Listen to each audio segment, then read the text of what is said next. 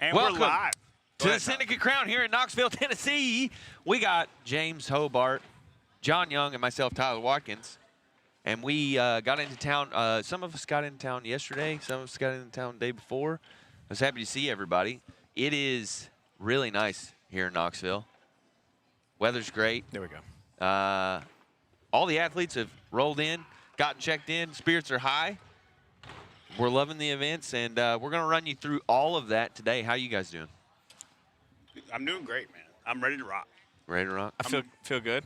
Hobart, the new addition to the barbell spin panel for commentating. How long has it been, Hobart, since your last commentary debut? Oh, a long time. 10 years? No, not that long. Maybe less than 10. Less than 10. Less than 10. You feel like it'll be like a bike. You just get back on, you'll know exactly.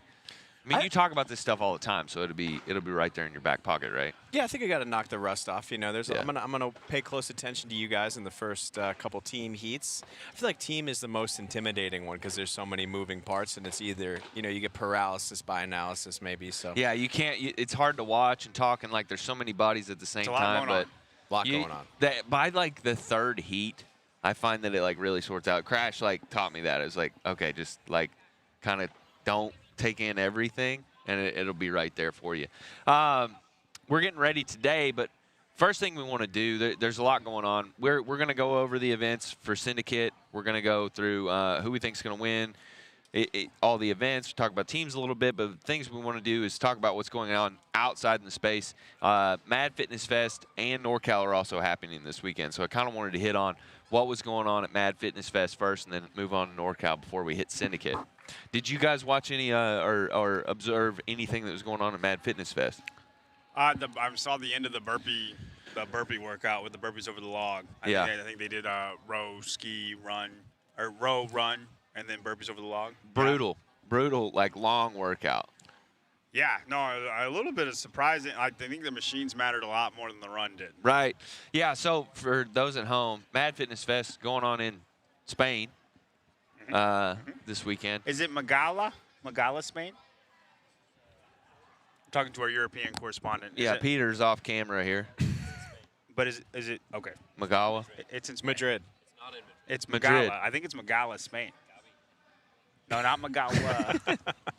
Anyway, the first event this morning in Madrid, or the Mad Fitness Fest, was 2.5K, 1.25K run, 1.5K Rogue Echo Ski, run again, 1.5K row, run again, and then 75 burpees over the log. That log was about knee height, and you had to do a burpee and then jump over that. It was an interesting thing. People were putting their hands, if you look it up, people were putting their hands on that log and just kind of like pivoting over. So it looked hard to make up ground on people. Like once you got sorted out through the run, like that's kind of the placement you were going to be. Right. A lot of athletes going at it this week. A lot of names like we're seeing. I was talking to John before the event we started here. It's like the names are kind of jumbled up, and it seems really strange. John helped me make sense of it.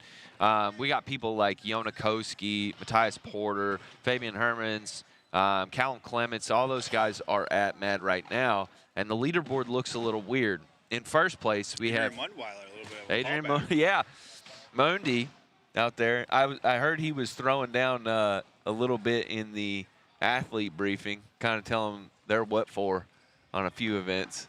But I think he had some questions about the size of his biceps or something like that. Right, that is exactly what it was. Anyway, Tattoo here on Himo. Iranaheimo. He's in first place ahead of Nolokai in second place, and then Carlos Ferreira Coloma in third place.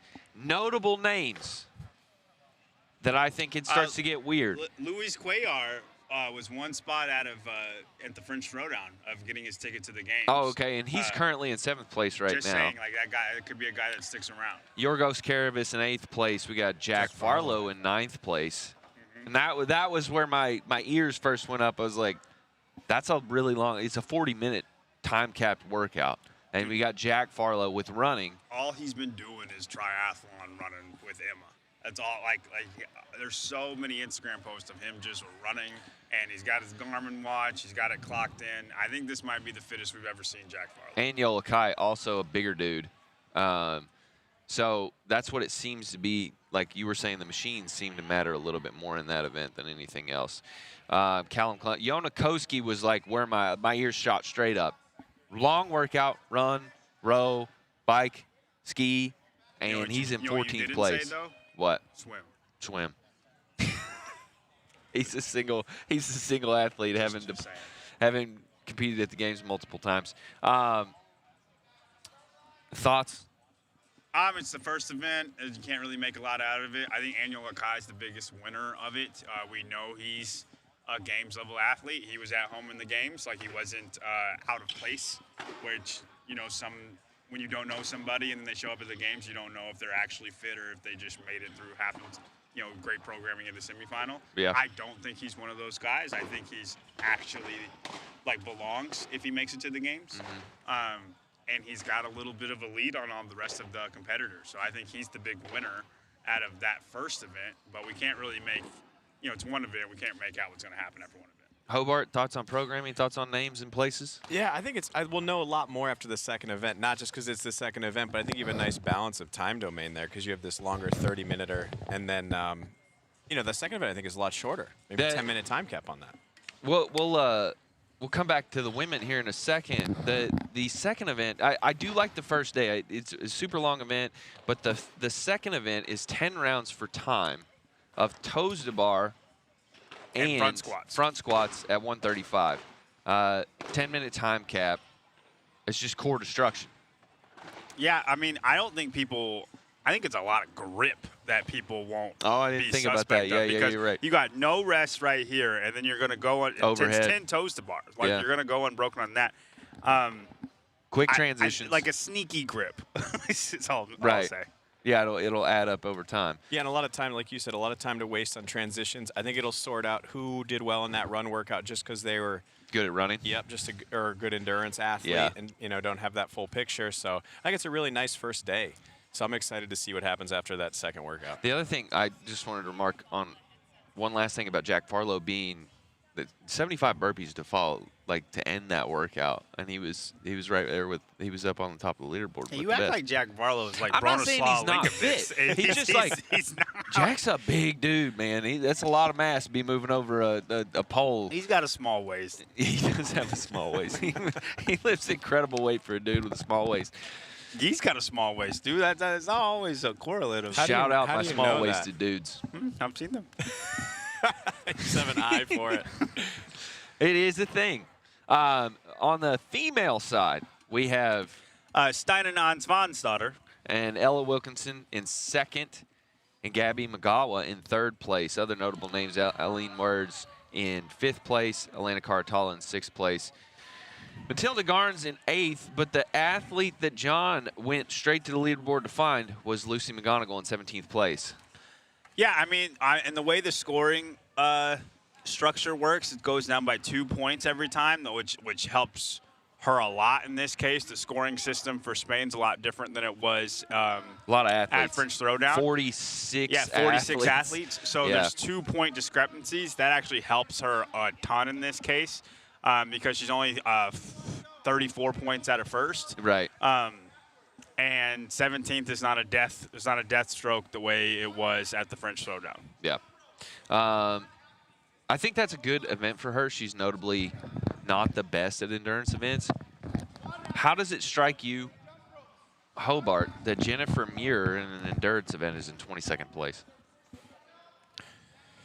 It doesn't bother me that much. Doesn't like you strike said, me. Yeah, it doesn't bother me that much, like you said, with the scoring in this event. I just, could be a lot of reasons. Could be bad start. That workout was totally outside, I believe, which is something. Maybe that's what threw her off. So, also like Matthias Porter, like Jennifer Muir is known to be she's a swimmer. That doesn't equal that's the same thing. 1-for-1 on running. No, swim. you are generally good at endurance if you're a good swimmer, but it's not a it's not a direct 1-for-1, correlate. right? If we did a straight run, Chase isn't going to kill everybody. He's going to be decent, right? If we do a swim, Chase kills everybody. Chase Ingram. Yeah. notable commentator in the space. He's all right. And you said 75 burpees in that over that log. Like, how much time does that take in that workout? That's a huge percentage of that workout. So it might not all be, might not only favor those monostructural athletes. So. It was interesting watching them do it. Most of them just had the same pace. There was like a stable cadence as they moved through. Unless you were just really bad at them, and then you're doing the stutter step on the other side. Nobody. We didn't see anybody just blasting them. There was nobody that was making like serious ground. Yeah. That kind of sums it up for Mad Fitness Fest. John, who do you expect to come out of Mad Fitness Fest? Do they get 2 spots or 3? I think it's Peter, 2. do you know? Two spots for Mad. I mean, 3 for Mad. It's 3 for Mad. 3 for Mad. Oh, never mind. I I thought lied. that was right. You know what? I would love Gabby to make it. She started out great, 94 points. I understand you would love for her to make it, but will she? This field is not as good as Mayhem.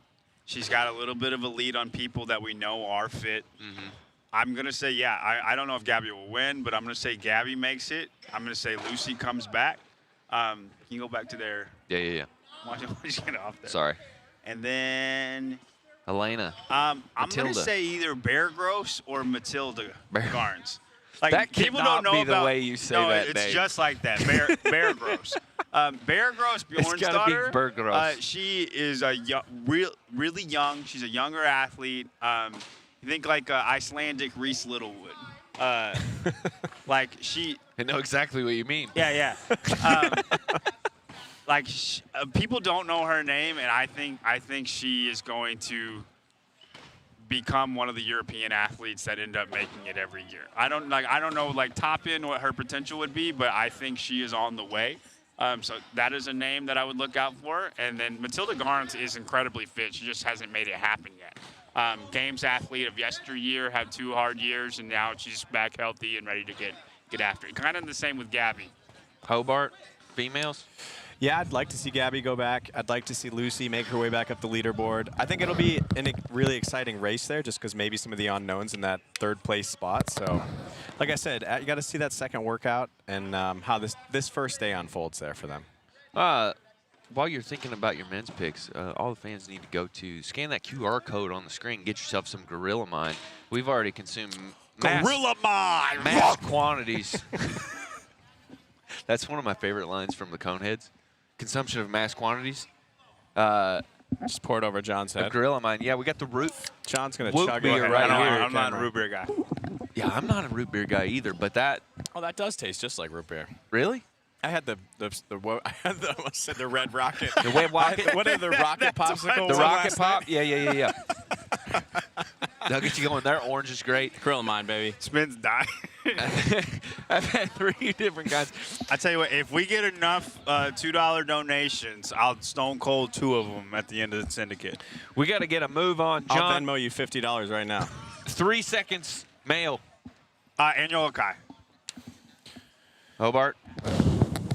Oh, boy. Joe Nikoski.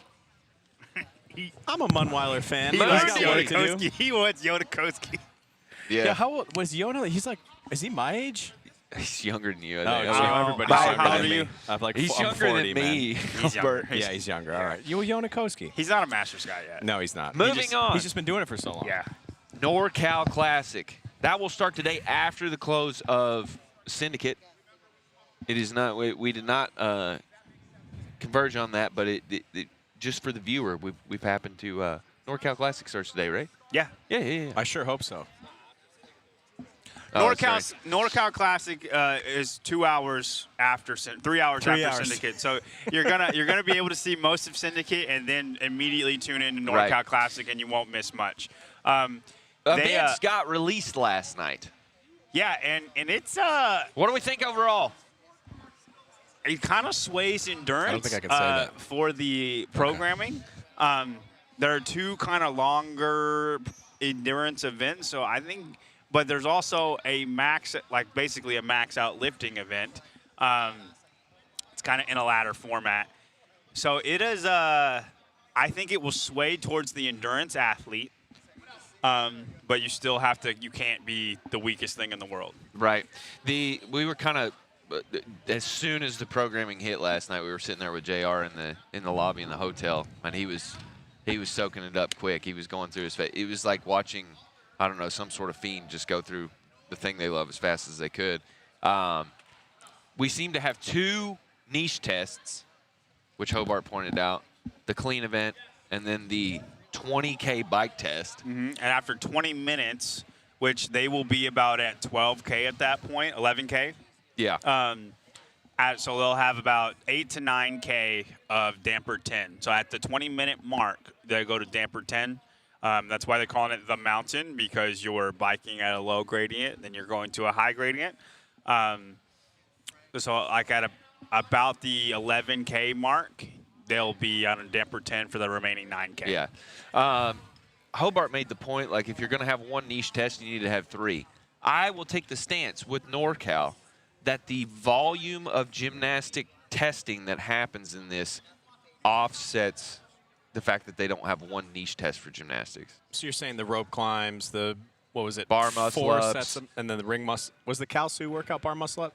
Ring muscle-ups, you're right. Handstand walks, toes to bar. Like, it's just a large volume of gymnastics. Yeah, but so the handstand walk event, though, or the toe to bar event, I will push back and say that is way more about how you can cycle deadlifts. Like, it's a 10, 20, and then 30-foot handstand walk deal, right, on that workout? Yep. Yeah, and like the backwards element will throw people for a mix.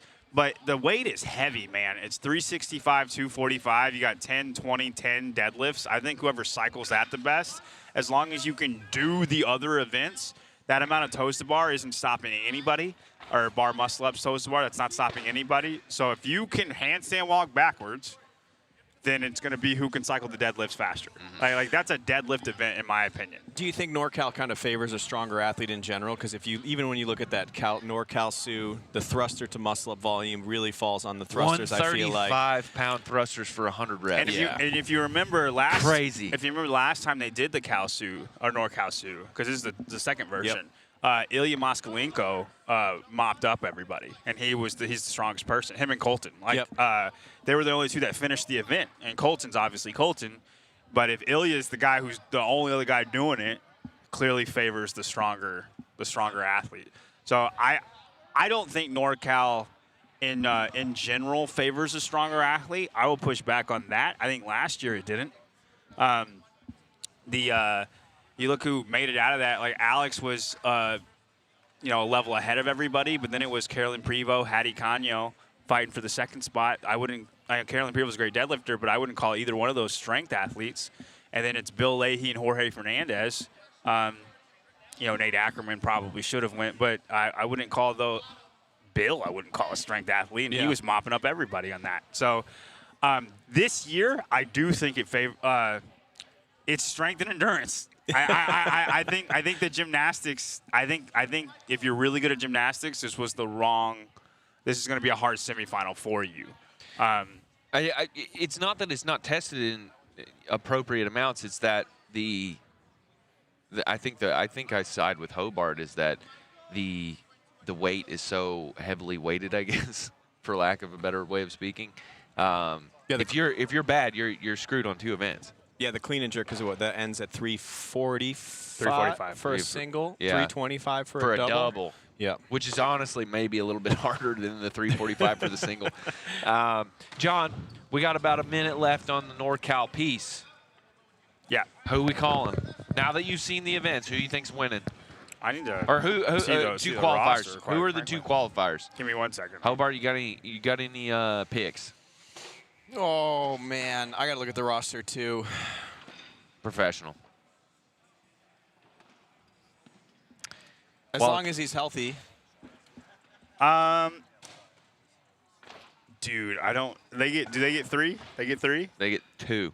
They get 2. Okay. Yeah, I mean, Vellner's not a bad choice looking at the workouts. Dude, it's hard to pick Vellner for anything, man. I know. Well, we know how you feel about that, but guys, you know who I'm going to say? You're going to say Bill Leahy again? I'm going to say Dylan Hamming. Dylan Hamming's going to win? No, not win, but I think he's going to make it. He's going to make it. Yeah, I think Tudor Magda. I'll pick Tudor Magda to win. And I think Dylan Hamming. Really good event for I think Tudor. Dylan Hamming freaking gets it done. Dylan Hamming is very good at endurance. He's very strong. I actually don't think. I think Ilya could probably make a push to make it too. Women. Just kidding. Women, I think Alex is kind of a tier above everybody. He's never going to pick against Alex. The one. I mean, spin his team Alex this year, guys. The one he no longer hates her. I think Alex is a tier above everybody, and then. Yeah. Sydney Smith, number 2, dude. Sydney Smith's going to the CrossFit Games. It's tough for the other women. It's tough. Like, I didn't think of the deadlift event when I was talking about Emily, because I think that event's all dead. I mean, Right. it's. I don't know. Okay. I don't have enough knowledge or balls to make a call for the second woman. 30 minutes. I think Emily. Emily? You're going Emily's going. You got to pick number 2 pick? No, Alex and Emily. Alex and Emily. Yeah. Okay, got you. I think in an event like this, things like prior experience and just having like that poise in the event really matters. So her prior games experience, I think, will help her a lot in this. Well, Ben Alderman reminded me, unknown and unknowable is the main key at the NorCal Classic, and Emily Rolfe is a seasoned vet and able to deal with that. I just thought of another man's name that Go. I do want to mention. Connor Volz. Connor Volz. And I know people don't know him, but he is extremely good at running and extremely good at lifting. He's got a 405 clean and jerk, and he runs a 5K like sub 18. So a bigger guy too. Do you think that bike event will affect any people later in the competition, messing around with that heavy damper at the back half of the 20K? Yeah, I don't. Does anybody get into a ton of trouble on that? I don't think so. You can recover really well from a bike erg. And I mean, like, I know like the leg pump is real when you're in it, but like it does not last with you. Like an echo bike, way different. You're doing echo bike sprints, that could stay with you. Like a long bike, like you're fine in 10 minutes. You really are. Something funny I don't see to it me sticking with you. about you telling Hobart about how that would feel. I think I have more biking experience than You think so? James. I bike a lot. I did a 100-mile bike race a couple years ago. No too. way, dude. Really? I did 100 miles in a bike erg at 3 a.m. in the morning just At because the I house. How long did it take you? could. 4.5 hours. Oh, that's quick. That's really good. I'm good at biking. Yeah. All right, moving on. We got I'm less impressed. We than try to run 30 100 minutes miles. It's a different until the deal. start of the Syndicate Crown. They're prepping on the floor now. You're having judging meetings. Equipment's all out there. We got the live rep counters. They're prepping all that equipment now. It's been tested, proven. We'll see all kinds of crazy stuff on our end. Split rates, cycle rates, different stuff like that. So it'll be cool. Make sure you just stay on, and we will go directly into the live feed for that. Prepping day 1 at the Syndicate Crown. We've got a battle against the 2 arch nemesis, Colten and Austin. I wonder if Colten considers Austin an arch nemesis. It's got to be slightly annoying at He's this like point, has dude. a picture over his bed with his like, face crossed out. I feel like he doesn't. I feel like he doesn't like the boys more than Austin. Instead of what's Colten doing, it's like I don't care. Like I don't care what Colten's doing. He doesn't matter. Colten doesn't matter. And then we have another heated battle between. It's less of a rivalry between Alexis Raptis and Danielle Brandon. I was telling John before the show started. It seems to be 2 athletes in the men and the women are head and shoulders above everybody else, and then the race is really for third. Yeah, yes, 100. I think so completely. And I know, like, for the women, I would say Danielle Brandon has the most pedigree. I think in most competitions, she is the fittest woman in this field. I just think Alexis Raptis can give her a run for her money in this particular programming, and then that's fun to me. So I'm going to pick her to win. But I do think they're going to be very close throughout the whole competition. And then same for the men. I think Austin and Colten are going to be very close throughout the whole competition. Colten usually has trouble with rope climb workouts. Then Austin, not as much so, even though we've seen him blow up in a couple of them. Yes. Not as much as Colten has, and that's the one event where I think Austin can gap Colten, and I think they'll finish 1 and 2 the rest of the way. I think whoever wins this first individual event between Colten and Austin, that'll be their place for the rest of the weekend, or that'll be their place in the podium. Oh, this is the predictor for you. This is the correlate for you. I think they have a lot They'll of be similar, 1 and 2. I know they'll be 1 and 2, and I think whoever is 1 in this first workout will be 1 on the podium. Whoever is second in this first workout, regardless of what happens, will be 2. What about, does that apply to the women for you as well? Alexis and Danielle. Oh, that's an interesting call. Well, that's different because I have different opinions on that scenario. Or does the women's workouts I don't affect think so, them more than the men? I don't think their strengths are as similar. Yeah, I just feel like for the guys, it's like it's going to show who wants it a little bit more on this one because they're closer. So your question about the 20K bike, this is a similar question. Does this one kind of screw with them the remainder of the weekend? Because this is let me talk about the events first. Yeah.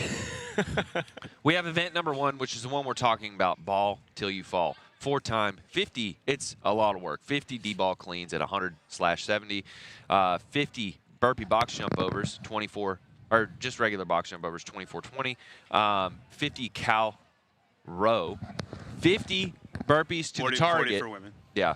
That's not bad. Like the root beer. that's a dangerous combo for the week. I love. Dude. I shouldn't say this live. Like, this one treat I try not to drink is soda, but because I love it. It's soda-esque. It's got that vibe. Yeah. That's nice. Hey, plus the caffeine. Secret soda. We got 50 burpees to the target, which is 92 for the 98. men. 98 for the men. Yeah. Which have you gone out there and tried it? Yeah, Tyler. It's not hard. It's not a Dude, fast I've been cycle. doing burpees to a 10-foot ring, like in training. How often? Every day? A lot. like 3 days a week. I've never seen you do it. And then back down, burpee box jump overs, or burpee box jump overs, D-ball squat cleans. 22-minute time cap. What were you going to say? I think the burpees looks like something that's going to be sort of the linchpin of this workout. I don't think it is. I think it'll throw a little bit of a curveball. They've practiced it.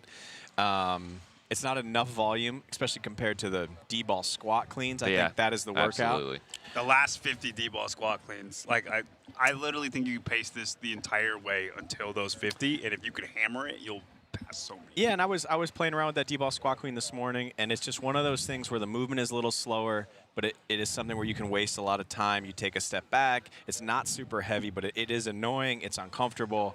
And like you said, I think you got to get to that back half and push that pace on those 50s. I think that burpees to the target will just weed out those who don't want it, unpracticed, and like really haven't worked on that kind of thing. That's it. Yeah. I mean, I really think the entire workout is just stay in your pace, your comfortable pace until the last 50. And then it's just everything you have from there. What's funny is with Colten and Austin, like I think Colten will win this workout. That he's going to be first on the podium.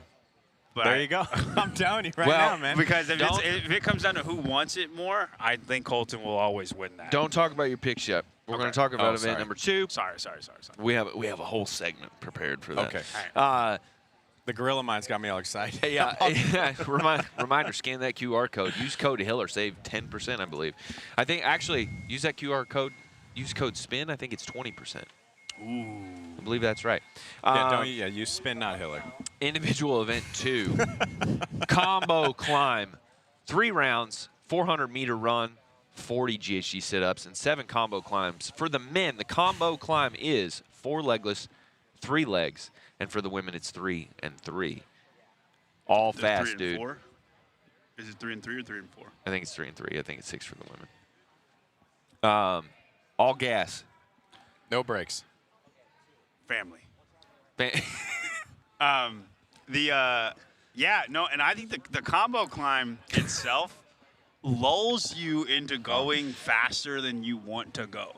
Yes. Because you get through the legless and you think, okay, now I can, like, I don't need to rest now because I can use my legs. Right. But you are roasted from going, like, pushing the pace for these legless rope climbs. Mm-hmm. So then you just go on the ones you can use your legs without any rest because you think you can, and you can, but you're just roasting yourself more and more and more by the last round. I think that event is going to be deceptively harder than most think on the rope climb portion.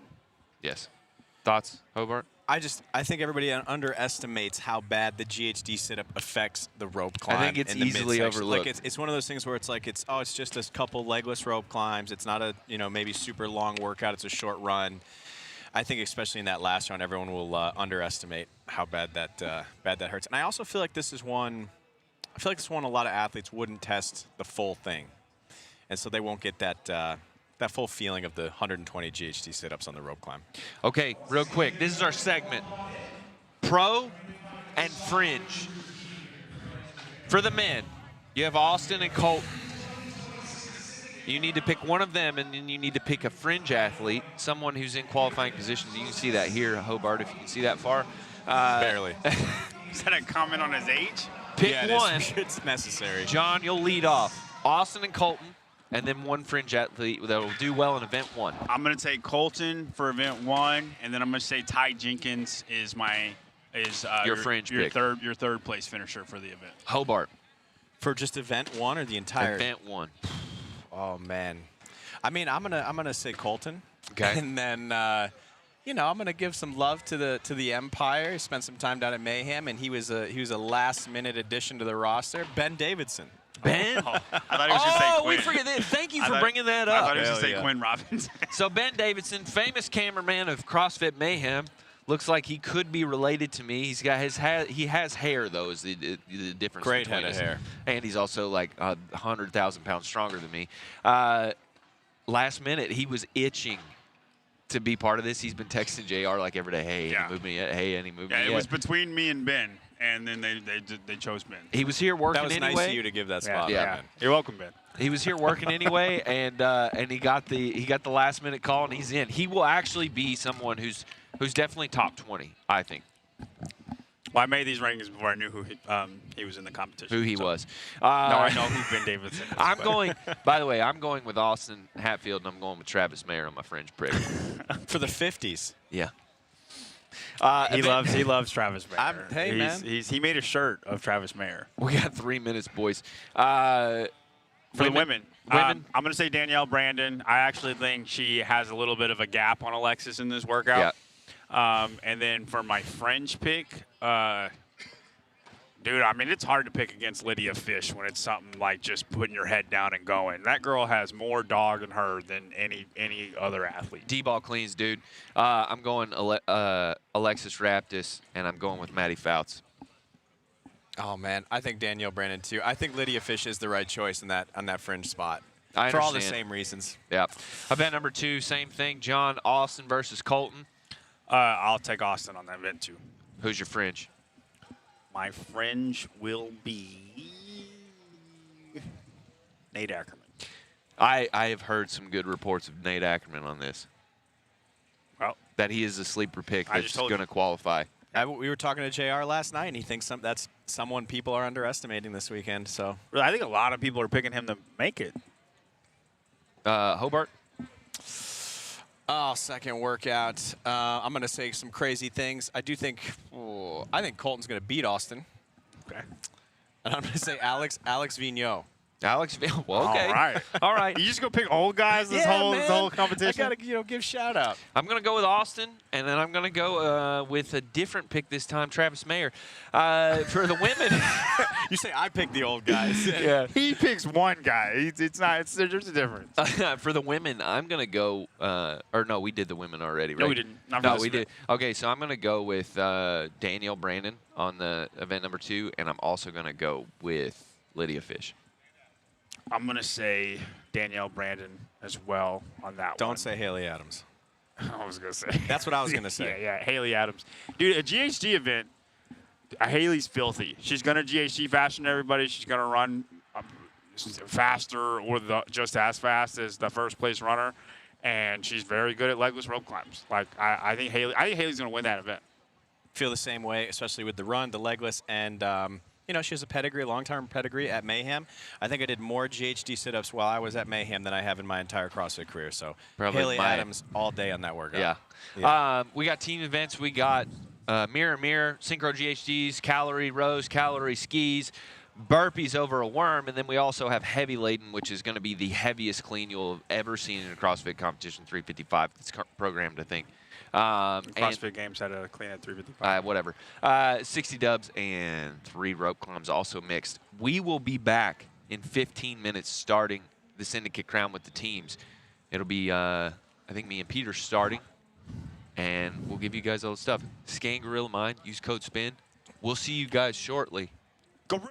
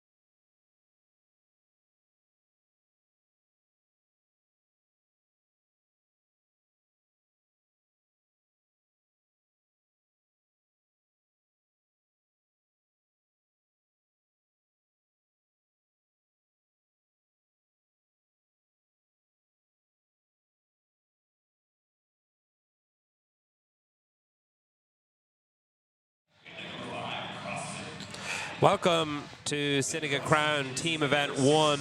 We're going to kick you off for a weekend of incredible fitness. 3 tickets up for grabs for the CrossFit Games for these teams.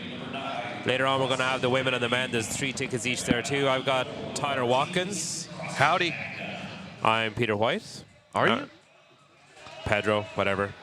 I'm going to take you through our first event. There's the event, Mirror Mirror. Pair 1, 50 synchro GHDs. Then they're splitting the calories on the skier. Meanwhile, the other pair are doing box jump overs, echo calorie row. Then they're swapping. And mid-swap, they're doing 50 synchro burpees over the worm. And then they're continuing on their line of, or their path that they were on, and swapping and doing the box jumps for pair 1. And pair 2 are going to hop on the GHDs. Pretty grueling workout. Time cap of 18 minutes. This is, I like this workout in that you do have to be the synchro thing. You're going to be as slow as your worst athlete. And then you get to kind of try to catch up on the ski and the row calories. Yeah. So you get to shine out a bit there. But this all comes down to the burpees over the worm. You need to have good communication, be really trained as a team on doing burpees. You'll notice there's a little confusion between the teams on which way to face. You do have to face the same way on the same side as your bag, but an opposite way on the opposite side of the bag. This is brought to you by the U.S. Navy's Special Operations Community. It was forged in 1942 on a simple belief of the hardest missions demand the hardest people. From SEALs to SWCC operating across sea, air and land, to EOD technicians, Navy drivers and rescue swimmers, our operators have spent over 80 years proving that limits are made to be broken. We train the few who refuse to quit, and we send them where no one else can go. Visit Navy.com to find the path built for those who go as hard as you do. Speaking of going hard, Mirror Mirror, Heat 1 of the teams. They're off. You'll see, so you got the pairs on the boxes and the pairs on the GHDs. On the live rep counter we have up there at the top, cutting edge technology from Competition Corner. You have spotters all around the field here that are counting those reps by hand in an app, and it's feeding up to your screen there. The one that they are counting now, because they have 2 out there, would be the team that's closest to the ski or on the GHD. Those would be your leaders for the count. So we're looking for 50 synchronized GHDs, 50 synchronized box jumps. The synchronization on the GHDs is at the top of the rep. The synchronization on the box jumps is on the top of the box. Absolutely. You're already seeing some teams start to struggle a little bit with keeping the GHD synchro. It must be really tough for the athlete in the back, because the athlete in the front does not know where they are. So you're seeing some athletes look over their shoulder in row lane 3 right now. She's trying to look over her shoulder and do GHDs at the same time. So got a hand in the air on lane 2, United Spindle. On the GHDs, they've got some hands in the air on the box jumps too. They're going to make their way onto the skier from the GHD and onto the rower from the box jump for 100 calories on each machine. They can split this any way they want. Lane number 4 and 5 now onto your ski.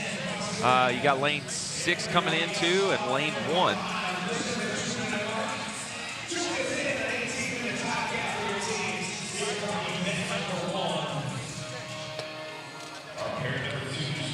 There's my gorilla mind. Last couple of reps for Great Wolf CrossFit on the GHD, and they're joining the rest of the teams.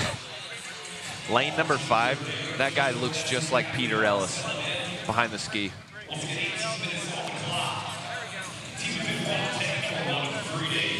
You can see the row paces, they're kind of keeping there around 1,200. Look at that quality. So CrossFit Cadre in lane 6 are your current leaders. They've got about between 5 and 10 calories on Grandview, which are over in lane 9. CrossFit Grandview, we had the owner of that gym reach out. They have 2 teams here this weekend. They have a fascinating setup. Everybody at Grandview does the programming from Grandview. 2 teams they decide based on the quarterfinals. how everybody are going to sort into teams. Super proud of that. That's an old school way of doing CrossFit. You see a lot more common from CrossFit gyms themselves do programming for their teams. I think we're getting close. So 100 calories is what we're looking for here. Most teams were off of their box or GHD at about a minute 40. So 150 is the number we're going to be looking for on the screen. They've done their 50 GHDs. The rep counters are going off the ski ergs. Once they finish their ski and their row, they're going to make their way towards the worm. The pair from the rower will be facing towards the skier for the burpees, and the pair from the skier will be facing towards the rower on the burpees. Oh, I see. Right in front of us, looking at the competition corner app, we can see the reps that they have before they move on to the next movement. That's awesome.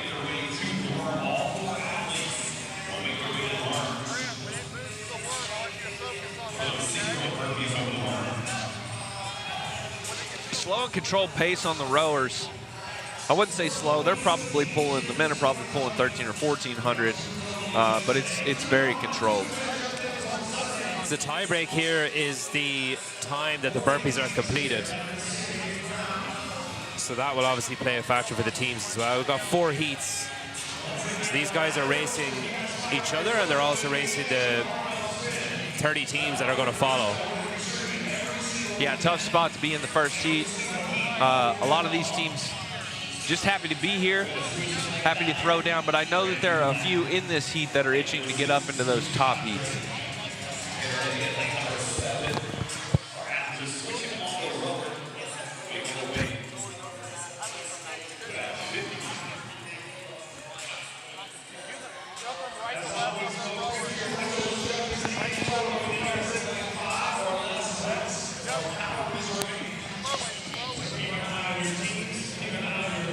$150, so CrossFit Grandview Black is nearing the end of their calorie row. CrossFit Magna right behind, and CrossFit Hyde Park behind them. CrossFit Grandview Black, top of your screen. Lane 9 with the pink top and the shirtless guy on the skier. They're your overall leaders so far in this heat. Every guy on this. We got a hand up on the row in lane number 7. CrossFit Beetle. CrossFit Hype have a hand in the air. Looks like they're going to be first off the skier. First to the bag. CrossFit Beetle in lane number 7 at 5 minutes and about 50 seconds. CrossFit Invictus Black Bay, last couple of calories on the rower in lane number 4. And we've got our first team off. CrossFit Beetle are your first team getting going on the burpees. Minimum required for this workout is doing the burpees, and it's also the tiebreaker. Interesting. CrossFit Beetle, first couple reps were kind of slow. They were looking where everybody is, whereas in lane number 5, Hyde Park, really quick to get started and really smooth at the beginning. Confusion happening in lane 4. You can see switching around. Not sure which way to face. It's tight, it's cozy. The lanes are not very wide. You're facing an abnormal way for doing these burpees compared to what they're probably used to too.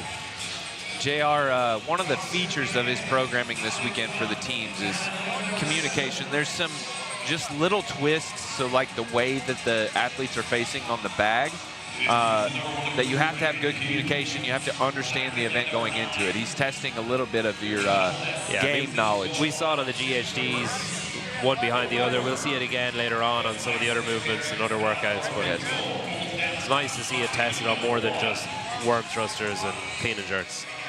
So you're going to get to rep 200 before they move back into the other portions of the workout. CrossFit Beetle still in first, even though they were a little bobbled in the start. CrossFit Hyde Park right behind them. Those are lanes. Those are your center lanes. Lanes 7 and 5.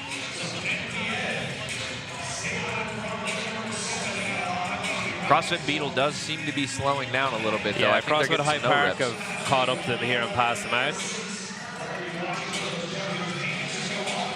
But it's CrossFit Invictus Black in lane 1 that has the fastest cycle rate on this. I think they're going to start catching up pretty quickly.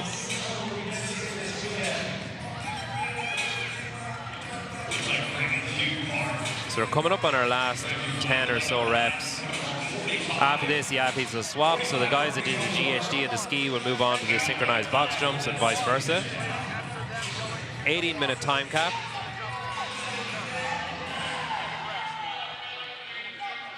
So we're just coming up on halfway.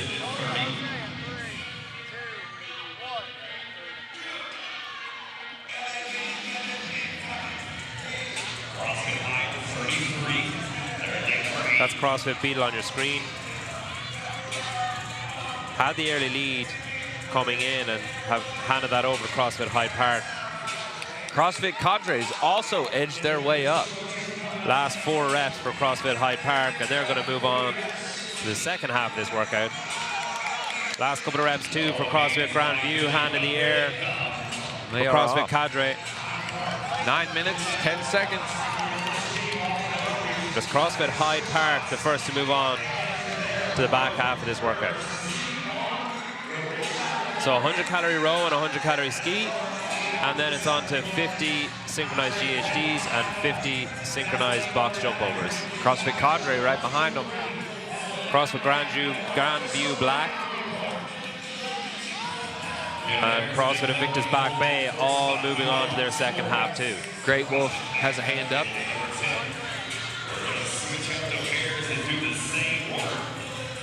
CrossFit Beetle are right there with them. So we've got most of our teams now moving on.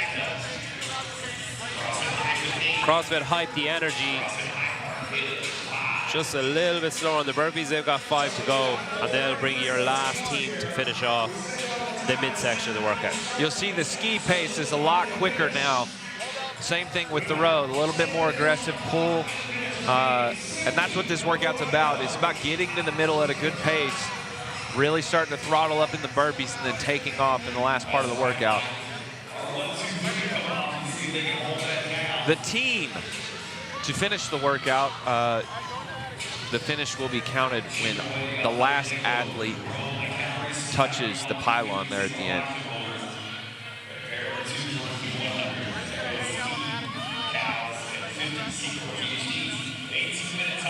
This is heat 1 of 4 of your teams, taking on Mirror Mirror. They're on the back half.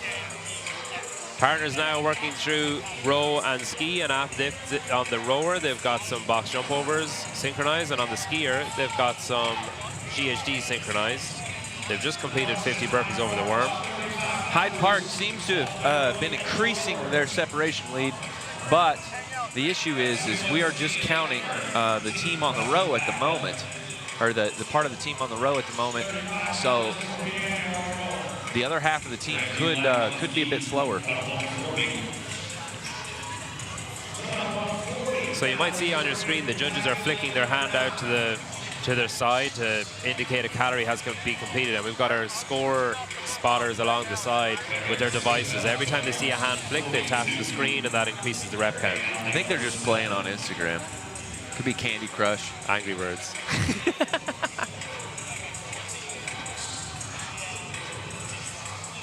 Why has lane 6 had no reps this entire workout? So CrossFit Hyde Park, as far as we can tell, are still in the lead. I mean, whoever gets off first, they're going to be waiting for the other pair anyway on the GHDs or on the box jumps. Taking her time, resetting the GHD.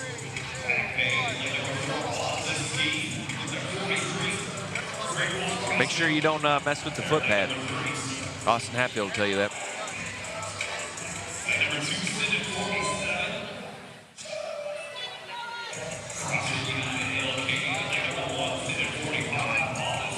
Getting to rep 300 before they're off.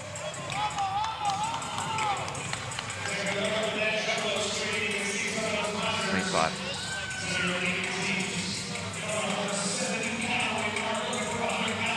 CrossFit Hyde Park there on your screen. You can see he's running at a 1,500 calorie per hour pace.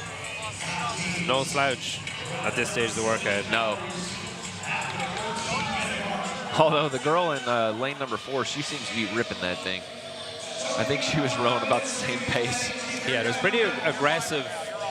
It's interesting the different tactics. You got some of the teams really launching themselves on the skier, knowing that it's a sprint and a swap. Yeah. It's a fine balance between keeping your power up, but then also limiting transitions. Yeah, I mean, our friend Showdown, Johnny, put it pretty well, but he was saying usually you've got 3 hammers and 1 nail on a team, and your nail is going to be found out on machine sprint intervals pretty quickly. Got a hand in the air for Hyde Park on the skier, and they're finishing on their GHDs. They're switching. So they can start their work while the rowers, hand up for their rowers, have their last 2 calories to go. That's who you're seeing on your screen right now, CrossFit Hyde Park. Good cycle rate. CrossFit Hype the Energy are on their GHDs. I beg your pardon, Grandview Black. Yeah. CrossFit Beetle working their way back up, though. We do have the hands up for Beetle and for lane number 4, Invictus Back Bay. So CrossFit Hyde Park, lane 5, on your screen right now doing their box jumps. And in lane 7, we've got CrossFit Beetle. Your 4 center lanes. All the athletes on their partition bank. So CrossFit Invictus Back Bay and CrossFit Grandview Black. There are your teams with both partners on the second half of this workout. Oh, we have a break in lane number 5. On one side of the box, girl had to take a second. So boxes are wider than the ones you might be used to in your affiliate, so it just takes an extra bit of effort, I guess, to get into the center, or you might see some of the athletes drag their heel across when they get over the other side. It's a little bit farther of a jump. It takes a little bit of practice from what you're used to in your affiliate.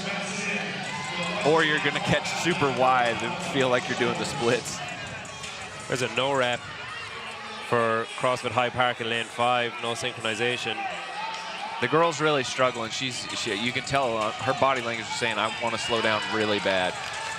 Lane number 4, though, a full-on pause there. It's interesting to see the difference in some teams face each other, the athletes face each other, and then others are facing the same direction. If I were doing it with you, I'd want to face you. Eye contact. CrossFit Hype the Energy are your last team to be finishing off the ski. They seemed to be struggling a bit on the burpees. Got a hand in the air for CrossFit Beat. It looks like they're going to be the second team to finish the GHDs, and they're going to be waiting, but it's CrossFit Hyde Park in lane 5. Finish the box jumps, get to the worm, and take the heat win. 16:05 unofficially. CrossFit Cadre are finished their box jumps. They make their way to the worm, but they're going to have to wait, as are CrossFit Invictus Back Bay, waiting for their box jumps.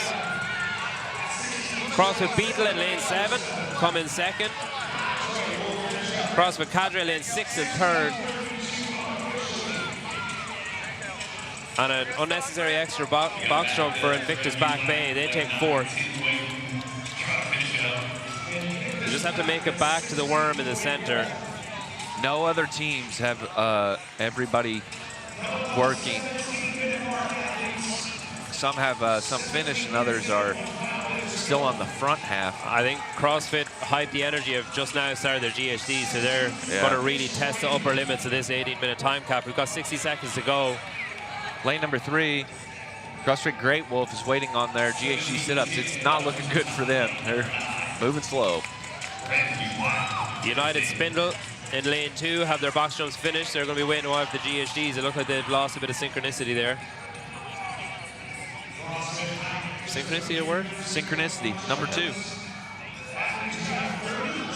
CrossFit Hype the Energy finished their box jumps, but I think they're only 5 or 6 reps into the GHDs. We've got 20 seconds to go on the clock. No hands up on the or one hand up on the GHD sit-ups, lane 1. CrossFit Invictus Black. 2 reps remaining. Can they go touch the pad? Great Wolf CrossFit have 4 reps to go, but they've only got 5 seconds. CrossFit Magnus snuck in there and finished the event right there before the time cap. Same thing with Invictus Black. Wow. And there's time. Event or heat win for CrossFit Hyde Park, setting the time to beat 16:05. Unofficial results. Hyde Park, first place. Beetle, right there behind them, trading blows back and forth, but ultimately lost it in the last half, 16:27, and CrossFit Cadre was 16:33. Wow. So we're going to peel these guys off the floor. What I like about this is there's no movement of equipment during the event. So everything just stays there. You don't have, like, none of the equipment just have to squeegee it. Yeah. Get ready for your heat 2. I think Wilson was telling me his disinfectant budget is around $30,000 for this event. Sick. So that was heat 1, Mirror Mirror, brought to you by the America's Navy. Heat number 2 rolling out here. Now you're going to start seeing some athletes, grid athletes. Charity Abercrombie, who was at Crash Crescendo. One of the finest mustaches on a man I've ever seen right there. There's your lane assignments. Magno. So we have Magna, and now we have Magno. Hard and Hustle CrossFit all the way from the UK. Italian? Mexican. Mexican? Jeez. Kilo 2, Coda CrossFit Iron View, names you'll be familiar with. Heart and Hustle coming all the way out from the GB. Got some teams here, some teenagers here you would have seen at the games, at regionals, at sectionals. Why not? Wild West. So same workout. They're going to start off I do think there at are the worm, make their way to the GHDs, Synchro GHDs and Ski Erg, and then to the box jump. Claim the Crown, event 1. Some of these were written by John Young and some were written by me. Don't be a hero was John's. That was John's pick. Don't be a hero. I think I echoed the same thing. The burpee speed is the thing that matters the most. The front half of the workout, while it matters, it will not kill you, and then pace for the second half. That's the part that matters. You watched one of the teams, Beetle, lose it in the second half. If you want to be a hero, consider joining the U.S. Navy. The U.S. Navy is the official special operations partner of the Syndicate Crown. Visit Navy.com to explore careers built for those who go harder than the rest. Nice. I do think there are, and they're off. I think there are 5 grid athletes out on the floor right now. Specialized for teamwork. So a mix up there for lane 5.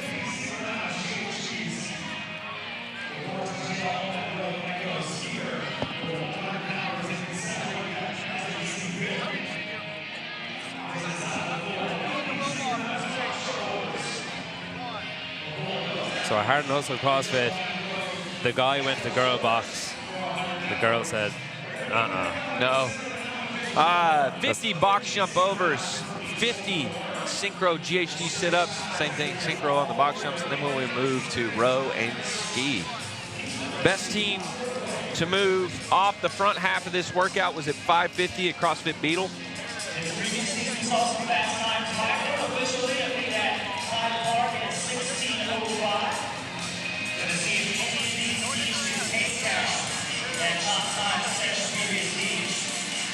So Hard and Hustle CrossFit, lane number 5, are leading your heat so far. They're ahead of CrossFit SRC Black and Magno CrossFit from Mexico. We're only timing or counting the reps of half of the athletes here, so we're looking at the faster half. I love this.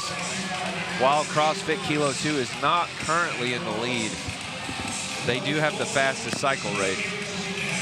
So it looks like CrossFit Southie at lane number 4 are the first to be finished the box jumps. They're followed by B CrossFit at lane 7. And they have both their pairs off, along with Mad Apple at lane 6. Mad Apple up in Indiana. Familiar with several of those athletes. So 100 calories on the rower, 100 calories on the skier, shared any way you want. You can do 50-50 or swap every one. And once they have these calories completed, they'll move into the center where the worm is and do some synchronized burpees over the worm before finishing the back half of the workout where they swap implements and machines with their partners. This is heat number 2 of 4 of our teams. John Wood had a great reel about ski etiquette. Some, like you're seeing in lane 8 there, big long pulls all the way down through your ankles. But the optimal way to do it is in lane number 5, straight up and down.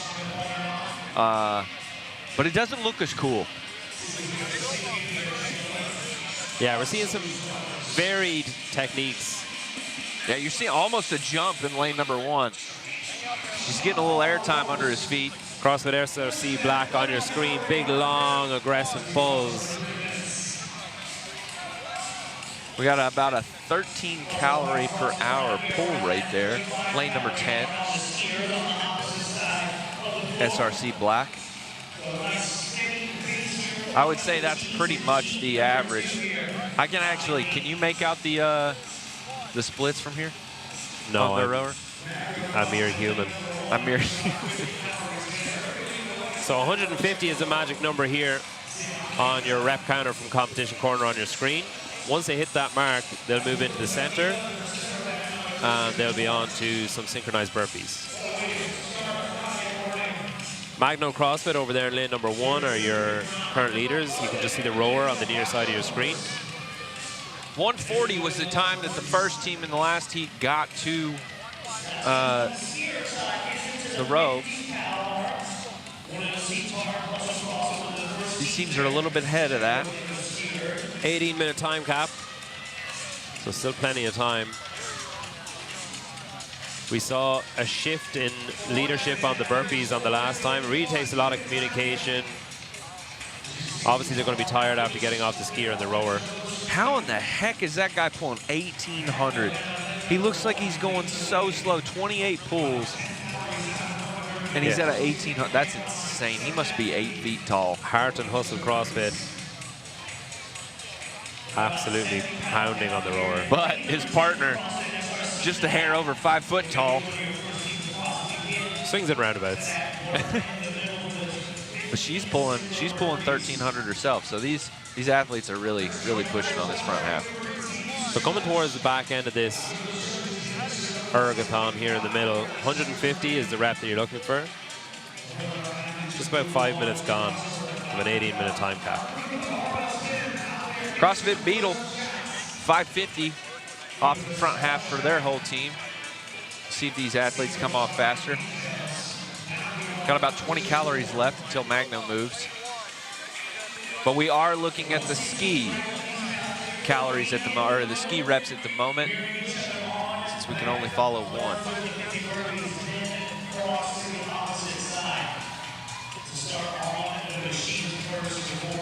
If you were to do this workout, which one would you want to start with, the ski or the row? Nobody wants to hear what I do in this workout. Fair, that's a John Young and me special sin. Near side of your screen, Magno CrossFit, all the way from Mexico. Their last couple of calories on the skier, and it looks like they're going to be the first team onto the burpees. And they're straight in. No confusion, no hesitation. Right in, 2 reps in. Matt Appler finished their row. Last couple of calories on the skier there too. Kilo 2. And we got Kilo 2 joining Magno CrossFit. A bit behind your last heat. CrossFit SRC Black, all the way over in lane 10, have also joined in on the burpees. And Matt Apple have their whole team finished now. They're on burpees. So 50 burpees synchronized over this worm. You might notice that the athletes are all facing what you might describe as unorthodox directions, but they're continuing on the path that they were on. So they're leaving the rower facing towards the skier because that's where they're going next. And they're leaving the skier facing towards the rower because that's where they're headed.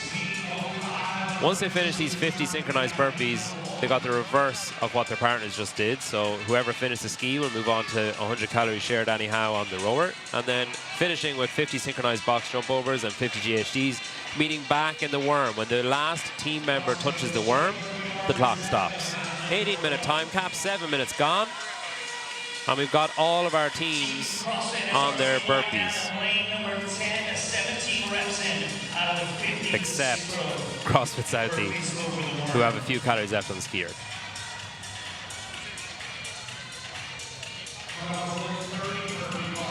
So 50 synchronized burpees.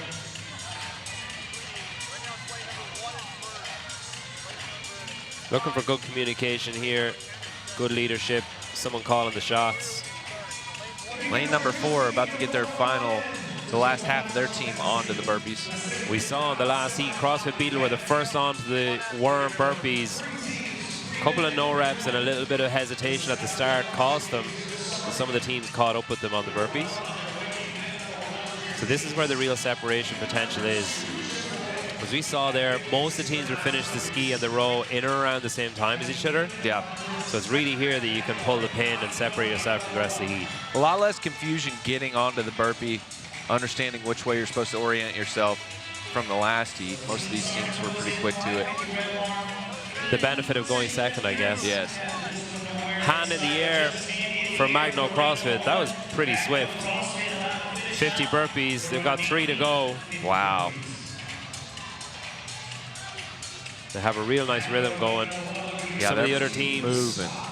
Wild West over lane 8. There's a bit of a pause between reps to let everybody catch up, but it's Magno CrossFit near side of your screen, lane number 1.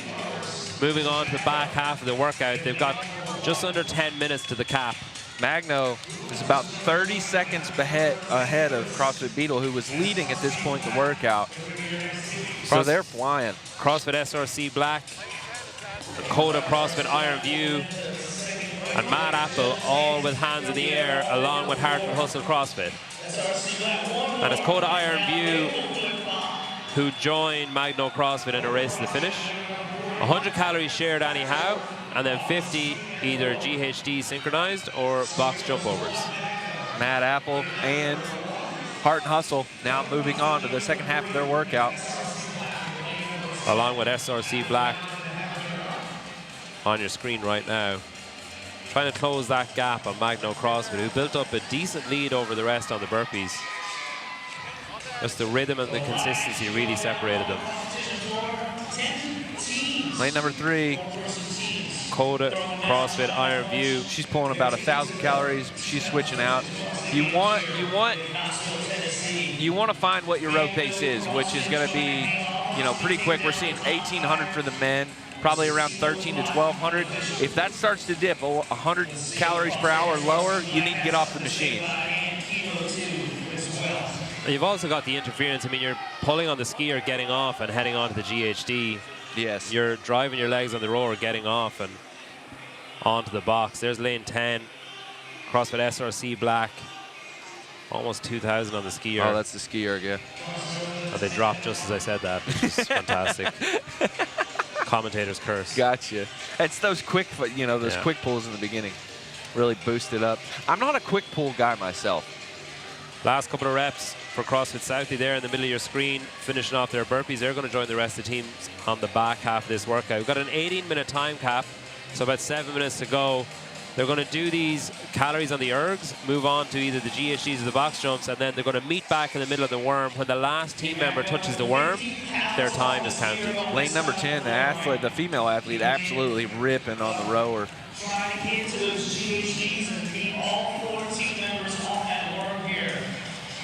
There's your heat leaders, Magno CrossFit.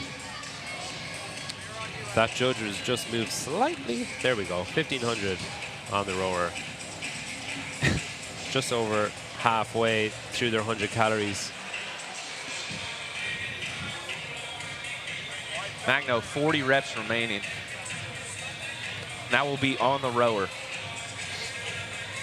We're a bit in the dark on what the athletes on the ski are doing as far as their rep count, where they're sitting.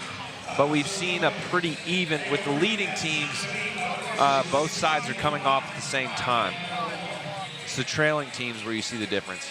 You can see some communication there from Matt Apple. Like, I'm guessing most of the teams have a set number of calories they're going to complete before they switch. But a quick glance over her shoulder on lane 6 was like, hey, I need you to come in here. Yeah. The way I think most should do it is they should try to set like a 15 or 20 calorie. Lane number 5, they're pulling about 1,400 for their athletes, but you set 15, 20 calories or lower, and if your pace for that slows, then you get off early. But try to hit your calorie count. Yeah, it's just knowing your limits. Yeah. You don't want to be the one that slows everyone down just to keep going. Right. I would guess. And then in the back half, just all bets are off. If you're pulling harder, you need to go. I would imagine you see men hold on a little longer towards the end of this workout right now. Just to rev up calories. You're almost done. You'll be fine. SRC Black not too far behind Magno CrossFit, who built up a decent lead on the burpees.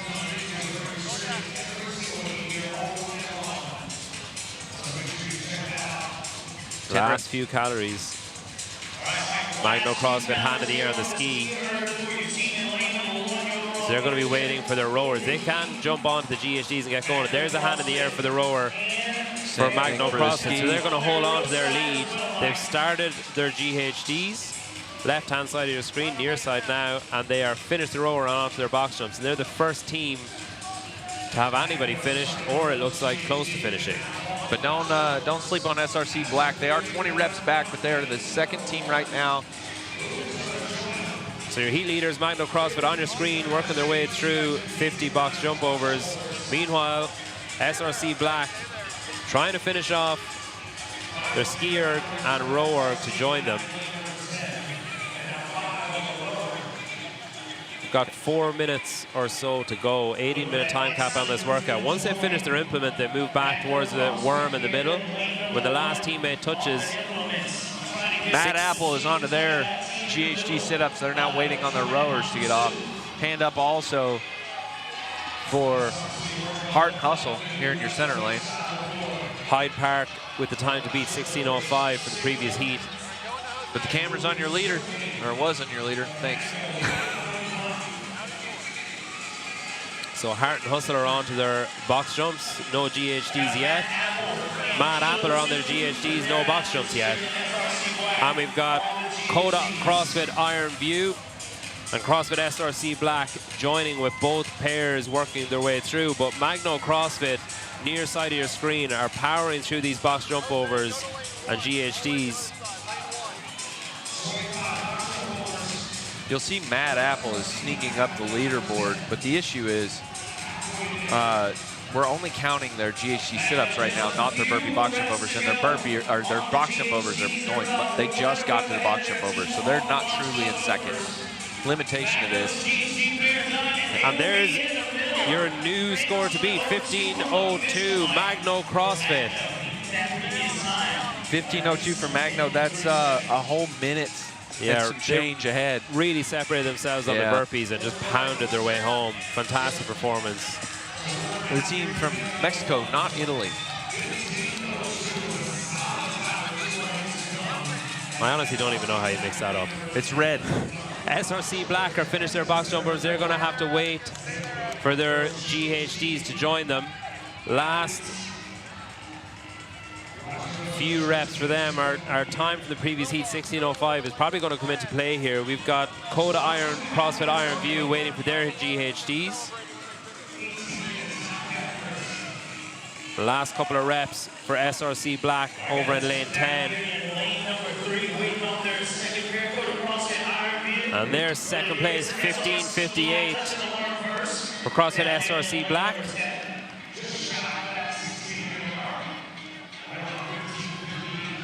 Hart and Hustle CrossFit are finished their box jumps. They're going to have to wait for the GHDs. CrossFit Kilo 2 finished. And Matt Apple have their GHDs finished waiting for their box jumps. Coda CrossFit. It looks like CrossFit Wild West in lane 8 might take it. They've got their box jumps finished and they've got their GHDs finished. Perfect synchronization on that. Synchronicity. So Magno CrossFit take the heat with 15:02. We've got Kilo Tour finished.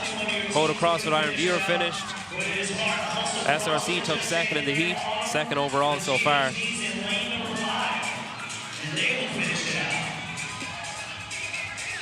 We've got 60 seconds to our 18-minute time cap. Heart and Hustle, 16:59, get in under the time cap. Last rep for Beat CrossFit, and they finish out. Speaking of heart and hustle, CrossFit Southie over there, a lot of heart going on during these GHD sit-ups. Last few reps here for Matt Apple. The guy on the box jumps almost fell on the first rep, so kudos to him for managing to finish it out. 15:33. I love it. 17:34. Athlete on the worm, yelling at the other half of their team to get to the worm as fast as they could. Last few reps for CrossFit Hype on the GHDs. Top side of your screen. Are they going to make it? They are going to make it. Oh, I don't know. I think they just got there. Do you give it to them? So that's heat number 2. A new score to beat from Magno CrossFit. 15:02. SRC Black took second in the heat and moved themselves into second overall, beating the previous time of 16:05.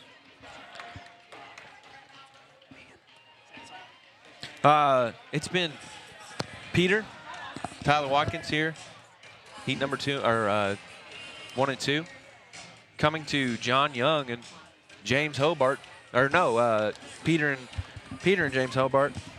Thank you. I'll be back shortly. Nice, Tyler.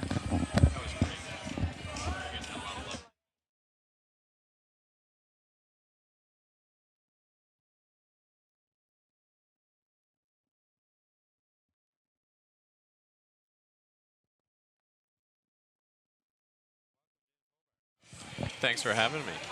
What a pleasure this is. Just like old times. Here's your heat number 3. 15:02, your score to beat. This workout is brought to you by the U.S. Navy Special Operations. The community was forged in 1942 on a simple belief that the hardest missions demand the hardest people. From SEALs, the SWCC operating across sea, air, and land, to EOD technicians, Navy drivers, and rescue swimmers. Our operators have spent over 80 years proving that limits are made to be broken. We train the few who refuse to quit, and we send them where no one else can go. Visit Navy.com to find the path built for those who go as hard as you do. Why are you holding your page so far away? Do you need glasses? I do need glasses, yeah. So heat 3, got Mirror Mirror, is our workout brought to you by America's Navy. A lot of synchronization, a lot of communication required on this one. Major separation we've seen so far has come on the burpees over the worm. This is a bit of you, James, isn't it, back in the day? A workout like this, I feel like, is kind of a lie detector test. You know, it's just there's a million little things that could go right or wrong for a team. First workout of the weekend, facing a different direction than they probably practice normally on the worm, so that makes sense. I saw a little more degradation on the box jump than I expected, too, which I think was a little bit of a surprise for people. I think getting off the rower, especially the back half, getting off the rower, the box is a little bit wider than maybe normally used to. So heat number 3, they started the rower at the worm, and they moved their way over to the GHDs and the box jumps. 50 synchronized, then it's the 100 calories shared anyway on the machine, and they meet back at the worm for some burpees and swap. It seems like the communication's been going pretty well for teams, though. It's just the physical beatdown that is catching some people off guard. Yeah. And we're off. So 50 synchronized box jump overs, 50 synchronized GHDs. The rep counters that you're going to see on the top of your screen from Competition Corner are focusing on the GHDs and the ski erg. So while we will see who's in the lead, someone on the box jumps or the rower could potentially finish first. They have to wait for their partners, obviously, in the center. You know what's interesting about the GHD too, and this is just another one of those little tweaks that you might not practice in this way, facing the back of your fellow athlete there, trying to stay in sync. These guys don't seem to be having a hard time with it, but that's just another one of those things that could separate teams as they get into this. Yeah, center lane there, lane 5, crash ice. We're really powering through their GHDs. And we have a handful of teams in this heat and the next heat that are pretty familiar with JR's programming, competing at the Crash Crescendo, and now here at Syndicate. So 50 GHDs, synchronization comes at the top, 50 box jump overs. Both athletes have to have both feet on the box, but it's really when you step down the other side where the synchronization is. So you need to take off at the same time and be on the ground at the same time almost. Last 3 reps for crash ice on the GHD. That is crazy fast. 127 to be finished your 50 GHDs, and they're onto the skier. Last couple of reps on the box jump for them too.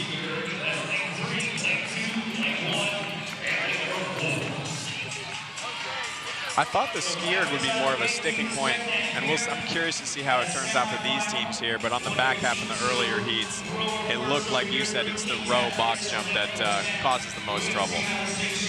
Yeah, we're going to start seeing some separation on the burpees. It's one of the things I love about this, doing the heats from the start, is you just see the closer you get to the tip of the spear, you just see the drastic improvement on each implement, on each timestamp. It's just so much faster.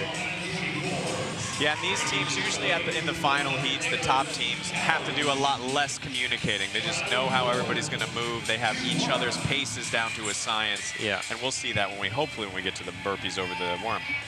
So 150 is the magic number you're looking for on your screen. CrossFit 1124, Jessica Androsik on the skier, and her counterpart on the rower pulling 1700. No slouch.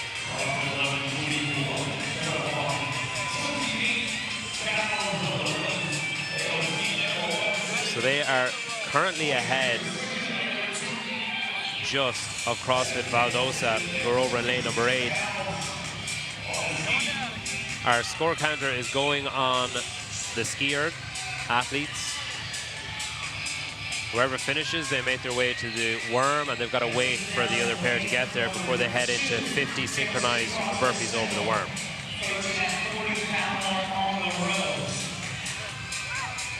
You know, I wonder too how it affects them. I'm seeing some of the height differences between the males and the females on the teams here. And obviously the males have a much slower stroke rate on that skier. I wonder if they're able to keep a little bit of a lower heart rate, whereas the females are stroking a lot faster. And that will probably put their heart rate a little higher. I wonder if that'll affect them as they move to the worm. Crash Ice's rower on your screen there, in and around the 1700 mark. That's usually what you pull, right? Oh yeah, for the first 2 pulls. They're about halfway through their 100 calories.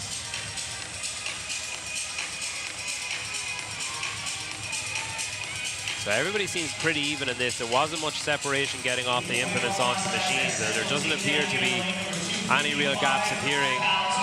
Once we get to those burpees is where we might start seeing some real separation come. Mason Griffin, lane number 8 with CrossFit Valdosa, your current heat leaders.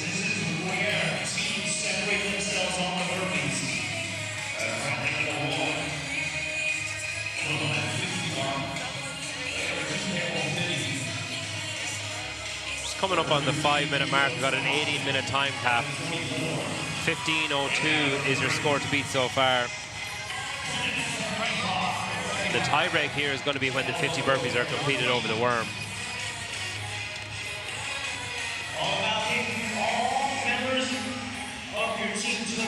Last 25 calories on the skier for Valdosa.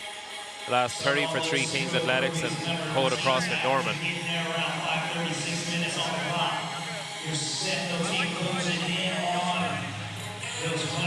So once they finish the ski, they're into the middle on the worm for some burpees. Same with the rower. They'll face the direction that they arrive in, because after the worm, the rowers are moving to the skier and the skiers are moving to the rowers for the back half of the workout.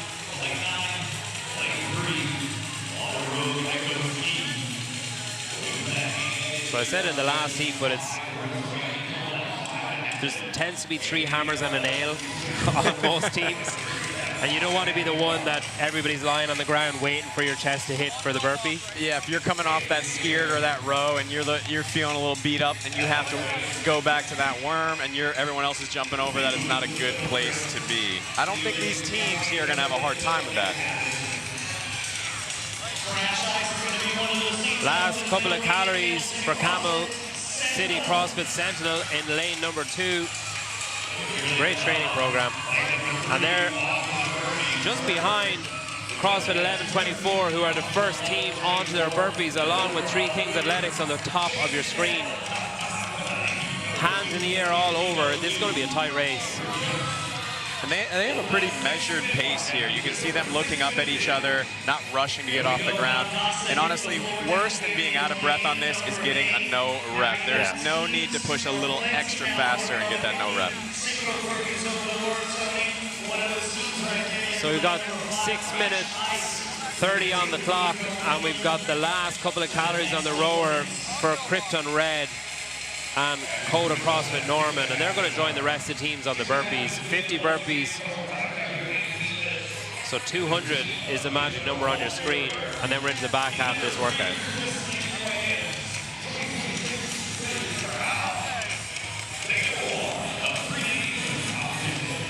These teams just finding a nice rhythm, working their way through. Like James said, no reps. It's a costly one on this. And it's an accumulation of little things. What's so interesting about a workout like this, they don't necessarily have to move anything as a team, but you're waiting on partners. You don't want to get frustrated. It's a packed space. There's so much stimulation going on here. You really just have to stay focused on the 3 other people with you. And you're going to get found out if you were working above your station on the rower or the skier. This is where you're going to pay the price. Yep, it's my favorite thing to see is when teams succeed, of course, but also when they break down and everybody's yelling at Sally to go faster, and then they're yelling at each other to stay calm, and everything just falls apart. I don't think we're going to see that here with these guys, but maybe, just maybe. Very infrequently seen on Mayhem teams. That's what I always said. The best thing we ever did competing on the Mayhem team is we were able to stay calm when everything went wrong. Externally. Externally. Inside like a volcano. So coming up on our last 10 reps for 11:24 in lane number 3 in the blue center of your screen. It looks like they're going to be the first team off. We're looking for hands in the air, about 5 reps before we see that. And what I really want to see is after they finish these burpees, more important than the speed of the burpees is that they aggressively attack the first transition back to the GHDs, the ski, the box jump, and the row. It's can you give yourself a little bit of an edge to get into these next reps? So hand in the air for CrossFit 11:24. Hand in the air for CrossFit Valdosta also, and Three Kings Athletics. But it's 11:24 who finished first, and they swap. So 100 calories shared anyhow. Middle of your screen in the blue on the rower and skier. They're joined by Camel City CrossFit Sentinel and Three Kings Athletics. And I will say, typically with the skier and the row erg, taller athletes are going to benefit. It's interesting to see some of the teams send their shorter ladies to start on the ski erg. I would probably put whoever's tallest, you're going to go back to that erg. Ladies, or whoever's shorter is going to get some rest. Yeah, so there's your heat leaders so far, 11:24 on your screen. It's about 1,700 still on the rower. Jessica and Drosic swapping in. Great teamwork, moving the seat underneath her. Yeah, keeping the straps loose, setting up to have that quick transition. In a workout like this with so many moving parts, it's all those little things that sets a team like 11:24 apart. Last couple of reps for the burpees in the middle of your screen, and they're going to join all the rest of the teams on the machines in the back half. This is a real grind. Your heat leader so far, 11:24 on your screen. We've got about 5 calories or so. The calories this time, or the rep count this time, is from your rower. Once they finish on this implement or this machine, they'll move on to the implement. The box jumps for the rowers and the GHDs for the skiers, and then they're going to meet back in the middle. Once the last athlete touches the worm, their time is counted. So we'll get to see that classic team pushing your teammate forward towards the finish line when they don't want to move. But what's nice about this part of the workout is they almost get like a little break. It's a little interval, and the volume on the back half of this, while you're tired, it's just 50 reps. You're past the big reps of 100. It's a nice place to be. You have a little cushion. CrossFit Kima there on your screen, working their way through those 100 calories on the skier. Have you used the Rogue skier? I've used the Rogue skier, yeah, and the row. The rower is unbelievable. It's very nice. Yeah, the skier's a little bit wider. Like most Rogue things, it's a nice big hefty machine. Feels smooth. I don't notice any real difference in terms of the calorie accumulation. Yeah. So these guys, if they haven't been using a Rogue skier, they've been using the Concept 2, they probably feel right at home. Yeah, I think if you move your machines a lot, the Rogue rower is just incredible for home gyms or affiliates, tidying up, moving it away, makes a big difference. You got those big wheels, if you just want to drag it down a trail or maybe, you know, pull it over up a mountain like Rob Lawson, take it over some landscaping, yeah. Absolutely. 11:24 on your screen. Pretty much everybody is neck and neck. We seem to have made up some ground here at the burpees. The separation we were expecting, like James said, wasn't really going to be that drastic at this compared to the previous heats.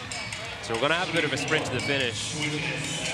And right now they're chasing down a time, I believe, of 15:02. So 12 on the time, 18-minute time cap. And it's interesting, you'll notice as you watch some of the different teams, pay attention to how people transition getting on and off the rower. Teams that are staying diligent and just getting back on, attacking it, that's who you want to look for. You'll see teams just get a little sloppy, a little slow, a little careless in those transitions. Yeah. We can't do that yet. A little bit of extra rest as you struggle to put your shoe in, whatever it takes. Yeah, you start making that vinegar stroke face on the rower. It's just not that time in the workout yet. You got to hang on a little longer.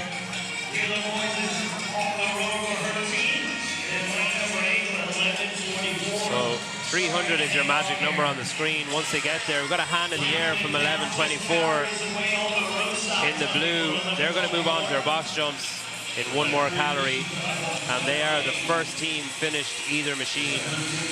I mean, it's amazing. We were just watching in the blue there, Jessica pulling 1,400 calories an hour on the row, and that's something so unique to teams, is just the power output because of the work-rest side of it, very different than most of us experience if we're doing a workout on our own.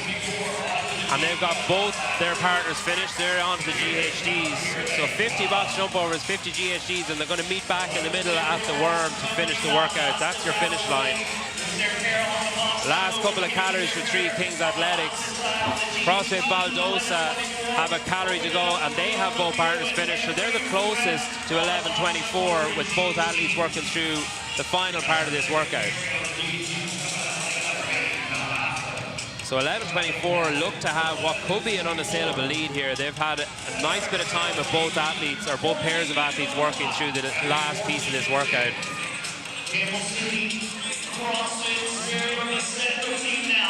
We have CrossFit Valdosa. Well, now we're looking back at 11:24, and they've just been so smooth and fast there in the blue. Their pace looks collected. They don't look rushed, but they are in lockstep, and that's exactly what you want at this point of the workout, just no errors.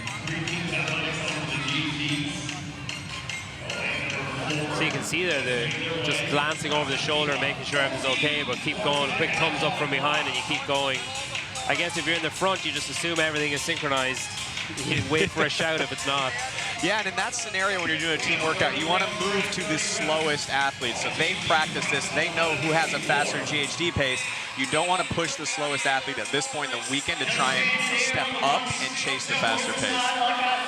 Last couple of reps. Near side of the screen, 11:24 in the blue. They have their box jumps finished. I don't think the GHDs are going to be too far behind. So they'll wait at the worm for their counterparts to arrive. We've just passed the 15:05 mark. That 15:02 time from the previous heat is impressive. So Magno CrossFit from Mexico, their time is going to stand. Last couple of reps for 11:24. From Mexico, not Italy. But it's CrossFit Valdosa just a cycle rate on the GHDs pulled them ahead of 11:24. So lane number 8 take the heat, but not the event so far. 11:24 is good enough for second place.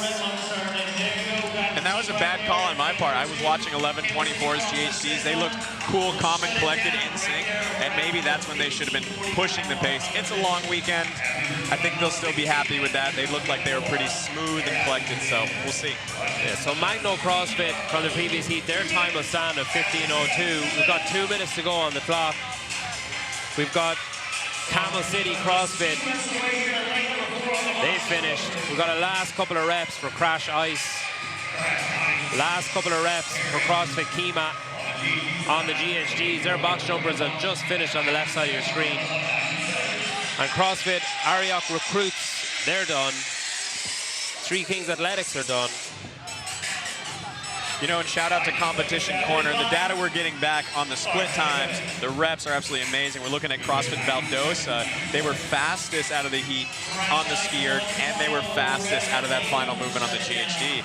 And that was exactly what JR talked about. He thought the skier would be a linchpin when he programmed this workout, and judging by Valdosa's performance, it was. Crash Ice, center of your screen, they finish up. Last couple of reps to go for CrossFit Krypton Red.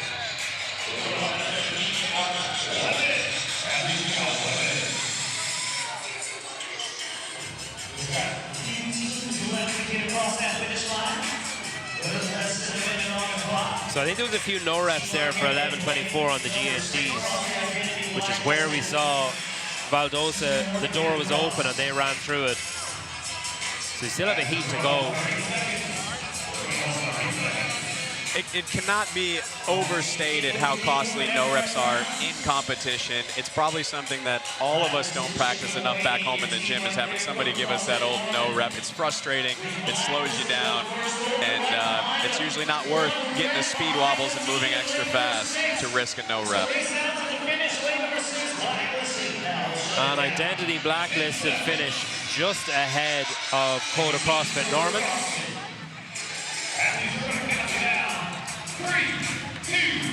And that rounds out your heat. A lot of people laying down. Colten would not be happy. So CrossFit Valdosa, 15:22, take the heat ahead of 11:24. A couple of no reps there on the GHD. That let Valdosa in through the door. 15:02 from your previous heat is still our time to beat. And we've got one heat left to go. Yeah, everybody loves mango. So Valdosa may be hoping that they can do enough today to get into that top heat. That's where everybody wants to be.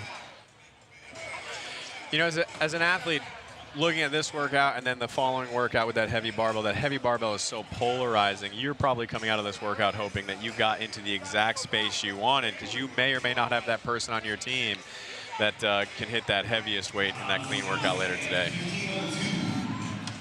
Yeah, two very different workouts to kick off the team competition. Almost varied, someone might say. Constantly. Yeah. So we've got our final heat of teams making their way onto the floor. 3 tickets for the CrossFit Games up for grabs. The SAP Center is waiting. There's your heat assignments, your lane assignments. Keep an eye on your center 2 lanes. CrossFit Whip, last year's second place team at the CrossFit Games, formerly CrossFit Mayhem, and the current CrossFit Mayhem. True or not, let's just pretend there's an absolutely massive rivalry between those 8. That's the story, and I'm sticking to it. So Angelo DeChico, Sam DeMeester, Zoe DeMeester, Molly McGrandy, they are your second fittest team on earth from last year as CrossFit Mayhem. Now they're operating under CrossFit Whip, which is Molly McGrandy's affiliate. She has 2 locations in Michigan. I just like hearing you say Whip. Whip. Cool whip. white whale. This workout, mirror, mirror. We're seeing a lot of early heat communication required, and later heats, ability to just pull the pin and hold on. This is brought to you by the U.S. Navy, the official special operations partner of the Syndicate Crown. Visit Navy.com to explore careers built for those who can go harder than the rest. I feel like there's a lot of people in this heat that could easily join the Navy. There's Some may already have. physical specimens out there. CrossFit Whip, your second fittest team on earth. Looking to get their ticket back to the CrossFit Games.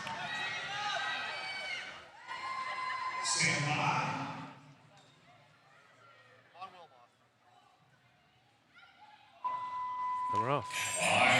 So 50 synchronized box jump overs, 50 synchronized GHDs.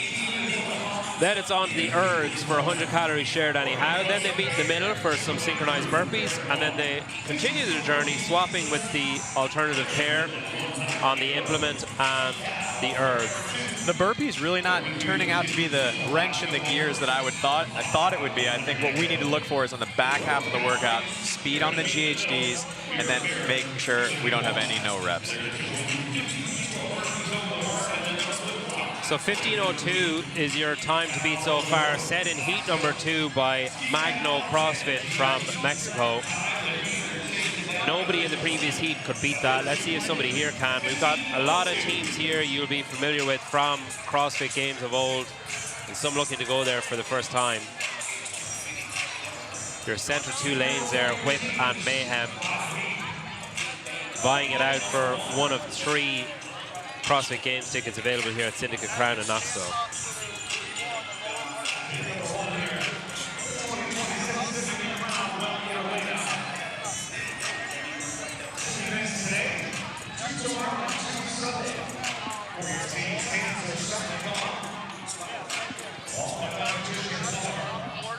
Last few reps for Whip, last rep for Mayhem, and they're the first team onto the rower.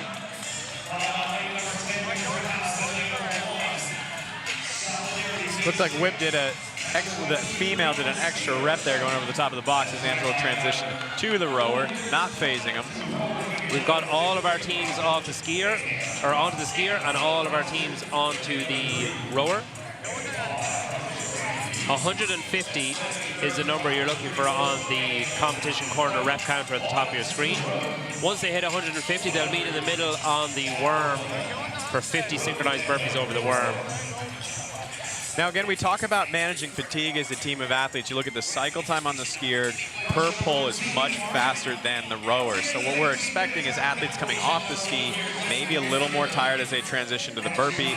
So people on the row probably managing that pace, not having to sprint because it's tougher to keep up on the skier.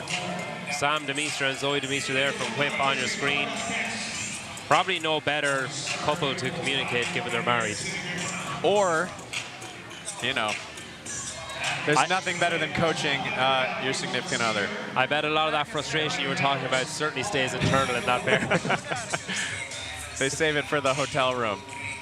Interestingly there too, we also saw some communication between Sam on the skier and Angelo on the rower, letting them know where they are to either speed up or slow down so they can meet at the same time at the worm. And that's a huge separator in teams is, yes, fitness matters, but really you need to be fit enough to have wherewithal of where everybody else is on the field. Those little extra moments will give them an edge.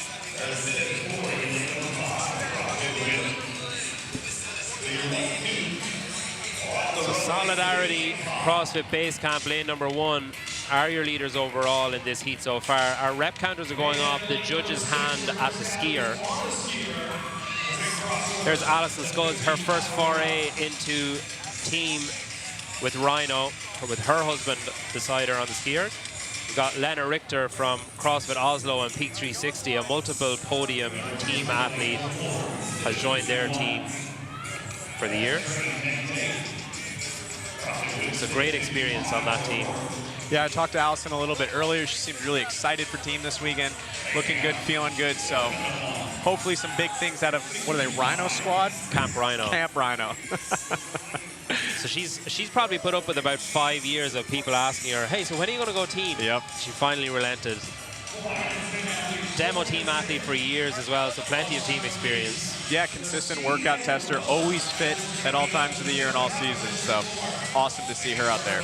Do More CrossFit on the left side of your screen, and CrossFit Fort Vancouver, one of the Sentinel teams on the, they're on the right side of your screen. Do More CrossFit in the center. Working their way through these 100 calories, or 25 calories to go or so for most of our teams. I think it's going to be pretty neck and neck getting on to the burpees over the worm.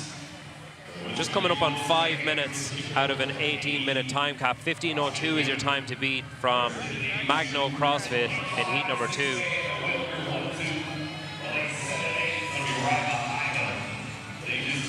Interesting, the different ski techniques. Some long, full pulls, and you can see Zoe Demeester on the right side of the screen there with these short, aggressive, sharp pulls before swapping. Well, I think you want to use that push the hips back. You know, you talk to maybe some cross-country skiers, and it's a lot more tricep, shorter stroke.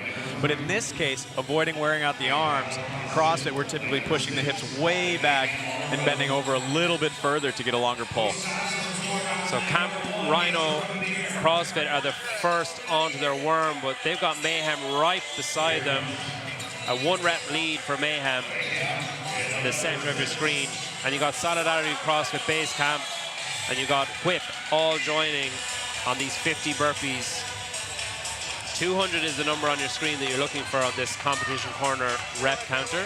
And while we're following the rep counter on the top, probably the most important thing to look for as we're watching these burpees is just looking for the judge throwing that no rep. That's kind of one of the worst things that can happen here, regardless of any team's speed on the worm. So CrossFit Grandview, just off your screen, are the last team to join in on the burpees. We've got a sort of a smooth, deliberate pace from Camp Rhino in the blue and pink shorts in the center of your screen on these burpees. Mayhem and Whip are opting for a more aggressive pace. It's funny you say smooth, deliberate. Yes, at this competition level, absolutely. I'm watching them. They're 2 to 3 seconds per rep. They are moving quick, no doubt. Yeah. Just a nice calm pace. Relative. So 50 burpees, and then they continue in the direction they're facing. So if they're facing the rower, that's where they're headed for 100 calories shared anyhow. And if they're facing the skier, it's 100 calories there, followed by GHDs. Then they'll meet at the worm. The worm is the finish line for this workout. So get back and touch that worm. 15:02 is the time to beat. Magno CrossFit in heat number 2. We're just about halfway to that time now. Just over 7 minutes on the clock. CrossFit Mayhem seem to have taken the lead. They were about a rep ahead of Camp Rhino, having been the first to the worm. That's them left side of your screen. And CrossFit Whip just over their shoulder, trying to catch up and close some ground.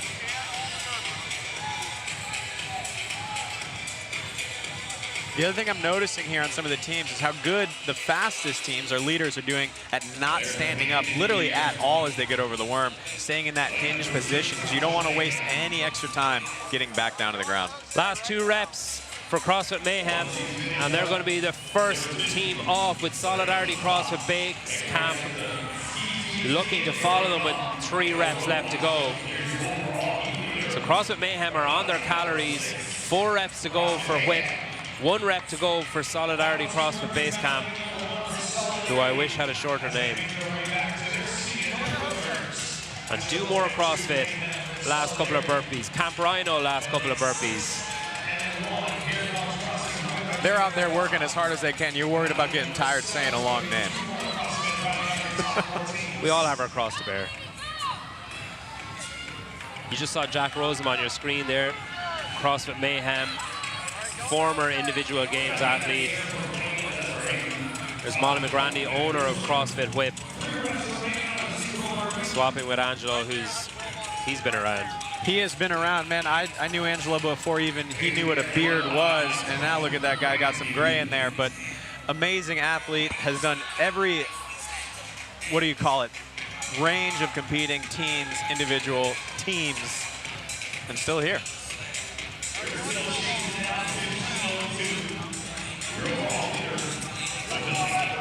So Whip looking to close in that gap that Mayhem have started to build up. Solidarity CrossFit sandwich between them.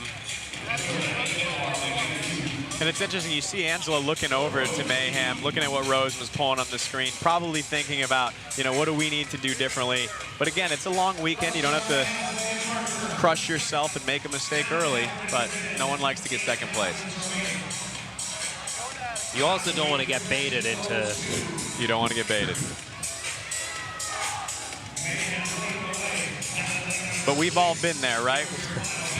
All right, let's go slow on this row. Oh, what are you doing over there?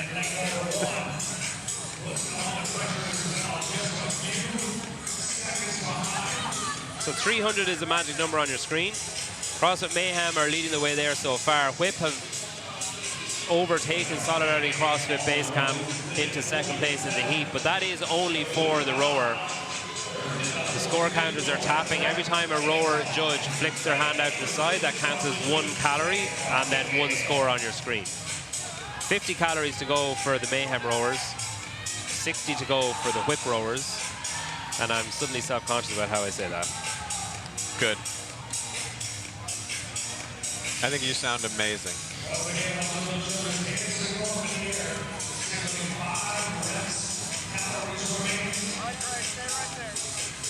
Just coming up on 11 minutes, 18-minute time cap, but 15:02. And some of those earlier times, 15:22, 16:05, they'll start to come into play during this heat, I'm sure. 15:02 is the time to beat Magno CrossFit. I mean, they still have another 30 calories to go through on the rower. They still have to make their way through the 50 GHDs, 50 box jump overs in 4 minutes if they want to beat that time from Mango. So, hey, Whip. Hey, Mayhem, I think you got to get moving. Sam Demeester on your screen there, about 1600. He's trying to make sure that he's not too far behind Angelo on the far side. They're going to finish these calories, move on to the GHD and move on to the box jumps, and then meet back in the middle for the finish line, which is the worm. Once that final athlete touches the worm, their score is set. The tie-break, should 2 teams land on the same time, was who finished the burpees first, which was Mayhem.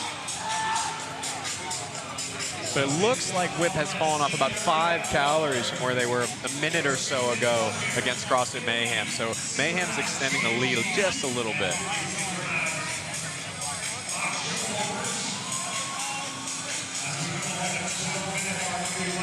That's CrossFit Trivium Gold on your screen there. Far side on the skier, and Solidarity CrossFit Base Camp pulling about 1700 on the rower near side. All looking to close that gap on CrossFit Mayhem, who have 2 calories remaining on the rower and have already moved on to the GHD. There's Caroline Klutz and Jack Rosema. And on the far side, their partners have moved on to their box jumps. They're the first team off the burpees and the first team onto the implement. CrossFit Whip have joined them, moving firmly into second place in the heat. They're about maybe 5 reps behind. Possible to make that up on this? Absolutely possible. Yeah, we saw that earlier with the cycle time on the GHD sit-ups. And one of the things I'm looking for on the box jumps is that, slightly wider landing so you can just slip that front foot off right into the next rep. And no rep here is going to be really detrimental on either implement. It does look like Whip has a slightly faster pace on the GHDs and on the box jump, so they might be able to catch them.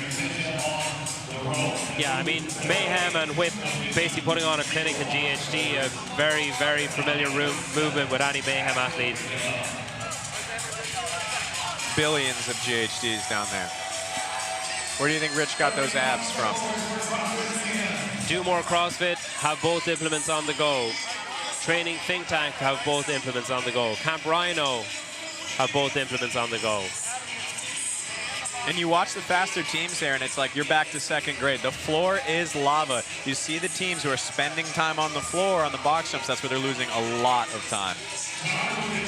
And CrossFit Mayhem, Caroline Klutz and Jack Rosema are at the worm. There's 4 reps to go on the box jumps, and they're going to take the heat, and they're going to take the event with a time of 14:03 unofficially.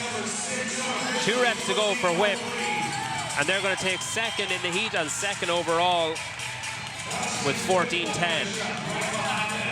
And though there are a lot of events left through the rest of the week, and when I see two teams winning, you know, the heat by over a minute from previous heats, we start thinking, is this weekend just a battle for third place? Yeah. Gotta feel like those two teams are gonna just duke it out all weekend. Solidarity CrossFit Base Camp with 3 reps to go on the box jumps. Their GHDers are waiting, and they're in for third place overall and in this heat with 14:37.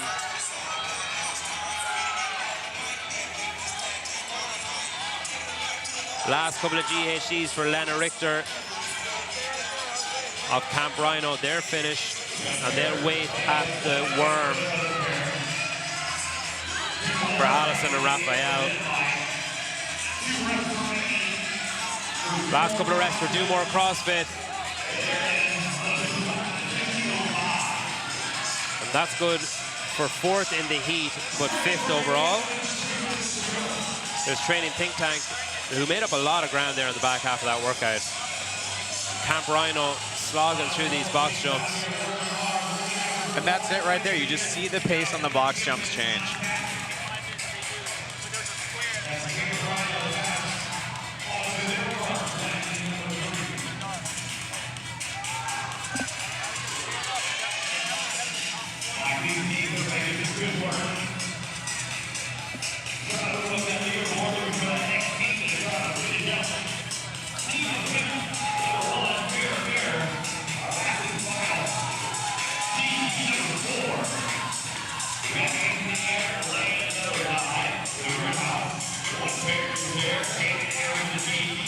So our last few teams making their way over. We've still got 2 minutes left on our time cap. There's Trivium Gold. Finished their box jumps. They'll wait for the GHDs on the near side of your screen. CrossFit Grit House. Finish out their workout. Last few reps for CrossFit Grandview. And you see Trivium Gold in that top in the light blue and then the shirtless up in the top. And they're just doing that extra pause at the top of the GHD. Not saying they shouldn't. I know they're tired, but those are those places where like the seconds start to add up across 50 reps. Last couple of reps for CrossFit Grandview. They're not going to have enough in them to beat Trivium Gold, who finish out. And that brings an end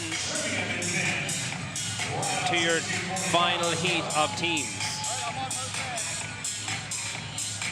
CrossFit Whips, 2nd place in the heat and 2nd place overall. And there is your event winners. CrossFit Mayhem, 14:03, over a minute ahead of the fastest time so far. Pretty incredible performance. Amazing performance. Not surprising. So you're 1 and 2, CrossFit Mayhem, CrossFit Whip, 3rd place overall, and in that heat, Solidarity CrossFit Base Camp. But like James said, I think it's just going to be CrossFit Mayhem and CrossFit Whip trading blows over the weekend, and then a fight for 3rd place. Only cleans will tell.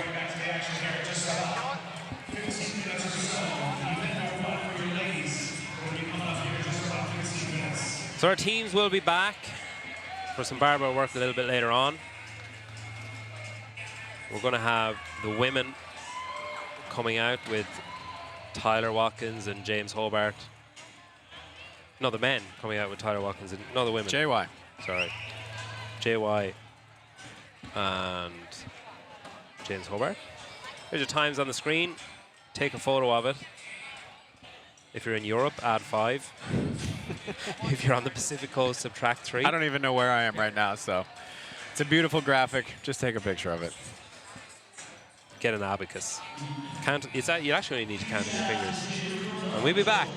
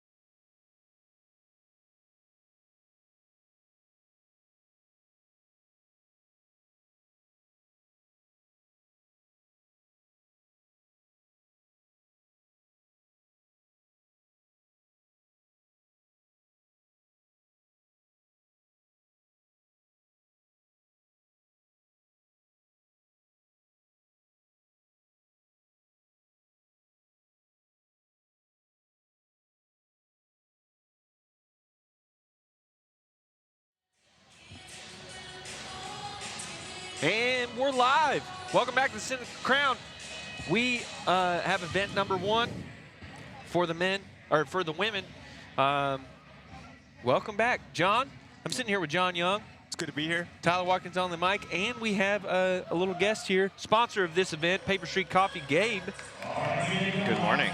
Athletes are coming out, but today, this is brought to you by Paper Street Coffee. Ball till you fall. This is the event.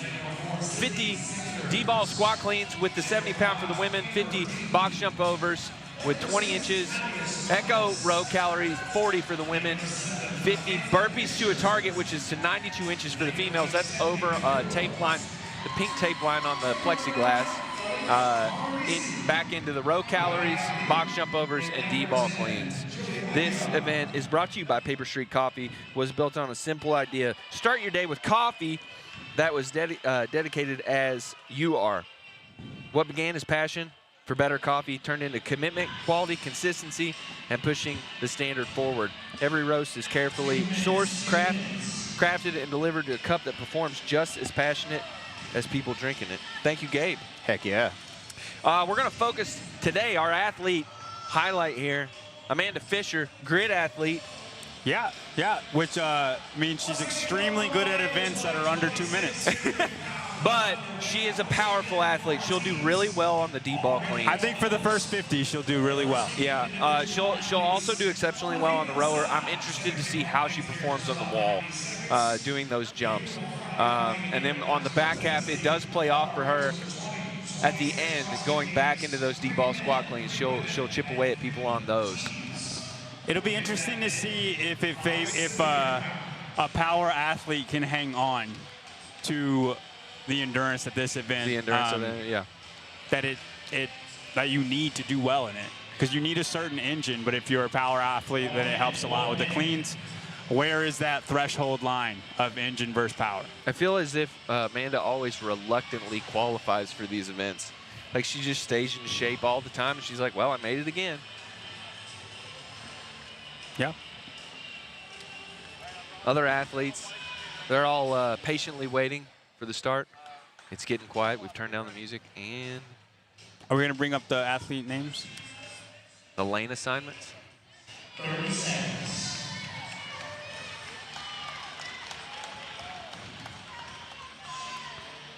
If not, I'll go ahead and read them off then. Yeah. Okay, there we go. There Chelsea Espy in lane number 1. She was the last called into duty here at CrossFit. Lane 2, Caitlin Anapowski. Lane 3, Celine Gonzalez. Lane 4, Sydney Sanders. Lane 5, Amber Davey. Lane 6, Nadia Samilis. 7, Amanda Fisher. 8, Stephanie Dufour.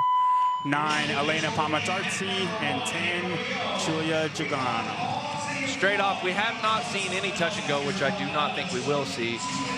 We just saw an over-the-shoulder rep in lane number 3, Selena Gomez, which was immediately no rep. Same thing. Athletes are losing it. Another no rep by Amber Davey. A little bit more of a power clean from some of these athletes into the squat versus just directly into the squat. Amanda Fisher, as we said, had her hand up. She's moving forward. And she looks the best of the D-ball cleans by far. Oh, they're moving up half a lane, or half a square here. So Amanda went a little bit far forward, had to get stepped back. Now you have Nadia Samilis in lane number 6 is actually moving forward. And there are women struggling in this heat with that D-ball clean. Tyler, you said you don't think we'll see touch and go. I think we will. Yeah. I think as the heats progress, the touch and go will get more and more aggressive. Lane 8, Stephanie, she's actually made the gap on Amanda Fisher now. She's pushing into that first place. She's a little quicker to pick up that ball. I think she'll do well in the burpees.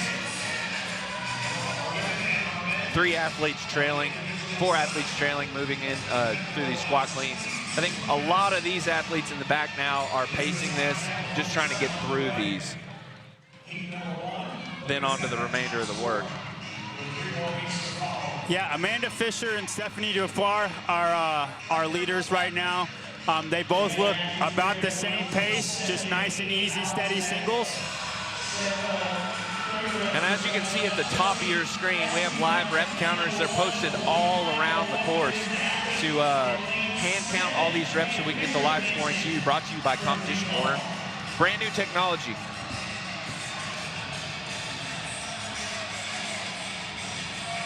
Amanda still chucking through. Tyler, I'll be interested to see the 50D ball split for the very first one, the first set of 50 and the second set of 50. How much of a drop-off do you think we will see? I think it'll be like at least a minute. I think that's a good call. I honestly think that's probably spot on. I'm going to record the first split and then the second split. 1 rep left for Amanda Fisher, 2 reps left for Dufour. 5 reps. They got 5 reps left. 5 reps left. Sorry, moving on to the second square. But don't miss out. In lane number 1, Chelsea Espy is actually moving through these. She's with Amanda Fisher and Dufour. It's tough in these first heats.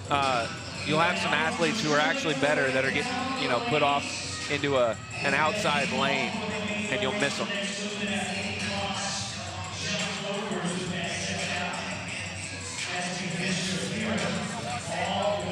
Hand up for 4, hand up for Amanda Fisher.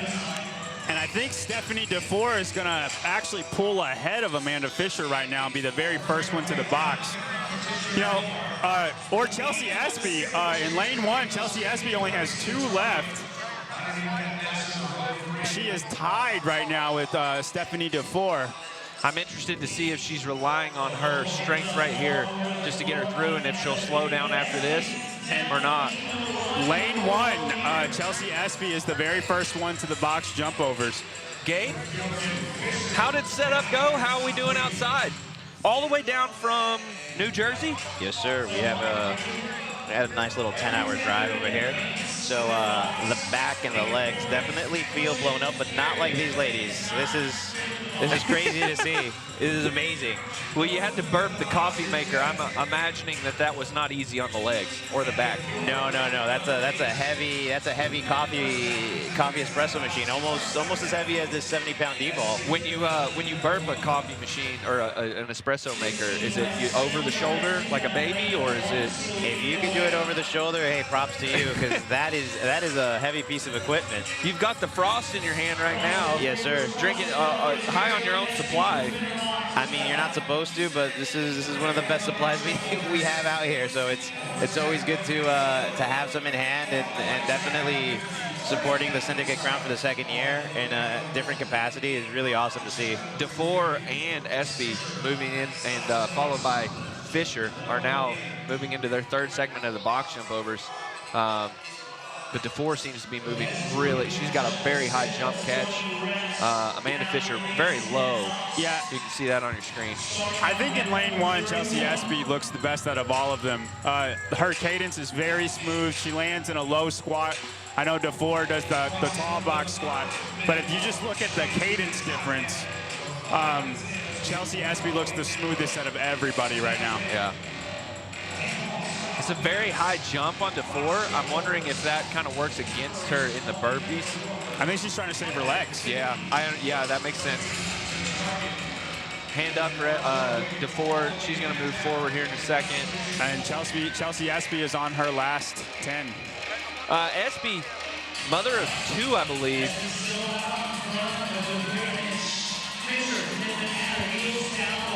Got the last-minute call coming here to Syndicate Crown, and I know she's here to actually, do as well as she can. I know she was itching to get the invite. She was the last backfill. It'll be a cool story if she pushes up through the heats as the weekend goes on. Gabe, I know that the cold drinks are popular selling, but you guys got all kinds of products sourced all over the world, right? Yes, sir. We have coffee that you can get online at our website at paperstcoffee.com. Paperst.com. Yeah, capital S, capital T there if you want to throw that on there. But I can't get the domain Paper Street Coffee yet. They don't want to sell it to me. I've offered. Just a cheap 20 grand and they'll give it to you. I've offered. I've offered. They really don't want to sell it to you? They don't. They don't. SB, Fisher, and DeFore now onto their row. These ladies are killing it. This is crazy. This is the first heat. Yeah, you see SB there in lane number 1. She's pulling just under 1,000 calories per hour there. Yeah, I don't think we're going to see the row paces pushed very hard at all on this workout. If anything, this is where the rest, I think, will be held right before the burpees. DeFore there, she's pulling 1,100, which is a significant 200 calories. That's only a few seconds, though, right? At the end of it, 1,100? Yeah, 1,100. For 40, I mean, 1,100 versus 900 is that's a significant difference. She probably can make up 10 seconds on her in this. But again, I just don't think this is where you want to make up that time. Right. Gabe, born and bred of the CrossFit ecosystem. Yes, sir. We actually have one of our baristas competing in the next heat. Really? I'm pretty sure Kendall Gilmore. Kendall Gilmore. She is a barista in Nashville for us. You've expanded. The CrossFit base has been loyal. You've expanded now from New Jersey. Now you have Nashville. Correct. Third store? We're working on opening a few more, so keep your eye out. If you know a good realtor, reach out to me. I know 3 good realtors. There you go. All the rest are bad.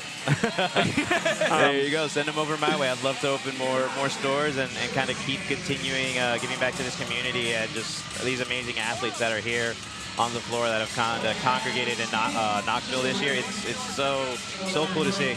All the athletes are starting to get into their row, the remainder. What got you into coffee in the first place? Man, I've never known that about you. My wife is Colombian, so I had her uncle was giving us awesome coffee from Colombia. And during the pandemic, when everything was a little bit shut down, I just had the idea of how do I get this awesome coffee to people's homes. And yeah, we ended up started from that idea. We got this whole Paper Street Coffee company and business that we have coffee shops. We sell online. And now we're able to kind of give back to the CrossFit community where I was a coach since 2013. Nice.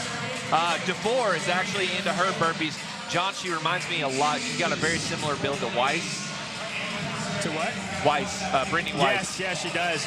Dude, she has a 20-second lead on Chelsea SB from that row alone. Right. So I'll be interested to see if that pays off for her. I wonder if she rows the same speed on the second row. Yes. Like if she gets another 20 seconds in the second row, that's super significant. She's very smooth. You can see SB there on the right of the screen. Also smooth on these, but I think DeFore is quicker back on the floor. The thing about testing these, I went out and did a few. This is not your normal burpee where you can just easily lay back on the ground. There's a little stumble. The jump gets you a little off center. Yeah, they are not pushing the pace on these very much at all. Which I don't think you should. Well, I think we'll see a clear fitness difference in the burpee cadence. Yeah. Heat to heat is all I'm saying. Yeah. I agree with you. I bet you heat 4 looks a lot different than heat 1. Yes.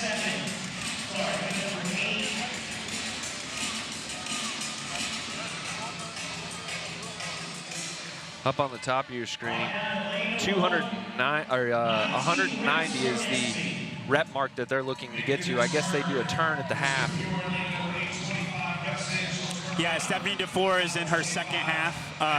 Still waiting for Chelsea SB to turn around. I think she's got 3 more reps left.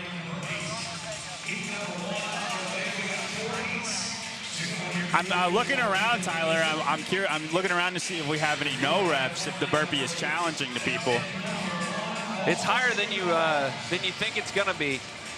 All right, Chelsea SB just turned around. Stephanie has a thick lead on her. 7 burpees. That's about 17, 18 seconds. Our spotlight athlete, Amanda Fisher, has now started to lose that that gap she created during the D-ball cleans in the row. Yeah, and she's fading fast. Yes, but big back half that will be good for her.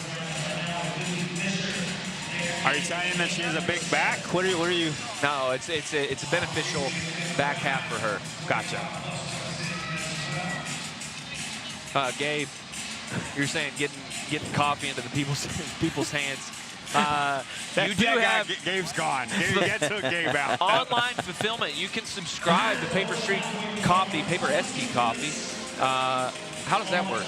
Yeah, you just head over to the website, pick your favorite coffee or canned coffee, and choose the subscription option, and you get a discount. It gets delivered to your home, and you never have to worry about not having awesome coffee at home. My wife is a big fan of the Frost and the Soma, both the cold drinks. Those are good to always have on hand. Hey, you pop one of those, just nothing but filtered water, some amazing caffeine, and you're good to go. I always tell people, hey, be careful drinking a whole can, because if you do, I don't think you're going to sleep until the next day. Don't tell me what to do. Exactly. DeFore back on the row, coming back down this back half here. Yeah, and she has a thick lead on everybody. She's going to have a really big cushion going into the last 50 D-ball cleans.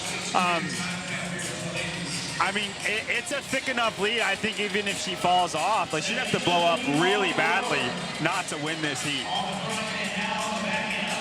She had the fastest row split out of all of the ladies, so I imagine she's probably going to create even more of a lead. Yeah. Going into the box jump overs.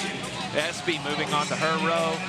And then, also a sneaker here. Elena Pomarizzi. Elena Pomarizzi. I'm going to let Gabe do that. He's got the, where are we? Elena Pomarizzi. Elena Pomarizzi with a late yeah. charge, and she looked the most fresh out of all of the women. Caitlin Anapolsky, one who I've been kind of keeping an eye on as we've been going. I think she was very reserved in the front half. I think she's trying to build speed as she goes. We'll see if she can come through at the end. Lane number 5, Amber Davey. Man, she's jumping as high as she can, but on the screen, SB's pulling a 9:28 on the row pace.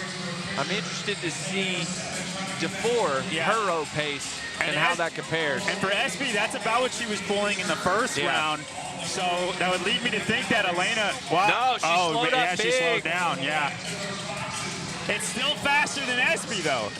Like, Pomarizzi right now is going to have a hard charge to catch her. The cool thing about the Competition Corner app that we have, we can see the split times of all of the athletes as they move forward, and it highlights who's got the fastest cadence. Stephanie DeFore was the fastest on the burpees, but Elena Pomarizzi, Pomarizzi was the fastest in the burpees. She was fastest on the row. Yeah, that's what I'm saying. So we'll see if Elena continues to speed up here. I want to see, I wonder what Pomarizzi's rowing right now, because she has charged past SB, and I mean, I think she's going to make a hard charge for DeFore, but it's just going to be whoever they have in left. Moving on to the box jumps. About 15-12 she moved on. Amanda Fisher giving the glance across to the other lanes. We'll see if SB comes off here in a second where Pomarizzi is at. Every box jump over progresses. You move the box forward after every 10 reps. After every 10, yeah. Yep. Oh, man, dude. She's got a big lead, but she looks like she is hurting. Yeah, she is. Oh, man. The body language has changed. These D-ball cleans are going to be murdered. Yeah. Hand up for Pomarizzi and for SB. She got one calorie remaining. Pomarizzi is off. So let's see. She has a 50-second lead on Pomarizzi right now. Body language on Pomarizzi, though, much better. Looks very confident, right in the zone where she needs to be. DeFore is swerving in her lane. And SB looks a lot better as well. Yeah, SB looks really good. Honestly, SB looks the best out of the box jump overs, but DeFore has a minute lead on SB right now and 50 seconds on Pomarizzi. Yeah. I think DeFore's going to get caught. Pomarizzi is going to overtake pretty quickly. But Pomerizzi has slowed. 50 seconds is a lot, man. Yes. Amanda Fisher's still on the row. Espy on your screen. You can see there, confident. She's in the zone. Elena moving her box forward. Hand up for Fisher on the row. She's getting ready to move. Dude, these D-ball cleans that they're about to have to do is going to be destruction.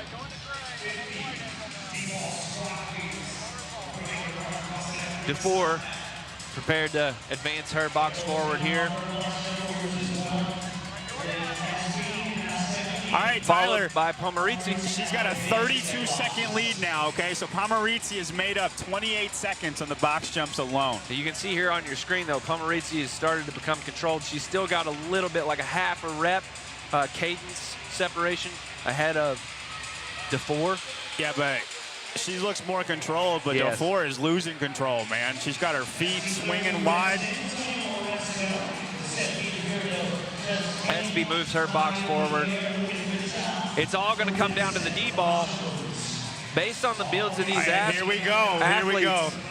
Okay, DeFore goes to the ball, and she immediately picks it up, squat cleans.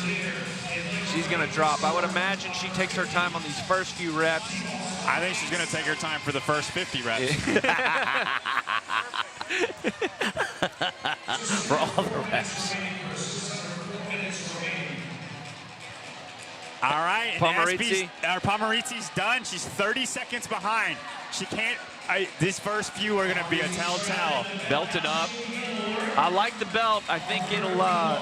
She's going to get a little help. Way better. I think Yeah. she's going to catch her, man. Oh yeah, She dude. looks so much better. Hand up for Espy now. She slowed considerably in the back half of those box jump overs. Anna Polsky caught up to her. Now, Espy was the fastest one at the D-ball clean, so in Yes. the first round.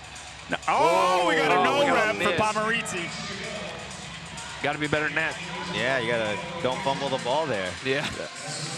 I will Pro say, tip from Gabe. I will say this looks amazing on stream, but if you can get out here, this is crazy. The environment here is amazing. Oh yeah. It- Big turnout even for the team competition. Many people in the stands right now. It feels crazy. This is so cool. I hope that you can kind of get the same energy off the stream or feel what's going on, but this is really, really cool. We got another one. another no rep for Pomerizzi, and I don't like. She looks so good whenever she's doing these reps, and then she has a random rep that'll roll down her back. DeFore, shout out to DeFore on this. She came in looking like she hated this workout, but she's hung in there. She's got 6 reps. Can she make up 6 reps with 30 cleans to go? We're talking about the crowd, Gabe. You said, I hope all these people, and you paused, and I was like, buy coffee? Hey, we're one of the only ones that has coffee out there, so Yeah. I'm pretty sure they did. But even if they didn't, if they just came out here and supported their athletes, Hang out at the Paper Amazing. Street Coffee tent. You guys have a great time. Their entire staff is awesome. Came over and talked to you guys for a while, and it was a party. Pomerizzi fails again.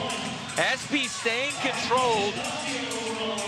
But A huge pause from DeFore. Espy's also taking a pause right now. If Espy has anything in this, she needs to give it. Anna Polsky not one to sleep on right now. She's chipping away at everybody. She took a step back. Pomerizzi's hanging in there. She's going to advance her ball forward 2 reps. 90 seconds remaining. I don't know if we're going to have a finisher.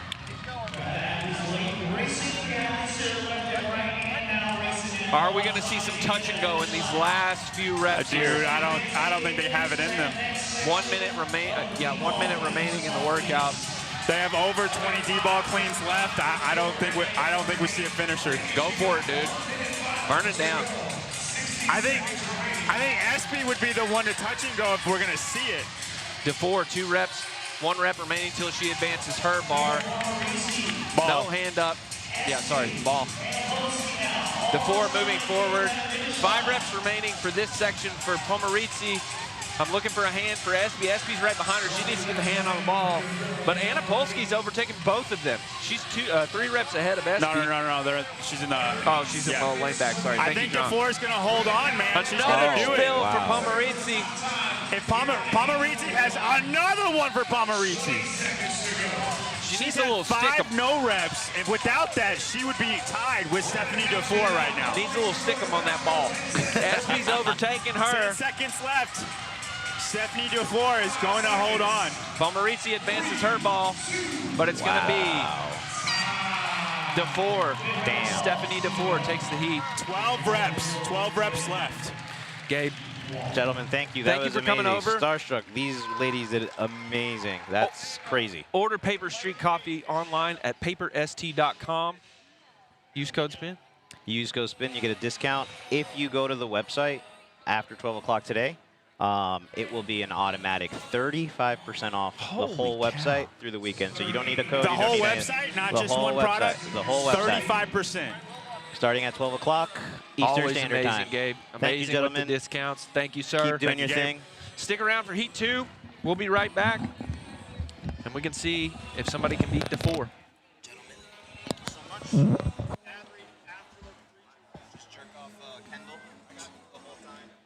the next heat, right? And Baby. Yeah. Riley Beebe will be probably the best one of the D-Bog. Hey, hopefully.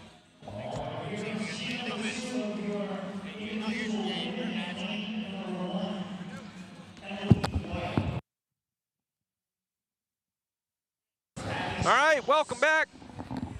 Heat number 2 for the women. Event number 1, John.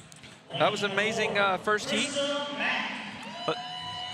There's your lane assignments there. And who I want to pay attention to in this one, Tyler, is Haley Adams.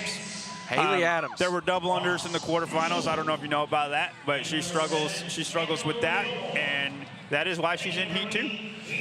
There's the event right there on your screen. D-ball cleans, box jump overs, row calories 40 for the women. Burpees to target is the highlight of this event. 92-inch target for the women. They got to jump. The lines are marked on those plexiglass in the pink. And then we go back down, row calories, box jump overs, and D-ball squat cleans. Also a highlight of this event, 70 pounds for the women. Didn't see any touch and go last. No touch and go. Dude, I think Haley destroys this. Yep. I think Haley is going to lap the field in this right now. Do you think she laps this heat, you mean? Yeah. Yeah. So she finishes. I think Haley finishes the event, yeah. 21-16.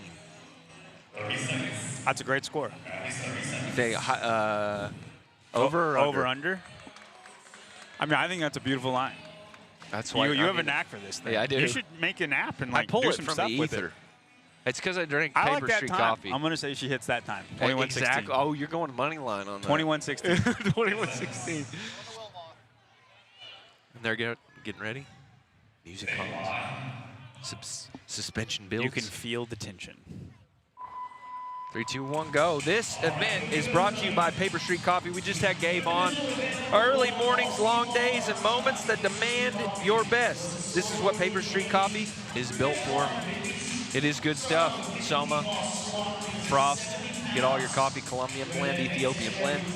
They got it. Looks like all the athletes have hands up. They're all moving much more consistently than the last heat. Who will be the first to advance? It's looking like over in lane 9, Blair Cheney was the first to move the ball forward.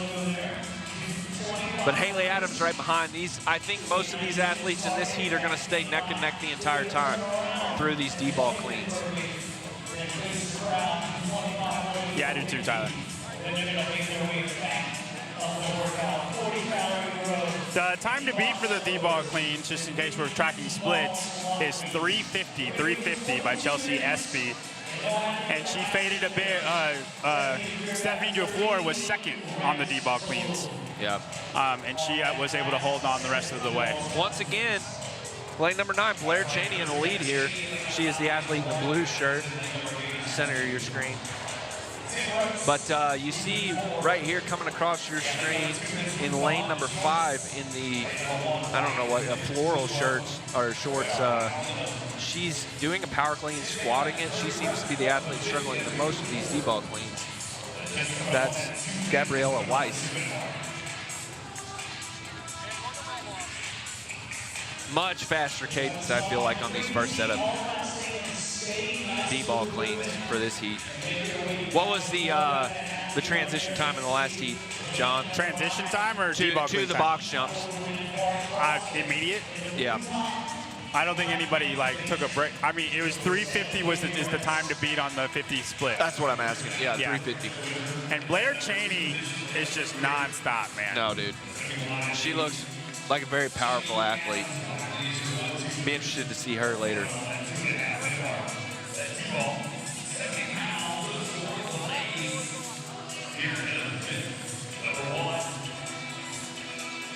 All right, we're at 2.5 minutes, and Blair Cheney has 10 remaining. Groot-Schultz, lane number 6. She came all the way from the Netherlands. Farthest traveling athlete in this heat, by far. Hands up.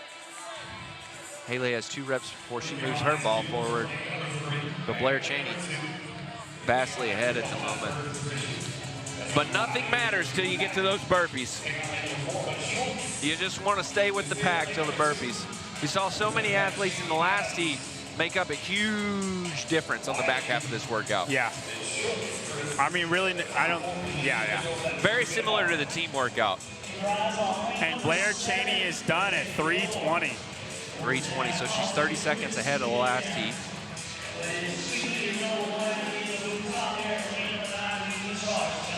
And she has a good lead on the rest of the pack. Nobody's on their box jump overs. Haley Adams on her last 3 cleans here. But it's lane number 2 and 3 that are actually ahead of her. Abby Schultz. Dude, and still Amara nobody Wiley. is there. 1 rep for Haley Adams, but Blair Cheney moves her box forward. All right, and finally, Blair Cheney has a 40-second lead on the rest of the field. Yep. Kristen Mack in lane number 4. She's a CrossFit Crash athlete. A little home cooking going on. Dude, Kristen Mack's fit. Dude. She's fit. She's fit. really She's fit. made some big moves in the last year. Blair Cheney pushing her box forward. Haley Adams as well. So it's lane number 3, 4, 8, and 9 are your athletes to watch at the moment. Don't forget about Abby Schultz. She's hanging on there in lane number 2, right with the top of the pack. But Blair Cheney still putting on a clinic, moving her box forward, but Haley Adams her cycle rate seems to be a bit faster. Yeah. She's starting to make some ground up. Haley's definitely got the fastest box jump pace. She looks like she paced the D-ball cleans as much as she could, and then from there it's just blitz city until the next D-ball cleans. Kendall Gilmore has a quick cycle rate on her box jump overs as well. She Paper Street Coffee employee. Very quick. Krista Mack also starting to catch up. But Blair has still stayed very, very consistent. Yeah. Like her pace is slower than the other girls, but it has not changed. Her pace has not changed whatsoever. We still have 1 athlete on the D-ball cleans, Gabriella Weiss. She's on her last 5 now. Blow your back up going into a back hard workout. And Blair is on the rower. On the rower. 5:45. How's that compared to the last heat, John? She is 40 seconds faster than the previous heat. Wow. But she Haley made up 10 seconds there. Considerable time. Haley made up maybe 25 seconds on the box jumps. Kendall Gilmore getting a no rep. She had to go back, moving on to her rower, but it's Kristen Mack and Mara Wiley. Right there, still with the top heat, but you're starting to see some separation. I think the row's going to really show you. Kristen Mack's got a great pull. Blair Cheney doing a little stare down at Haley's pace. Haley seems to be finding a pace and just cruising, not looking at anybody else. And I think Haley is just going to speed up throughout the workout. Haley's actually staring at the Jumbotron, trying to get a feel for where everybody is, I believe. Say, oh, that 900 up there? Ha, ha, ha, ha. Lane number 4, Kristen Mack, she's pulling 9:45 on her rower. I really want to know what Blair's, or Blair, mouthful right there. Blair's pulling on her rower. I bet she's like 1100. She looks calm and collected. Yeah. Man.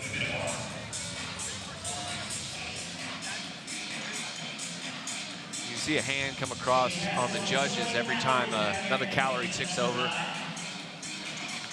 And Haley has overtaken Blair Cheney for the lead. And you got to think that's probably going to stick throughout the rest of this competition. I wonder what's going on with Gabriella Weiss. She's tired. She is tired. It seems like to be in this heat, though, you would assume, you know, she'd kind of hang, and she's in the center of the lane as well. I think the cleans just are really difficult for her. They are.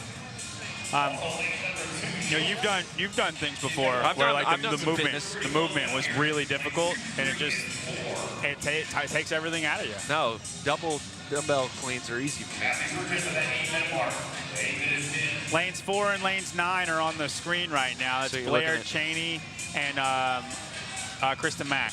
Blair Cheney and Kristen Mack. Blair's actually slowing down there, pulling around an 800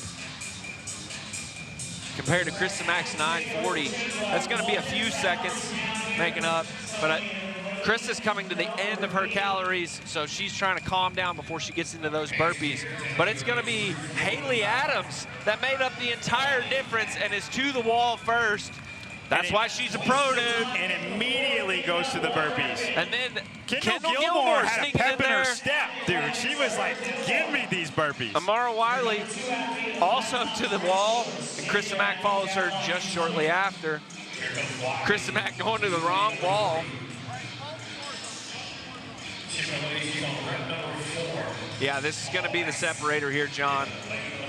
Haley's about a quarter of a rep faster, maybe even half a rep faster than Blair. I actually think Haley's going to gain the most of her time on these second box jump overs. You can see the difference there between Kendall Gilmore and Haley. Haley's staying very close to the wall. She's not jumping off, but Kendall has this sort of reset. I would say Kendall's cycle rate is pretty quick, but she has to do this. That little stop and stutter. breathe. Yeah.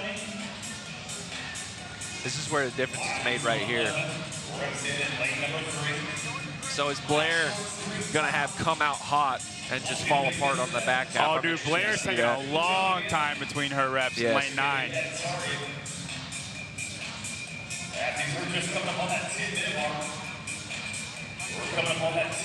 Kendall Gilmore in there hanging.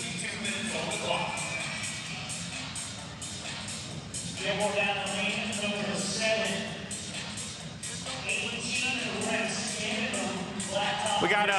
We still have a couple of athletes on the rower.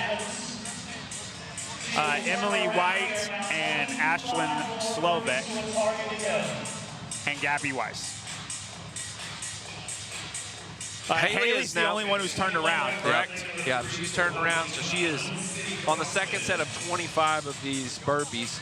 And Kendall Gilmore and Amara Wiley have pulled ahead of Blair Cheney. Well, Blair's pulled. Kendall Gilmore has pulled ahead of Blair Cheney for second place. Blair had a huge stop there, just full pause. And Amara Wiley is now turned. She's on the second half of her burpees and followed by Kristen Mack shortly after. Dude, Blair is hurt. Yeah. Man, Kendall, there's a little form correction that needs to happen, but she's hanging in there. She's holding the pace. I'm wondering if it's going to have an effect on her on that row. Haley. A steady pace. Sure, man.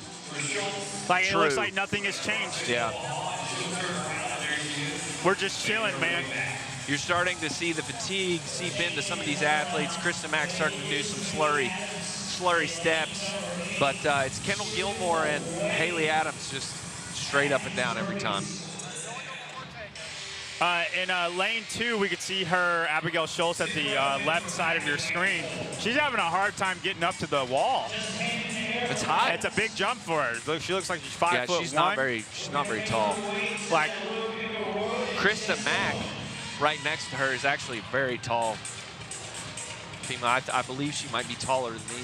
5'8", 5'9". She's around there. I'm around there. Haley Adams is done with her burpees at 11:47. Blair, another large break. Stopping. This is working in the 10 to 15 second range on her break. We are 40 seconds ahead of Stephanie Dufour's time. Haley has this ability to look calm and fatigued at the same time, like no other athlete. Kendall Gilmore should be the next girl up to the rower. We'll give you the pace for her and Stephanie Dufour's time so we get an idea if she can finish these cleans. 12:22, she's 8 seconds ahead of Stephanie Dufour. So right now, Haley is the only one on pace to finish. But Heat 1, those girls took forever on the cleans. Yeah. So if these girls can keep their pace a little bit better than that. I like Haley for those cleans. Well, Haley's ahead. Like she has plenty of time. Well, what I'm saying is I think she'll gain time on the cleans. If there's one thing Haley's known for, it's just grunt workforce. Yeah, 100%. Yeah. Blair Cheney is back on the rower. She's holding it together, bro. She's sitting there. Big rest. Dude, big she rest. was the first one to the rower. But Kendall, she's pulling that rower. I would say she's right there on pace with Haley. It's hard to say with damper and everything. She's got a shorter stroke than Haley. Haley is a calm, long stroke. Krista Mack, all power, all legs. Dude, Krista Mack, like you said, is calm. Like at least a good rowing. Haley looks the calmest to me. Yes. I feel like she's catching her breath the most out of everybody. Yeah. I think she's going to hammer these box jump overs at a faster rate than everybody else. Something Haley has to be thinking about right now. She's not competing with this heat. She's competing with heats 3 and 4. Yeah. And the top heats, and so she can't be thinking about what the athletes around her are doing. She's not in this heat mentally.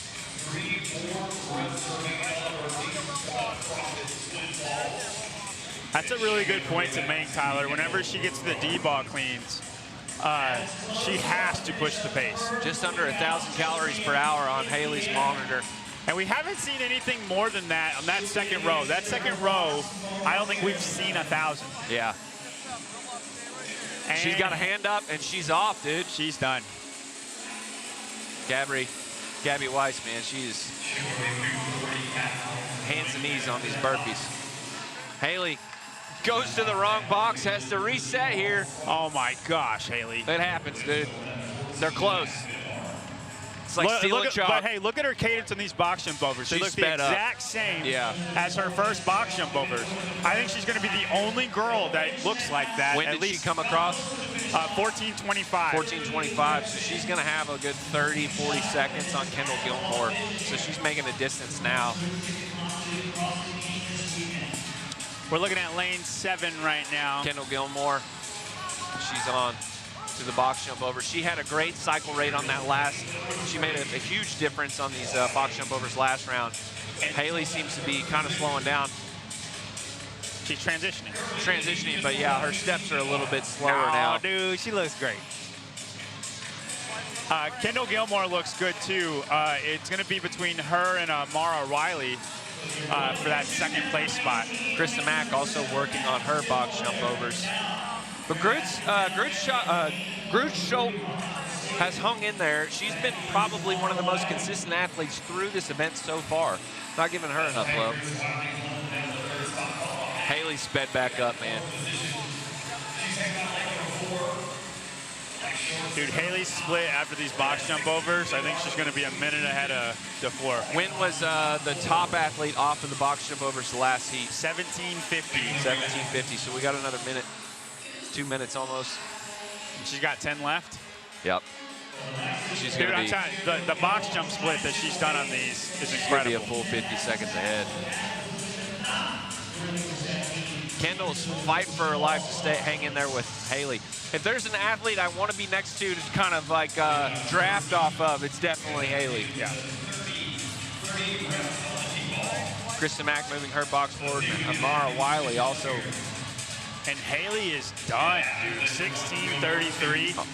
So a minute 20. A minute 20 ahead of the last heat. Belting up.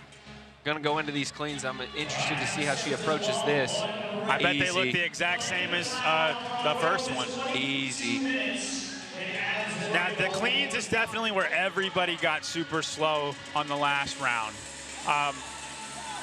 Kendall's going to be about 30 seconds behind Haley on this. She's going to shirt up. Dude, and Haley got slow, too. Like, she did 5, and then, like, there is a noticeable breathing. Look at the breathing. Yeah. That's 3 seconds of breathing each one. Kendall looks confident, though. She looks like she might be at risk of losing that ball backwards. That was close on that one. Amara Wiley is joined, and Kendall Gilmore is only 2 reps ahead. Krista Mack also follows Amara Wiley. She's going to shirt up as well. All of these girls are ahead of the time to beat, all of them. Kendall Gilmore getting smacked in the face with the weight of this ball. She's really slowed down. I like the decision to put the shirt on for Krista Mack. You got to have as much grip as possible. I mean, we saw how many athletes. The advantage Krista has is these get programmed at crash. D-ball cleans get programmed at crash, so she's had work with this. Kendall Gilmore hanging in there. Dude, Amara Wiley is moving the D-ball better than everybody right now. No shirt. Yeah, and she is advancing up to Haley. She's only 4 reps from Haley right now. That's amazing. Is she going to overtake Haley? And dude, she's moving at a way fast. She's moving at a faster cadence right now. Amara Wiley is. And it looks the same program. She takes 1 breath, and then we do a little bit of a settle waddle, and then we're up. She's doing a much more squat cleaning version, whereas you can see how high Haley's pulling the ball. She's almost doing a power clean into a squat clean. That's how Haley cleans. Yeah. Whereas Kendall Gilmore, man, she sneaks right under the ball. She's going into the bottom. Kendall's faded a bit, Yeah, man. she's fading real fast. Yeah, Amara Wiley has made her move on these last 50 D-ball cleans.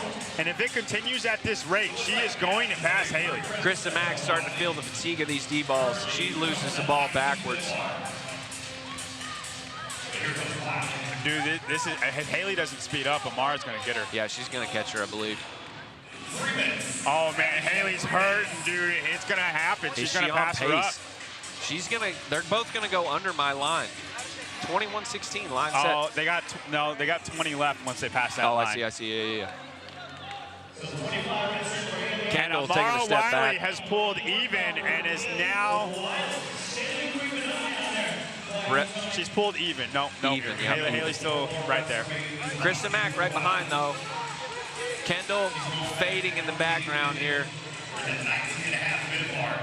But it's lane number 9. Haley Adams still in the lead. And Amara Wiley is pulled just ahead. And Amara Wiley advances her ball first. She Overtaking has the 20 champ. reps left. We have a little under 2 minutes with 20 reps left. Haley's feeling it, man. You can see the look on her face. Amara's got the blood in the water right now. She just starts speeding up, dude. I love that. Dude, sharp. She looks at Haley hurting, and she's like, watch this. The poise has left Haley's face. She's in the pain cave now, but not Amara Wiley. No, if you're Haley right now, you have to pull this together. Yeah. Don't worry about Amara. Like, you have to pull this together for the rest of the competition. Right. Dude, Amara Wiley. Controlled. That was the fastest 10 D-ball split that we've seen. Haley, big break by Haley, full step back, going to the knee. 90 seconds left, 90 seconds Amara left. goes into her last set. She's no, done. she's finished. Never mind. 4 reps remaining for Haley Adams.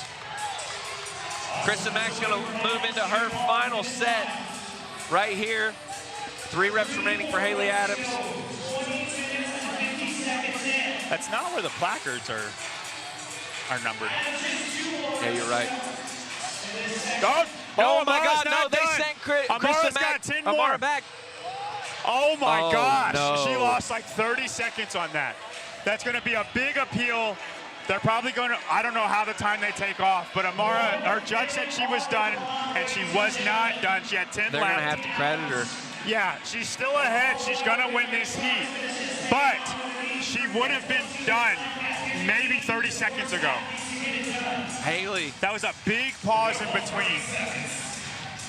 Tyler, I actually think she would have finished right at 21:16. Wow. Amara Wiley would have.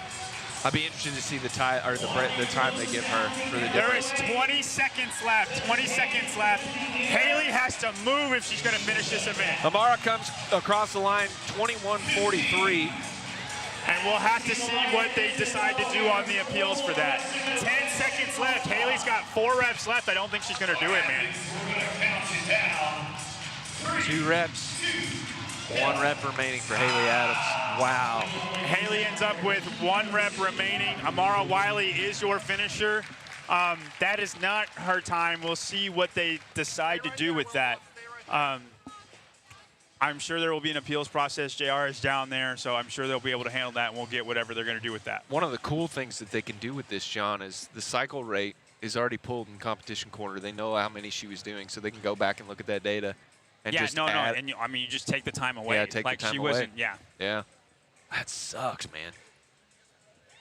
It happens, dude. Great judges here at the Syndicate Crown, but everybody makes mistakes. It's a lot of moving pieces. Now we know. Dude. Amara coming out of nowhere, going toe to toe. I want you to think about this. So it's a 22-minute cap. Haley started that at 16:33. So she took 5 minutes and 27 seconds. What was the first for those round? cleans? In the first round, she took 350. Wow. Over a 90-second net difference. A little over a minute. That was heat number 2. Your heat number 3 athletes are coming out. Heat number 3 athletes.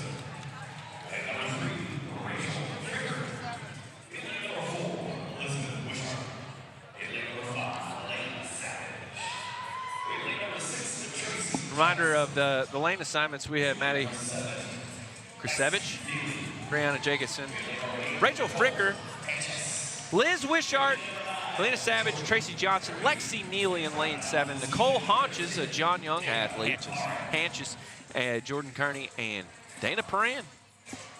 Dana Perrin recently deadlifted 450 pounds. Highlight I was Dana at- Haran. Never mind. Danny Hearn. Take that. The highlight athlete, I think, for this is Liz Wishart. I would say Lexi Neely. Do you dude. think, okay, we Lexi can Neely- choose differently. Great squatter. Yeah. Great squatter. Elizabeth's got a great engine. I think she's going to fly in the burpees. She's 5 foot, like 18. John, your keys to success on this? What did I put? I think it was don't be a hero, Don't be a hero. which I'd agree with. Come out controlled, pace for the second half. Dude, I mean, Amara Wiley won that heat off Yes. of the 50 D-ball cleans in the end. John, no one's talking about Lexi. She's gotten fairly little coverage coming into this event. She's someone, she qualified last year, Here. She punched Here. her ticket here. and I'm pretty certain You know what event she's she going did to do on? it again. Huh? Heavy D-ball, or heavy sandbag cleans. Yep. Here they go.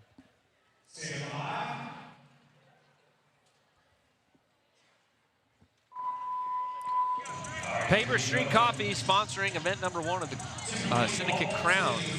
Paper Street And Tyler- Coffee. Stay sharp, stay ready, and experience the difference at paperstcoffee.com. We do have some touch and go here, Tyler. Lane 3, Rachel Fricker. Heck yeah. And lane 8, Nicole Hanches. Burn it down. If you win in the first movement, usually, generally. She's going to move her ball first, but it's lane 8. Hanches. No, she just did an extra rep. Liz Wishart moving good through this. Once again, we'll start to see separation around rep 40. Yeah, I mean, we really didn't see a ton of separation except for the girls that it was troublesome for until the row, really. We're seeing a little bit of that with Maddie Krusevich. Trouble with the D-ball clean? Trouble with the D-ball clean. She seemed to stumble a little bit, also in lane 9. But that's okay. You can make it back up through the remainder of the movements. And Rachel Fricker is on singles now, but she's the first one in the lead. Rachel Fricker, crazy cycle rate. I like the look of Dana Perrin's squat, right up and down. She's actually doing a clean squat clean instead of a power. It is, yeah. Very pretty. Oh, we got some more touch and goes in lane 8. Panchik. Yeah, did Tyler, you teach her that? We tested this, and we went all singles, and then I had her try to do 10 touch and go, and then we're gonna wait a good 30 seconds or 20 seconds.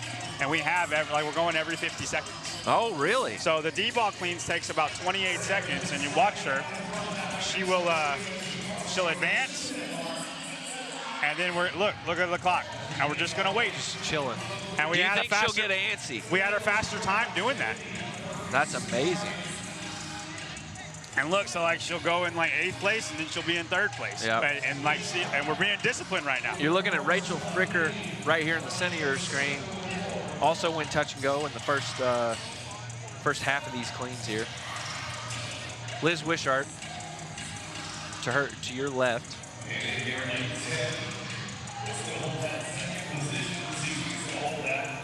And it's Rachel Fricker still ahead. And Rachel Fricker went about 25 touch and go D-balls, and then started going singles after that. I like that. Yeah. No, I mean, it's as long as you can keep the pace. Look, she's 4 D-ball cleans ahead of everybody right now in the first 50. We'll see if she can withstand or if she pulls off. In 2nd place, Nicole Hanches. She's pulled ahead of everybody except Rachel Fricker. But like we've seen, she's going to wait. Doesn't matter till the back half. I like this, slow and controlled. You just tell her to go off in the last half? Or same last thing? half, we just, no. It's whatever's left. Hang on. Last half's whatever's left. Yeah. If we can go every 50, great, but the chances are we're not going to be able to go every 50. I want to see somebody hold the ball, like go touch and go, hold the ball, and then go touch and go again into the next set. Oh, man. On the back half. Touch and go on the back half would be awesome. Painful. Rachel Fricker onto her box jump overs. Cole Hanch is going to be right behind. She's going to move into her box jump overs. I want to see her cadence. Oh, yeah. That looks good. She's going to catch Rachel. If she can hold this. Yeah. You're good. Tracy Johnson moving her onto her box jump overs, and Lexi Neely. Lexi Neely is not someone I want to have right on my back pocket. No, because Lexi Neely is somebody who will touch and go in the second half that did not touch and go in the first half. She's a stealthy hunter, man. Silent assassin, if I've ever seen one. And Nicole Hanch's box jump rate does look significantly better than Rachel Fricker's. I would imagine they'll be even about the row. And then I kind of think Lexi Neely will take off. Rachel took a second to dump her belt, but Hanch is keeping her on.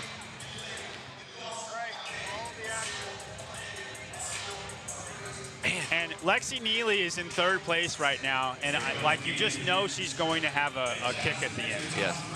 Because she's done it before. Now this is a little bit of a different stimulus. It was a 9-minute event last time. This is a 22-minute event. So, Lexi Neely, or not Lexi Neely, Liz Wishart, somebody you should watch during this event. She seems to be very controlled right now. Seems to be thinking her way through this, and I think that's smart for her on this because she knows she's just work capacity, right? She gets to that back half, she can really start chipping away at athletes. Well, you just want to stay with the middle of the pack I think right here. Liz makes her move on the rower. Yeah. And you saw that paid off really big for Stephanie Dufour. Won the heat, did great.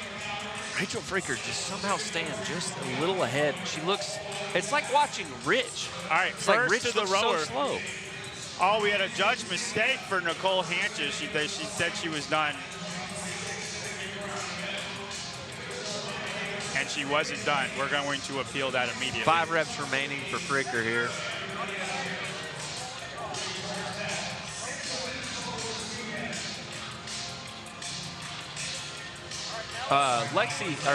Liz Wishart, way taller than she appears on camera. All right, Rachel Fricker and Nicole Hanches are 1 and 2 to the rower. Lexi Neely right behind them. Liz Wishart on her rower. Now you got Tracy Johnson going to her rower. So a good pack right there, just behind the leaders.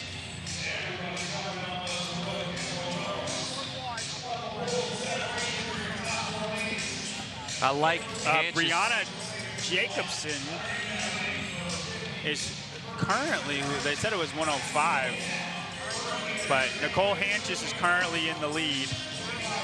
Fricker, you see her row pace up there. Once again, just under 1,000 calories per hour. Seems to be the threshold pace for these women. Will she hold it on the back end? I wonder what Nicole's holding right now. Liz Wishart looks so controlled right now. If you look in lane 4, her face. Looks like a half marathon. And look who's in first place. Yeah.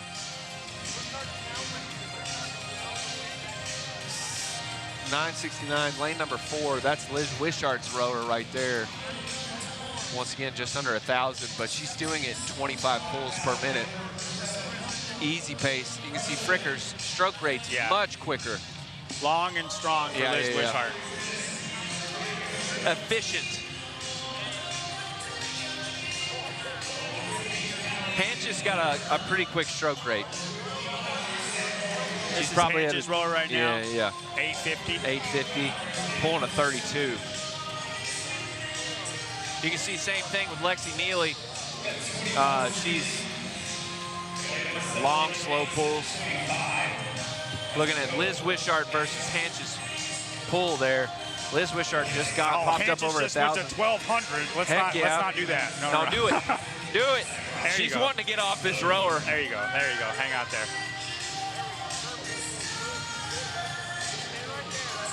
You can see the judges throw an arm out for every rep or every calorie that the athletes are finishing.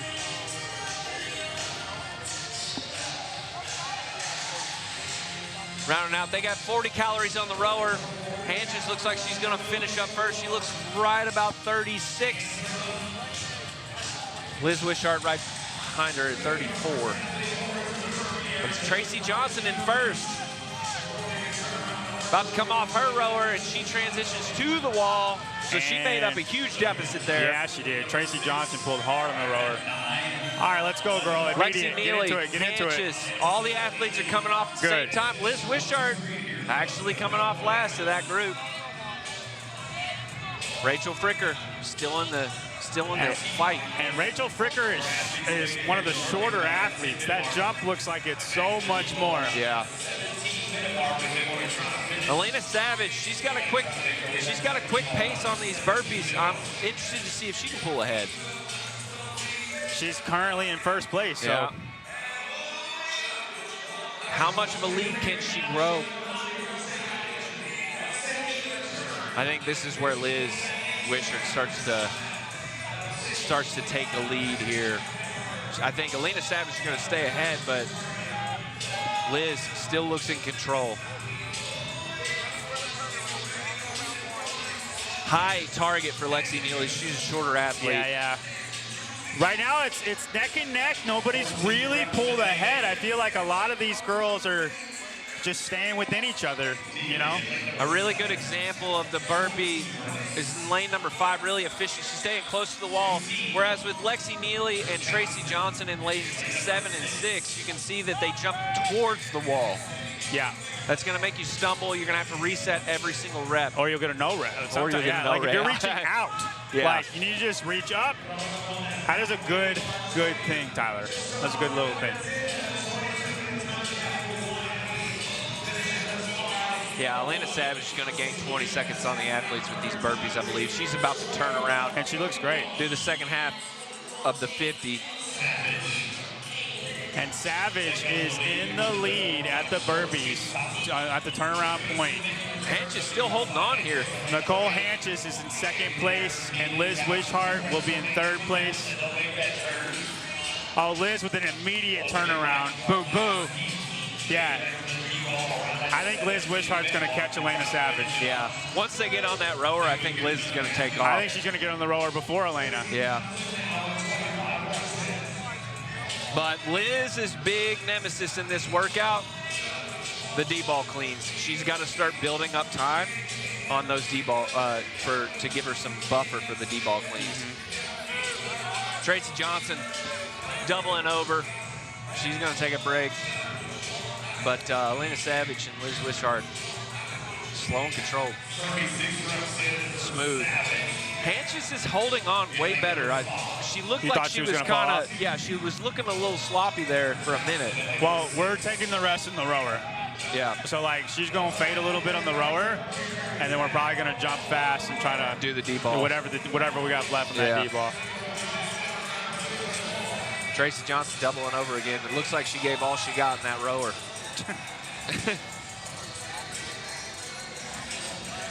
Elena Savage, I don't know if she's slowing down just to start to control heart rate or if she is just burning out, but Liz is sped up. I mean, and Elena Savage is still in the lead. She only has 5 burpees left. But on, see there, Liz just still looks solid. 2 reps remaining for Elena Savage, 4 reps for Liz Wishart. Lexi Neely really struggling on these burpees, but it's Elena Savage first back to the rower.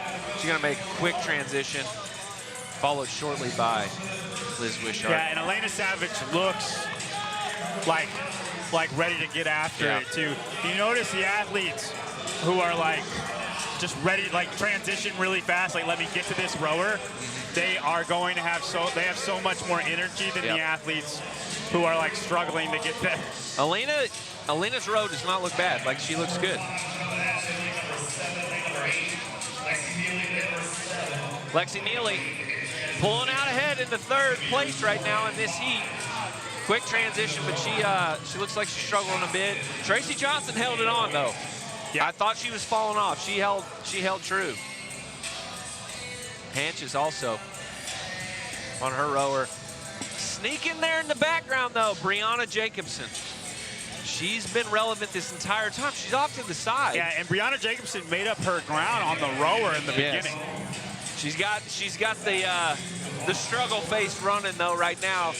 We're looking at 1,000 calories per hour. Elena Savage's rower right now. So Elena's going for it, man. I'd like to see what Liz has on her rower. I'm surprised Elena Savage is pulling away from Liz on the rower. Me too. So Liz just under her, 938. And couldn't be bothered, 25 strokes per minute. Yeah. Like, just, this is what we're doing. Now, there was a bit of bobble on Liz's box jump overs, and I didn't know if it was because she was trying to, like, just stay in control, but she didn't make up any ground on the box jump overs. I'm not loving this back half of this workout for her. Liz? Brianna Jacobson flirting between 5th and 4th right now, but slowly making distance up.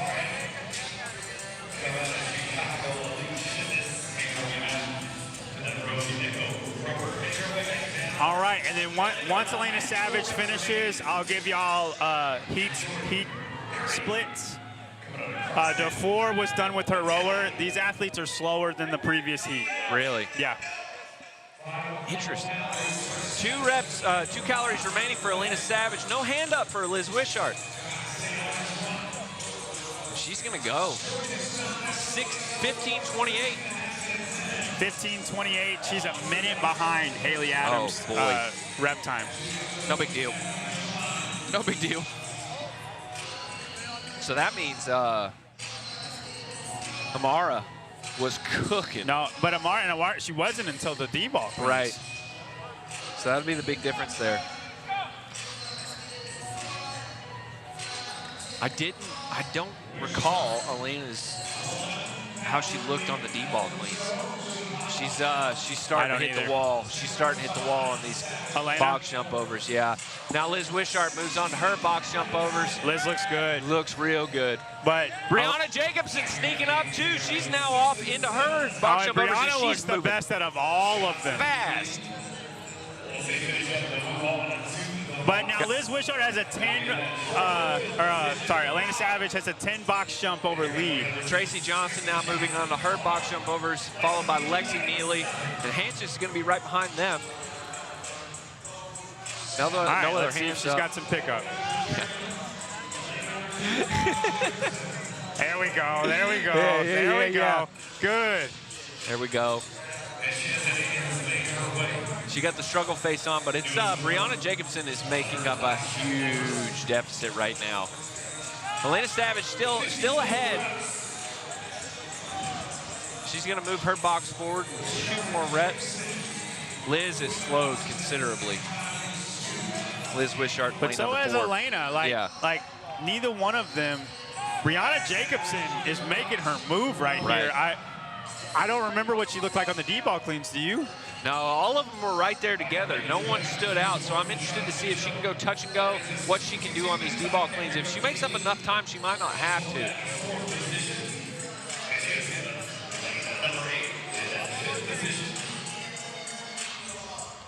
Elena Savage, no shirt, though, on these D-ball cleans. No shirt. She ain't got one out there. Oh, dude, that is a good call. That could be a big deal. You get slippery, dude. Big These Mondo balls get big slippery. break for Elena Savage here. Yes. Liz Wishart about to move her box forward. Trailing. Just 3 reps behind Elena Savage. Hanches doubling over. Lexi hanging in there. Lexi Neely in lane number 7 hanging in there, but you got Liz Wishart. Elena Savage is now moving on to her D-ball cleans on your screen. Here we go. I wonder what this transition will be like. She's going to belt up. They're 20 seconds behind a fours time. Here's the thing. Pro move. Liz has her belt on, never took it off. Elena took 10 seconds to strap up her belt. She's only 2 reps behind. Brianna Jacobson, though, right on the ball. Oh, no rep for Brianna Jacobson. That's not what you want to see. I don't know, dude. If Lexi Neely has it, if she looks good in these cleans, I think Lexi Neely will overtake. Yeah. But none of these athletes are going to finish. Savage, looks like a real struggle on these D-ball cleans. Liz taking a long time to kind of choke up to her ball, but the clean itself looks really solid. You're right. Lexi's got him, dude. But we got Nicole Hanches in lane number 8 that's going to go touch and go on these reps. That's insane. We'll see if it's smart or not. It's really, really dumb or really smart. Doesn't matter. You're cool. Doesn't matter if you look cool. Elena Savage still in the lead, but she's losing it quick. And Nicole Hanches has made up all of the ground that she lost. Brianna Jacobson, I believe, was just trying to build up buffer zone for these cleans. Liz Wishart still just chipping through. All right. Hanches moves her ball forward. She is now in the same lane as Elena Savage. We're going to take a big break here. We're going to take a big break here. Hey, no. Lexi Neely starting to show the struggle on her face. Hey.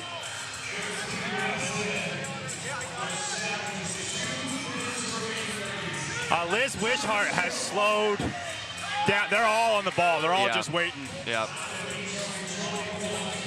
Lexi looks like she's in the most pain of any of the athletes, but she's staying right on the ball. Elena's going to pull this out, man. She is really good at living in this pain cave. There is 90 seconds left. 2 reps. 1 more rep. Elena's going to move forward. Hanches has hit the wall. But Lexi Neely right there behind Savage and staying right close to the ball, right on top of it. Dips down quick, pulls quick. Please don't.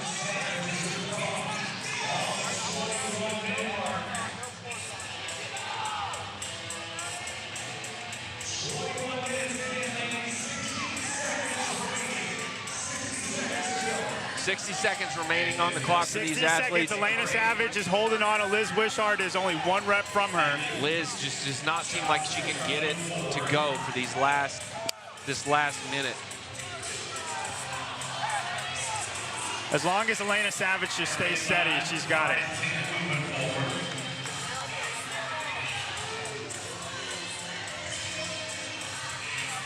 "30 seconds left. Lexi can go touch and go if she really wants to, I believe. Lexi Neely has the best pace right now.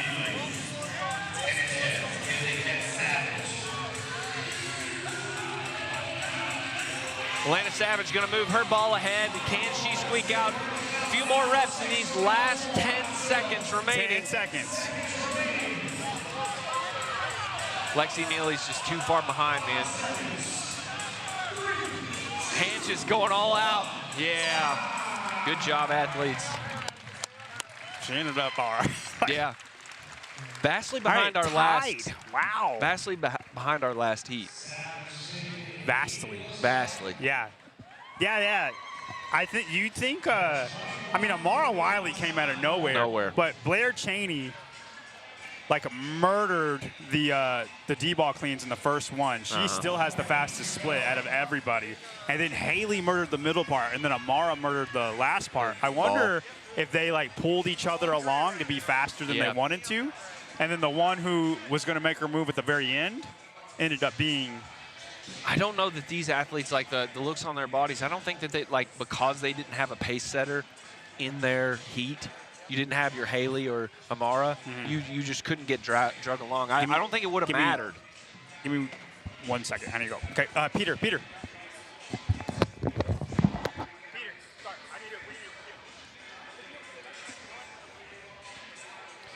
Coming up, the final heat of the women.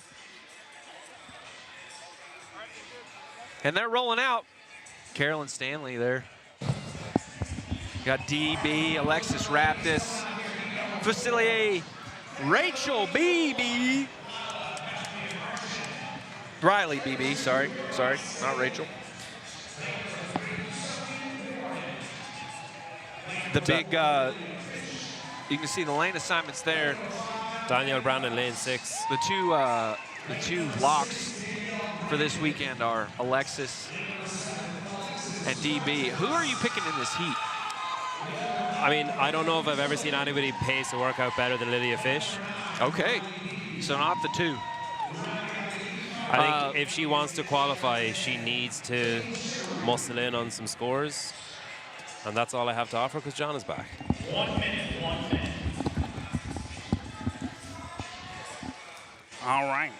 John, who did you pick for this in your... I think Danielle Brandon will win this chipper. Okay. Dude, you know who's sneaky? Is Rebecca Fuselier. She loves these volume squatting events. Really? And I think she's going to be strong enough to handle the D-ball. Now, I don't think I wouldn't pick her to beat Danielle, but I do think she's sneaky in this. Yeah. Your athletes are lined up. They're ready to go. We still only have one athlete that finished this workout. What we've seen from this event so far is come out controlled, but you can win it all in the back half if you really want to. I mean, Amara Wiley's. Amara won. We can't. On the last piece. Yeah. Athletes stand by.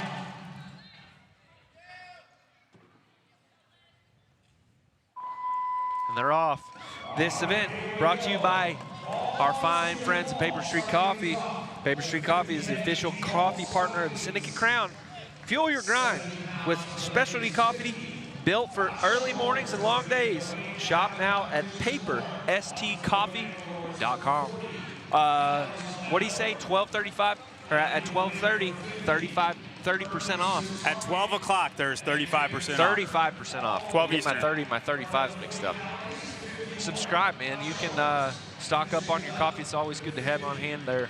Soma. Now, if we look at Alexis Raptis, she like back racks this D-ball. Every single clean, like she puts it all the way on her back. It's a long transition. I'm not that. In the last 50, I'm scared of the slippage with it. The Because slippage. I mean, we saw plenty of girls like getting, the ball fall down their back. Yeah. Danielle has it right on her shoulder. Rebecca's got a kind of a front rack. Alexis puts it all the way on her back. Like Lydia, it's more of a solid squat, but I'm scared of that happening. Lydia Fish is actually leading right now. And dude, she's staying right over top of the ball. This is not a movement I think most people would pick Lydia Fish for, but the D-ball just is not terribly heavy, even for the women. It's 70 pounds. It's more about volume than it being heavy. It's movement efficiency, and do you have enough endurance in your back to be able to withstand these 50 cleans right here? She's moving great. Followed closely by Zoe Warren. And again, I don't think we can make any decisions on how the workout's going to go until the back half. No. Right about the burpees is whenever it starts panning out. We've seen all of these girls are within 1 or 2 reps of each other. Transition to the box. When was the leading athlete done with these cleans, John? We don't know because Blair Cheney was in that heat, and Blair Cheney did it in 3:20. 3:20. But That's what I'm Amara saying. Wiley, we don't know what her heat split. That's fine. Blair Cheney led it. I know 350 was the second place one. But that's the pace is set. They seem to be moving great. I think that they're going to overtake that pace right there. I think at least 4 of them are going to beat 320. I don't think so. Fuselier. I always mess that up. She's moving great too, but you got DB on the screen right now. She seems to be moving slow and controlled. This, would you say the D-ball is probably a little bit of a... Oh, we got a slip from Maddie Fouts here. Exposure for Danielle? Say again? Would you say that the D-ball clean is a little bit of an exposure movement for Danielle?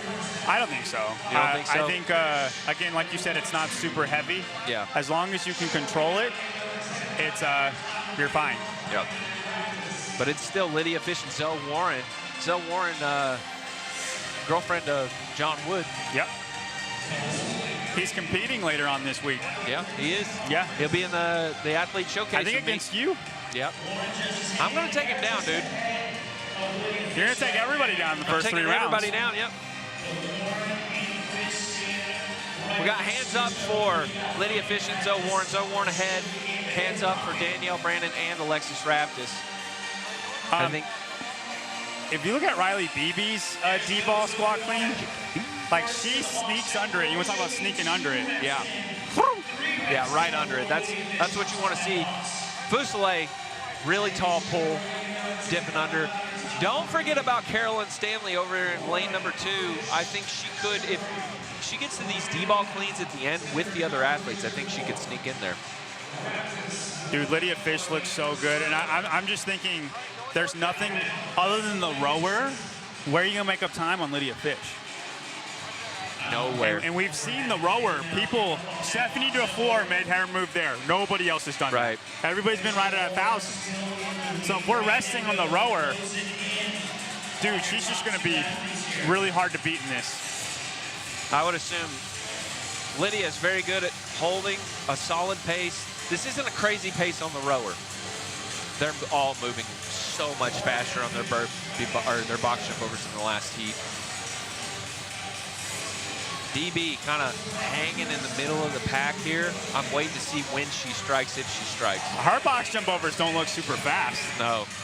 I wonder if this is just a pace game. I feel like it is. It's the same thing with Alexis Raptis. Same sort of like... that little pause. Yeah, pause, no big deal. Whereas Lydia and Zoe, very rushed. Is it Zoe or Zoe? Zoe.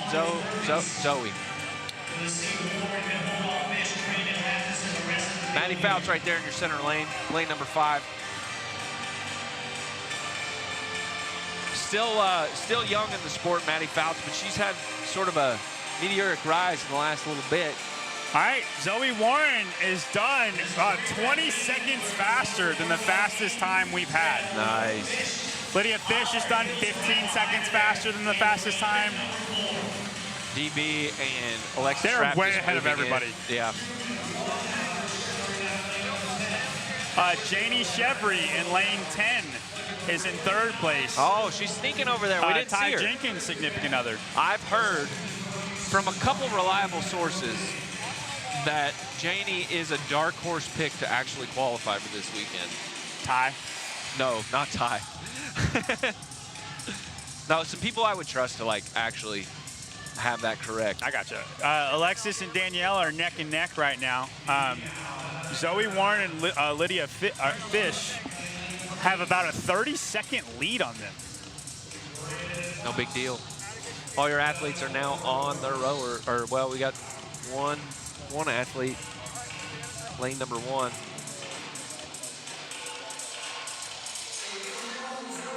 Now we nestle in. Let's see what we're rowing here. Zoe Warren, 1,000 calories, so she has crested over that speed limit. That's what it is.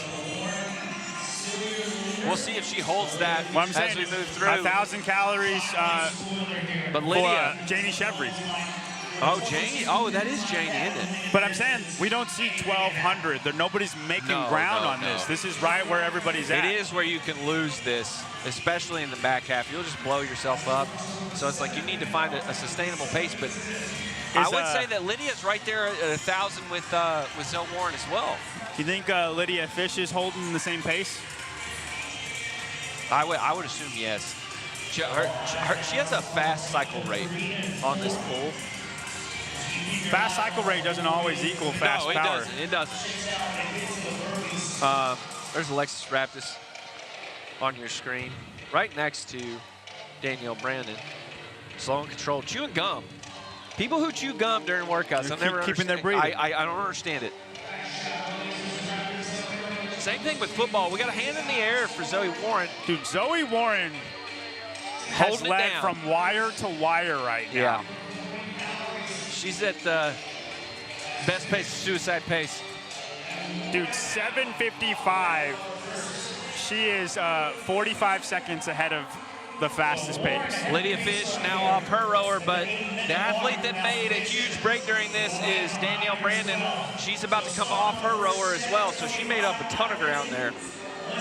Hand in the air for Alexis Raptis and Riley Beebe. Janie Chevry snuck in over on the wall now doing her burpees. But I'll say Lydia and Zoe, their burpees are a little wanting in the form, but Danielle Brandon straight up and down, not having to jump barely at all. I hear you, but it is very rhythmatic, Lydia's is. There is that, like, It's you have to take rhythmatic. that step every time.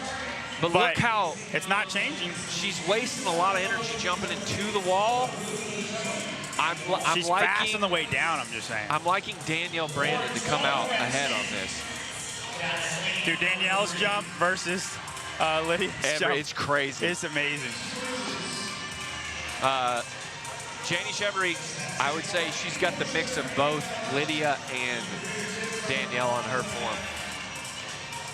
Yeah, dude, Danielle definitely does look the best here. That height is paying off. It's Yeah. just a normal burpee for her. Man, this heat has really stayed close together. We have 9 of the athletes now on the burpees.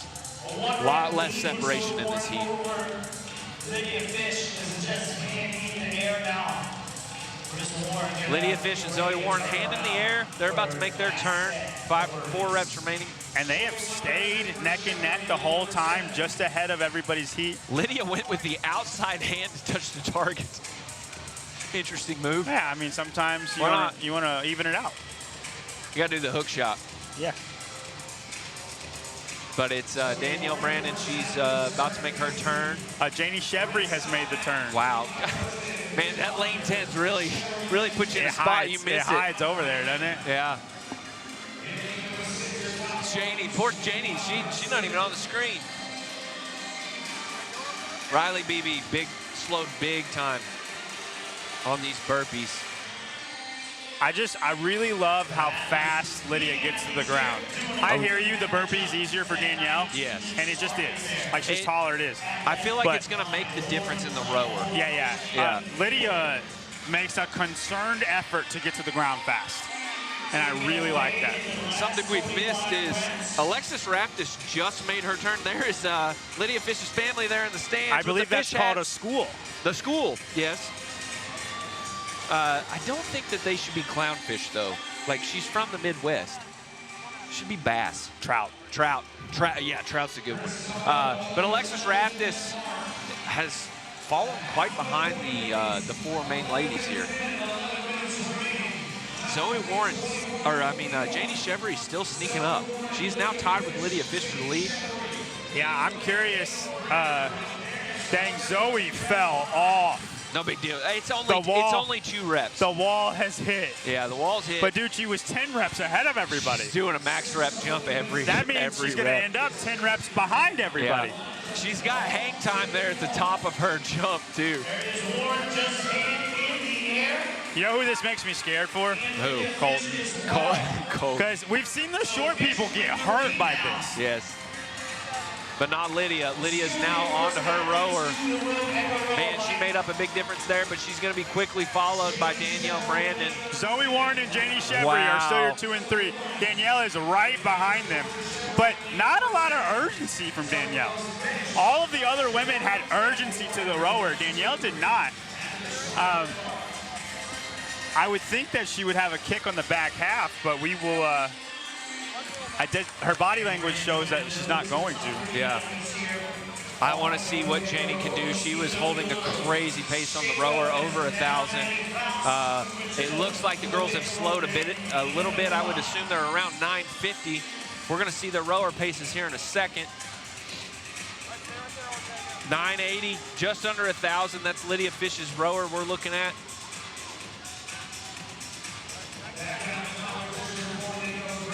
I would assume Zoe's right there with her. But I think Danielle is going to be the first one to the box. Danielle Brandon, I think, is rowing at a faster cadence, and over in lane 6, Danielle Brandon, I bet you she's rowing at a 1,100 right now. Janie just realized she was up on the screen. Contrary to the norm, I don't like the look of poise on Danielle's face right now. She's in the lead. I understand, but you've got the psycho Lydia Fish right behind you, and Zoe's trying to ride the wave as well. Lydia's not making any moves on the rower. I think if Danielle gets 20 seconds of a lead on Lydia here, she'll be able to hold on. Janie's also got something to prove. She's been trying to come up for the last few years, and she's really been trying to make a break. She wants to make a statement this weekend, I believe. And Janie looks so calm. So calm. Rocking her Adidas apparel. Adidas. Lydia. Looks like a frantic pace, but also controlled. Like her face. Yeah, and it's just a difference in how you row. I think everybody should test this. Some people can hold on to 30 strokes a minute for 20 minutes. Some other people, their body responds better to 24 strokes and really strong pulls. I think you should experiment with both of those stroke speeds on a damper 3, a damper 4, a damper 6. 2 hands up. Danielle Brandon is about to come off her rower. And find the optimal power. She's going to be followed shortly by Lydia Fish. Hand up for Maddie Fouts as well. Alexis Raptis falling back. No hand up for her. But Lydia's got the faster cycle rate on the box jump overs. Zoe Warren leaves her rower and comes over to the box jump, starts hers. She had a fast cycle rate as well. I would assume she's going to overtake Danielle Brandon. So they were only 10 seconds faster than the time to beat. Oh, so they slowed big time on those burpees. Danielle's slowing. She's pulling back a large amount. In the front of your screen, Janie Chevry looks like she's moving the best in the box out of everybody. Lydia moves her box forward. Boy, that lead was short-lived for Danielle. Janie Chevry is pulled in the second, and she is looking at Lydia every single box jump. Danielle resting on her box for just a second, putting both hands down. She's struggling, stumbling a little bit. Yeah, I think the race right now is between lanes 4 and lanes 10. Janie Chevry and Lydia Fish. Zoe still has a good cycle rate on her box jump overs. I think she's going to try to catch up to the main leaders here. Every one of these athletes in the lead right now. Alexis Raptis just got a no rep on her box jump, and she looked like she twisted her ankle. Oh boy! Look at her. You see, like she's pulling the shirt up. She's also got tape on her back, which may be just like and dude preparatory. She's going slow. I don't know if she just got hurt, but she's She's going noticeably slower than everybody else. Yes. We got a hand up for Lydia Fish. She's about to move her box forward. I'm wanting to see what's going on with Chevry. 3 reps behind. 3 reps behind. Danielle Brandon, man, pushing that box forward, but it looks like a struggle. Oh, Lydia looks good, oh dude. my God. She looks Now, good. Every athlete in the last heats, they do the first 5 and then they slow way down. That's true. Let's see if she holds on. She is 20 seconds ahead of the time to beat. Wow. I think she's gonna make a break. She almost did a front squat with the ball in sort of in front there. The time to beat is 21:52 by Amara Wiley, but she had about 30 seconds of a judge miscommunication. Danielle moving to her box cleans, and Zoe Warren doing that back rack clean that you were talking about earlier with Raptis, like a full to the shoulder, behind the shoulder. Danielle is just holding on. She's maintained a similar pace on everything. Maddie Fouts has actually made a break here. Whoa, huge slip. Lydia doing these cleans is awesome. Lydia looks the best out of all of these women on the cleans by far. Janie Chevry is not far behind her, though. No. Janie Chevry has kept pace. Riley is fighting hard with Lydia right now. Dude, Alexis is faded into almost last place. Like she's not doing the box jumps. Right back there with Carolyn Stanley, actually. At any kind of speed. Yeah. Raptis being behind Fusile on this is not a call I would make. No, dude, she like twisted her ankle on a box jump. I don't know if she actually twisted her ankle, but it looked like she had a no rep on a box jump. She's in the heart rate too high zone right now. I think she gave herself rhabdo at the first 50 cleans. First 50 cleans. Yeah. That'll do it. Riley Beebe right behind Lydia Fish. Janie Chevry also making distance on Lydia. I think they stayed about the same. She is distancing herself from Zoe Warren, though. Yes. She is a convincing second. Props to Zoe Warren, because she looked like she was left for dead. Yes. And then she has come back from the dead and gotten 5 D-ball cleans ahead of Danielle. Janie Chevry with a huge break there. Looking like she's going to run into a wall here. But Lydia Fish, man, like clockwork. 20 reps left. Time to beat, John. 21:52, but there is a discrepancy and we don't know the real time. Is Lydia going to go sub 20? No. She's got 20 reps left. 21:16. It looks like it's there. Oh, we got a no rep for Janie Chevry. Oh, no. Never good when you're walking away from the ball. You got to stay on top of that thing. Maddie Fouts. Dude, Maddie Fouts is making a move on Danielle Brandon. Yeah, Danielle Brandon's only 1 rep ahead of her. Hey, sometimes you can't be looking at the leader. You got to fight the fight that is next to you. Where you're at. Lydia about to move into her last section. 3 reps left. Janie seems to have a couple bobbles here. She's chalking up a lot. Yeah. Riley not wearing a shirt, or Zoe not wearing a shirt, and no issues. Maddie Fouts just got another no rep. Lydia Fish is running away with this. I wish we had an accurate time to beat. She's got 8 reps left. You have an athlete way back in the back, but Alexis Raptis would be your last place. Last place besides that. 9th place right now in this heat. Danielle. Danielle Brandon, we haven't talked about this, but is hurting. Like, she was in the lead going into the box jumps. Maddie's going to finish ahead of her, but it's going to be your winner. She's got 30 seconds. Lydia Fish has got 3 reps left. 3 reps left. And she's just, she's going to cruise to the end, I believe. Yeah, she is. Last one. Bam. Wow, good job, Lydia. Fashion. Good job. Maddie Fouts is going to be just behind Danielle Brandon and Zoe Warren. And Janie Chevry actually looks like she's going to come in second right now. She's got 10 9 reps left. 9 reps left. She's got 1 minute remaining for these last 10 reps. She's got a good cycle rate. Riley Beebe's fought so hard to stay right with Lydia Fish. It'd be a shame to give it up here right at the Zoe end. Warren. Zoe Warren, sorry. Riley Beebe. Janie, 4 reps remaining.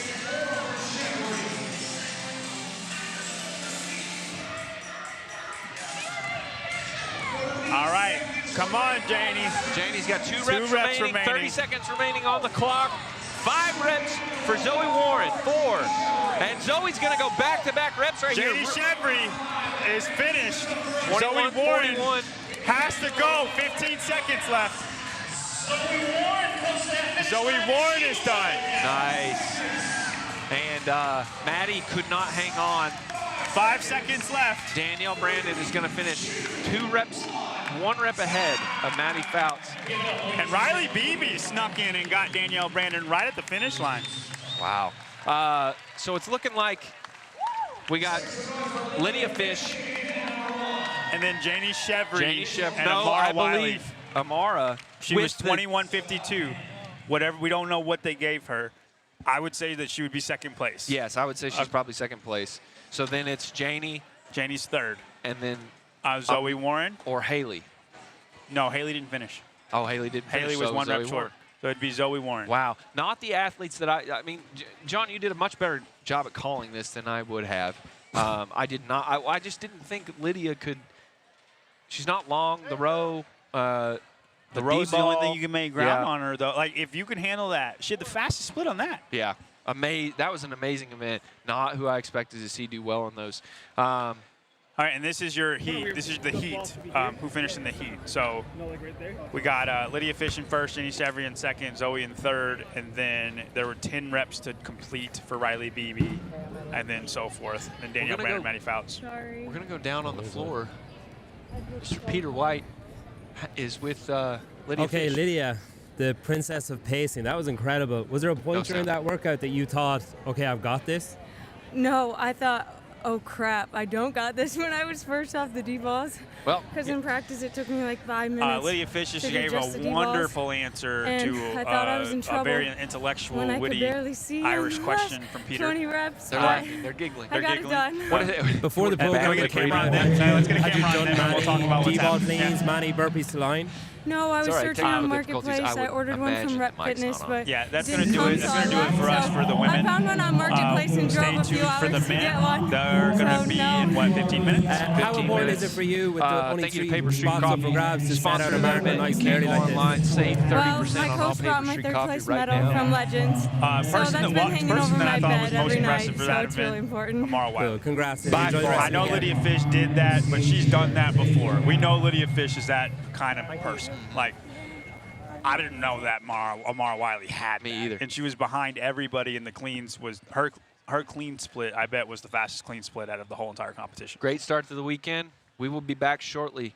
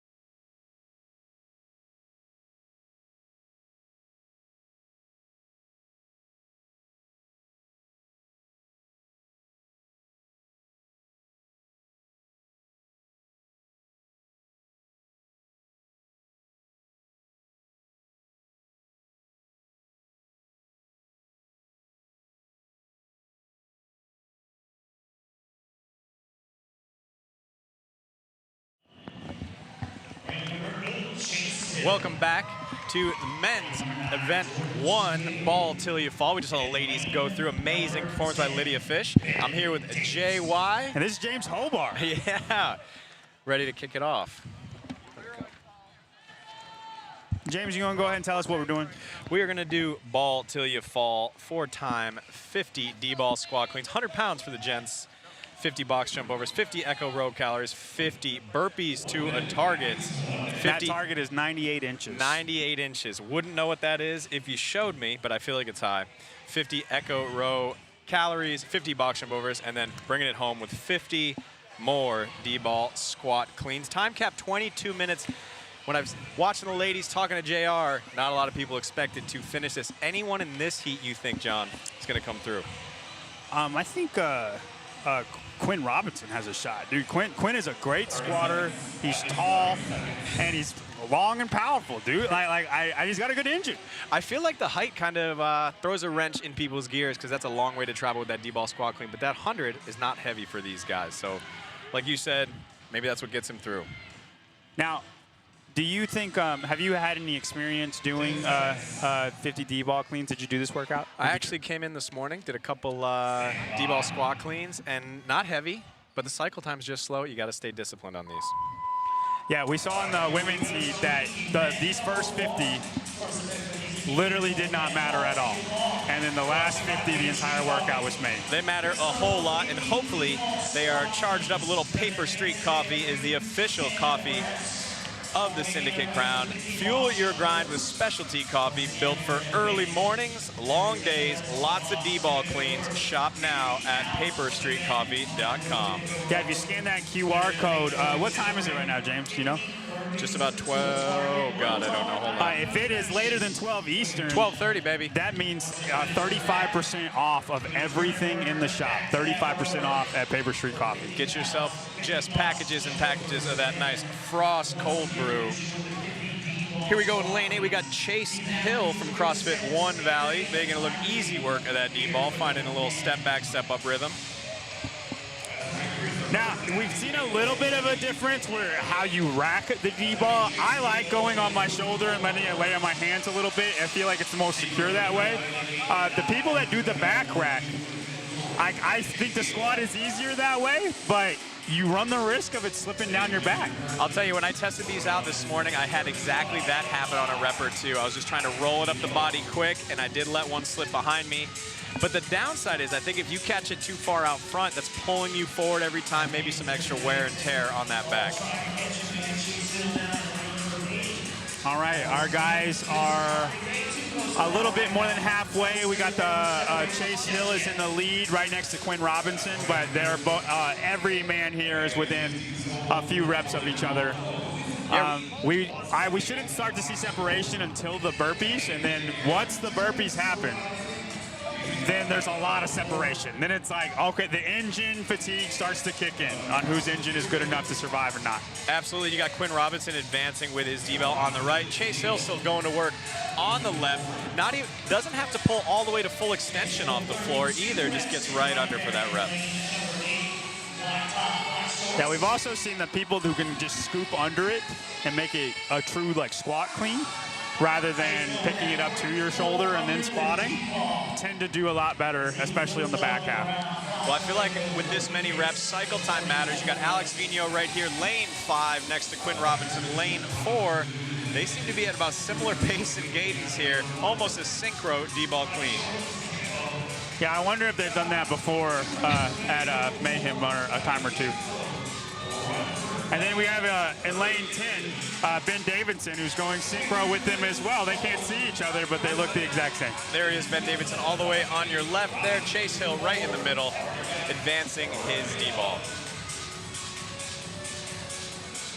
I'll tell you, in the last heat, I was really impressed by Zoe Warren, who came out hot and really led the first half of that workout. After seeing that, do you think pushing fast early is the strategy here? I really think you got to be very confident in the last 50 D-ball cleans. We saw Blair Cheney come out hotter than everybody, and self-destructed after the rower, really. We saw Haley. Haley was ahead of everybody, paced it first, and then blew everybody away. It got to those last 50, and it crushed her. Her first 50 D-ball squat clean time was 3:40. Her second one was at 5:10, and she hadn't finished yet. And you just saw Quinn Robinson wrap up at right that time, 3:40, as he advances in the camo Mayhem shirt to his box jump overs, followed closely by Alex Vigno in lane 5. And they look like our current leaders right now. In lane 9, we have Jordan Chenier stepping up too. Also in lane 3, Logan Brown.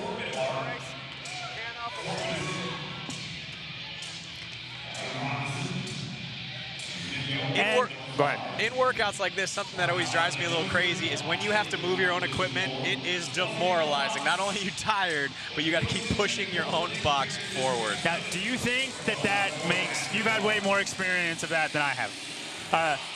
Do you think that lulls you into going slower or faster because you feel rushed? Absolutely. Aside from the fitness, I think this is a workout where there's just lots of little distractions. Getting back to the floor for the ball, moving the box.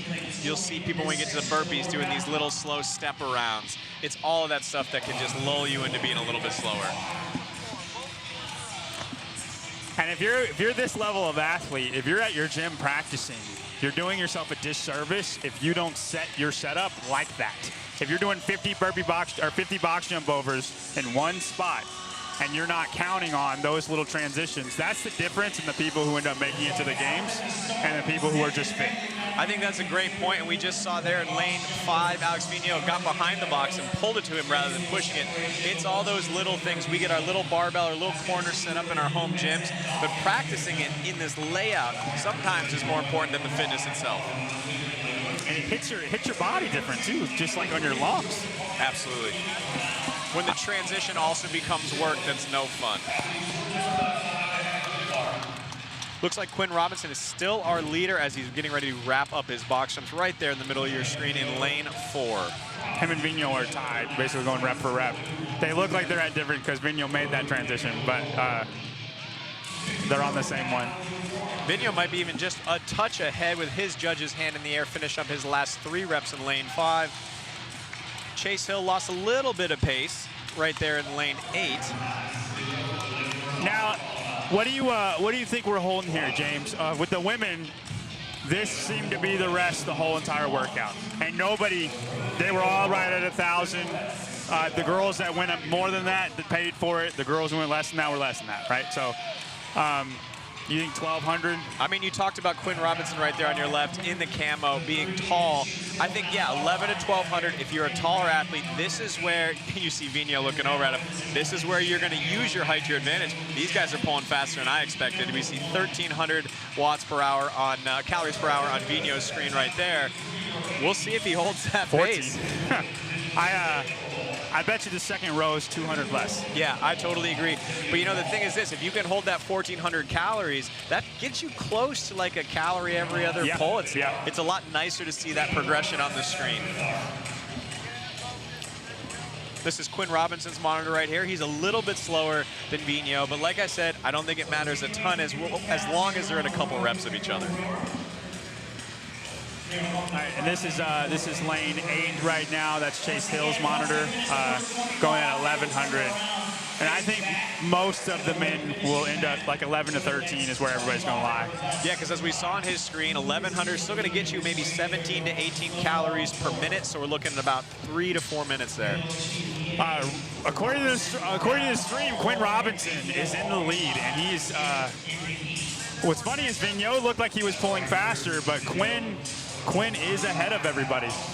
And the magic number that we're looking for here, if we're falling on the rep counter, is 150 reps to get them past that rower and onto the burpees.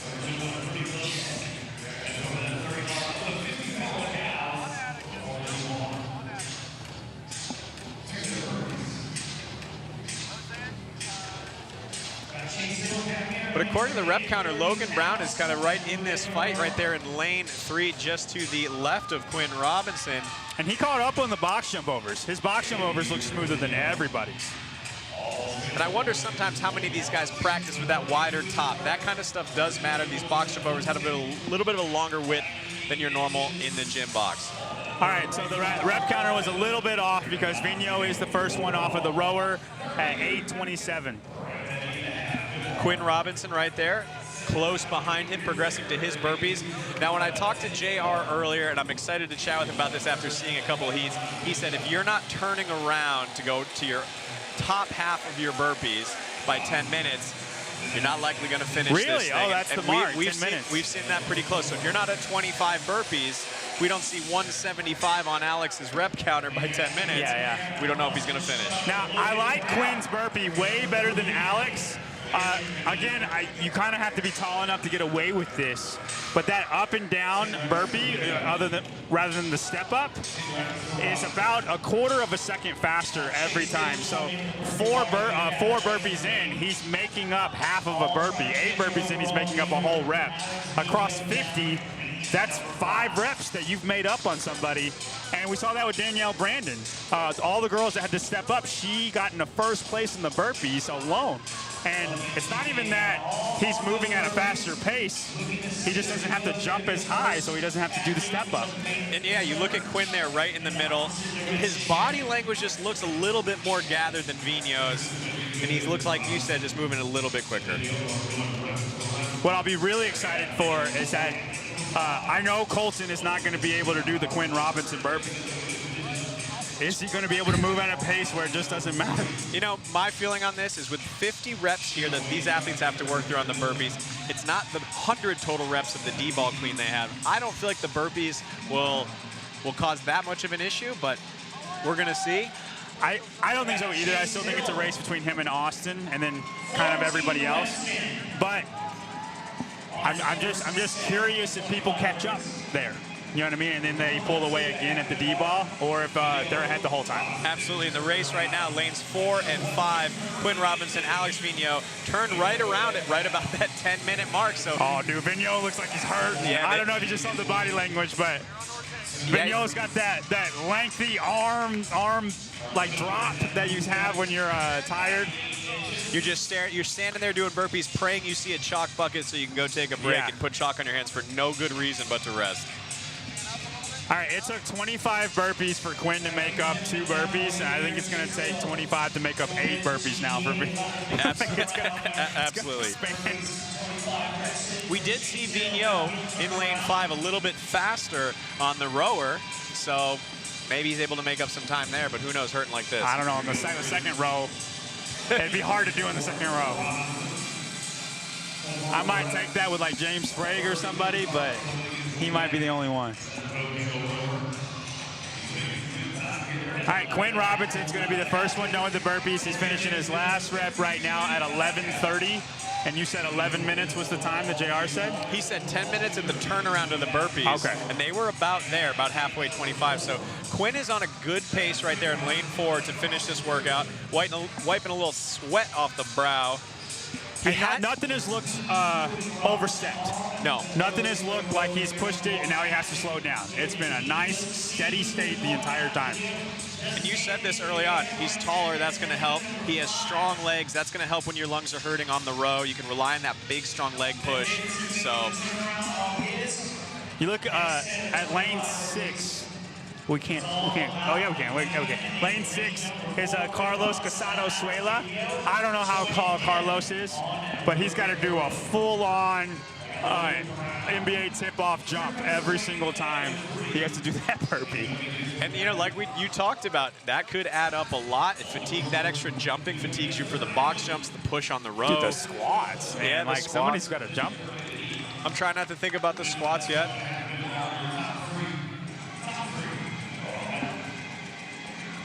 In lane 3, Logan Brown has done really an excellent job of pacing this for whatever his fitness level is. He has slowly pushed away from the rest of the pack. I don't know if he's going to catch Quinn or Alex in lanes 4 and 5, but yeah, Logan Brown, lane 3, has done a great job pacing this for himself.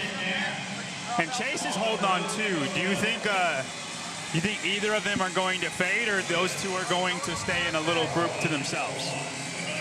I mean, Chase still has like some pep in that jump as he advances to his rower. So this might be the 4 athletes for the heat right here. I don't think they're going to catch lanes 4 and 5, Alex and Quinn, but they're not doing too bad. Because I know Logan Brown's a Sentinel athlete. They do a lot of endurance stuff. Most of them are very fit. It's the strength stuff where they're going to struggle. And you know Chase better than I do. So, like, if you think he can hold on, I'll trust you. I believe in him. I believe in him. I like that. I think there's going to be a little bit of a tier within this team. And I think that's something that matters a ton at these events. If you've been to events like this before, which Chase has, he's competed at the highest levels, won on team at the CrossFit Games. That just gives you a little bit extra experience to hold on in a workout like this. And there Chase is in lane 8, ripping his rower on that back half. Boy, he's making 1100 look real hard, James. Hey, that's almost as fast as he was going the first time through, so maybe it's not hurting him as bad as you thought it was. Quinn Robinson is done with the rower right around 14-minute mark. And remember, this is a 22-minute time cap. They have 50 reps at each movement, so he has 8 minutes left to get through 50 box jump overs and then 50 D-ball squat cleans. And he has created a significant lead on Alex Vigneault. Dude, Logan Brown might catch Alex Vigneault because Logan Brown made his move on the box jumps. That's when he caught up to the rest of those two guys. And if you look at Logan Brown in lane 3, he just has a nicer, longer, smoother stroke than Vigneault. All right, a 50-second lead right now for Quinn Robinson within the heat. So Quinn Robinson right there, lane 4, advancing his box. Alex Vigneault, second place in the heat. Lane 5, Logan Brown, lane 3. Judge's hand in the air to finish up that row. We'll see if Logan can catch Alex on the box jumps. What I love seeing is the first 5 D-ball cleans after this and then the 45 after that. Because nobody has looked the same. Those first 5, they just look really good, and then you're like, oh, we've all been there before. Oh, I get to go to a new movement. This feels awesome. First rep feels great, and then you hear that thing hit the ground, might as well be 1,000 pounds. Yeah.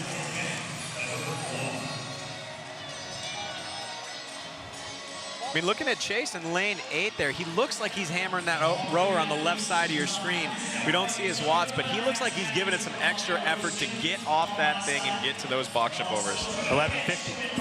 You think he's at 1150? Right? It's still, no matter how hard he pulls, it's always 11. He was 33 strokes a minute, and it was 1100. Hey. You're rocking Dipper 2 to do that right now. Yeah, I mean, Jordan Chandler looks like... Chenier looks like he's caught up to him in lane 9. His judge's hand is in the air with 1 rep left. Top part of your screen in the blue. Jordan is advancing to the box as well as Chase in lane 8. Dude, that was a 40 cal per time for Jordan Chenier. Jordan Chenier said, I'm going to... He got off that thing a little slow. Chase looks a lot better on the box overs. All right, Quinn's going to double shirt it up right now, it looks like, for this D-ball clean. Smart. Nice little fashion statement from Quinn Robinson, the D-ball scarf coming to a Jim Reaper store near you. Now, as you watch Quinn do this, is this something you would advise your athletes to do? He's not hitting that full hip extension on the pull off the ground. He's basically curling that thing to his shoulder. And if you're strong enough, absolutely. It's faster. Yeah. And it's honestly, it's less on your hips. It's way more on your biceps to do that, but it's less on your hips. Your legs are probably hurting a little bit. If you're strong enough to do it, absolutely. I agree. To me, this is the downside of this workout. If you are tall, we got Quinn right here, having to stand all the way up to get under it and then stand all the way up out of the squat. It's a long range of motion, and he's making quick work of that with that clean.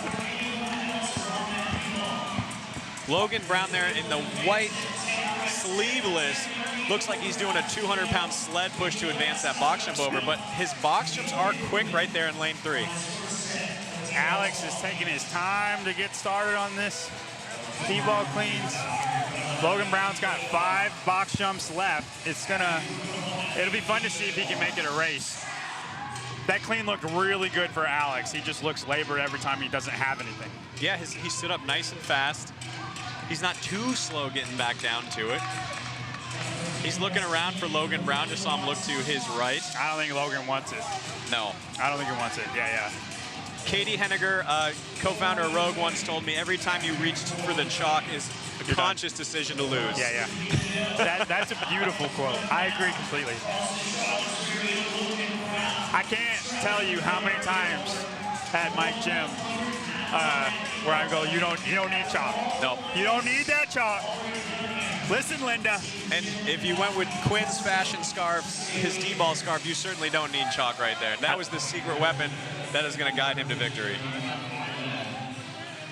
But this is your race right here. From the left, we have Logan Brown, lane 3, Quinn Robinson, our heat leader, in lane 4, and then Alex Vigneault in lane 5, trying to hold Logan off on the left at bay. What's funny is Logan's only 4 reps behind him. He can absolutely go get this if he wants it. They have just 3 minutes to finish this. Time cap's 22 minutes to finish up these last 50 D-ball squat cleans. Quinn Robinson's 20 reps shy of finishing this workout with just under 3 minutes. 350 is your time. Oh, a no rep by Alex Vigneault. It rolls down his back. And then he's got a chalk again from that no rep. A no rep on the D-balls, I feel like it's devastating.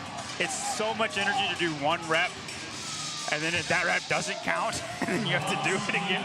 Especially at this point of the workout, it's like you get that no rep, and it might as well be 10 extra reps. Look, that 1 no rep, Logan Brown is now ahead of Alex Vigneault, which means the difference of 4 reps. So even though it's just 1, it literally costs 4 reps against your opponent. Which is interesting because I do think it shows how much the 100 rep movements matter in this workout. Like Logan was fast on those box jump overs, and I think Alex had a little edge on the burpee and the row, but Logan was just able to stay consistent and be fast in the back half of this. Oh, this is fun. Quinn Robinson right here, lane 4, getting ready to wrap up this workout. 10 reps left, fixing his D-ball scarf. Made it look easy, man. And you didn't lie. I mean, he stands up out of that squat pretty quickly. His battery is insane. He's got I wouldn't be surprised if this is the time to beat to go into heat 4. That's a big call out. But you said this earlier too. Quinn Robinson is somebody to watch this weekend to sneak into that spot 3, that qualifying 3rd spot out to the games. Last rep. Bam. 20:47.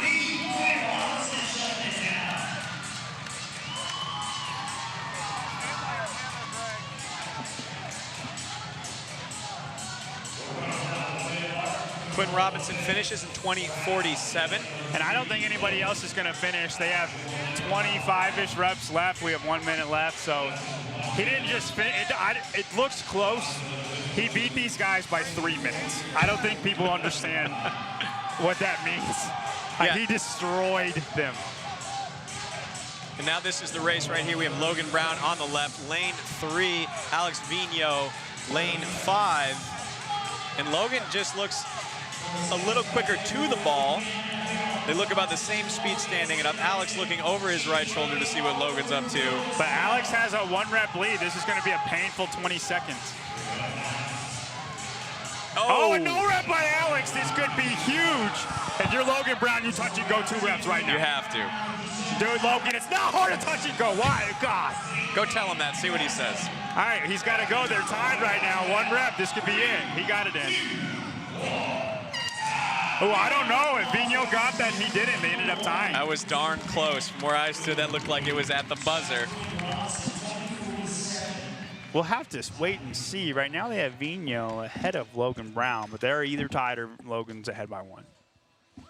I mean, looking at the splits, Quinn Robinson led 4 of the splits out of the 7 potential splits in that workout. Just really smooth sailing to that 20:47 finish.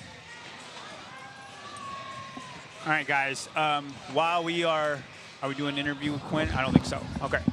While we are waiting on Heat 2, we have a guest that's going to talk to us about, I don't know, maybe the competition. Mr. J.R. Howell, the head programmer at the Syndicate Crown. What's up, J.R.? How's it going, guys? How do you feel it's going so far? Great. I mean, it's a week-long process to get it to this point, and everyone does so much work ahead of time that now it's just great to sit back and enjoy it. Were you the amount of women that finished? I believe it was 4 or 5. Is that about what you expected? Yeah, perfect. I was telling some people today, I think if there are more than 10, then I just kind of underestimated the fitness level. I really wanted this to be like a badge of honor chipper, like back in the day with the original 50s chipper in 2013, I think it was, with the ring dips. You knew the people who finished. It was only a handful across the world, so I was kind of hoping that there would be, 5 to 10 on the women's side, and hopefully 5 to 10 on the men's side. So you think it'll be the same then? Judging by Heat 1, it looks like that, because Quinn was going to be really good and nobody else was close. Yeah, what was really interesting about the women is that you see in Heat 2 of 4, I think Haley was a few reps from finishing, and then you had one girl finish in that heat, and then in the next heat, no one was even close, like within 20 reps. Yeah. And then in that final heat, everyone was kind of pulled along, but you still had most girls with 10 to 20 reps remaining. Yeah. And on this heat, I think the guy to watch right now is on the screen. No, not Sinestro from The Incredibles. It is Ty Jenkins. Now, Ty Jenkins, he's a popular pick to make the. Other than Colten and Austin, I think he is the #1 guy people think will get Punch's ticket. He did it at Syndicate Crown last year, at a sandbag event, and I think he in this event. I know I said that about Quinn. I didn't think Ty was in this heat. I think Ty will give Quinn's time a run for his money. Ty's going to obliterate this. Okay, so we're keeping an eye on Ty Jenkins, lane 10, as we kick off. Ball till you fall. 4-time, 50 D-ball squat cleans, 50 box jump overs, 50 echo row calories, 50 burpees to target at the turnaround, finishing back down the ladder with 50 echo row calories, 50 box jump overs, and 50 D-ball cleans. Time cap 22 minutes. JR, when I used to talk to Dave about how he would program the games and the higher level competitions, I always used to ask him, do you go out of your way to sort of beat down athletes? And he said, no, one of my goals is to help push athletes a little bit further than they think they can go. Do you see any athletes out here who maybe surprised themselves so far in this event, or are you just seeing the usual suspects finish this one? No, I think this workout is maybe as much of an outlier as a traditional strength event, or maybe like a traditional long running event, that regardless of how they got here, someone in Heat 1 can put up a top 10 time. And we saw, Quinn Robinson's time was pretty darn good, as JY pointed out. Now, a dark horse in this heat, I'm just interested to see how he'll do with Zach Levy in lane 6. Zach's, he's very, very strong, and he likes to come out hot. Now, we've seen that pay off for some, and we've seen that destroy some. So he's pacing himself right now. He's not going too hot on these D-ball cleans, but we see him at Crash Crucible every year, and he always surprises in random events. And I know he's a very strong squatter, so he's a dark horse for me in this heat. And we have Ty Jenkins, your guess for the best time in this heat, lane 10 on your left. And then on our right, we have Alexander Majors from CrossFit Polaris. Yeah, who's currently in the lead for the D-ball cleans. I'm trying to remember. That thing looks like a softball in his giant man hands. I don't think any woman who finished the D-ball cleans finished the win. Finished the first D-ball cleans who ended up winning. I don't think it happened. Oh, gotcha. So you're saying whoever won the first set of D-balls did not win the workout? They didn't win the workout, yeah. There was a lot of seconds. Now, before you say whatever you say, there was a lot of seconds, but I don't think they ever won. Zoe Warren led it in the first one. Lydia Fish won. Stephanie Dufour won, and she was second on the D-ball cleans. So just something to point out. So the best advice we give all our athletes back home, whoever wins the first round usually wins the workout. Yeah, for sure. Alex Vigneault was first on D-ball cleans. Quinn was second. They're right there behind them. But they're right there behind them. Well, it was really interesting when the women were going, standing over by one of the clocks, you could see the athletes that have a pacing plan going into it by the minute a lot of them looking over after every 10 squat cleans to see, hey, did I maybe make a mistake here? Or am I a little bit behind? Or am I right where I want to be? And you guys have probably talked about it. You know, the workout really starts when you turn around in the burpees. That's the opportunity for people to slow down. And then from then on, yeah, it's fitness, but it's a lot of discipline. And if you don't get to the D-ball with about 5 minutes left, you just don't have the time to finish. Yeah, now the time that you told him, the 10 minutes at the turnaround point, that interests me because that's you have 2 minutes to spare if you even split it. You're basically guaranteeing, and I mean, it's shown. Yeah, I mean, I think even split's almost impossible in this workout. Sure, I think the 10-minute turnaround and then 17 minutes getting started on the D-ball is kind of the gold standard as far as the pacing goes. I think it's really easy for people to say, well, I'll just speed up on the last 20 D-ball. Probably not. Now, hey, you remember what we said? Alexander Majors was the first one to the box jump overs. The second guy to the box jump overs is Ty Jenkins. Ty Jenkins on the left in lane 10. Alexander Majors with the epic Viking flow right there in lane 3. JR, why the D-ball? I mean, you talk about discipline in a workout like this. Why not a sandbag? Why the D-ball? Yeah, I mean, one of the reasons why I picked it is because I know no one trains with them anymore, you know? Bless Rogue for giving us an opportunity to use something like that doesn't change when it gets wet, right? So I just knew that this movement being in the Rogue Online Qualifier, being the only time it was programmed to end competition, I could probably catch some people not having practiced a certain movement pattern. And then also, you know, if it's a 115-pound barbell like the hundreds last year ended with 100 front squats at 115, it's a completely different story because you just got to keep putting your hands on it. You know how to move through it. You know how to pull under it. If you're not super accurate with your movement, if you get it a little bit forward, it's a no rep on the shoulder. If you let it go behind you, it's a no rep. And a no rep on a movement like that is devastating. Yeah, I totally agree. It's one of my favorite parts of this season of competition is when you see the odd objects start to pop up because we love our shiny barbells and comfy pull-up bars. So I think it's been a good fit so far and challenged athletes in some surprising ways.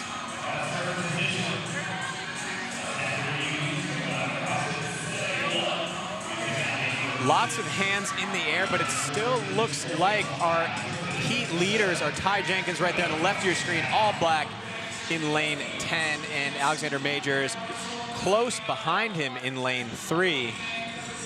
Ty's starting his rower. Now, the time to beat for this, if we want to do heat splits, is 8:27 from Alex Vigno. So he's got about 2:40 to do 40 cals. I'm gonna go out on a guess and say that he does that. Now, what we would expect here is that Alexander Majors be a little faster on the rower, larger athlete than Ty, but like you said, Ty Jenkins is strong. This is Alexander Majors right here, 1,100 calories per hour in lane 3. Peak up to a 12 right there.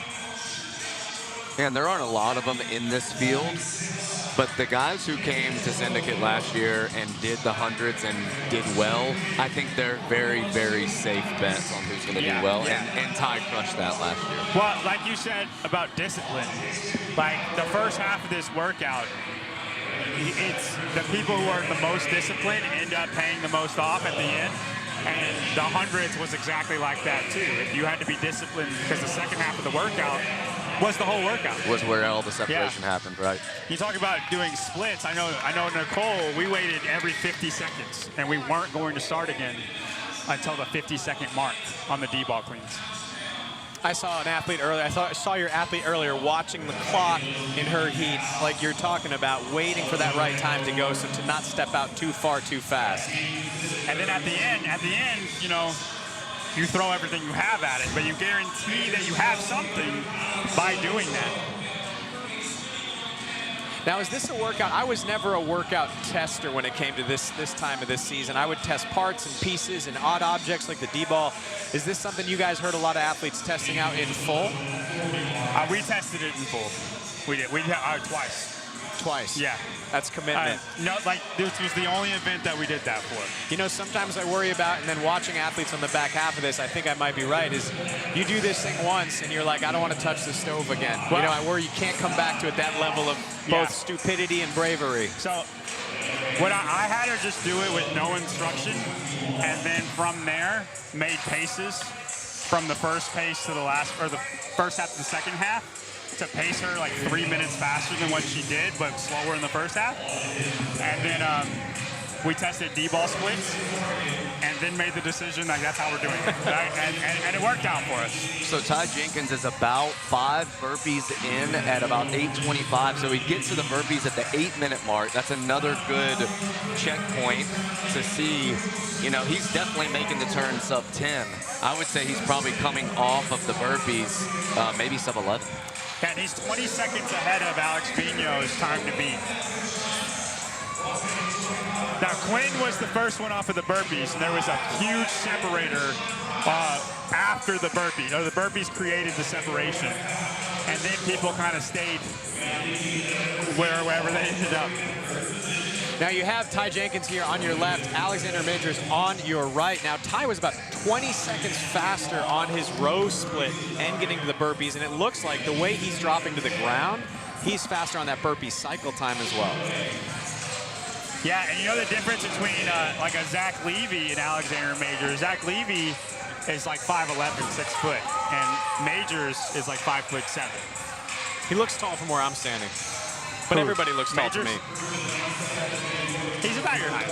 Okay, yeah, so he's short. All right, that's a big jump. 98 inches is a big jump for him. 98 inches is the height of that blue tape line that they have to jump to and touch with that hand. Now at 25 reps, they will turn around and face back toward us down the lane. Ty Jenkins just made the turn. And you said this earlier, making that burpee turn sub 10 minutes is the sign that, hey, you do have a shot to finish this thing.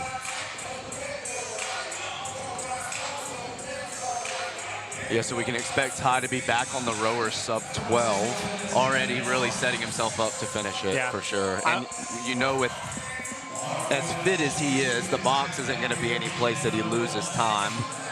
What'll be interesting though, going in heat 2, not being in heat 3 and 4, having someone to push you or having someone that can pull you along is so important. So discipline here is going to be huge going in the second heat, knowing that 2 more heats of guys are still have to hit it.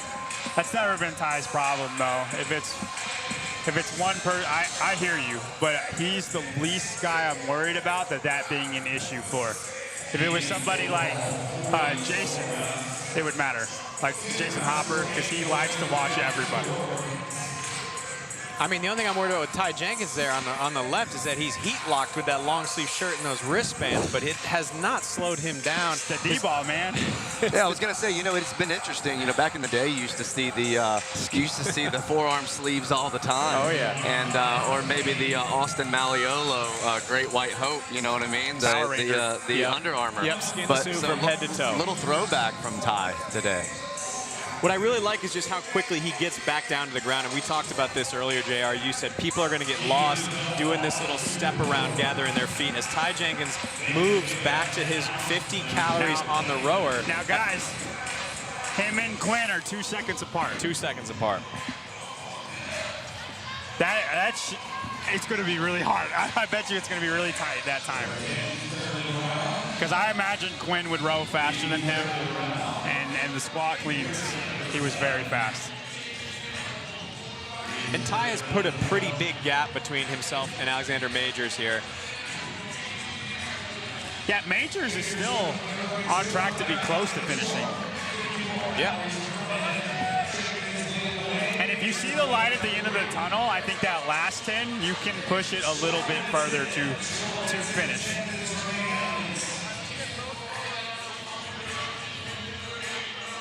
Did you, have you done this event? Have you done this in full, like how you wrote it? No, I have not. No, I went back this and I like watched. An event you would like? Yeah, for sure. I went back and watched the Rogue Invitational. That workout at the time was 40 calories on the rower, 30 D-ball squat cleans, 20 D-ball step overs, 40 strict handstand push-ups, and then back down. So a very different workout. However, I could watch Colten. I could watch some of the best athletes in the world at least look at their D-ball splits and say, okay, I think 5 minutes and 5 minutes on the D-ball, which the front half is going to be faster, right? So then you take that, it's going to be about 2 minutes for the box. It's going to be about 2.5 conservatively on the rower. What does that add up to? Okay, and it just so happens that in 2013, the 50s chipper was 22 minutes. I was like, you know what? Let me just leave it 22, and I think it's going to end up being right. Was that just a coincidence? We're like, hi, look at that. No, I can't lie. I wanted to make it to where it was going to be a 22, just to kind of see if I could mold it that way, and it ended up working out. Now, Ty was rowing at 1350, 1400. That is the fastest we've seen anybody row the second row. And at this point, Ty's been on the rower for what, about 2 minutes, and you still have guys wrapping up their burpees. There we have Zach Levy on your left, Grant Griffin, Lane 7 on your right, happily putting the feet in the row straps right there. We've all been there. Better take some time, tighten those things, because you're going to be there for a while. Now, Ty was 12 seconds ahead of Quinn, 12 seconds.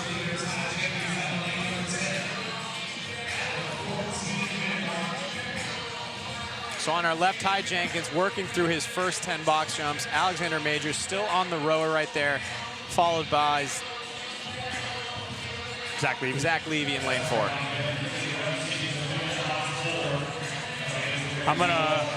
You think he'll finish the box jumps before they get off the rower?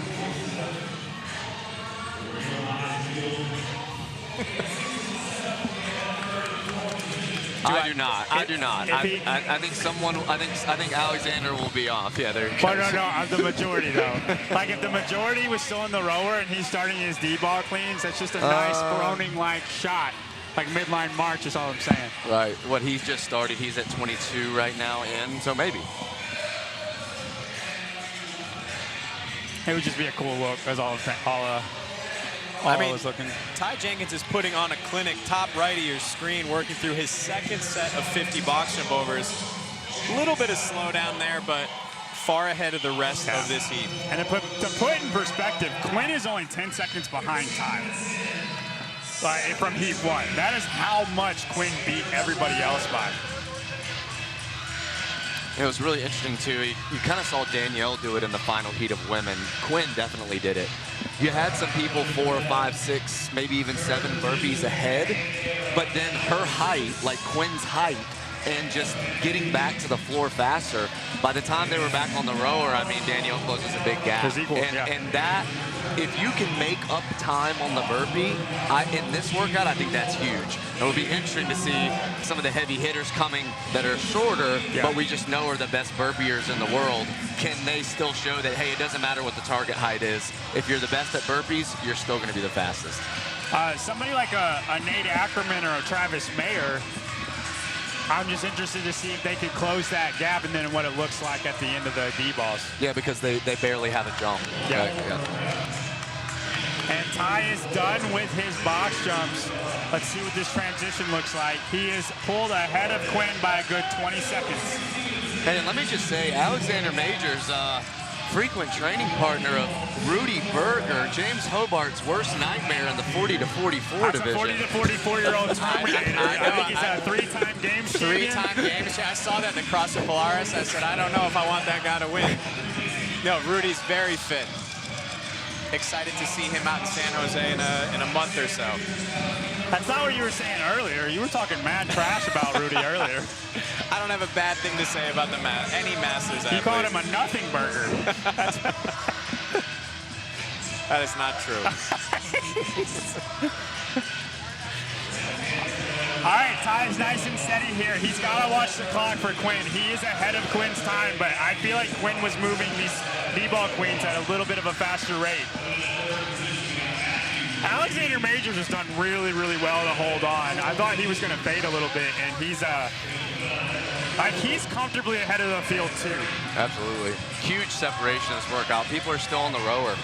Yep, Alexander Majors on your right. About 12 reps behind Ty Jenkins on your left. That D-ball, not a heavy lift for Alexander Majors on the right. Quick curl to the shoulder, stands it up fast. Dude, Ty's hurting. You want to watch out for that. You don't want to get too far away from that D-ball. You know, that 3 steps might as well be 200 meters with how fatigued these guys are. And I know we haven't mentioned him yet, but in lane 1, speaking of Masters, Henry Matthews currently in 4th in this heat. He's a Masters competitor that came here last year. Yeah. CrossFit One Valley, Henry Matthews, same gym as Chase O. I believe he got like 10th place too, didn't he? I want to say Ben was 10th. He won a maybe. heat. I want to say maybe Ben Smith was 10th last year. But yeah, I think he was around that number. Yeah. All right, Ty's got 2.5 minutes left, and he's got 28 cleans left. This is, it's not a given. Like, Quinn is making up time fast on him right now. So 2.5 minutes to catch the previous heat leader, Quinn Robinson, but he has about 3.5 minutes to finish under the time cap, which he's well on his way to do. Alexander Majors just taking a little glam shot at the clock right there before he continues to work through his D-ball cleans. Yeah, I'm going to go ahead and say it. I think Quinn's going to beat him. That D-ball clean split was everything. He had 20 seconds on Quinn to that D-ball split. And Quinn has a battery of like few other people. He destroyed everybody in the front squat workout at Crash Crucible other than Colten, but was like within 30 seconds of Colten. Yeah, like you said, he has strong legs. Might have been that D-ball scarf he wore to get through. Who knows? Might have been. He needs a D-ball scarf. Yeah, should have traded in the wrist wraps for the D-ball scarf. And Alexander Majors is actually has made up time on him. He's not going to beat him, but his D-ball split is faster right now than Ty's. But it shows how much the D-ball matters. You got Zach Levy in lane 6 right there in the middle of your screen, taking a little rest, but also putting some distance between himself and the rest of the field. Alexander Majors, bottom left, taking a little bit of rest in a solid 2nd place in this heat. I know it only says like 5 rep lead, but 5 D-ball clean rep lead is a long time. Like, yeah, I would say at this point in the workout, that's about 30 seconds. Yeah. Depending on how bad you feel about yourself, yeah, 5 reps could be 30 seconds to a minute, no doubt. All right, Ty's on his last 10. He's got to do this in 37 seconds if he wants to beat Quinn. He's moving faster. He's moving really fast. He's got 30 seconds for 7. Oh, he might still sneak him. He can hold on if he doesn't break. 5 reps left. Wow, he's going to.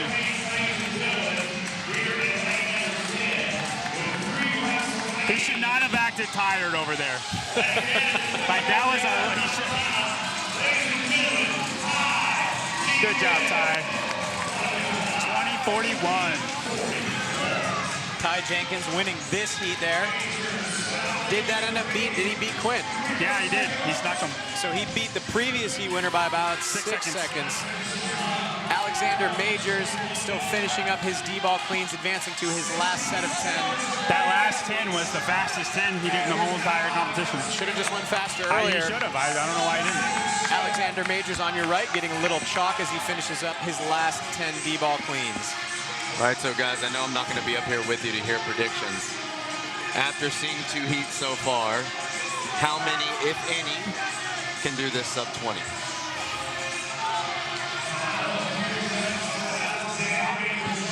One. James says 1. John says 0. Interesting. 1. I will go with James and say that 1 can go sub 20. I mean, I wouldn't be shocked, but I'm gonna call 0. And Lydia's time was what? 20-40 something. Yeah. Wow, good for Alex. And that's two-minute finish, so 3 men total? Yeah, 3 men have finished. 3 men with 2 to go. So yeah, hopefully we get 5 to 7. That'd be pretty cool if it was the same number of. I don't think anybody's finishing in the next one. Okay. You live little faith. Travis Williams will be fun to watch on this one. He'll do the first set of cleans in 2 minutes. There we go, wrapping up heat 2 of the men's. Ty Jenkins wins the heat 20-41. Alexander Majors not too far behind. A minute with 21:49, sneaking under that time cap.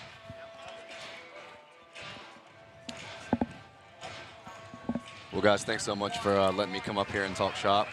Yeah, thank you. Thank you, JR. Yeah. Stream looks amazing. Thank you to the Spin. Thank you to Wilson Pock. Thank you to Knoxville. Yeah. See you soon, Good way guys. to end it, yeah. And thank you to Paper Street Coffee, built on a simple idea. Start your day with coffee that's as dedicated as you are. What began as a passion for better coffee turned into a commitment to quality, JY, consistency and pushing the standard forward. Every roast is carefully sourced and crafted to deliver a cup that performs just as passionate as the people drinking it. Early mornings, long days, and moments that demand your best. This is what Paper Street Coffee is built for. Official coffee partner of Syndicate Crown. Stay sharp, stay ready. Experience the difference at paperstreetcoffee.com. Yeah, Paper Street Coffee, if you go to their site, you get 35% off of anything in the store with code SPIN. Here we go, Heat 3 of the men's Indy Event 1, Ball Till You Fall. Right there, our leaderboard from the previous heat. These gentlemen are getting ready to work through 4-time 50 D-ball squat cleans, 50 box jump overs, 50 lovely echo row calories, 50 burpees to the target. Then they'll turn around and come back down the way they came. 50 echo row calories, 50 box jump overs, and 50 D-ball cleans. Time cap, cleans, that's a D-ball squat clean. Time cap, 22 minutes. So far, we've only seen 3 men finish this. John, who are you looking for in this heat to finish? Man, this is a hard one. Like Noah Wilson has a great engine. He's who's on the screen right now. World-class engine, CrossFit Games engine. But he's tall and he's not the best squatter. So like Quinn is a very good squatter. Noah's not. So like it's hard for me to pick him, but his engine is probably the best one on the field. Samuel Pat-Quinn has a really good engine. Jacob Pfaff is a great squatter. This is a very eclectic mix that I don't have a good feel on. I think Travis Williams will be the funnest to watch. Travis Williams, multiple times Games athlete, making his way back to the comp floor this weekend. Skinny Travis is what I'm calling him. He said he shed some LBs. All right, here we go. Heat 3 of men's Indy Event 1, Ball Till You Fall. They're kicking off their 50 D-ball squat cleans. And if you in lane 1, Travis Williams is like doing singles in the fastest way I've ever seen. They might as well be touch and go. Lane 9, we have touch and go by Elijah Subiano, yep. Dude, the single speed by Travis, if he's able to hold that for 50 freaking cleans, that's impressive. Well, you guys talk so much about just that discipline, getting back down to the ball quickly. This is not a heavy D-ball for these athletes. 100 pounds on that D-ball, heavy for some out there in the CrossFit world. But as long as they can keep getting back down, there's no chance they're going to fail that squat. Yeah, and I don't know if going super fast is disciplined. I would probably say the opposite, but it is impressive to watch them go. JY, you know if you're not first, you're last. Well, yeah, by the end of the event, I don't think they will be first. So Well, you've talked about this a lot for people watching at home. It's not about winning this first set of D-ball cleans to win this entire workout. What are your keys to success for guys in this heat? Don't be a hero. Don't look for your moment to shine and be like, I'm going to be in front of everybody getting to the rower. Like we've seen time after time, the first guy to the rower is never the first guy that wins the event. And with the women. Well, it looks like we have a neck-and-neck race between Subiano and Travis Williams. Subiano in lane 9, Travis in lane 1 at the bottom of the screen closest to us. He's a hero in my heart, firefighter out of Houston, advancing his D-ball. Hey, I love that. I'm going to be that. You're going to be a firefighter? Yeah, I'm in my EMT right now. Oh, congrats. Yeah, thanks. We'll practice some CPR on Pedro later. No, we can. We can. There we have Subiano taking a rest on your left in lane 9. Travis Williams, lane 1 on your right. Slowed down a little bit on that cycle time, still squatting that ball up easy. I think he tried to touch and go it, and it slipped out of his hands, and then he stopped. He's been going 5 touch and go and then 5 singles. Subiano has been. That's a commitment to the cause. But then as soon as it bobbles, it's over. It's a wrap. And we talked about this with the teams earlier today, is in this environment, no reps are so costly. And pushing that extra speed, we just saw that slide off the back of lane 7. Ryan Haynes, no reps are so costly in this environment.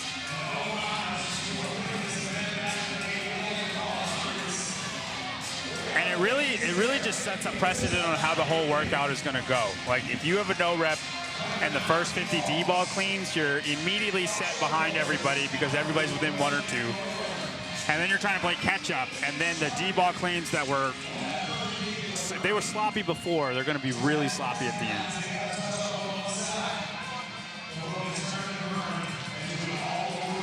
All right, Travis Williams is going to be the first one done with the D-ball cleans at 3:20. He is 46 seconds ahead of our fastest split, or 26 seconds ahead of our fastest split.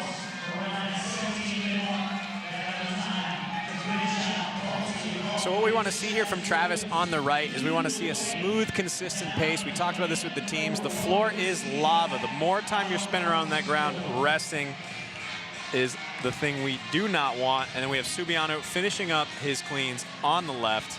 Lane 6, Lane 7, Ryan Haynes is actually in second place on his box jumps.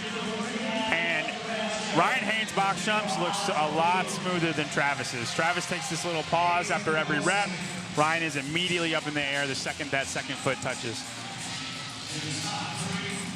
But you notice who's not far behind them is Noah Wilson. And he doesn't move fast, but he never stops moving. His engine is world class. Yeah, to me, it's what I call a tugboat workout, kind of the same speed the whole way through. Oh, a tugboat. I like that. I might start calling him that, Tugboat Noah.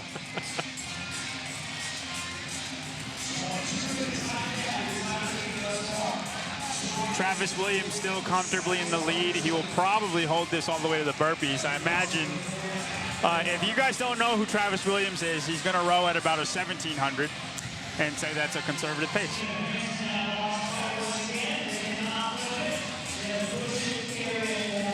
Have you competed against Travis ever? I think Travis competed in the Indy 2014, and that's the last time I competed as individual. It was 2014, so I want to say yes. I think I have. Okay. But you know, that's a long time ago. You guys were in different heats, though. You're saying, yeah. That's a long time ago. My memory's a little fuzzy at this point.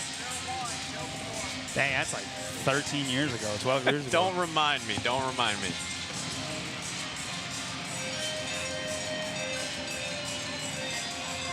Ryan Haynes keeping pace with Travis Williams, just a handful of reps behind. Travis, though, it looks like he's about to advance his box to his last 10. Now, what's funny is he was 26 seconds ahead of the time to beat after the D-ball cleans. He is behind the time to beat after the box jump overs. We've talked about this earlier, is how much these box jumps matter, staying consistent pace there. He is losing some ground to Ryan Haynes. It also looks like Noah Wilson in lane 8 is catching up to him. And he's done, 6-minute mark. What'd you call him, Tugboat Noah? Tugboat Noah. All right, you said it. There's Travis Williams advancing to 50 echo calories on the row. You said he's going to be pulling 1,700 at a conservative pace, so I'm excited joking. to see that. My old man eyesight can't quite see that. It was right at 17. There we have Ryan Haynes in the green camo on the left. Above Ryan is Tugboat Noah Wilson. I'm expecting Noah on the left in the red shorts to pull ahead here just because of that longer stroke, taller body. It depends how hard Travis is pushing. If he's irresponsible with it, it's hard to predict Noah to come out ahead of him. I think if like the paces you can hold in the right way to do the workout, I would agree. I would pick Noah to come out ahead. Well, I want to see something a little irresponsible from Travis, so hopefully that comes later in the competition. Here we go. Well, Travis, like you said, lane 1 down at 1,100. I'm not laughing at that. I couldn't pull any faster. Just John's prediction was way off. Well, I was way off. Samsonite, right. You were way off. Noah Wilson pulling 1,300. This is Noah, right? Or is it Travis or Ryan? I think it's Noah on the left. That's Ryan. That looks like a 7, not an 8. And then Travis Williams, row monitor on the right. There's no way Travis has already hit the wall, right? Hey, maybe he's just slowing down to buy a little time on the rower, push the pace on the burpee. Right there in lane 3, a little misstep from Tristan Meredith as he's trying to get over that box. Dude, Tristan already looks in a world of hurt, man, and we're only 8 minutes in this workout. So this heat I mean, we had 2 outliers in Alexander Majors and Ty Jenkins, but this heat is behind the previous 2 by a lot. Okay, and the time we're looking for, as JR told us earlier, is after these guys finish the row, when they go to their burpees, we want them to get to 25 burpees by 10 minutes. So they have 2 minutes to finish up their row, get 25 burpees in. We're looking for 150 from Ryan Haynes to finish the calories on this rower.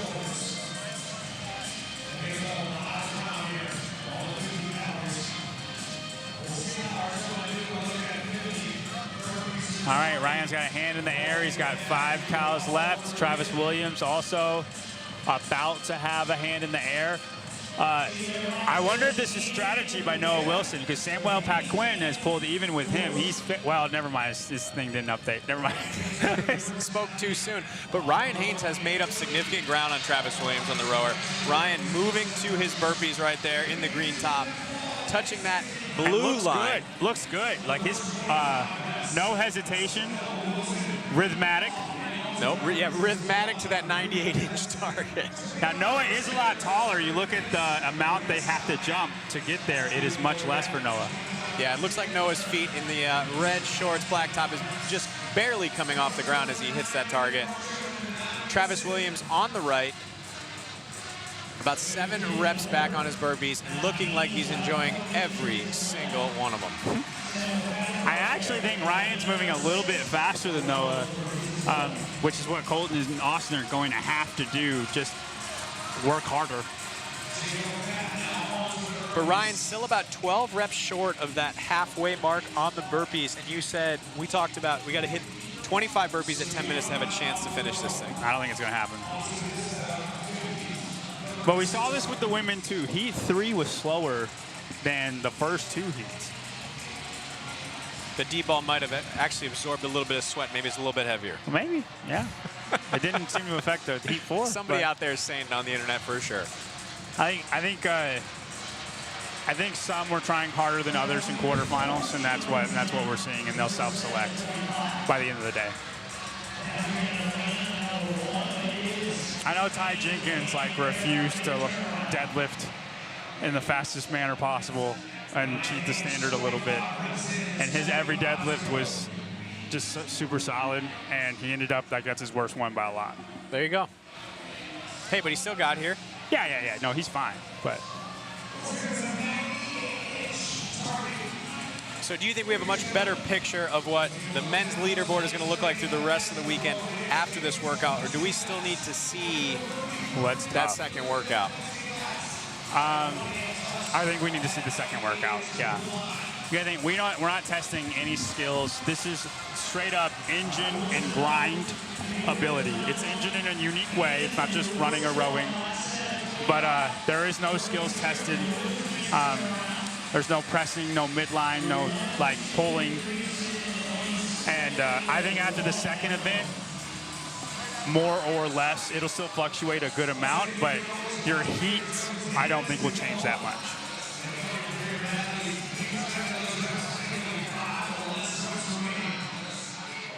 Just about all athletes now working their way through their 50 burpees. Looks like we have Noah Wilson, Ryan Haynes in the back half of their burpees, finishing up 50 reps. Travis Williams also in the back half of his reps. Lane 3, we got Tristan Meredith making his way off the rower, starting his burpees. So we really do see some big discrepancy here between these athletes in this heat. And it looks like Noah's tried to pick up his pace a little bit, because Ryan was faster when they were beginning, and now they're about the same speed. Yeah, in lanes 7 and 8, you have Noah and Ryan. Looks like they're getting down to the ground quick. Ryan advancing, finishing his 50 burpees at 12:10, advancing to the rower. This is where he made up a lot of ground on his way up the ladder of this big old chipper. To put that in perspective, they are 40 seconds behind. Ryan's 40 seconds, Noah's 55 seconds behind the time to beat. Hey, but don't count Tugboat Noah out yet. To finish? I don't think anybody's going to finish. He might beat Ryan, but that's the race. The hard part for Noah is the worst part of this workout. It begins and ends on it. for him.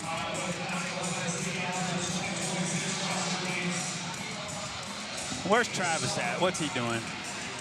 Travis looks like he's about 17 reps behind our leader right there, Ryan Haynes in lane 7 in the green. Noah Wilson right next to him trying to keep up on the rower, just a handful of calories, 5 calories behind Haynes. I talked to Travis a little bit earlier. I asked him, I said, you know, hey, are you a workout tester? And he said the one thing he did do, he said he did a lot of D-ball cleans.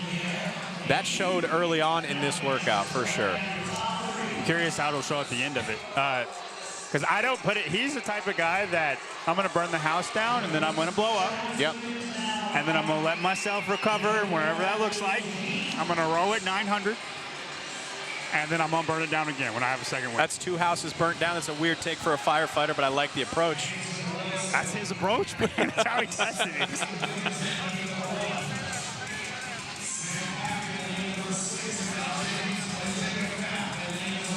There's a good shot of Travis getting back onto the row in lane 1, starting his 50 calories. We've all been there. That little pause at the knees to start that next row stroke. On the left, we have our leader right now, Ryan Haynes. To his right, He Noah looks Wilson. smooth, dude. So smooth. It's not even, his face isn't even red.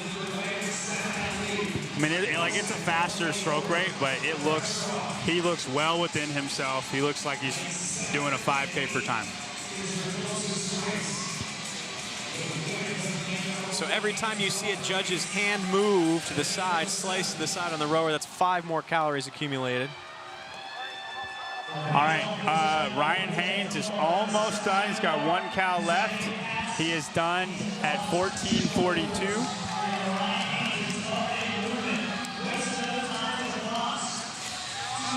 And immediately jumped up on the box. Like, he looks great. Yeah, Ryan has taken a pretty commanding lead in this. It looks like he's about 10 reps ahead of Noah Wilson. Oh, I didn't like that breath. Just taking the environment in out here at the Syndicate Crown. I think he just asked her, can I only do 30?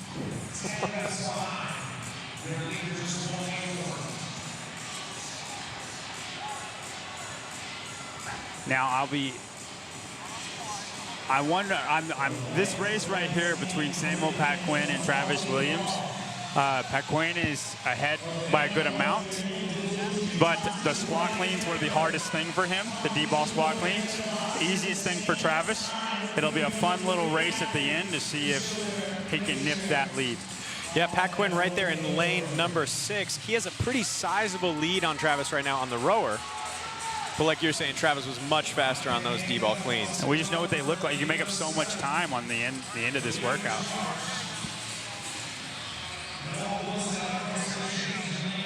It stayed pretty much a 10-rep lead the whole time for Ryan Haynes. He's not giving up anything.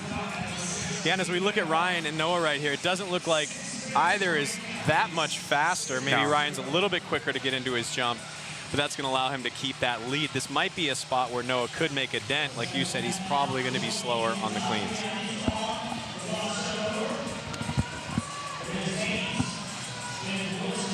I don't like to lift the box up and move it. Would you want to flip it? I would think I'd flip or push. Like if I pushed and it didn't go, then I would just flip it and settle. I like the flip. I don't know. I don't know if they're allowed to The flip flip the is box. flashy. Is that why you like Yeah, it? yeah. I just think it takes more energy to lift it than to push it.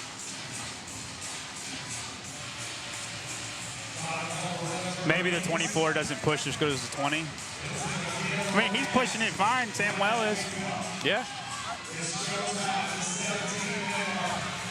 Oh, the old pocket chalk right there from Ryan Haynes. That's a pro move. Despicable. Just pick it up. No, man, you got to have that pocket chalk, baby.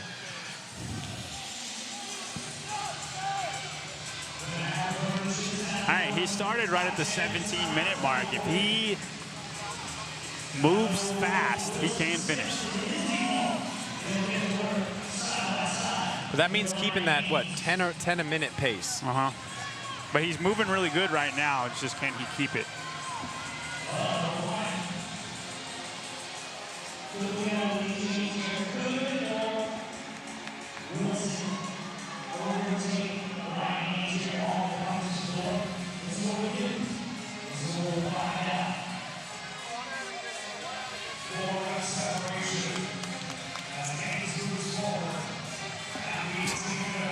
there he is, Dave Castro on the screen, making an appearance. Maybe we can get him up here to give a comment or two on the weekend. Yeah.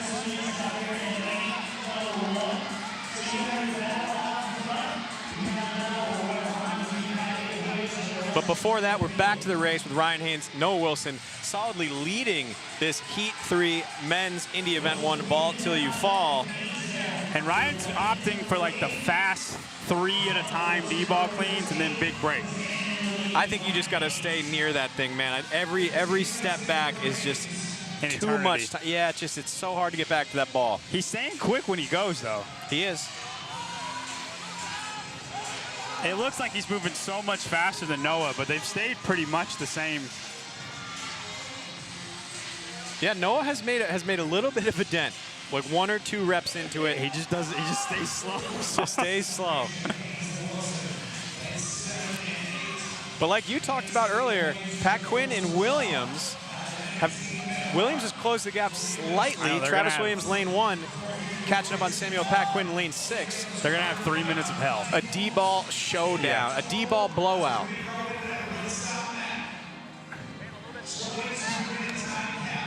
All right, Ryan is making a move right now on these D-ball cleans. He's a really, really fast 5 reps in a row. Well, he needs to if he wants to finish this workout. He only has about 2 minutes, 20 seconds left. Time cap on this workout. For 25 reps? For 25 reps. That's a lot. You gotta believe, man. He's going at the speed he needs to, though. I mean, if he holds 5 sets of this.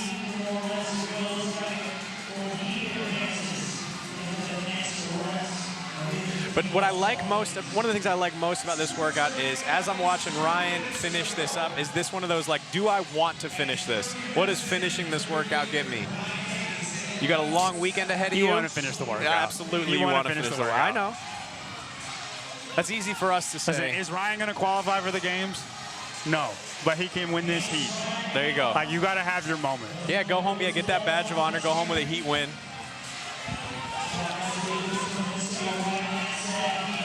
Ryan has 90 seconds left to finish what looks like 17 reps. Oh, maybe. man, it's going to be really hard. He needs to go. He knows he's got a little bit of ground on Noah. Don't worry about Noah. He looked over at Noah. We're not worried about Noah. I'm worried about Noah. Noah's going to touch and go the last 10. Noah Wilson, top of your screen, red shorts. About 3 reps behind Ryan Haynes right there in the green, lane 7. And Noah's speeding up. Noah feels the blood in the water right now. The tugboat's got gas, baby. And as you suspected, another race here. Travis Williams, lane 1, and Paquin, lane 6. Just neck and neck in terms of D-ball reps. All right, he's got 9 left. Oh, no rep for Noah. No rep for Noah. No rep for Noah. Killed the momentum that he was building. Man, this crowd's got to get behind Ryan Haynes here. 30 seconds left, 7 reps. Just don't stop. You just got to go right now. Go tell him that. Stop looking at the clock. Just go. Someone once told me the clock's moving. All right, You're not. Here we go. He's kicking it. He has 15 seconds left. 3 reps left. You got to go, man. 2 reps in 9 seconds. 7 seconds. 1 rep left. 5. He touch and goes to win it. And he got there, dude. 21:59. Good job. A little support from the crowd for Ryan Haynes right there. Going full goblin mode at the end of that workout. That was so painful, but worth it. We should ask him, is it worth it? Yeah, we should. It was. There we are, wrapping up heat number 3, ball till you fall. Ryan Haynes takes, No, it's 1 is crossing the finish line. Okay, there we go. Cap plus 351. Noah Wilson, Samuel Paquin, tied up with Travis Williams, like you said. That was great, but we need to give him a time. Yeah. We need to give him 21:59. I don't want. Get JR back up here. We can tell him. Yeah. You know what JR would say? JR would be like, yeah. Yeah. But we'll give him a time. Okay. 21:59.99. All right, last heat. Here we go. You're saying sub 20. Final heat, I think we're going to see Colten go sub 20, ladies and gentlemen. Those burpees are not going to stop him. We're getting ready for heat number 4 of men's ball till you fall. There's the Iron Hog himself, Colten Mertens, lane number 7. Don't forget, Paper Street Coffee is the official coffee partner of Syndicate Crown. Fuel your grind with specialty coffee built for early mornings, long days. 50 rep chippers. Shop now at paperstreetcoffee.com. Now this has been talked about all week, and this is the showdown right here. Colten Mertens, Austin Hatfield. We got Scott Cottrill, lane 1. Chris Ibarra, your dark horse, lane 2. EJ Hine, Nate Ackermann, Saxon Panchik, lane 5. Austin Hatfield, lane 6. Colten Mertens, lane 7. Travis Mayer, lane 8. Martin Fuentes, lane 9. And Nick Anapolsky, lane number 10. I think we have a Caitlin Anapolsky. I wonder if they're together. They come from Polsky Strength and Conditioning. Oh, Polsky Strength and Conditioning. I see a trend. There's Colten Mertens, center of your screen. The guy who's going to do this workout, sub 20. JY called it. You said sub 20. And what is he going to do in sub 20 minutes? We have ball till you fall, 4-time 50 D-ball squat cleans, 100 pounds on that D-ball, 50 box jump overs, 24 inches, 50 echo row calories, 50 burpees to a target. They'll turn around and come back. 50 echo row calories, 50 box jump overs, 50 lovely D-ball squat cleans, or skleens as I've been calling them. Time cap 22 minutes. And what would be interesting in this workout is Nate Ackermann. Okay, he's got a body that's kind of like Quinn Robinson, but he doesn't quite have the battery that Quinn has, but he's stronger. Like the max out, he's more of a max out guy than a battery guy. Yeah, Quinn's got that 9-volt maybe, and Nate just has that like trip double A. Yeah, V8 engine. V8 engine.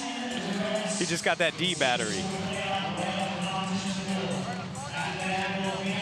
This is your final heat of men's event 1, ball till you fall. Starting off with 50 D-ball squat cleans, 100 pounds. The reason, my reasoning for not sub 20 is because look at the first 10 wall ball or 10 D-ball pace. It's going to be the same as what everybody's doing. Got it. It's not faster. Like the second half will be faster, right? But he's not like that much faster on the first half either. I think I get what you're saying. Yeah, because you got to make up a whole There's 47 not that seconds. much speed to make up on that. Yeah. There's a lot of time to lose. Correct. Yeah. And I do think he will, but it's hard. That's a hard thing to call. There we go. Nate Ackermann right in the center of your screen. Lane 4. Not quite the same battery as Quinn Robinson, but moving that 100-pound D-ball pretty easily as he steps up to take the lead in this heat. Travis Mayer not far behind in lane number 8. Colten Mertens, lane 7, curling the ball to his shoulder, quick squat up. He kind of has like a little scoop, little overhand scoop on that little twist. Yeah. Like a little corner pocket thing going on. Yeah. Think it helps him grip it better? It doesn't look like it's hurting him. He's doing it on purpose. Yeah, he must be. That's not something you just want to show the people at home. Oh man, I feel like that would hurt my life. I kind of feel that the same way. He's reaching across the ball. I feel like that just might make one side a little more sore than the other. Or breathing. I don't think I would breathe as well. No. Doesn't seem to be hurting him. Well, one thing that I have learned over the years is that I'm never going to argue with what Colten does. It's not like what I would do, but whatever he's doing is the best thing that it's going to be for him. Well, that's what's interesting at this level of competition. I think there are standard ways to do these things to maintain points performance, be efficient. You start to see athletes have little stylistic variances that are built just to suit them. Yeah. For example, Nate, he's standing a whole lot wider than I ever would on a D-ball clean. I'd keep my feet a little closer to my shoulders. It does not seem to be a problem for like him. Noah Olsen, he does everything wide. Oh my God. The widest you can make it. The widest. Again, doesn't seem to hurt him. He's got whatever these things are called, like, are the most flexible of all time. I wish they could have saw what you just demoed for me. You know what I'm talking about, Oh yeah, right? I know what you're talking about. Those are the adductors. Like your hip flex, your adductors, your adductors. Yeah. So still Ackermann and Mertens leading your heat. Colten Mertens in lane 7. Nate Ackermann in lane 4. Center your screen. So what's the time we're looking for? We've seen our fastest D-ball finishes around 3:20. So 3:20 was Travis Williams, nobody else. 3:46 is what Quinn and Ty were about, 3:45. And you said this at the start of the workout, as they work through these 50 cleans, there's not a lot of benefit getting through these D-balls fast. Nate Ackermann finishing them at 3:28 as Nate starts his box jumps. And Nate's very springy. He's going to be really good at the box jumps. He should be good at the rower. He's tall, so he should be good at the burpees. But what he normally doesn't do well on is long engine workouts. So it's going to be really cool to see if his abilities, which are meant for this workout, can overtake the engine aspect of it. Can he put it all together, keep that endurance? As you look at Austin Hatfield right there in lane 6, pushing his box forward, watch the width that they jump. I'm always telling athletes in class when they do box jump overs, don't let your feet stay close together.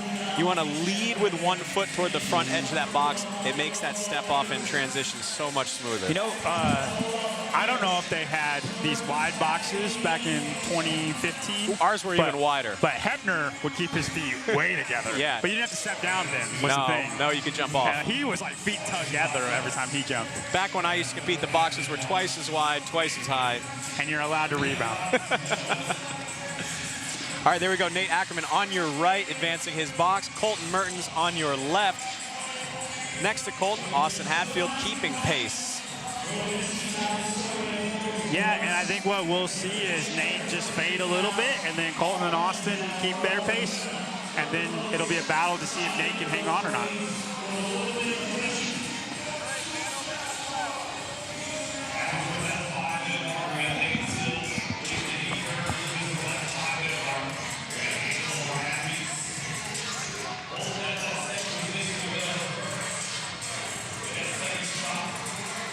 Right there in the black shirt, lane 2, Chris Ibarra. He's another athlete you've talked a lot about. Right now, it doesn't look like he's in the top 5 of this heat. Where does he make some ground? He's a pace guy. He's a pace guy. He's a pace guy. And we've seen that pay off. I mean, Noah. He's a Noah Wilson type guy. Yeah, Noah Wilson, Ryan Haynes from the previous heat made up a lot of money once they got to that row. Now, they're different bodies. They're both tall, right? He's not. But he's always been that Noah Wilson pace guy. He's never going to come out hot. This workout is short King City, but it doesn't seem to be holding him back. I'm curious if Colten I'm going to make a bet and say Colten gets off the rower before Nate. You want to bet 10 burpees on it? I'll bet 10 burpees. All right. Nate's going to beat him off the row. Oh, baby. Right there on your right, you have Nate Ackermann screen, lane 4. On your left, you have Colten Mertens, lane 7. 3 cows apart. Oh, baby. And they're holding about the same. Pretty damn close. Colten's going to go 1,400 the last 20, just because he heard me talk. I believe you.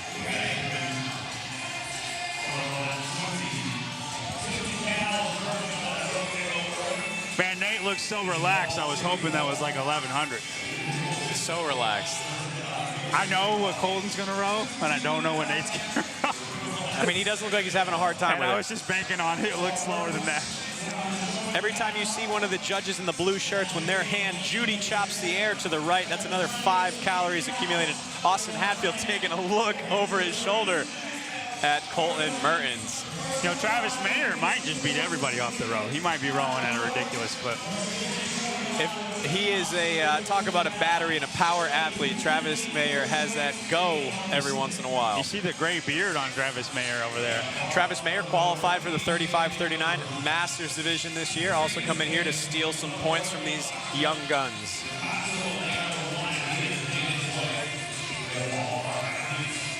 Lane 1, we saw Scott Cottrill get on his rower. Moving our way down, there's Nate Ackermann in the center.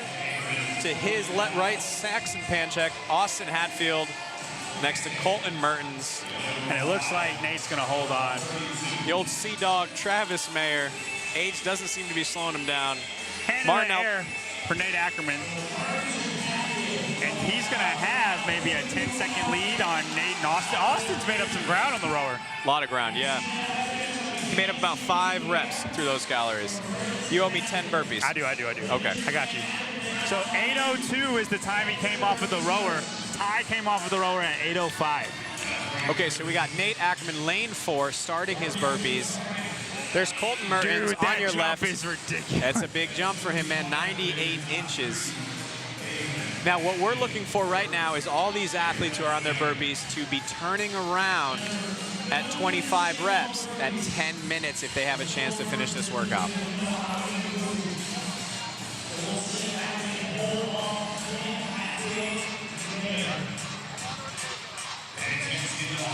And I think that these 4, the 4, 5 now, will be able to do that.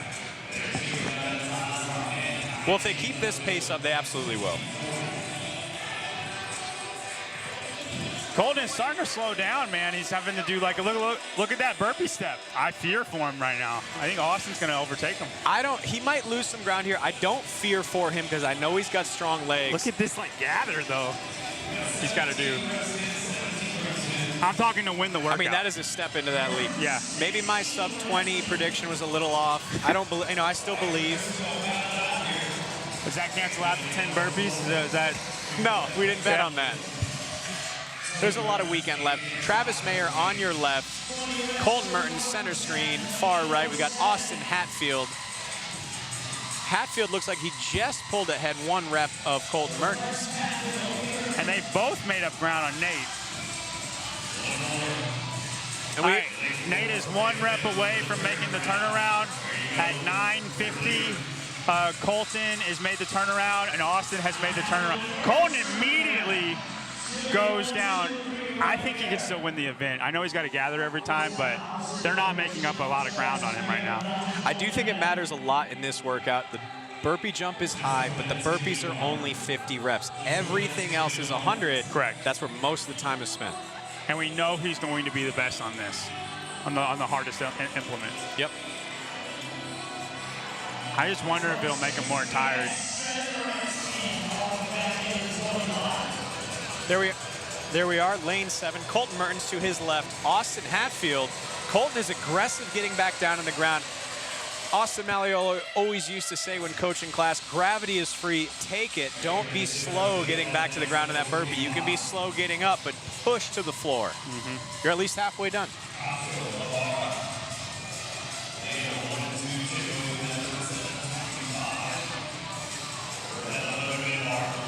I'm watching Travis Mayer next to Colten, and it brings back Fraser Fikowski vibes.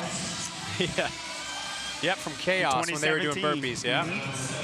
There we haven't talked about him a lot. Lane 5, Saxon Panchik holding strong in the top 5. Travis Mayer has caught up to Colten and Austin. He's only 3 reps behind your leader, Nate Ackermann.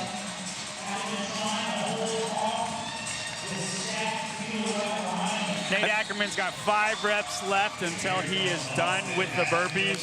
That split is 11:28. That is already passed. Ty and Quinn are both ahead of the time this pace so far. And Quinn gets second on this in heat 1. That'd be pretty cool. Yeah. Oh, Austin Hatfield pulled ahead of everybody. Colten running, sprinting to his rower. Nate walking gingerly to his rower. Travis Mayer making his way to his rower. Nate Ackermann on the row. Kind of we'll see who ticks over to 205 reps first. There we go. Hatfield has a slight lead over Ackermann, Mertens, and Travis Mayer. Mertens right behind Hatfield in lane 7. Hatfield staring over his shoulder, not even looking at his own monitor. But that's the competition we want to see all weekend. Saxon Panchik making his way to the rower.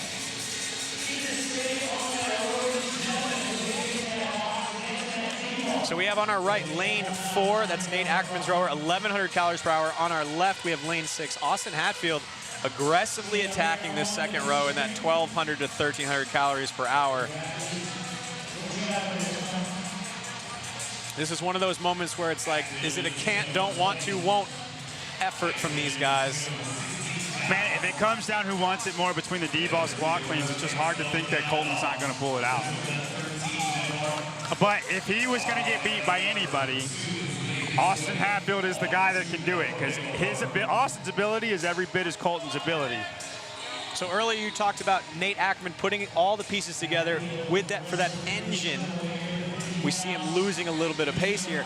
Is there somewhere he'll make up pace in the back half of this workout, maybe the box jumps? I mean, I think if the engine is, if you started to hit that wall, it's hard to make up ground anywhere. Yeah, where are you going to rest in this thing? The rower. but like,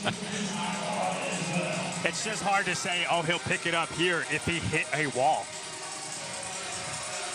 For him, I think it's more about holding on and not letting anybody get in front of him. Yeah.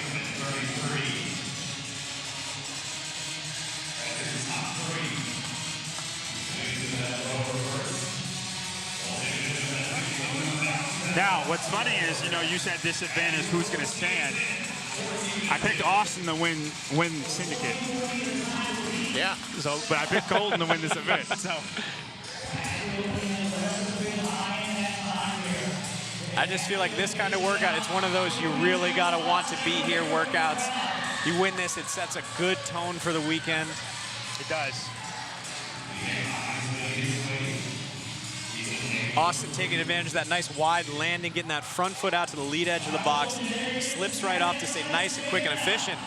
Travis Mayer inching his way up to second place right there in lane 8 in the gray top. Colten Mertens. I want to know what Travis was pulling for that. Everything he could, man. That's that dad, that super dad old man strength. Colten Mertens, lane 7, slowing a little bit of a slower pace than Austin and Travis. Nate Ackermann in lane 4, not far behind. Austin is not going to stop on these box jump overs, but it will be going for the sled push style. That transition between the box and the first like 5 cleans, I think will tell if he's going to get caught or not. If he stops the chalk, or so you're saying there's a chance. If he doesn't go immediately to it and go, Colten's going to immediately go to it and go. All right.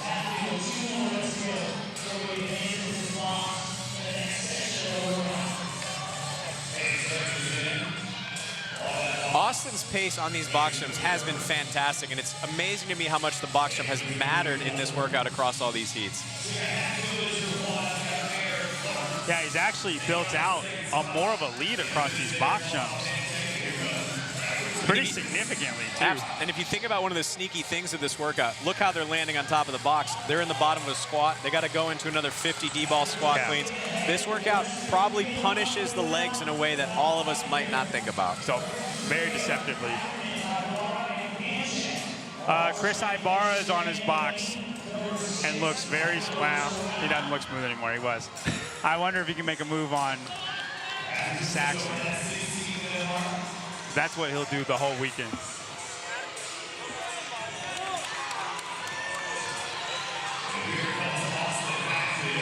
All right, he stops and chalks up. Austin stops and chalks up on his D-ball.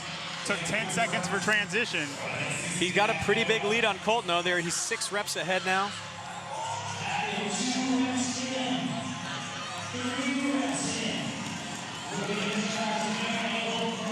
Yeah, man, he made up a big lead on those All right. Wow, Colten chalk too. Yeah. Get that belt tight. Got to start here. Man, Saxon Panchik right there on your left in lane 5, holding strong in that 5th place position. He's not going to catch him. Austin is looking strong in this workout and smooth. Going back to get a little more chalk. I hate that twist by Colten. You think that's slowing him down? It just, I don't know, I just don't like it. It's not pretty. I think in order to like make a move here, it'd be really hard to touch and go from that position. Yeah, gotcha. Because you're not going to like retwist to do that, you know? And you think that's just to keep a better grip on the ball. I saw Austin do a little reach around on the D-ball right there. I'm just thinking if you want to do a last-ditch move at the end, you know. I mean, I'm seeing some nice efficiency things from Austin, too. Like, the foot is staying flatter throughout the pull. Colten a little bit toesy as he drives out of that squat.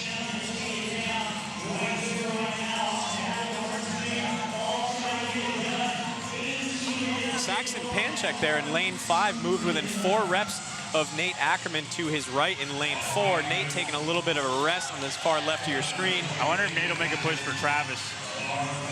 Or just, Travis looks good if he could just hold it steady.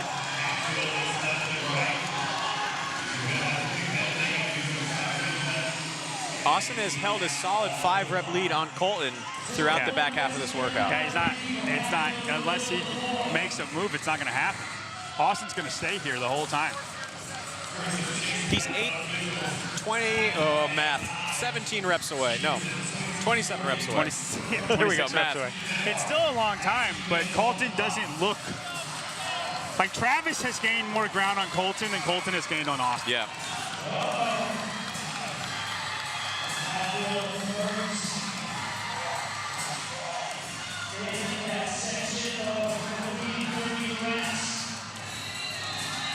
Now, we talked about this earlier. Austin is doing a nice job of repeating singles here, trying to stay close to that ball.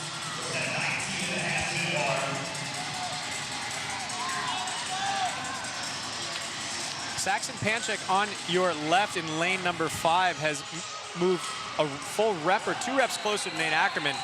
Nate, they're keeping an eye on each other, though. Every time Saxon rests, Nate starts resting. Like, you notice they're staying pat for pat, and then see Saxon rest, and then Nate rests. Nate is waiting to rest. Oh, Saxon is trying to fake him out there. I don't know if you saw that. I did. He went to the knees and then immediately grabbed it again. He started picking up on that.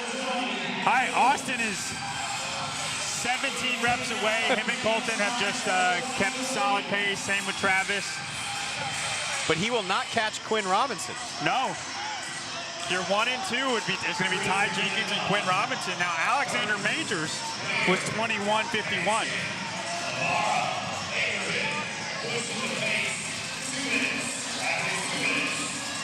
Austin Hatfield center screen, our leader 13 reps away from finishing this workout. Holding a consistent but not too big lead ahead of Colten Mertens in second place. It's about 5 reps behind.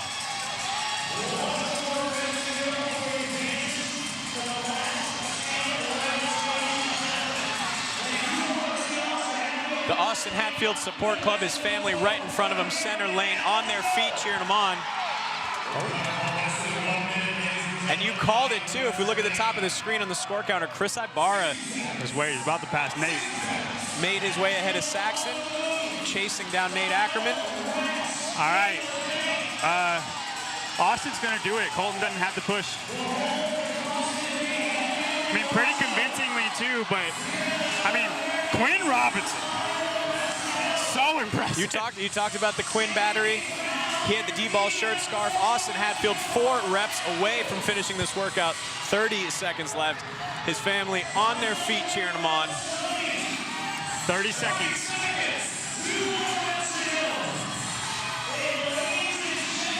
One more rep.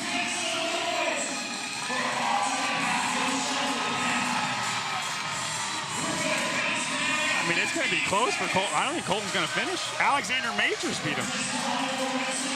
That burpee hurt. And I'll say this, too. I think Austin pulled ahead, kept a commanding lead, and even just physically looked more composed than a lot of the athletes on the floor.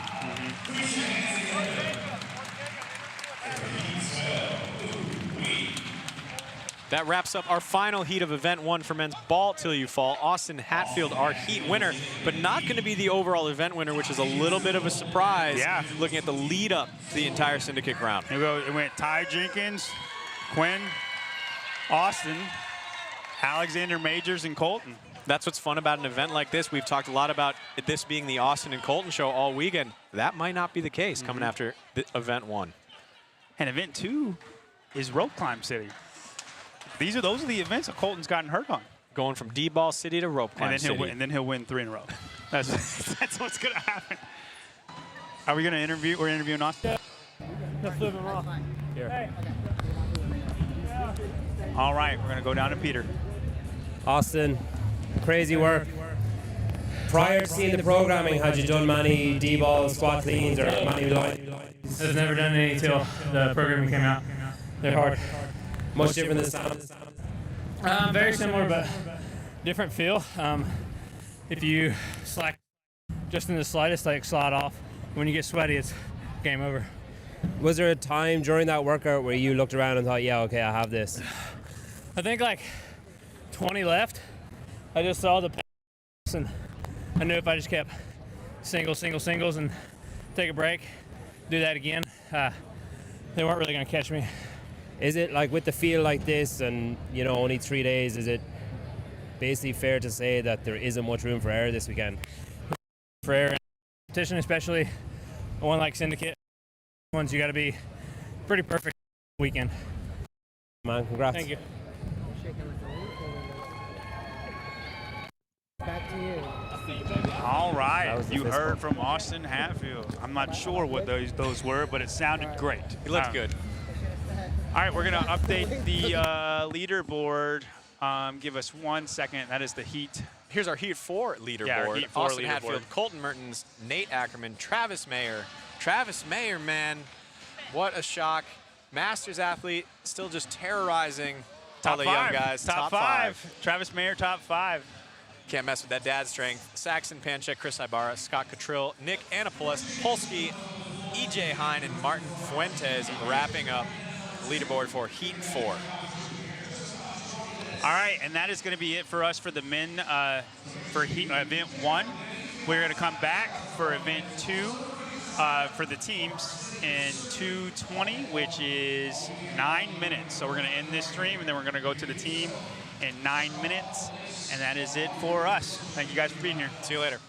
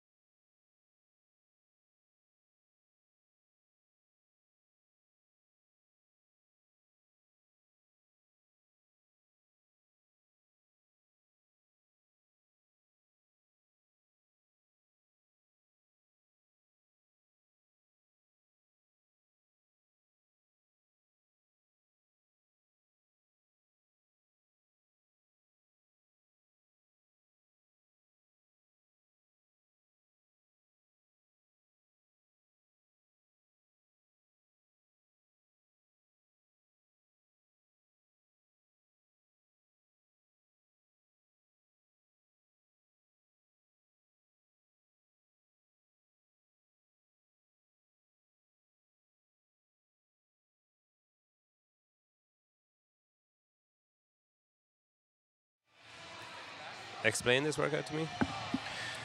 The men start 2 minutes and 30 seconds. They will do, one will do double unders, the other will rope climbs. They will switch when they're finished. Then, once they're finished with the opposite thing, they will start doing cleans. They start at 225, do 10.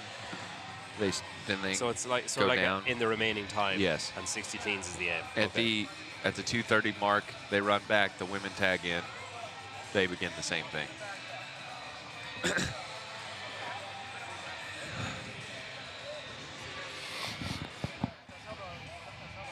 You didn't get Dave on, huh? No. I was chatting to him for a while. Yeah, Atticus was zooming in on you over there. I was like, Spin, just flash real quick. Just like. Is this yours? Yeah.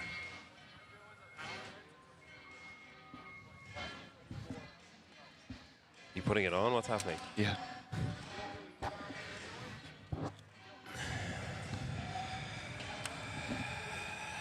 Just do that on the stream. 3, 2, 1. Welcome to Syndicate Crown.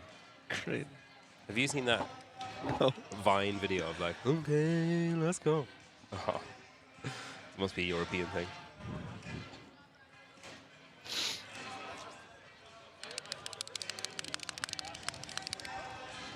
Sounds like fapping. It does a little bit. You're just real aggressive.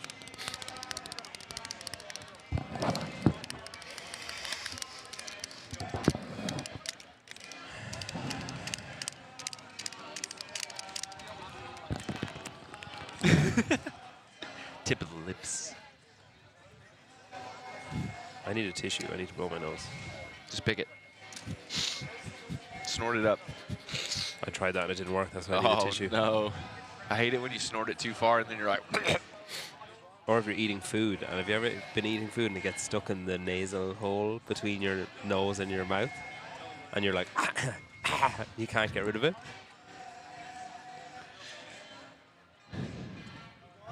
Maybe that was too much information. No. I know what you're talking about. You'll get stuck like right back here. And then you're like. I wonder, is it better for Spin to have one concurrent one? It is, isn't it? Nope. Who's saying that?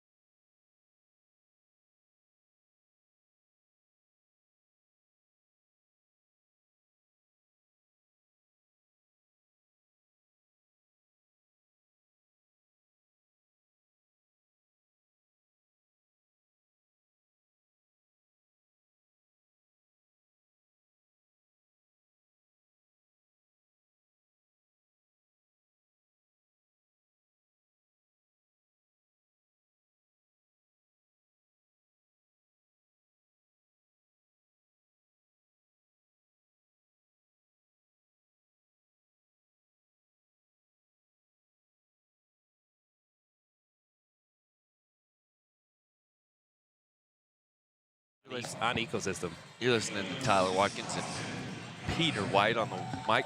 You can scan the QR code on your screen. Waste 5 hours of your life just browsing all the amazing products. Get yourself a rower if you want one that's easy to move. That's my most recent purchase.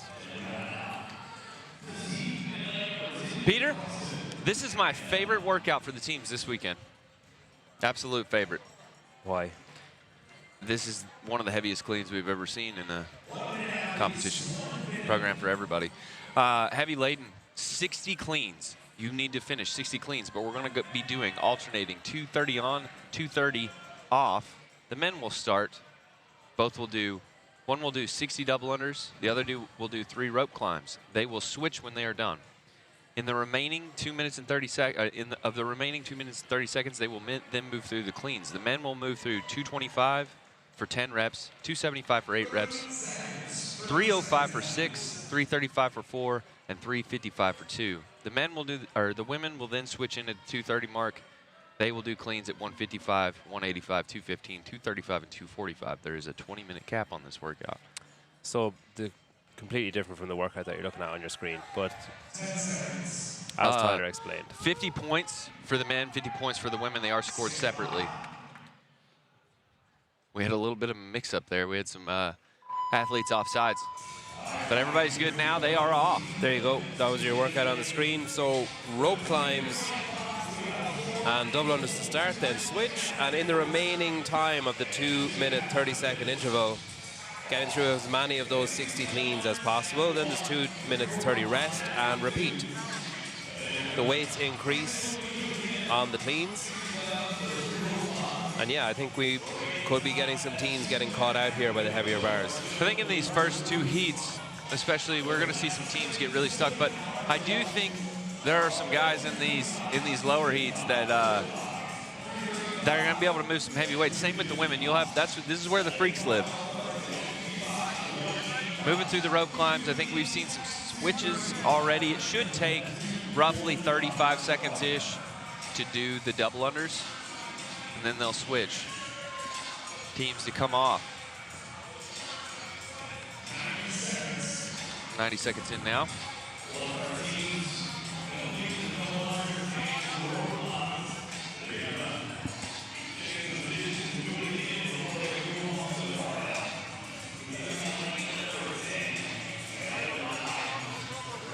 So we've got a couple of our teams onto their cleans. United Spindle, lane 2. CrossFit Beetle in lane 7. And they're joined by the majority of the other teams here now. All of our teams on their cleans. You're seeing a few touch and go. CrossFit Beetle in lane 7. We got some touch and go there. I think you'll see the less strong athletes start your cleans just to get the bulk of the weight out of the way, do the bulk of the reps there. And then as it gets heavier, you'll see the stronger athletes come in. No rep there in lane number 8. Pretty early doors for that. Some squat cleaning going on already. 20 seconds to go in this window, and then we've got 2 minutes 30 rest.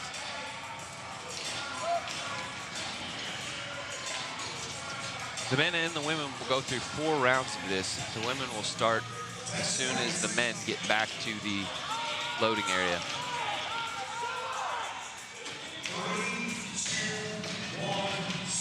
And here come the women. Looks like lane 2, 3, and 7 are in the lead here. CrossFit, United, LNK, Great Wolf CrossFit, and Beetle, CrossFit Beetle.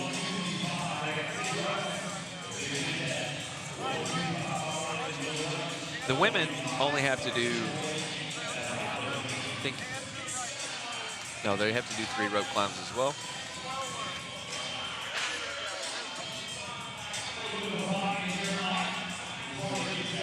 So the guys resting up during this, waiting for their next window of opportunity. The girls working their way through their double unders and rope climbs, 3 rope climbs, 60 double unders. Should see some athletes starting to come off in the next few seconds. Lane number 8, CrossFit Hype. They're off. One athlete has made it to the barbell. She is waiting for her partner to finish the double unders.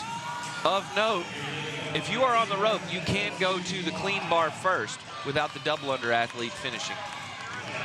If you are smart, that's what you'll do. United Spindle, Great Rope CrossFit, CrossFit Invictus Back Bay, all joining in on the cleans. Last couple of athletes working their way through the double unders. Gently encouraged by their male teammates. A lot of women going touch and go here.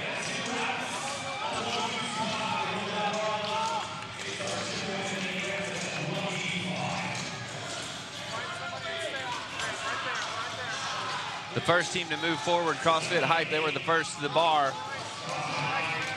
They're putting on their weights now.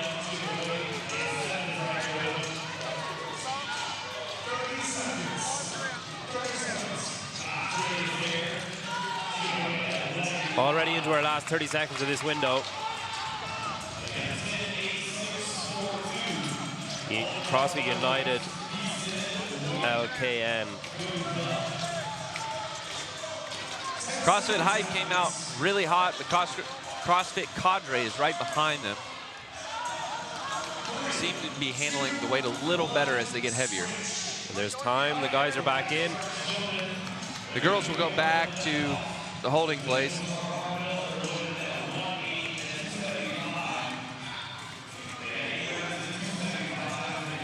After this round right here, this is where fatigue will start to set in.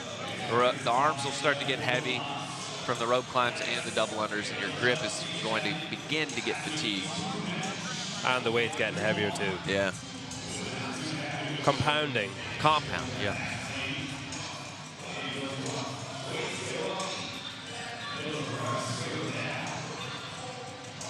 So 3 rope climbs, 60 double unders. CrossFit Beetle with their last rope climb.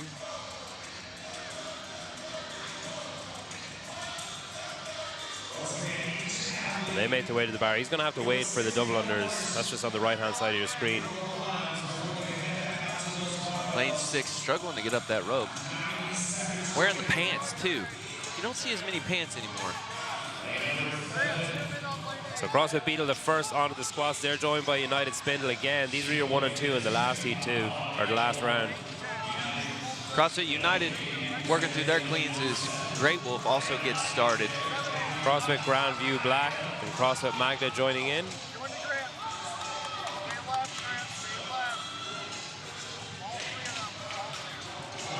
Athletes have to change the weight on their own bar as they move through the sections here.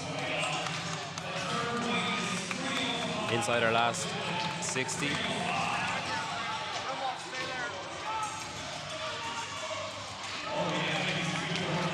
TJ in lane 2 on CrossFit United.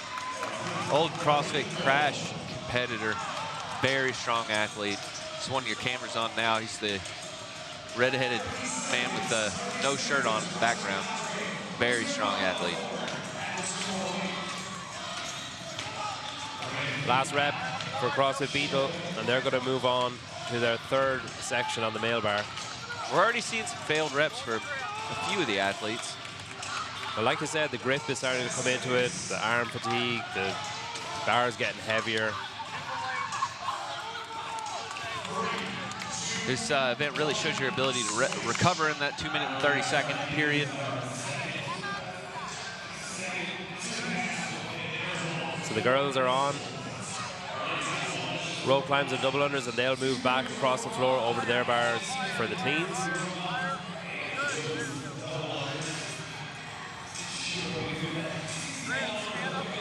I'm wondering if we'll see the women start to fail or slow on some rope climbs in this round or the next.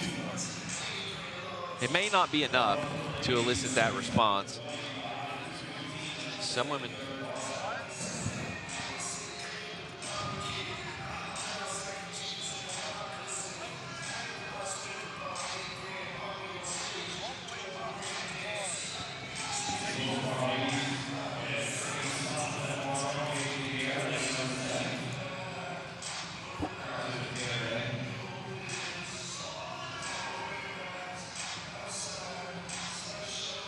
Once again, CrossFit Hype. First athlete to her barbell. She's waiting for the double unders to finish once again. She can now start. Joined by CrossFit Beetle. This is where the communication comes in. Her athlete's finishing. It's really hard to get your voice across the field. You need to be able to look back and see and start almost immediately.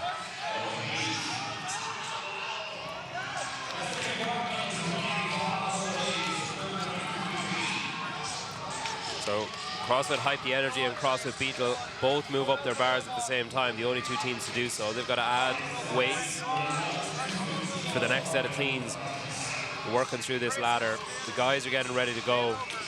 They've got about 40 seconds. They'll be joined by Cadre now. They're moving their barbell up. They'll be switching their weights. It's tight between lanes. You can see much more deliberate cleans happening here for CrossFit Beetle. CrossFit Hype the Energy seem to handle that pretty well. She gets a nod from her teammate to do another one, which I'm not sure she wanted. Still power cleaning. 10 seconds, and our guys are back in. Whoa! That was a good clean.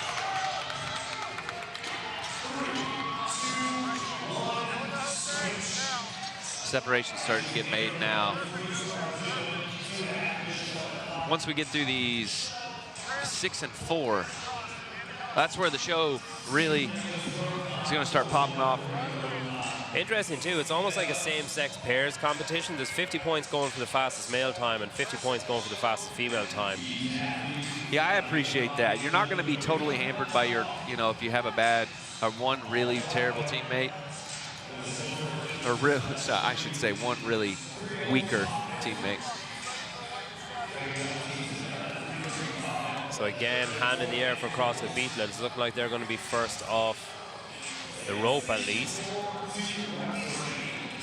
Finishing on the rope, you move to your bar, you got to wait for your double under partner or vice versa before you can do that first clean. So you've either got to have good communication or a good judge who gives you a nod. I don't see a line on the rope that's the mandated, like, you can now release from this point. I think the advice they were given in the brief yesterday was touch anywhere on the gold. You can drop from anywhere, but don't be an idiot. Right. We have a medical team, but not miracle workers, was basically the advice given. Sound advice. So CrossFit Beetle again, first onto these cleans. With the 3, it's a fail on the first one. 5 bar. So 4 to go. There we go. So a round of 4 and a round of 2 for CrossFit Beetle. I'm sorry, they're at 335 bar. United Spindle on the left-hand side of your screen are 2 reps behind now. Here goes TJ now on the left of your screen. No shirt, should rip it up. And CrossFit Beetle are into their last window of cleaning, but they've only got 30 seconds, so maybe 1 rep after they get this loaded up. Just struggling to get the plates on. You're watching United Spindle on the left-hand side of your screen. They're the closest team to them. Great Wolf CrossFit next door gets spat out the back. They're pretty much neck and neck. The Spindle can, no. The Spindle and Great Wolf CrossFit remain behind Beetle, who fail a couple of reps. I'm not sure they're going to be able to finish that last bar. Beetle came out hot, and they're holding on to it. So second last window for the ladies, 1 more window for the guys to go.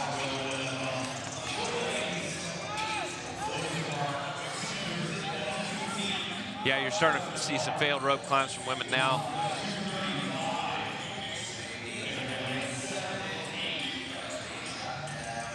Much slower. I'm interested to see the top heats and how fast the descent are and how much quicker they can finish this buy-in interval.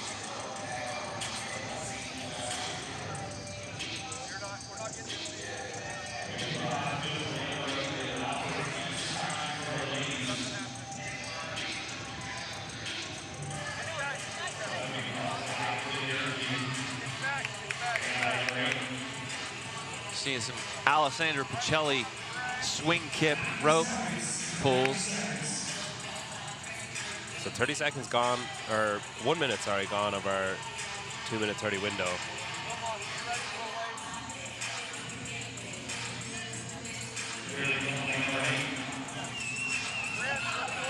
And again, CrossFit Hype the Energy and CrossFit Beatle are the first two teams. Hype the Energy on the right-hand side of your screen in the pink leggings. CrossFit Beatle on the left.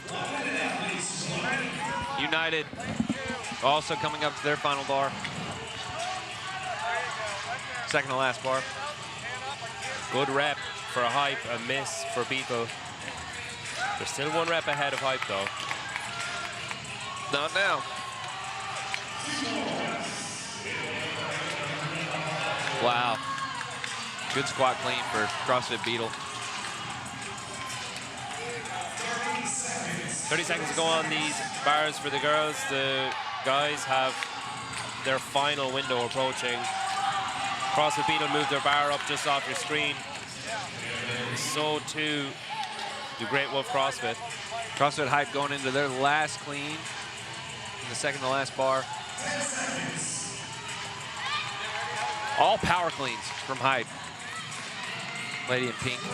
CrossFit Beatle in the white there on the top of the screen. Loaded their bar and then decided, yeah, this isn't the time for that. Let's wait. Can load your bar during the break period, which is nice.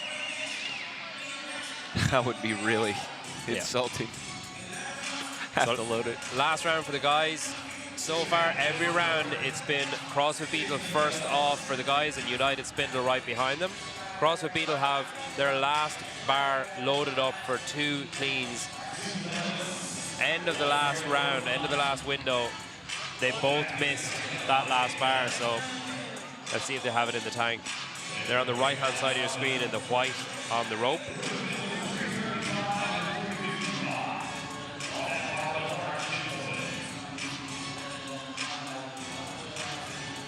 It's got to be, you get it clean and you're looking for your teammate to step in and they don't move and you just think, oh no, I'll go again then.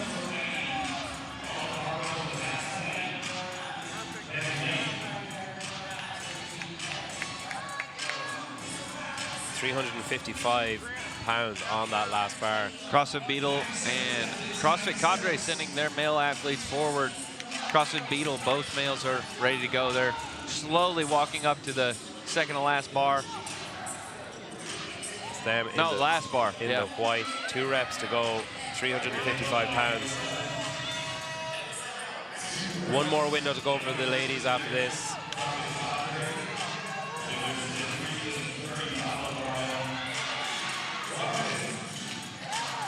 CrossFit United finally getting one of those reps. 1 rep to go for CrossFit Beatle. And he gets it. Nailed it.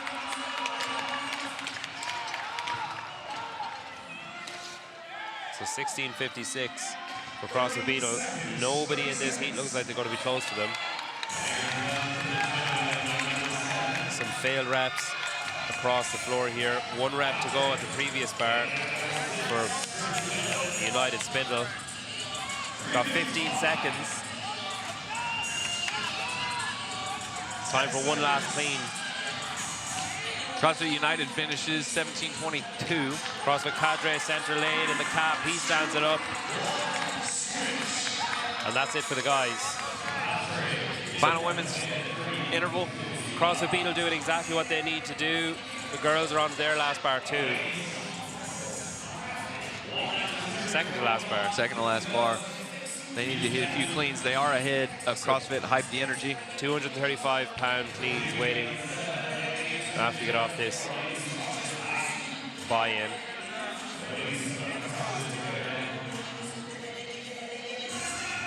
Feel as though the females are now moving a little slower just in preparation for those heavy barbells.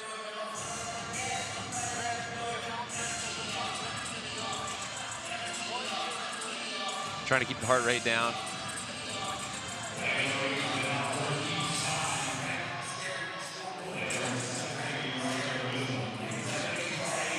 Hands up 1 for CrossFit Cadre in the center lane 6. 1 rep remaining for Hype the Energy. 1 remaining for Beetle 2 on your screen.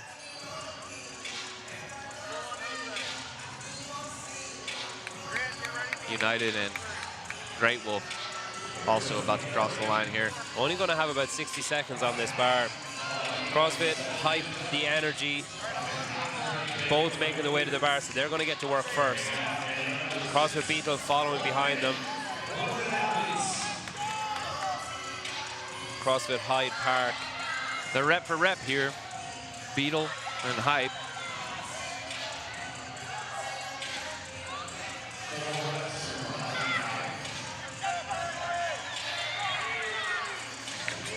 Power clean for Hype, no good. Beetle, squat clean, unsuccessful. 30 seconds to go. It looks like CrossFit Beetle and CrossFit Hype, the Energy, may have found their limits. Here's a good clean for Beetle. That's going to pull them ahead. Last chance for Hype the Energy. Can she power clean it? She's relied on that so far. Pink, lane 8. 10 seconds to go. Nope, no good.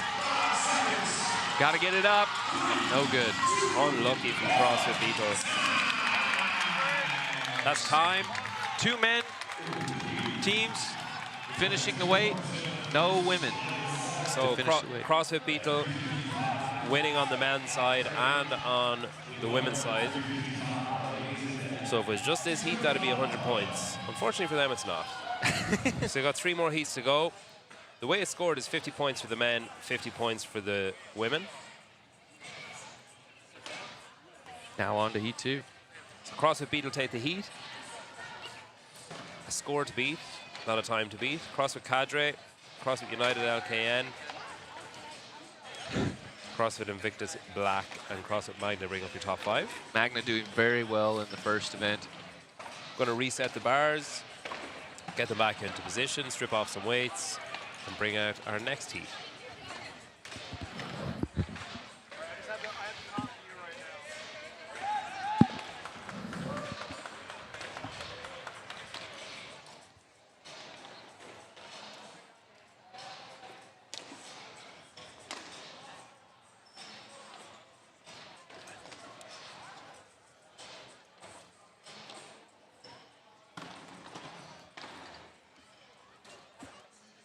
Here's your workout. Heavy Laden, brought to you by Rogue. The Rogue Invitation will take place in Aberdeen, Scotland, October 23rd to 25th. Visit roguefitness.com and get your tickets today.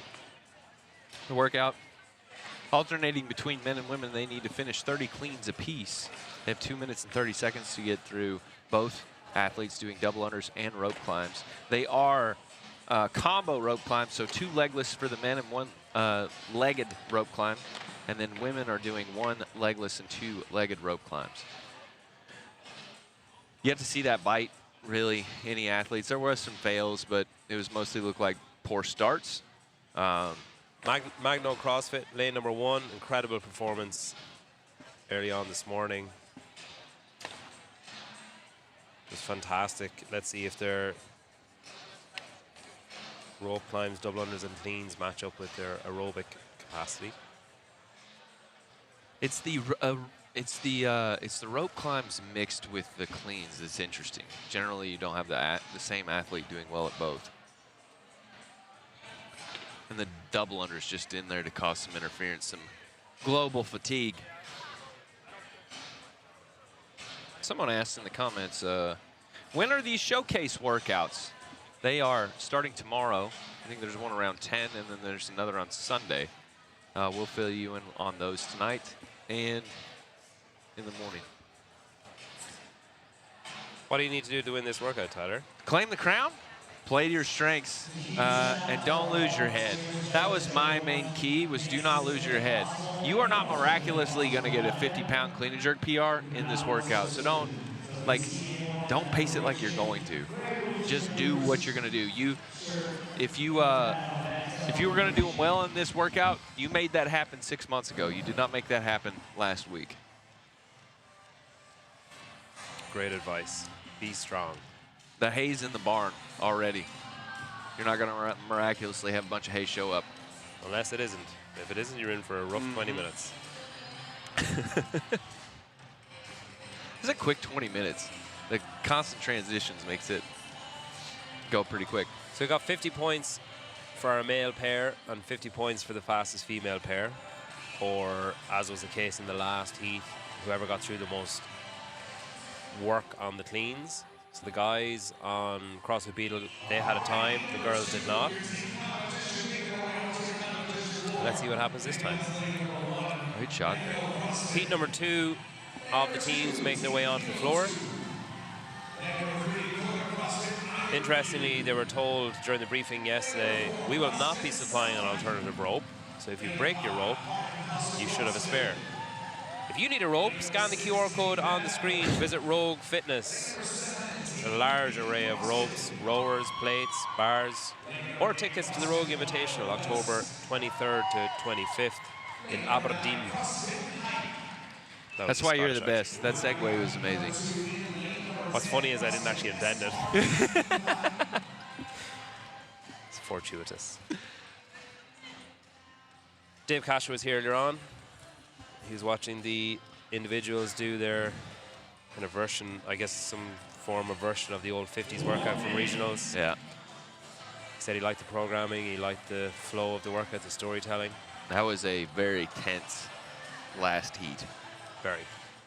Austin Hatfield, Colten Mertens, Travis Mayer, Nate We're Ackermann. on one stream all weekend, so if you missed anything, you can just scroll back a little bit on the stream to watch the team event from this morning, the individual females from earlier on, or the individual males from just before we kicked off here.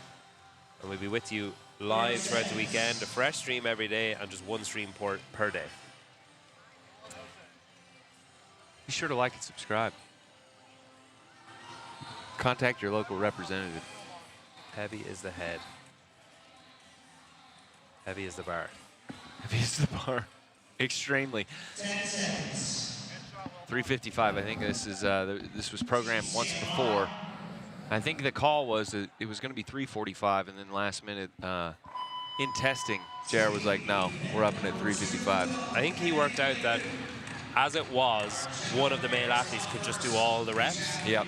He needed it to be a little bit heavier to force either a lot of rest or both males to and both females to get involved on the ladder bars.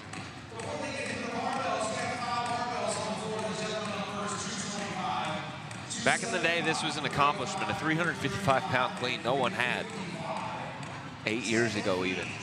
There was few, very few. Now I feel like it's more and more common. Of course, only 2 teams in the last heat we saw complete the bar, or even get close, really.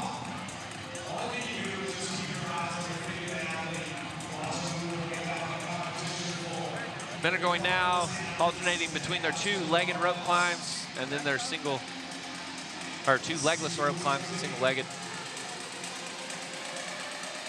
They will then switch to the double unders and then head over to the bar. They should be coming off here in about 10 seconds. Yeah, they're quite ahead of the last heat. The last heat was about 1:15 in the first round. So both athletes need to be completed with their buy-in before you can start on the bar. And it looks like Matt Apple in lane number 6 on the right-hand side of those 2 lanes that were on your screen are the first to get there. 10 reps on this first bar at 225. No touch and goes from the men so far. Oh, Magno has made me a liar. They are doing several touch and goes over there on the left on in lane 1. So maybe not just aerobic capacity specialists. So they're loading up their bar for their next round. We've got about 35 seconds left on this first window. Once the male time has elapsed, the females will start their window of 2 minutes 30 seconds to get through the same rope climbs, double unders, and cleans. So Magno CrossFit already working through their set of 6 cleans. Magno doing a squat clean.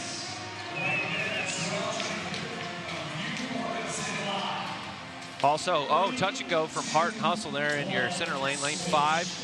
And our time has elapsed as the females get to work.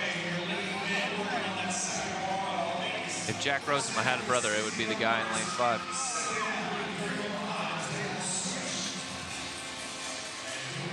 Maybe he does have a brother. The women do one legless rope climb into 2-legged rope climbs. They then switch double unders. Other female comes out and does the same thing. Your athlete on the rope is allowed to proceed to the barbell before the double unders are finished. Really seems like Magno CrossFit over in lane number 1 are not just here to take part.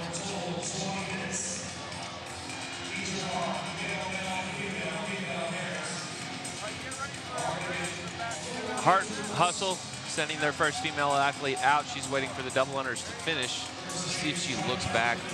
She's ready to go.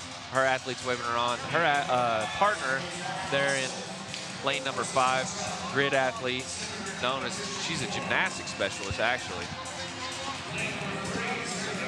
Quick cleans for the females here so far.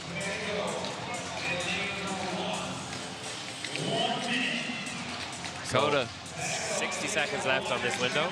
Coda CrossFit doing some touch and go cleans there, moving through some reps. 3 reps remaining. But it looks like CrossFit Kilo 2. First women to finish their barbell, moving forward.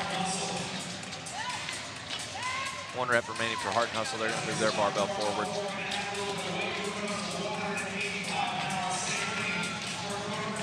Last 30 seconds of this window. We've got hands in the air across the floor. Once they finish one set, they move their bar forward, reloaded themselves. There's a missed rep there for Mad Apple in the center lane. They make it through, they're going to reload their bar. So too our CrossFit Southie. Heart and Hustle with another rep to go there. We've got 5 seconds and our men are in. The second window of work for the men, 5 minutes gone, 20 minutes is the total time. CrossFit Beetle in the last round for the men, they got the work done. There's 50 points going for the fastest male pair, and 50 points going for the fastest female pair. So far, we've had CrossFit Beetle finish the work. No female pair has finished the work, so an opportunity here for some points.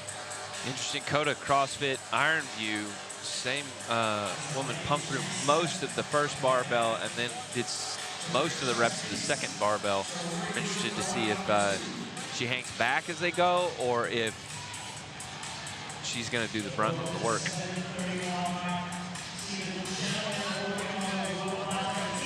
Kilo 2 on your screen, a name familiar with any games team aficionados down through the years.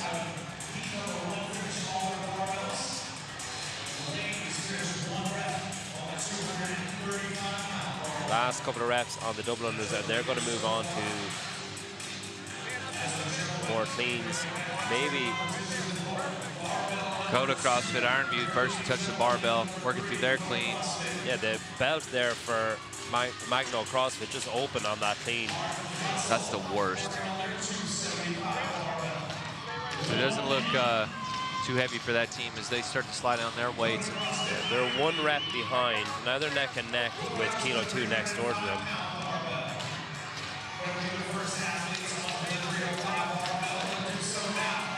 Heart and Hustle and also Magno CrossFit moving their barbell forward.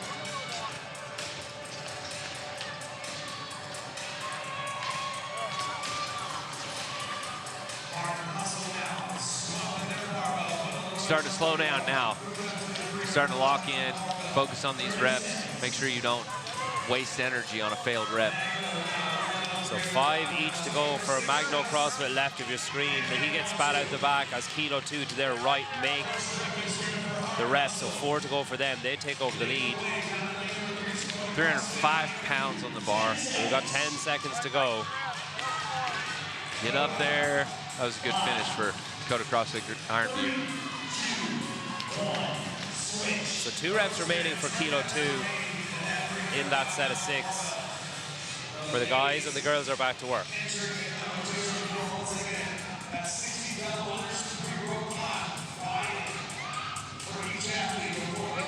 I don't know. I would be interested to know if there's ever been more weight on a floor.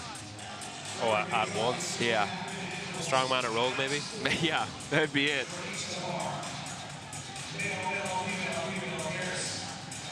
I think I remember in passing Wilson saying something to the effect that it's high up there. If you're looking for some weights for your home gym or your affiliate, you can visit roguefitness.com. Rogue Don't Weaken, the official equipment supplier of the Syndicate Crown. Great partners for the Syndicate Crown. All the fancy equipment you're seeing this weekend, brought to you by Rogue. If you're a fan of barbecuing or grilling, you can follow Bill, owner of Rogue. Was he a big barbecue guy? Oh, huge barbecue guy. Heart and Hustle moving forward, first to their bar. So too our Coda CrossFit Ironview. Ironview failing their rep. Yeah, she didn't stand it up properly. That gives a chance for Heart and Hustle to catch back up. A rep behind now. Power clean for Heart and Hustle. That's Coda CrossFit Ironview, near side of your screen as you're watching. Reloading their bar for the next set of cleans. Moving on to their third position here. Second position. Over in lane 10, CrossFit SRC Black. They're moving on to that same bar.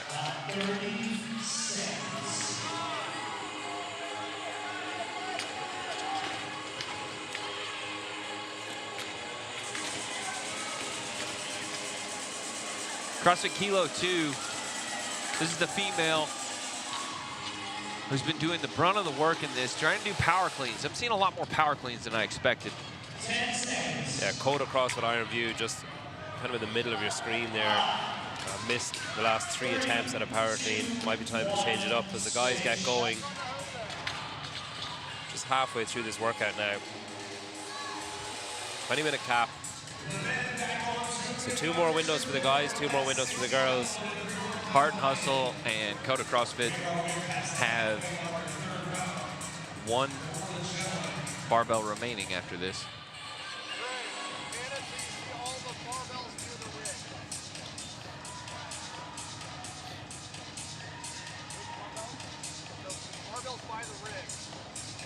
Heart and Hustle was doing some touch and go reps at the beginning.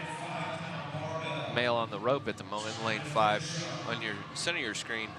Seemed to be very powerful. We'll see how he handles these super heavy barbells. They have remaining 335 and 355. 90 seconds.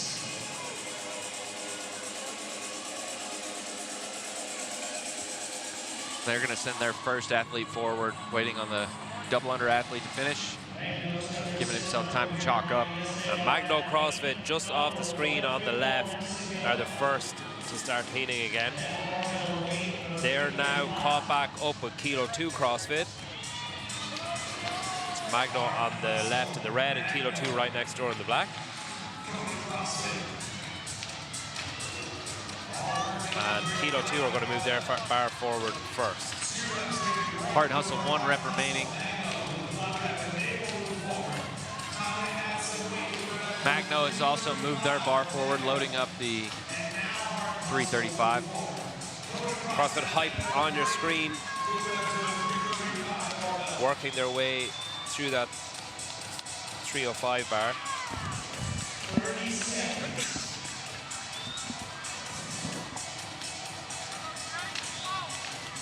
Heart and Hustle starting their clean. Wow. Buried on that one.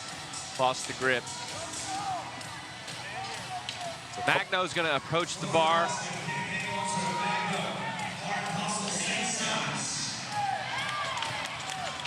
They're going to nail it, as well as Heart and Hustle doing their first. So 3 reps to go for Magno. 3 reps to go for Kilo 2 on that penultimate bar. 1 interval remaining for the men, 2 for the women. I don't think we're going to see any males finish the ladder here.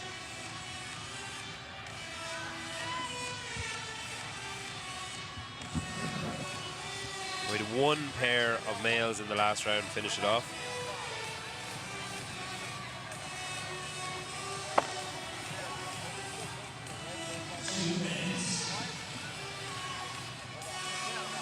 How was your talk with Dave? Mr. Castro. Good dude, good dude. He was praising the programming. He was watching that D-ball workout. He said, this reminds me of the 50s, a regional workout. And I said, yeah, the 50s. And he goes, yeah, I like it. I like the storytelling. I like the way they're moving across the floor.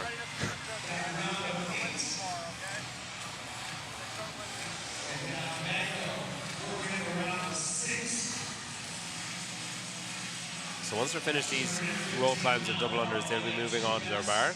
First team on the move is Heart and Hustle CrossFit, right there in the center of your screen. On their second to last bar. Smaller, a bit smaller, these females on Heart and Hustle. We'll see if they're really efficient movers as she belts up. So 235 pounds on the bar. Center of your screen.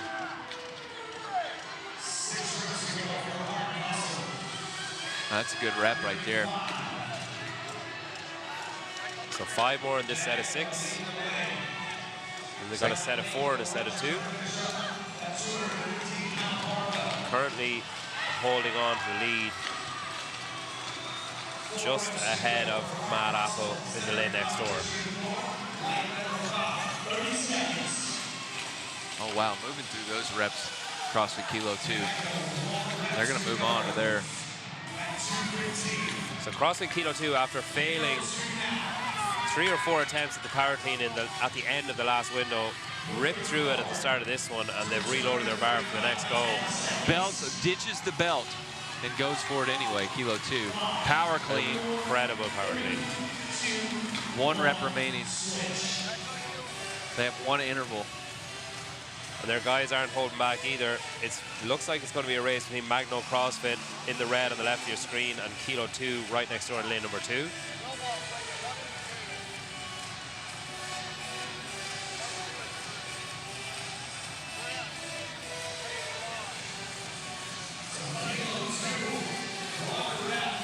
See if these men can get into the last barbell. It's not looking likely.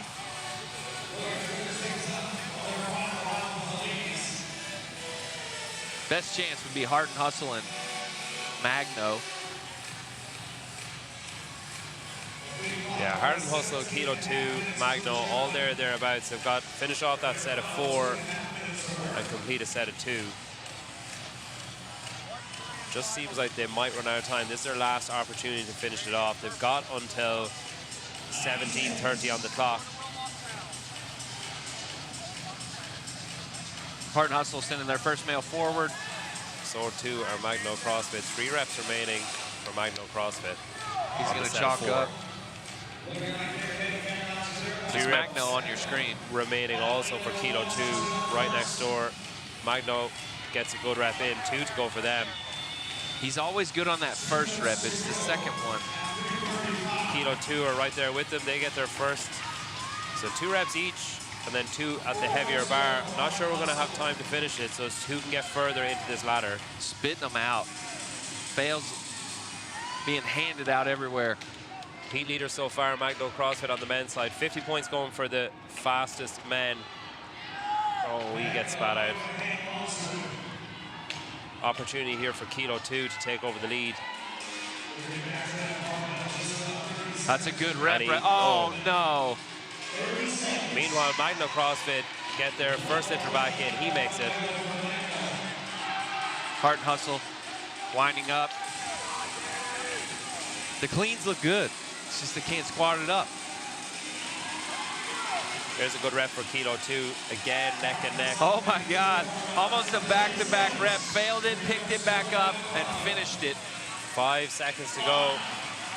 Wow. And just off your screen, Kilo 2 finished that round of 4, overtaking Magno CrossFit on the men's side.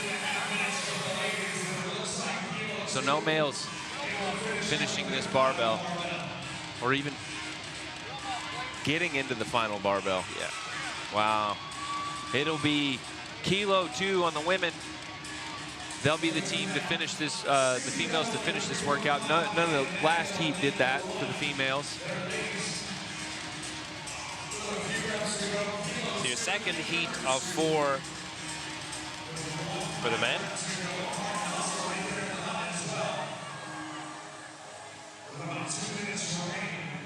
And the men are done. Women are into their final interval. Just coming up on about 90 seconds left to go. Kilo 2 are on their final barbell of 245 pounds. They've got 2 cleans to go. They ripped through some power cleans at the end of the last window.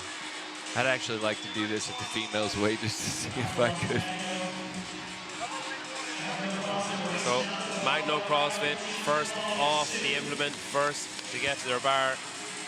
They're going to need the time. It looks like Matt Appel are going to be the first to attempt to lift, but here come Kilo 2. Russian. She ain't going to belt up. Final rep. Just going to grab the bar, power clean. So Kilo 2 CrossFit. Boom. Power clean. And finish well inside the 20-minute cap. Wow. Her traps are amazing too.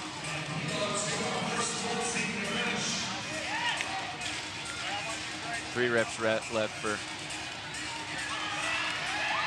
Wow, very good narrow squat clean there.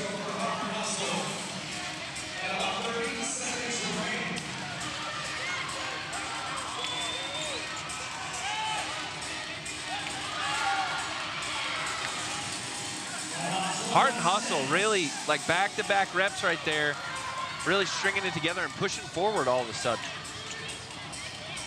Looked like it was going to be impossible for them. Can she get this last one up? She does. She is going to squat it up. Wow. 3, 2, 1. Very good. And that's time on heat number 2 of 4 of your teams. So one male team to finish the cleans, one female team to finish the cleans. And one Tyler Watkins to finish the commentating. Yes, sir. Take a well-earned break. We're going to get James Hobart in here. Thank you all. I'll be back shortly. See you around for the women.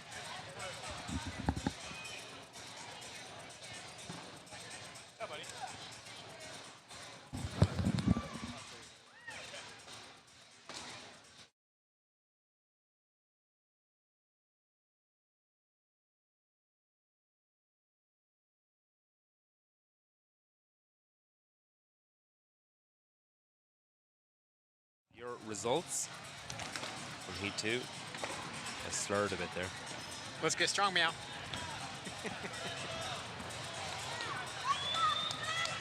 So resetting your weights, getting the bars back in position, and we welcome out heat number 3 of 4.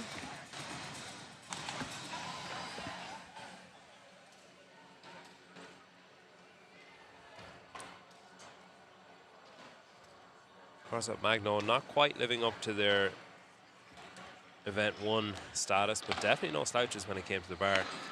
Your workout on the screen, heavy laden, brought to you by Rogue. Don't weaken, the official equipment supplier of the Syndicate Crown. 60 cleans is the aim. 2 minutes on, 2 minutes 30 on, 2 minutes 30 off. 4 intervals for the men, 4 intervals for the women. You're working through 60 double unders and 3 rope climbs, and then you're switching. And in the remaining time, you're trying to work through 10, 8, 6, 4, and 2 cleans. So far, we've had 1 male pair finish the workout and 1 female pair finish the workout. It's pretty gnarly. It's a heavy bars.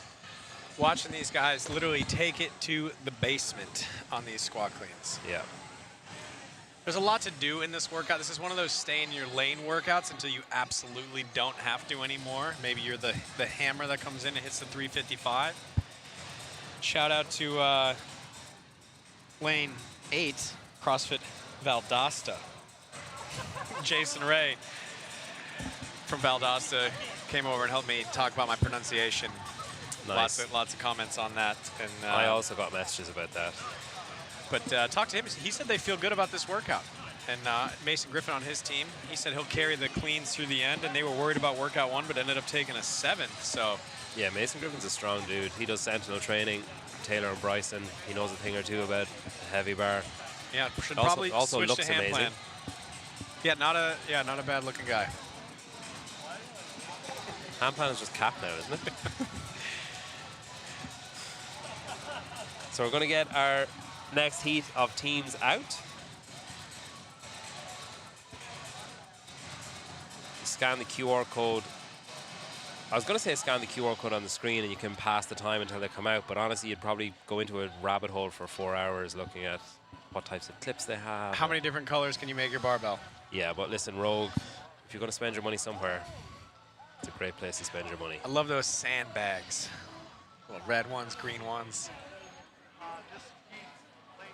I'm trying to think if I've made a better purchase other than the rower, and I can't think of one. Home gym, wheedle around. There's none of that. You know that little back James and forth? Hobart t-shirt. I won't buy one of them.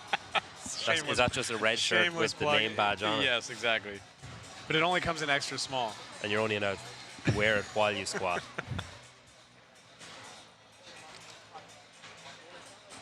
So here they come.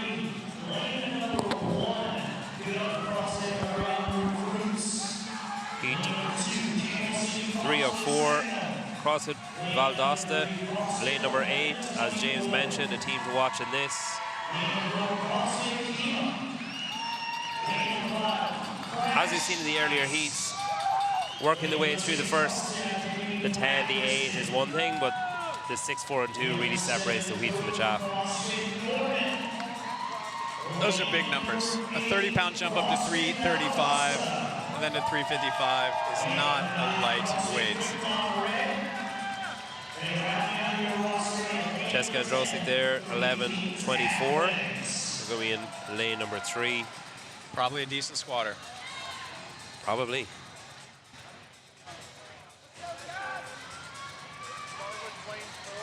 So the guys are going to go first. It is 60 double unders and 3 rope climbs, and then they switch and repeat before moving on to that first group of 10 teams. I don't feel like I see people missing weights because they're being too reckless on the double unders, the rope climbs. It's just the fact that the weights are heavy. Yeah, just the kind of, like Tyler was saying, the compounding effect of the grip on the rope and then the bar getting progressively heavier and heavier. I think it's interesting, the ascending weight and descending reps. It's always a nice combo. Do you think, is there teams here that are saying like, okay, will you just take care of the 10 and the 8 and maybe 4 of the 6 and then I'll come in? I absolutely think that's a strategy here, is you got to have one person on the team who's kind of like the heaviest lifting hammer, and you're going to try and save them a little bit for those last couple barbells, as we've seen. Not a lot of teams have finished this. Yeah. Or pairs even have finished this.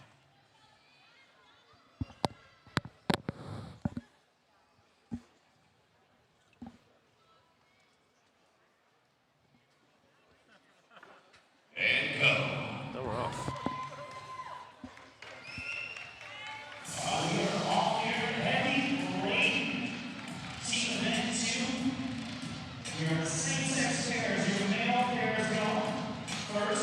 So a 2-minute 30 interval. Got to work through 60 double unders and 3 rope climbs. And then they swap and repeat. Moving on to the bar, you got to wait for both athletes to finish. It's essentially like a same-sex pair workout. You got 50 points going for the fastest male pair and 50 points going for the fastest female pair. So if you've got a good lineup on your squad here, you could be taking away 100 points. Yeah, absolutely. And like I said, we've kind of talked about this theme at this level of competition. It's like, it's just to watch out for no reps, especially on, you know, something like the rope climb. You don't want to be inefficient on the double under, because the meat and potatoes of this thing is the barbell. And you don't want to waste it on the preparatory work. Preparatory, nice. That was very nice. Just trying to stand up to John's rhythmatic. So 11:24, lane number 3 are your first team on. Breaking out some touch and goes. for this set of 10. They'll roll their bar slightly forward, reload it, and go again for a set of 8. Halfway through the set of 10, being urged to move a bit more centrally in their lane. The lanes are snug. Yeah, and you see that they have the barbell staggered. What I think is interesting about this, and this is a workout as a team, if I was competing, I would have tested this out just to make sure and see what the athletes have. But, you know, is touch and go the right strategy here? Like, how much time are you actually saving and you get back at the end versus the fatigue that accumulates?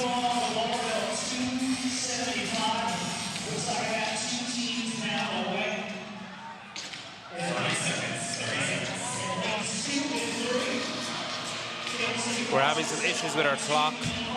So if you're watching and wondering where the time is, we'll try and keep you up to date on that. Looks like we're 2:20 into this interval, so 10 seconds left. So 3 seconds to go, and we're going to be swapping, letting our females go. Oh, sorry, we're 10 seconds behind. That's my bad. That's all right. Missed the countdown. 3, 2, 1. And that's time for the men.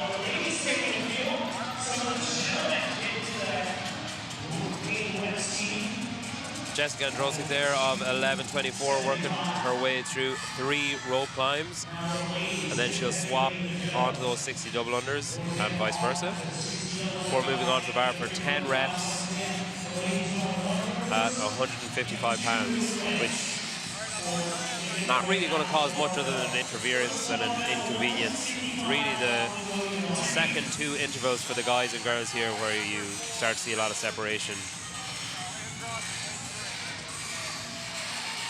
There's Valdosta on the right-hand side of your screen, working their way to the top in lane 8.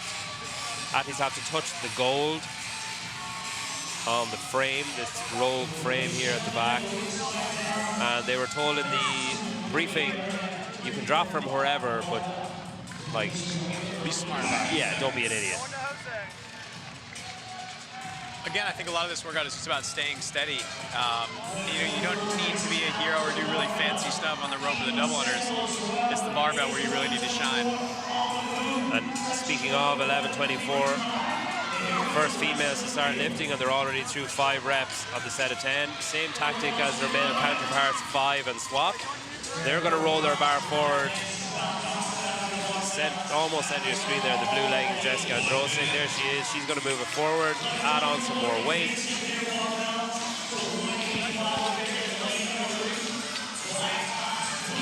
So the second barbell for the ladies is 185.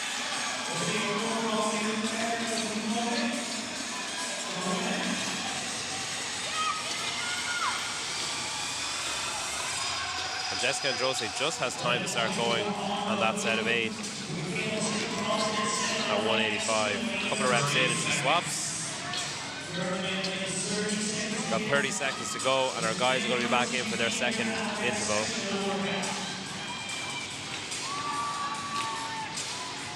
So 2 reps to go for 11:24. Looks like they're going to get this window, or this rung of the ladder complete. And you're allowed to change the weight on your bar during the interval. So we'll hit the time of the interval. They can load their barbell for their next round. Yeah.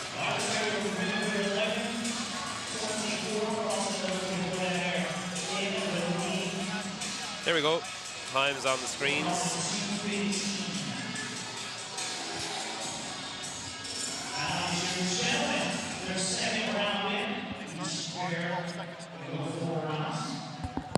So the clock on your screen is about 10 seconds or so off the pace. So don't get agitated if they're still moving after the 2-minute 30 window. So CrossFit 11:24 ahead of Camel City CrossFit, only just another Sentinel team.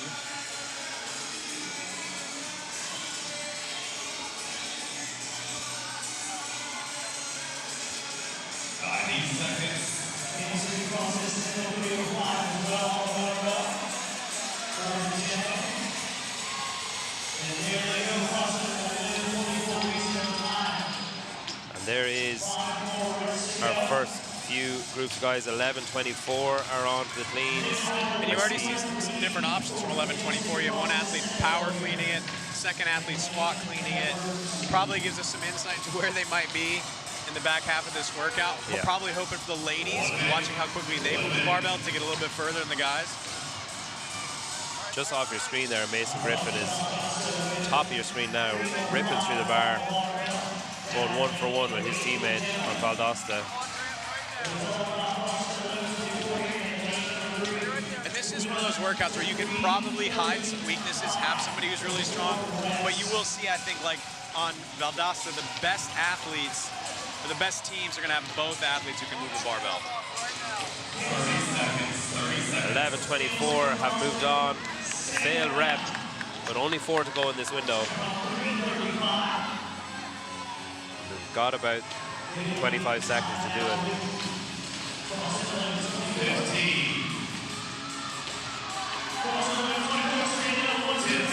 I mean, absolutely amazing catching that, standing up that far to the bottom. And a second rep there just off the screen for 11:24. 2 reps to go on that rung of the ladder. And Jessica takes it off for the girls.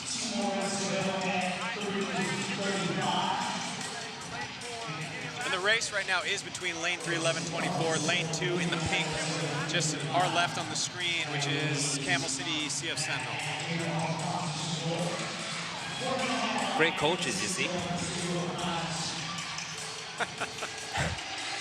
Just milking that free membership. Could be a potential bonus for me. I'm not. Yeah. Who am I to turn that down?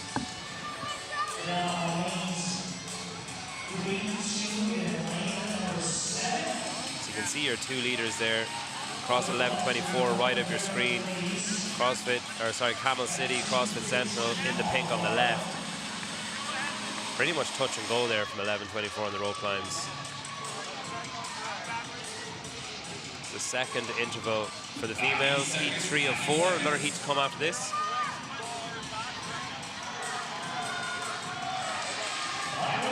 So 11:24 and Camel City Sentinel make their way to the bar. It's 11:24 who move first. They get a rep in. That's a power clean at 2:15. So 5 to go for them. You're looking at Coda CrossFit Norman there, also 5 to go. Valdosta just above them on the screen, with 2 to go on the previous bar. And I think one of the big commonalities you're seeing, aside from somebody squat cleaning or power cleaning, is pay attention to how these athletes set up.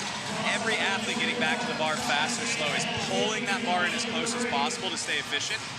Even if they end up using a power or a squat clean, you cannot let that barbell get out in front of you. 11:24, their blue leggings, lane number 3, loading up their penultimate bar. They're going to have 235 pounds for 4 cleans. And they've got about 20 seconds here to get a couple of reps in. I think it's the first squat clean we've seen out of 11:24. Yeah. At 235 pounds. We're getting to the real meat and potatoes now. It's a failed rep from Jessica Androsi. She passed it off. Not much time to get going, so we're going to go back to our guys. Their second last round here. So still 2 full intervals for 11:24 to finish off that final couple of rounds for the females. Yeah, keep in mind we're about halfway through this workout in terms of time.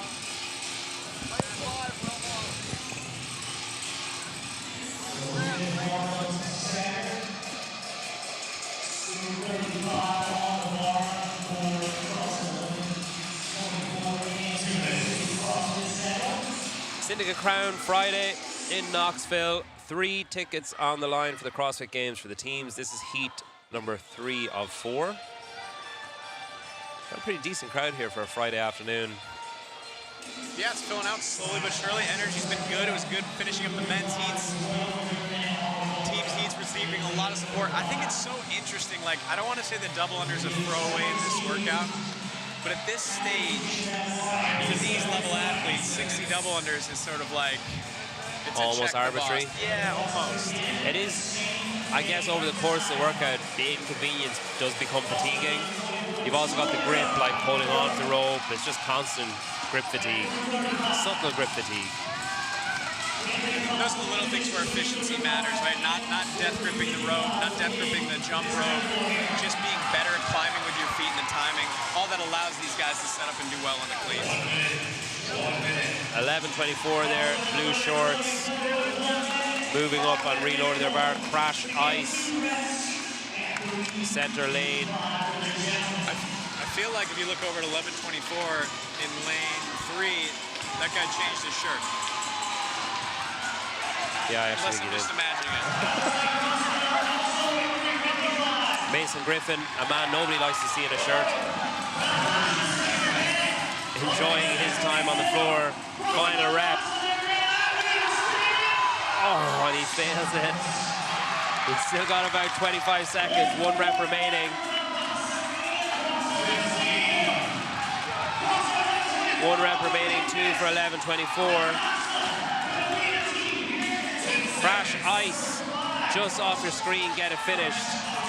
And that's going to be huge for them. Here's Mason Griffin, stands it up, and he gets it finished. We saw him kind of showboat a little bit before that failed attempt. I wonder if it was just him taking an extra second or two to get that thing right. So Crash Ice, the fastest time for the men there, and Valdosta just behind them. So 50 points going for the fastest guys, 50 points going for the fastest females. So 11:24 here are the leaders on the female side.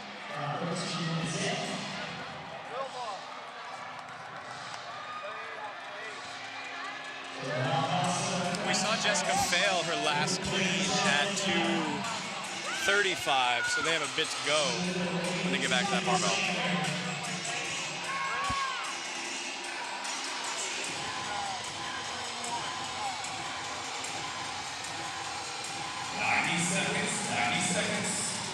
So heading for the bar with 90 seconds to go. She has to wait for Androsic to finish her last double unders, and she does. So 3 reps remaining on this set of 4. Then they're going to roll their bar forward and add on the last set of plates. There she is in the blue. 2 remaining now. Currently leading the field. 60 seconds to go.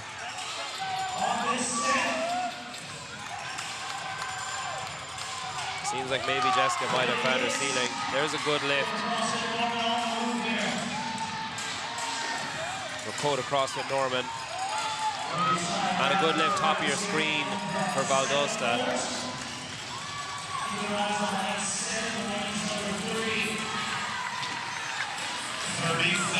Failed lift for Dakota CrossFit Norman. 1 to go for Jessica Androsic at 11:24. She makes it this time after failing one earlier on. They roll the bar forward and load up for their final round. I have to imagine her earlier lift was just she wasn't catching it at the right time. She's trying to hit that bounce to come out of the bottom to stand up that squat. They've got 10 seconds. They're going to go for one of their final 2 cleans. She just gets spat out. 3, 2, 1, switch. So our guys are going. We've already got 2 of our teams for the men across the line. Valdosta and the heat winners so far, event leaders so far of Crash Ice, not even requiring that final input, which is pretty impressive. 11:24, we're leading in that last interval heading into it, and Crash Ice and Valdosta just powered through, well, squatted through. Squatted through, absolutely.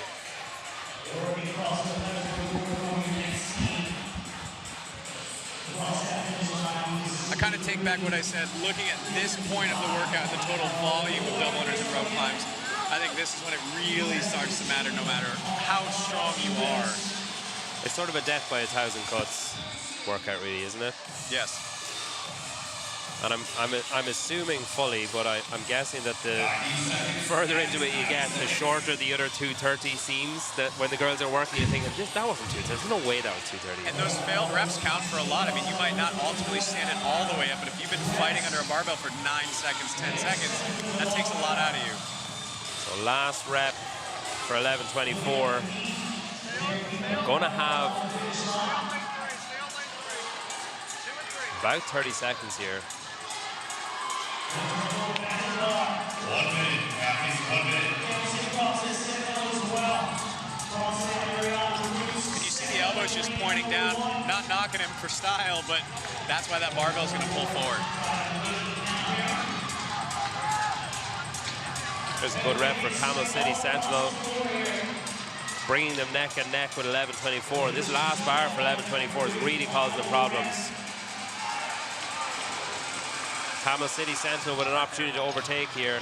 30 seconds, Raptis, 30 seconds. And one of the things I'm trying to think about, if you're doing this, how much of that 30 seconds are you going to take to rest? Are you going to wait till the exact last 10?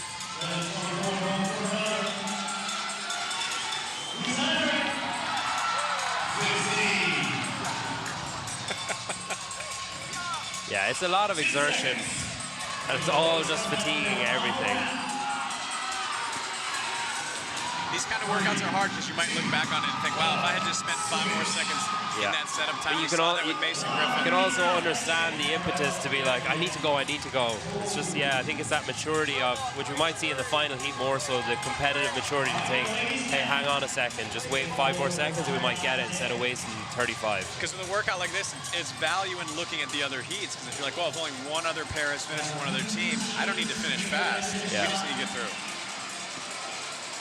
So Crash Ice and Valdosta just lapping it up on the finish line for the guys. The rest of the guys are finished their work now, but didn't finish the workout. And we have our final interval for the females.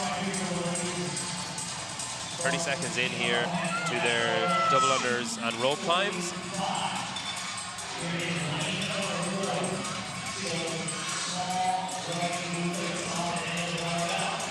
And I think we have 1 clean remaining, or sorry, 2 cleans remaining for 11:24 in the blue, lane 3, center of your screen.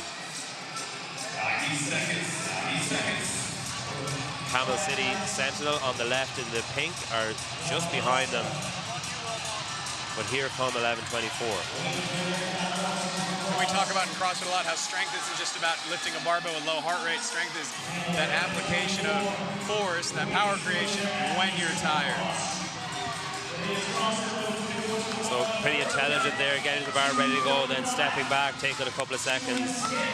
That's that maturity we were talking about. And that's a good lift. 1 rep to go. She's lifted so well. And what I'm going to look for is does she spend the time, if Jessica doesn't make this, spend the time to just wait as long as possible to get that last rep.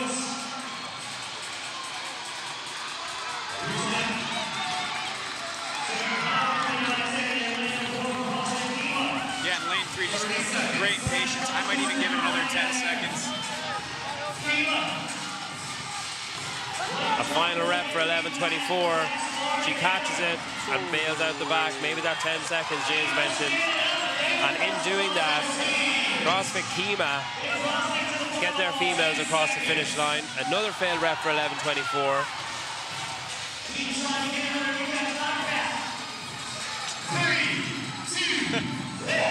Hey, that was a great attempt. And there's time. So for the females and the males on 11:24, that last bar just causing a problem. On the male side, Crash Ice, take it for the men in that heat. Valdosta not too far behind. And for the females, CrossFit Kima. I'm sure I'm picking the wrong option there, yeah. We're going to get the barbells, tidied up, dust off a bit of chalk, and we'll get our final heat of elite teams out to take on heavy laden.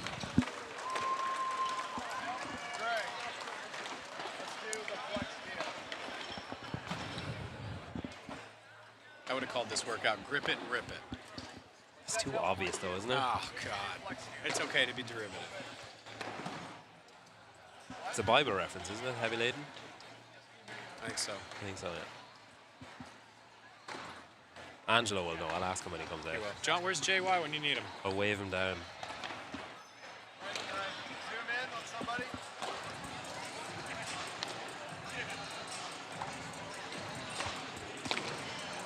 Flex cam. Nice.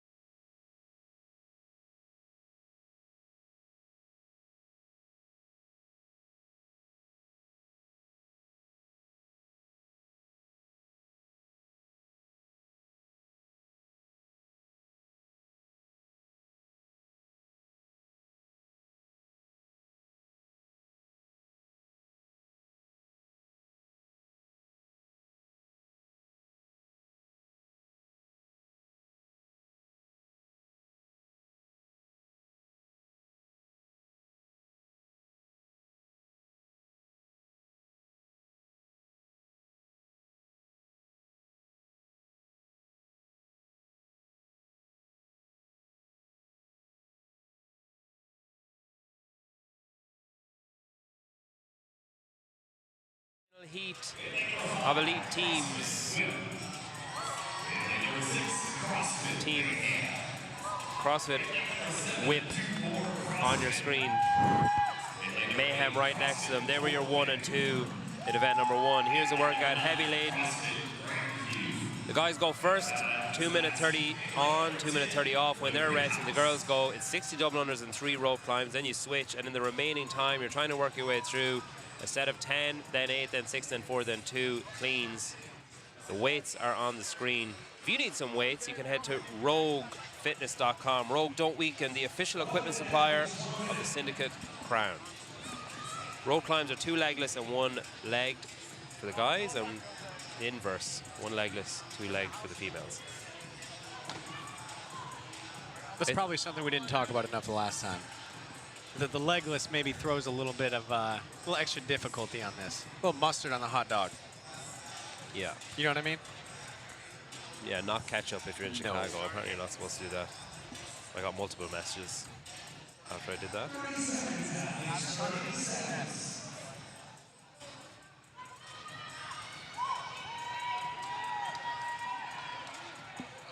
So chip sauce, as you like to call it. No, just ketchup. We're weird, but we're not that weird. Yeah.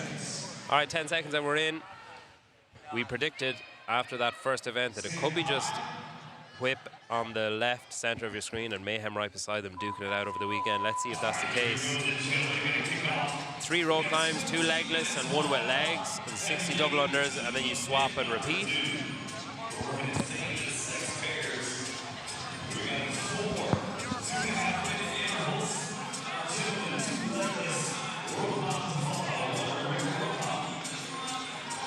Sam and Angelo rocking the Mayhem Hunt.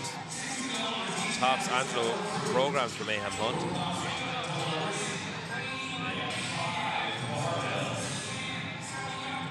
I wonder if that'll help him in this workout.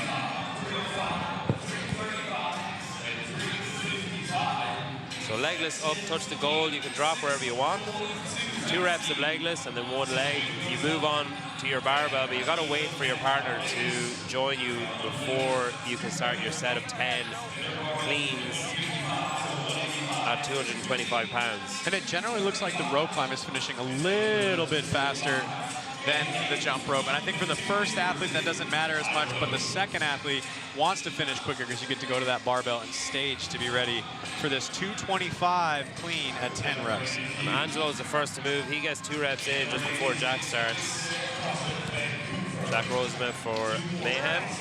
Team way back, I think, and then broke off, went individual 2 or 3 seasons. He did the Rogue Invitational individual, so too did Sam DeMeester. Both back here now, hoping to get 1 of 3 tickets to the CrossFit Games San Jose coming up in the summer. If you want tickets, you can head to games.crossfit.com. You can join us live in person. If you're an affiliate owner or a coach, there'll be plenty of stuff on in the lead up. Age groups, teams, individuals, all on show. You know, sorry. You talk about Angelo's experience, Roseman's experience. We saw a lot of athletes in the previous heats going touch and go on these earlier barbells. They are singles from the start. I'm sure they're not weak guys. I think this is their experience and strategy showing through. Yeah, sometimes you can, but you shouldn't. Last couple of reps for Angelo on this set of 8. And even with 1 to go, they swap, meaning they clearly have a strategy and they're sticking to it. They're allowed to change their weights during this rest period as the women get to work. So Molly McGrandy and Caroline Klutz making their way up the rope. Molly, the owner of CrossFit Whip. And this is your current reigning second fittest team on earth on the left of your screen. And as I'm watching these rope climbs, you want to think about, they don't need to move super fast. What I'm looking for is where are the athletes who are getting their knees up really high, who look smooth coming up and down the rope, because that gives me evidence of what their fatigue level is like. I don't need to know exactly where they are in the workout. I just want to see really smooth, consistent movement. None of these ladies having to use a big kip on the leg list. They're still nice, fast, and efficient. Now on with the legs, let's see how high we can get those knees up to use the legs and not tire out that grip on the rope climb.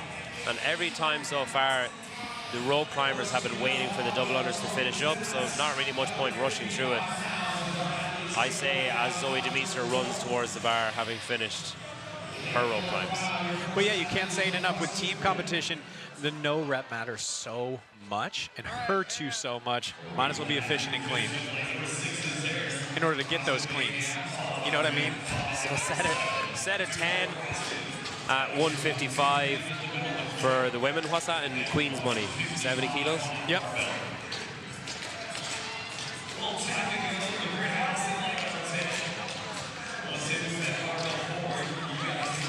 Alexis Scuds opting to go for a couple of touch and go there. 5 to go for Camp Rhino as Lena Richter takes over, also going touch and go. Obviously didn't hear us say maybe you can, but you shouldn't. They just don't like our strategy. They didn't look like they need it. Something else I'm looking for here is what are their feet doing in the landing position? If I'm seeing early on athletes are jutting their feet out to the old CrossFit Starfish, that makes me think how successful they'll be at heavier weights. Looks like Team Rhino, Allison there we saw go really wide, but her partner, feet stay pretty narrow as she's been cycling those barbells, except on that rep. So I stand corrected. 3 to go for Whip. It looks like it's going to be Zoe DeMeester to round it out. We've got about 10 seconds to go and one final rep. Molly McGrandy makes that. And they'll move their bar forward. in line with where the guys are on that team as they get going now.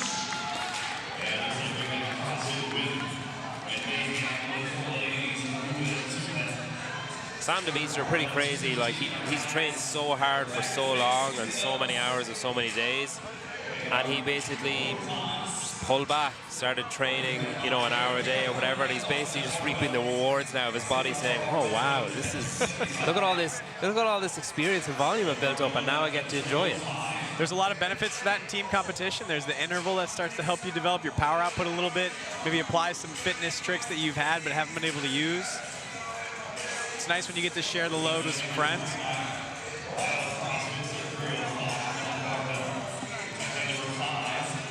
So 3 rope climbs, 2 legless and 1 with legs, and then you swap with your partner onto the double unders or vice versa, and then you move on as Angelo and Jack are doing right now from whip and mayhem respectively.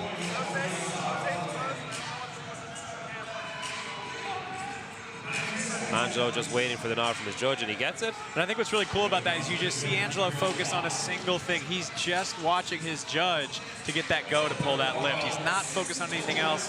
That's the attention that you need in a workout like this. So 3 out of their 6 reps complete as Mayhem had to load their bar. So a nice little bit of breathing room for a whip.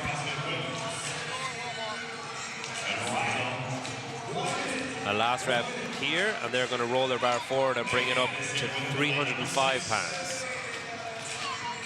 And again, in a workout like this, you want to test it out because you don't want to have to be surprised that you need to go to a squat clean. You want to know on what rep are we going to go to squat clean? How many am I going to power clean?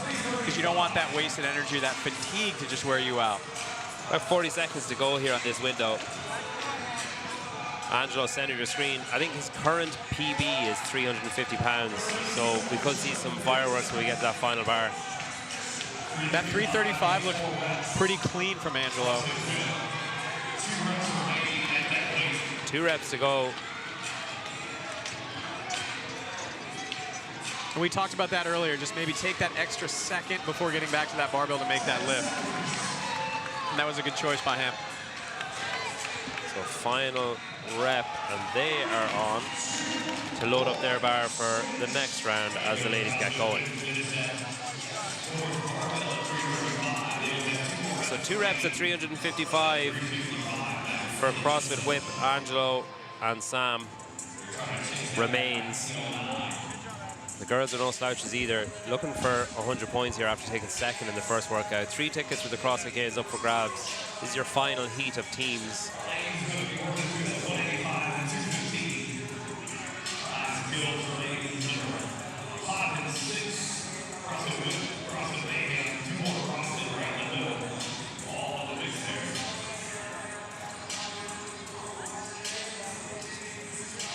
So 1 legless and 2 legged rope climbs. And you see the legless getting a little bit slower.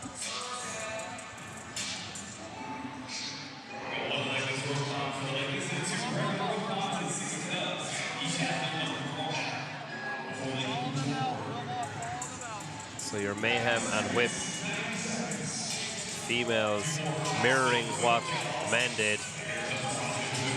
Moving up ready and waiting for the judge's signal. Zoe's finished, so Molly can get to work. And Caroline is also finished. Neck and neck, 5 reps to go each on this bar of 6. 215 pounds. What we want to see for the ladies is we get those white 10s on the end that gets us that 235, and that's 1 step away from that final weight with the white 10 and the little blue to get us to 245. So Molly McGrandy's still power cleaning. Mayhem still power cleaning. Lena Richter and Alison Scuds of Camp Rhino load up their bars. Lena Richter, multiple podium team athlete for Oslo and Peak, and then had a child, and this is her return to this level of competition.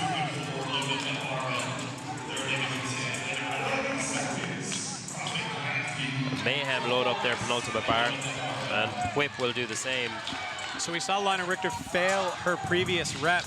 I would take that extra time, but she didn't need it.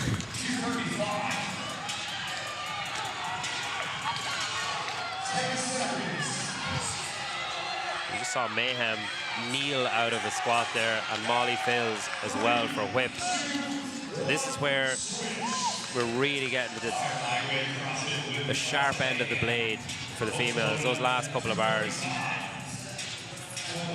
We've got an opportunity for something special here with CrossFit Whip. 355 pounds on the bar, a 350-pound current PB for Angelo De Chico.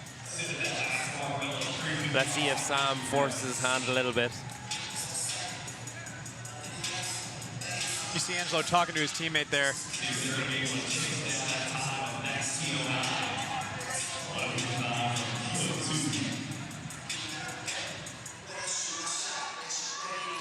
So 2 legless rope climbs and 1 with legs. So once Angelo and Jack in lanes 5 and 6 are finished, they can move up to the bar. And when their respective partners, Tanner Balaz and Sam DeMeester, have finished their double unders, they can start to lift.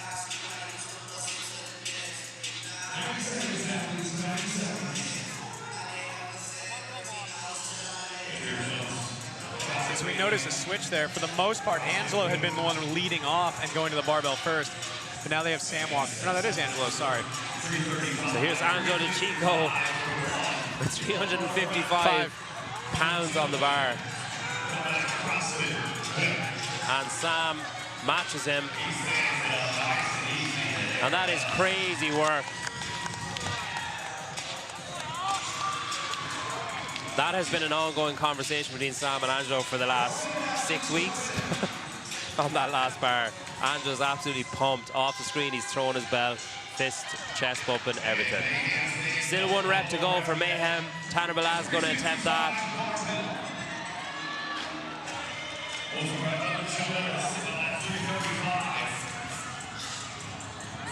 About 35 or so seconds. Jack Rosema with 1 rep remaining. He catches it and stands it up. And Mayhem come in second in the heat behind Whip. 50 points going for the fastest guys. We need to check back on Crash Ice's score from the previous heat, but I think Whip might have it. And that does it for the guys. On that interval, the girls are back in.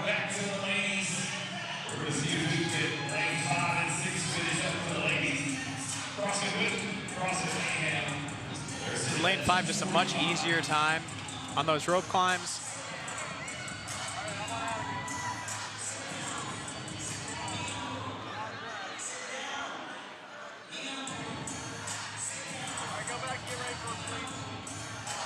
So we still have 1 more interval for the guys, and this is the penultimate interval for the females.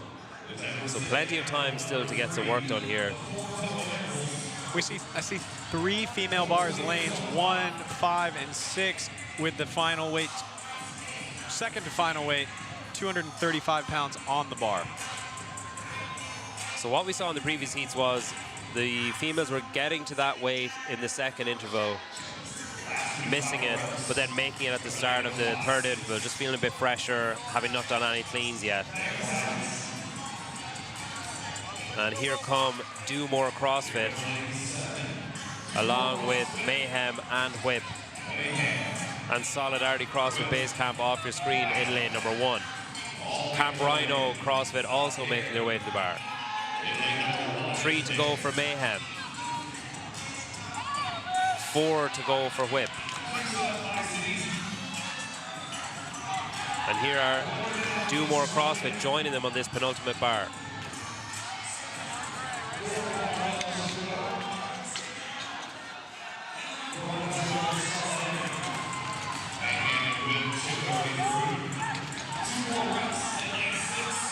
Solidarity CrossFit Base Camp have 3 reps remaining on the second to last bar. Whip have 2, Mayhem have 2.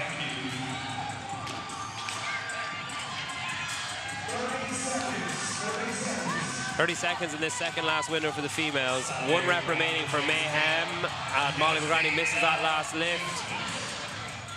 First of 4 complete for Do More CrossFit. 2 reps remaining for Solidarity CrossFit Base Camp. And that was a big lift for Mayhem. There's a big lift over here in lane number 1 on the corner of your screen as well. A deep, deep catch and just about stood it up. And a big lift there for Do More CrossFit, just getting it in under the time cap. Final round for the men. Whip and Mayhem can have a breather, maybe a quick consult. Here's what you need to do with the females. Just lift the bar. Just stand it up. Why is it so hard? So final 2 minutes 30 of work in this event. There's 50 points going for the fastest man, which looks like it's going to be CrossFit Whip. And there's 50 points going for the fastest female, which currently is anybody's guess.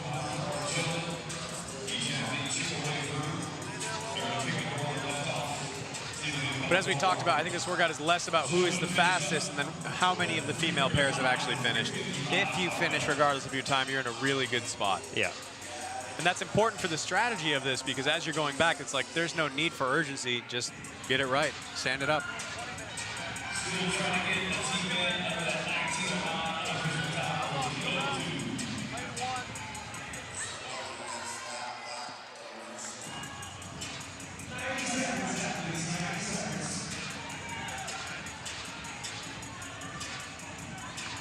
So we're inside our final 90 seconds here for the guys. See Raphael there for Camp Rhino belting up. CrossFit Trivium Gold in lane number 2 getting to work. Still power cleaning. They move up to their last bar.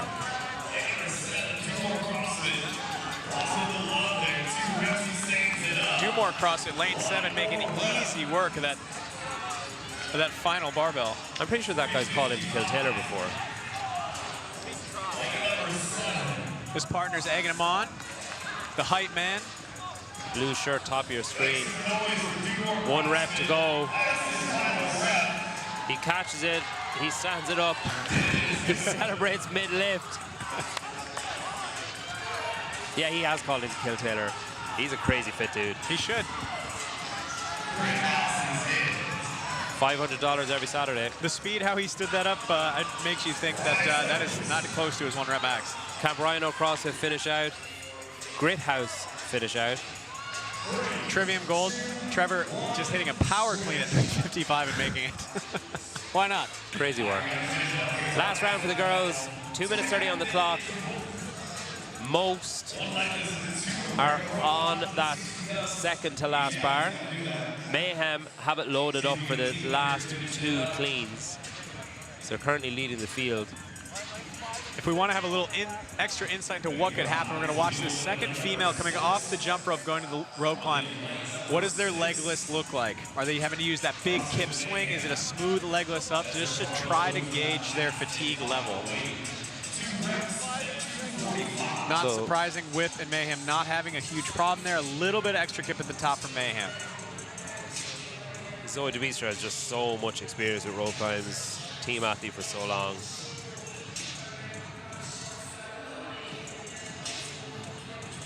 So final rope climb for both of these teams, and they're going to be moving on to their bar. The Mayhem team a touch slower on the rope climb. But no need to rush because the double unders are still wrapping up. 90 seconds left.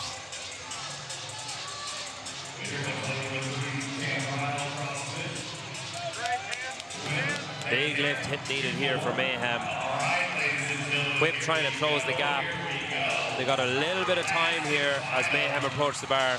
They are loading up their final bar. Mayhem are about to attempt one of their final 2 lifts. And she's held a power clean throughout, but struggled at the heavier weights to hit that Caroline power Klutz clean. in the purple center of your screen now catches and stands it up. 1 remaining for Mayhem, 2 remaining for Whip to their left.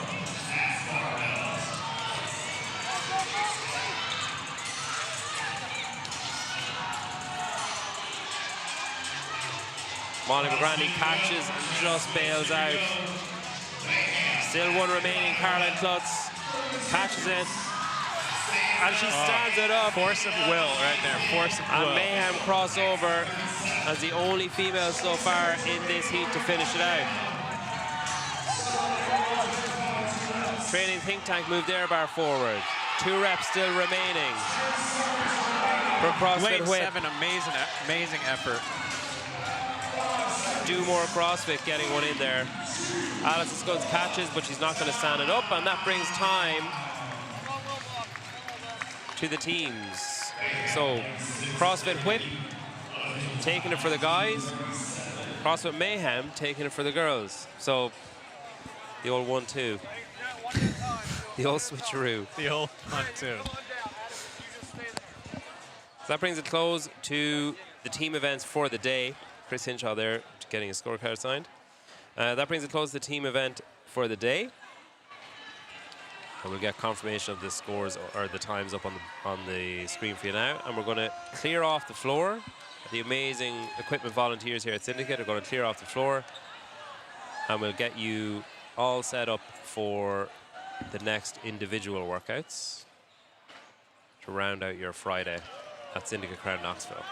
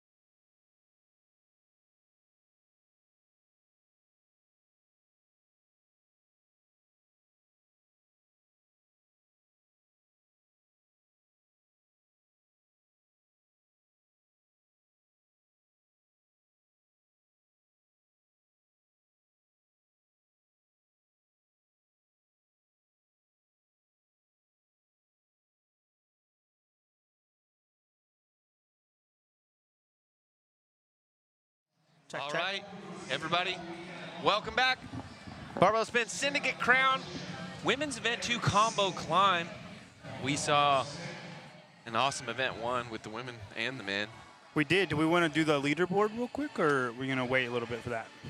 Not leaderboard right now. We just Amara coming out of Amara coming out of nowhere. Lydia Fish holding it down. Yeah. Putting on a clinic, saying, "No, you ain't keeping me out."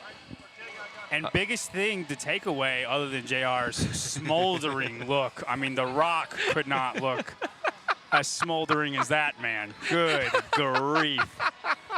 Oh man. It's weird. I'm looking at him and then seeing him on the screen. It's JR Inception, JRception, if you will. Yeah.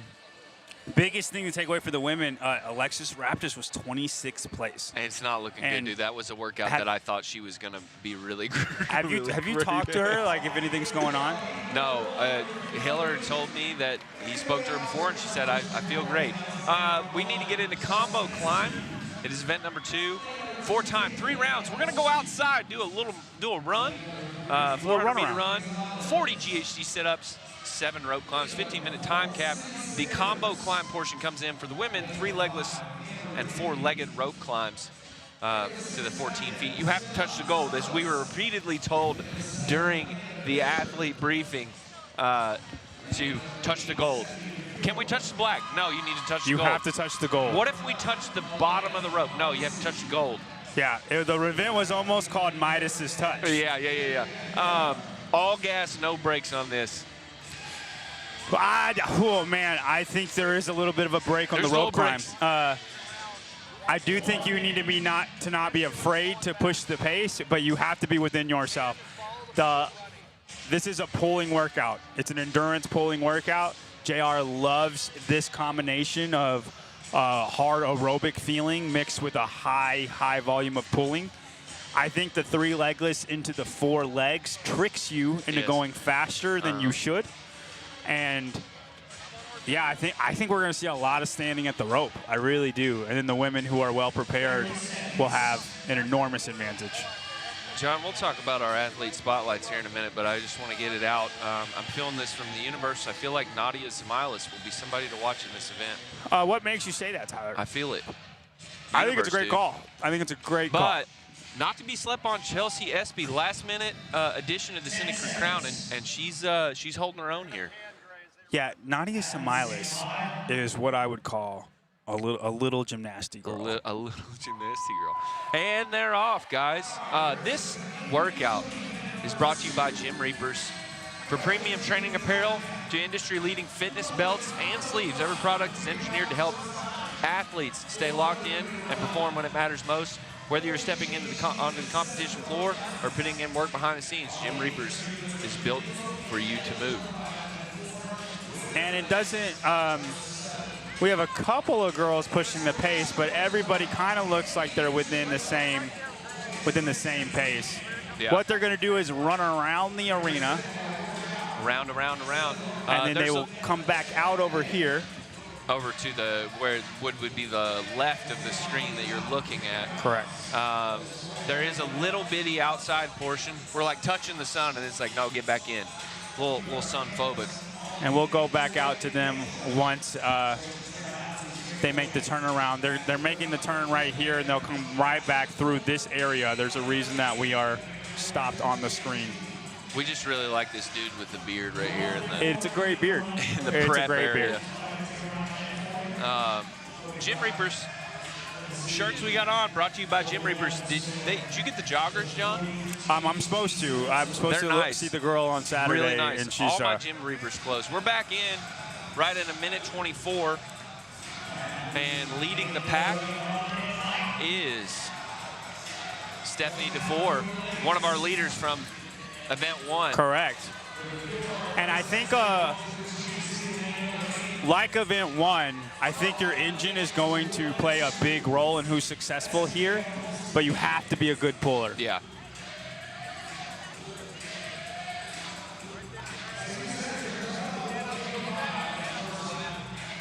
Espy coming in there on your screen. She's a mother of 2.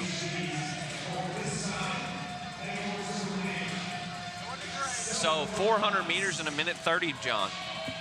That's a 6-minute no, mile. I've been told that the 400 meters is a little bit short. A little short, not a wheeled 400. It's more like a 350. Yeah. You see the tape line on the GHDs. It's been adopted by most major competitions. I want to go ahead and give a shout out to Paul.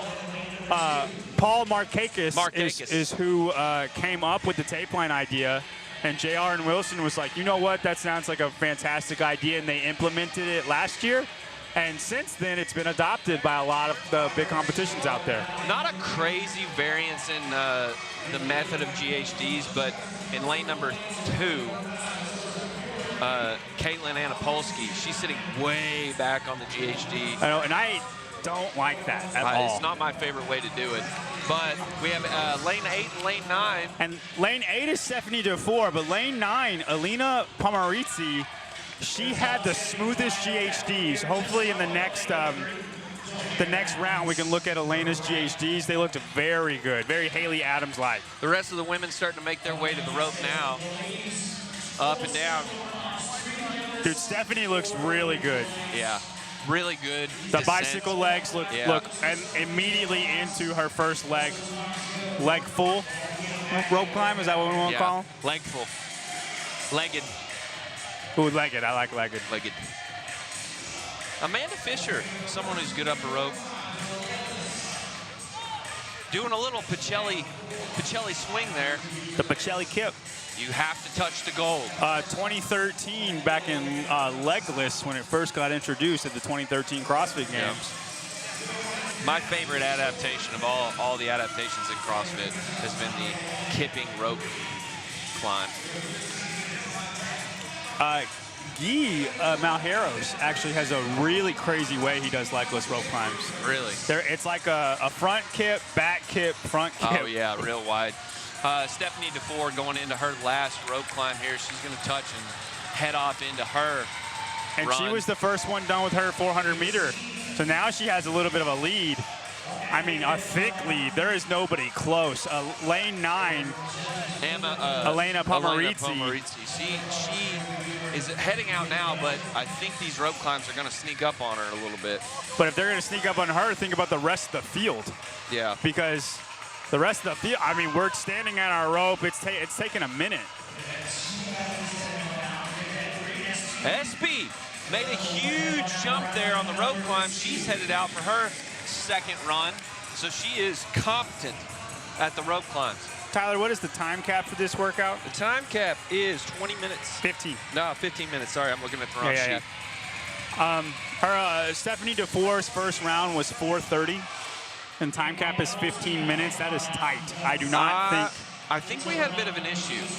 I saw Stephanie Dufour go out the back end of her lane, but all the other athletes are coming out the front end of their lane. So they did mess up on that. Interesting. So we'll have to adjust. Does that mean they're going to have to? She'll have to do like a shuttle run. I don't know what they'll do, but got it. So Stephanie Dufour does not have as much of a lead as we thought, but she's still comfortably in first place. Right. She's coming back in now. She's on your camera, or on your screen coming in. And they're going to let her know that we need you to go back, down and back. You need to do the run again. That'd be insane. She's back in at 6 minutes onto her GHD. Is this Elena Pomarizzi? Because she made up some time on that run. Yeah, it is. Yeah, she must be in flying. Yeah, she had to push that second 400 big because she was 20 seconds behind. If she's got that diff, the mess up, she's gonna make a little break in that. So in lane 9, Elena Pomarizzi, she's in the all blue right now. Her GHDs look very fast, very smooth. She's got that back flexion that we see in like a Justin Medeiros or a Haley Adams. Me. Or a Tyler Watkins. And it's a very, very efficient GHD. Man, Chelsea SB also looks great on her GHDs. You really said Chelsea was a mom of 3? Mom of 2. She's a mom of 2? Yeah. She looks like a mom of 6 after these GHDs with those abs that she has. Nadia Zmilas coming in, 6:57, so she's about a minute behind the leaders on this. And Polsky coming in. Celine Gonzalez. Hand up for Stephanie DeFore. 2 reps remaining for her. I'm interested to see where Elena comes off in relation. 5 reps behind. So she's at.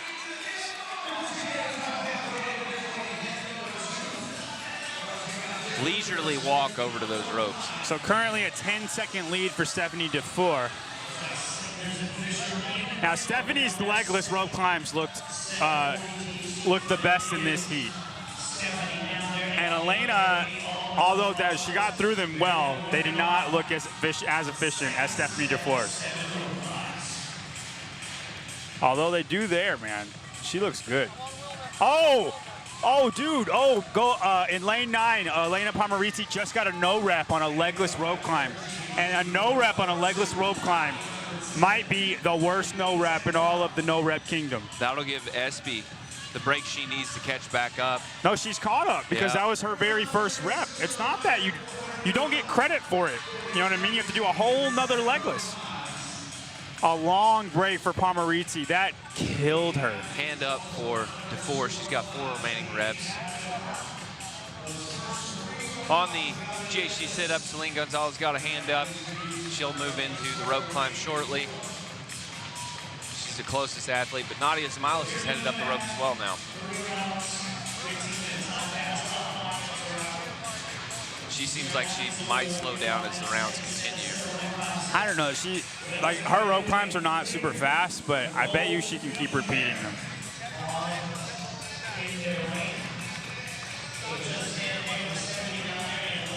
And these rounds have slowed, like the second round on the rope climbs. Definitely much slower.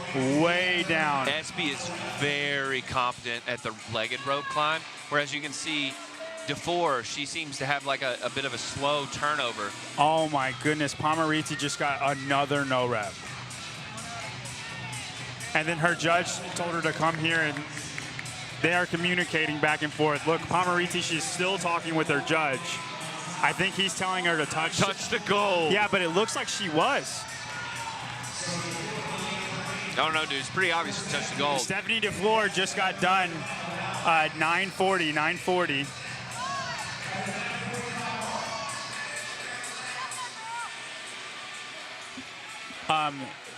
She has got to go if she wants to finish this workout. Time cap 15 minutes. That round took her 5 minutes and 10 seconds. Espy headed out. She got Palmeriti another no rep. She's probably 200. Espy's probably 200 meters behind DeFore at the moment. I'm gonna come out and say that Espy is going to catch up to DeFore. There is now a head judge over in Palmeriti's lane. Doing the check.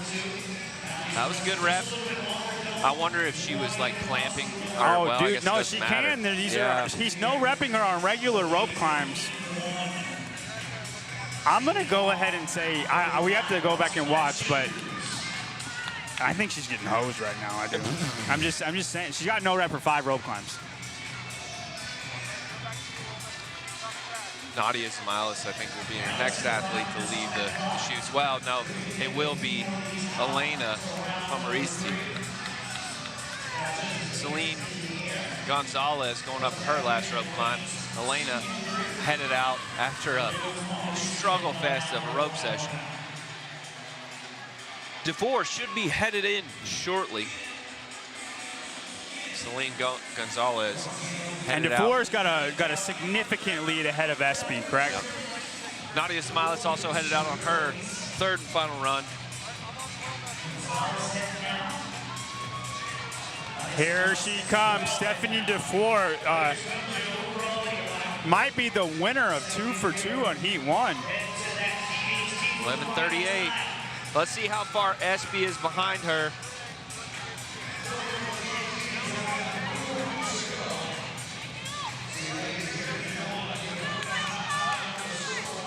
Sydney Sanders and Amber Davey headed out on their last run.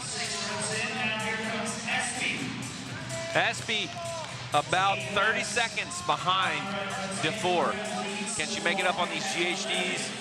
Stephanie DeFore is not slowed on her GHD sit-ups at all. The GHDs is not where she's going to make it up. No, it'll be the rope. That last rope climb, this event's a little bit tough, Tyler, because I don't think you can make a definitive decision until the last round because you could blow up at any moment. Lane 1 versus lane 8. Chelsea Espy versus Stephanie DeFore. I'm liking Espy right now. I think we'll know in the first legless rope climb. DeFore seemed to have bobbled a little bit in the last round of rope climbs, so. She did. Chelsea Espy made up some time in that last round. DeFore's runs have gone about 130, 140, and 158. That's solid. Elena Pomeriti comes in and is amazingly still in 3rd place. She's done one more round than everybody else. Really good for taking that hit in the rope climbs. Held it together. I think she would have won the event if it wasn't for that. For the heat, I mean. Yeah. All right, Chelsea Espy's gonna be within striking distance, Tyler. She's got 2 GHDs left. DeFore has just jumped up on the rope. Strong. Legless rope climb looks strong.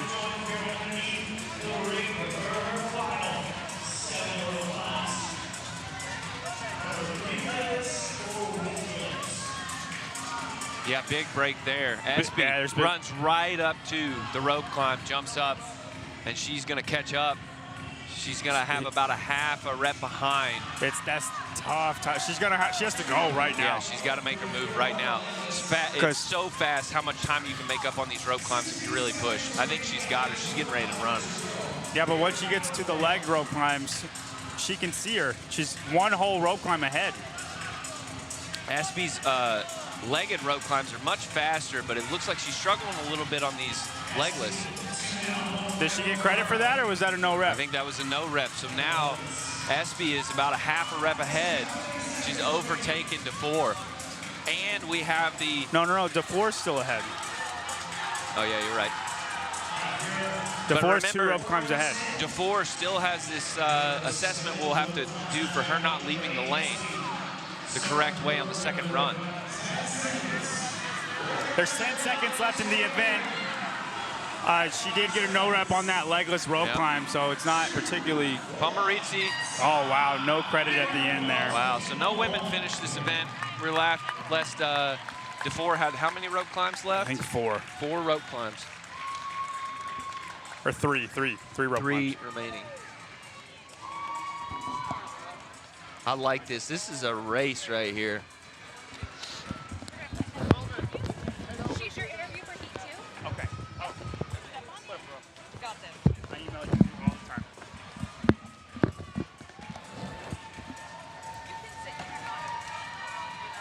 That's close of Heat 1. All right, and there is your leaderboard. A big tie at 137. I'm going to say that's the finishing the GHDs. Yep. All right, we are on Heat 2. Tyler, can you introduce us to who's sitting next to me, please? Jenna? She needs headphones first before we interview. I'm sorry. It's all good. You know, the people don't know her, but she's the reason. Jenna, go ahead and choke up real close to your mouth on that. We get to be here.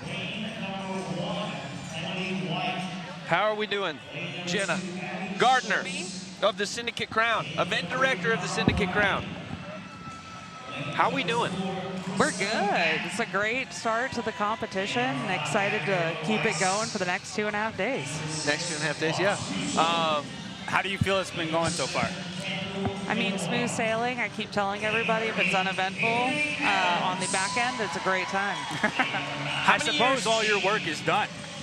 I mean, all the spreadsheets and the Google Docs, it's just getting it, playing it to fruition and making sure everything's going on time. What year of the Syndicate Crown is this?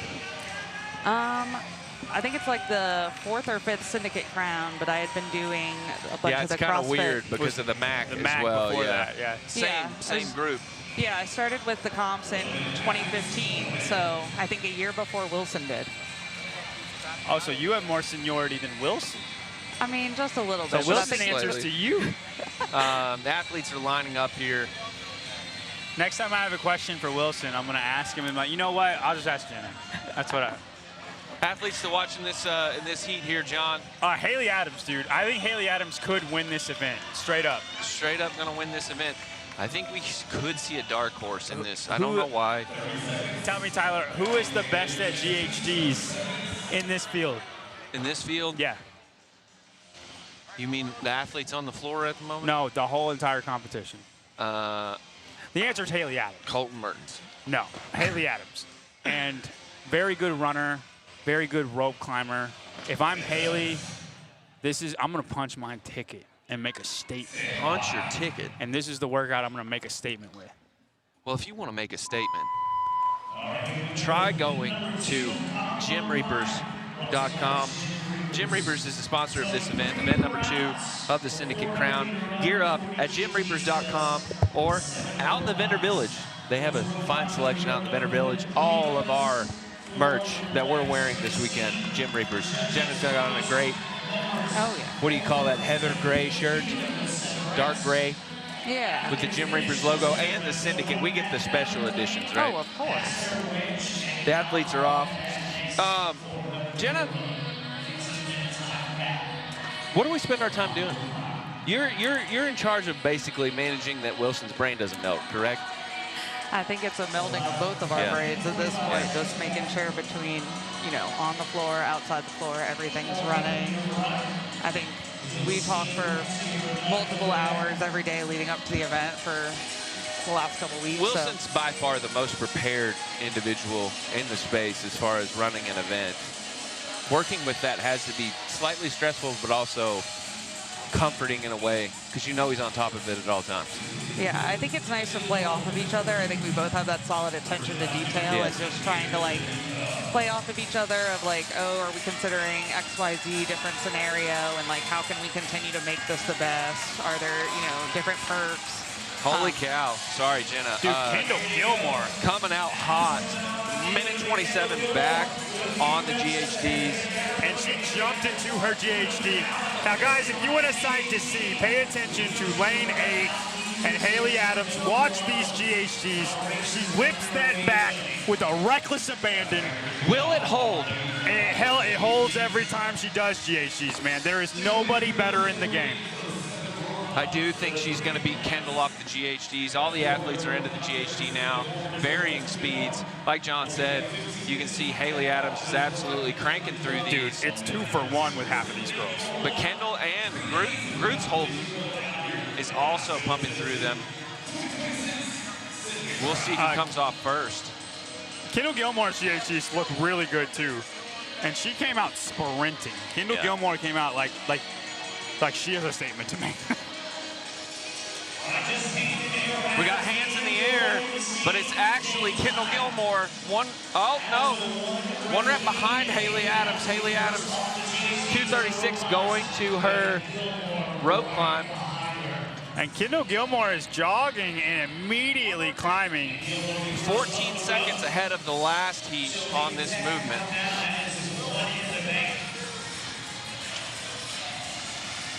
Kendall looks like she's approaching cautiously.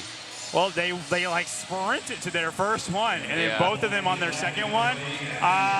Maybe I shouldn't be going this fast. Groot's Holden not too shabby at getting up the rope herself. Gabby Weiss also headed to the rope with Emily White, Abigail Schultz, and the remainder of the athletes filtering in now.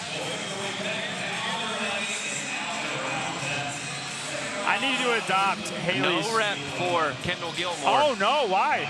She didn't touch the. She didn't touch the goal. She bobbled.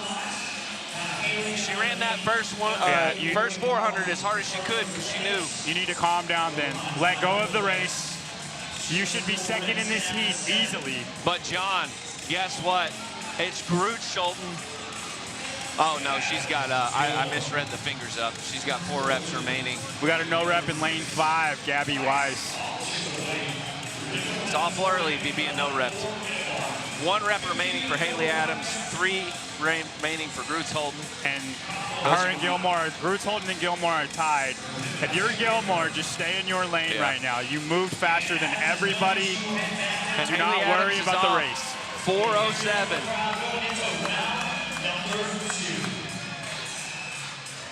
Groots Holden and Kendall Gilmore finishing up their last rep of the rope climb. Haley's holding a substantial pace. 127-ish on that first run. That was set by Kendall Gilmore. And Groots Holden is right behind her, which she did get that no rep. I think we're going to see a 1, 2, 3 here with those three in that order. And it's not going to lead. Kendall Gilmore has such a nice stride. Tell us about our partners, Jenna, and how glorious it is to work with Rogue and everybody that's held true to the Syndicate Crown for years. Oh yeah, it's been a great team, and especially just having partners that are as committed as we are to making sure that this is the best event. I mean, having people that, the attention to detail, and I feel like I keep harping on that, but like, it's true. I mean, look at the floor and Signs RX and the graphics and everything. People missing out on Syndicate each year, especially in the Knoxville location, because you haven't always been in the Knoxville location. You went to Florida one year. Where was it before Knoxville? Because it was MAC back then. Yeah, so with MAC, we had it in Maryland, then we had it in DC at the Armory, and then with COVID, came to Knoxville after that, and then we were at Thompson Bowling before we came to the Civic Coliseum, and we've been here for a few years. They've been great partners. Haley Adams back in 5:45. 138 split. 138 split, so she slowed maybe 10 seconds on this run. Kendall Gilmore also getting back in on her GHDs, made up a huge deficit. And dude, she pushes Haley. the 400s. She knows she has to. I think she knows she can, but she has to pay attention to detail on the legless rope climbs and make sure that you're touching the goal. And Groots Holden not far behind. She's coming in. She lost maybe 10 seconds on Haley there. But she has great GHD sit-ups as well. Jenna, of the media team, who is the most annoying? None of y'all are annoying. I mean, I'm sure people email you, though, and stuff, right? Who is the most annoying out of all of them? It's okay, Jenna. You can be honest with me about it. I know. Oh, my gosh. None of you all are annoying. I'm happy to answer the questions. I love being the face behind the camera and the emails and all of that. So Haley Adams already done with her GHD sit-ups around about 6:58. She's going to go. Most of the ladies are filtering into their GHD sit-ups now. Got Emily White come in. But my eyes are on Kendall Gilmore and Groots Holden to see if they can stay in touch with Haley Adams and not fall far behind. Tyler, Haley Adams is GHDing at 33 a minute. That's crazy. That is a little bit faster than 2 GHDs a second, or 1 GHD every 2 seconds. And she has 1 rope climb remaining. Yeah, dude. Before she goes out to her last run. Kendall Gilmore headed up the rope. Oh man, those grabs got less and lower and lower. There's no way. Haley Adams has to be on 6 right now. Dude, the big kip that Haley puts on the end of her legless rope climbs, people should take note of how she does that. Yeah. Because she goes 1, 2, 3, 4, and then her top hand, she holds on to her lower hand and does a big kip and reaches with her top hand, and it is so efficient. Groots Holden is actually more efficient at her legless rope climb than she is her legged rope climb. It's fascinating to watch. Yeah, her legless look good. Yeah, she does do a kip at the end, the last pull, but her pull's leading up to. Emily White is also on her rope climbs now. Abigail Schultz heading to her rope climbs. 1 final rep remaining for Haley Adams. And done. 8:51, she's headed out the house. That rope climb split was 157.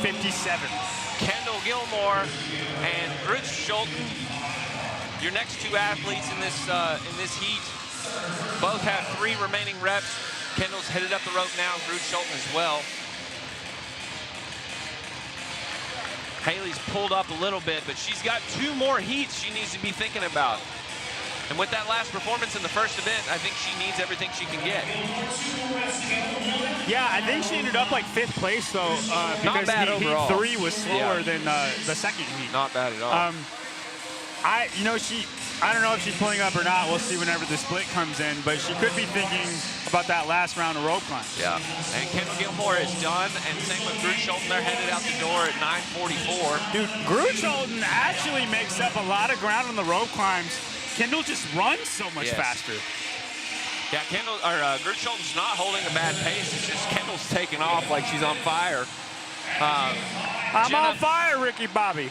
Jenna, tell us why people shouldn't miss the Syndicate Crown in any future years.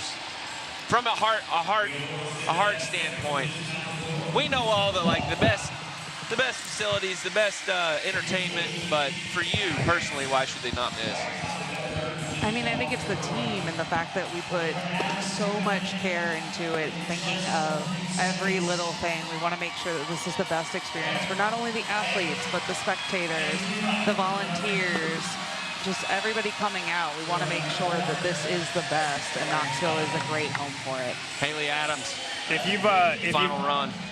If you've ever been to 140 in the final run, if you've ever been to Disney World, it's like the little details that they do that makes their amusement park better than any other amusement park. They do so many little things that not even you wouldn't even think about these things.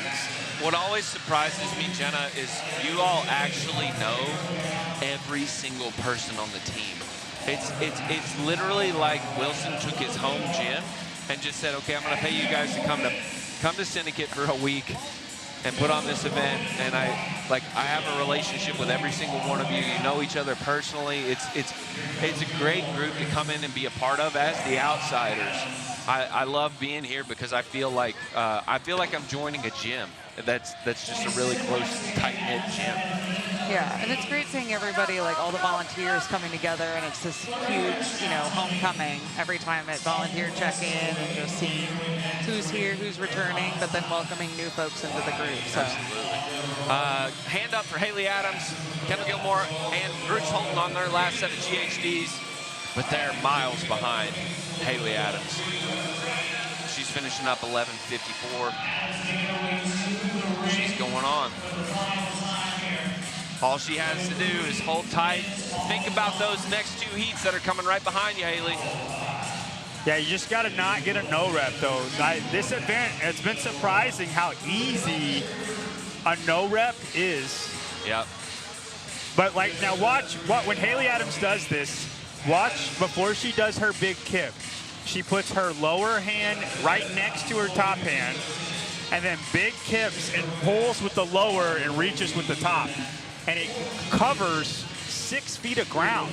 Yeah, Ashlyn Slovek coming in, starting her GHDs, last set of GHD setups. She's actually made some way from the last. 1, 2, 3, 4, lower, up, touch. That's interesting. It's so efficient. But it's rhythmic. It's like a system that she does it with.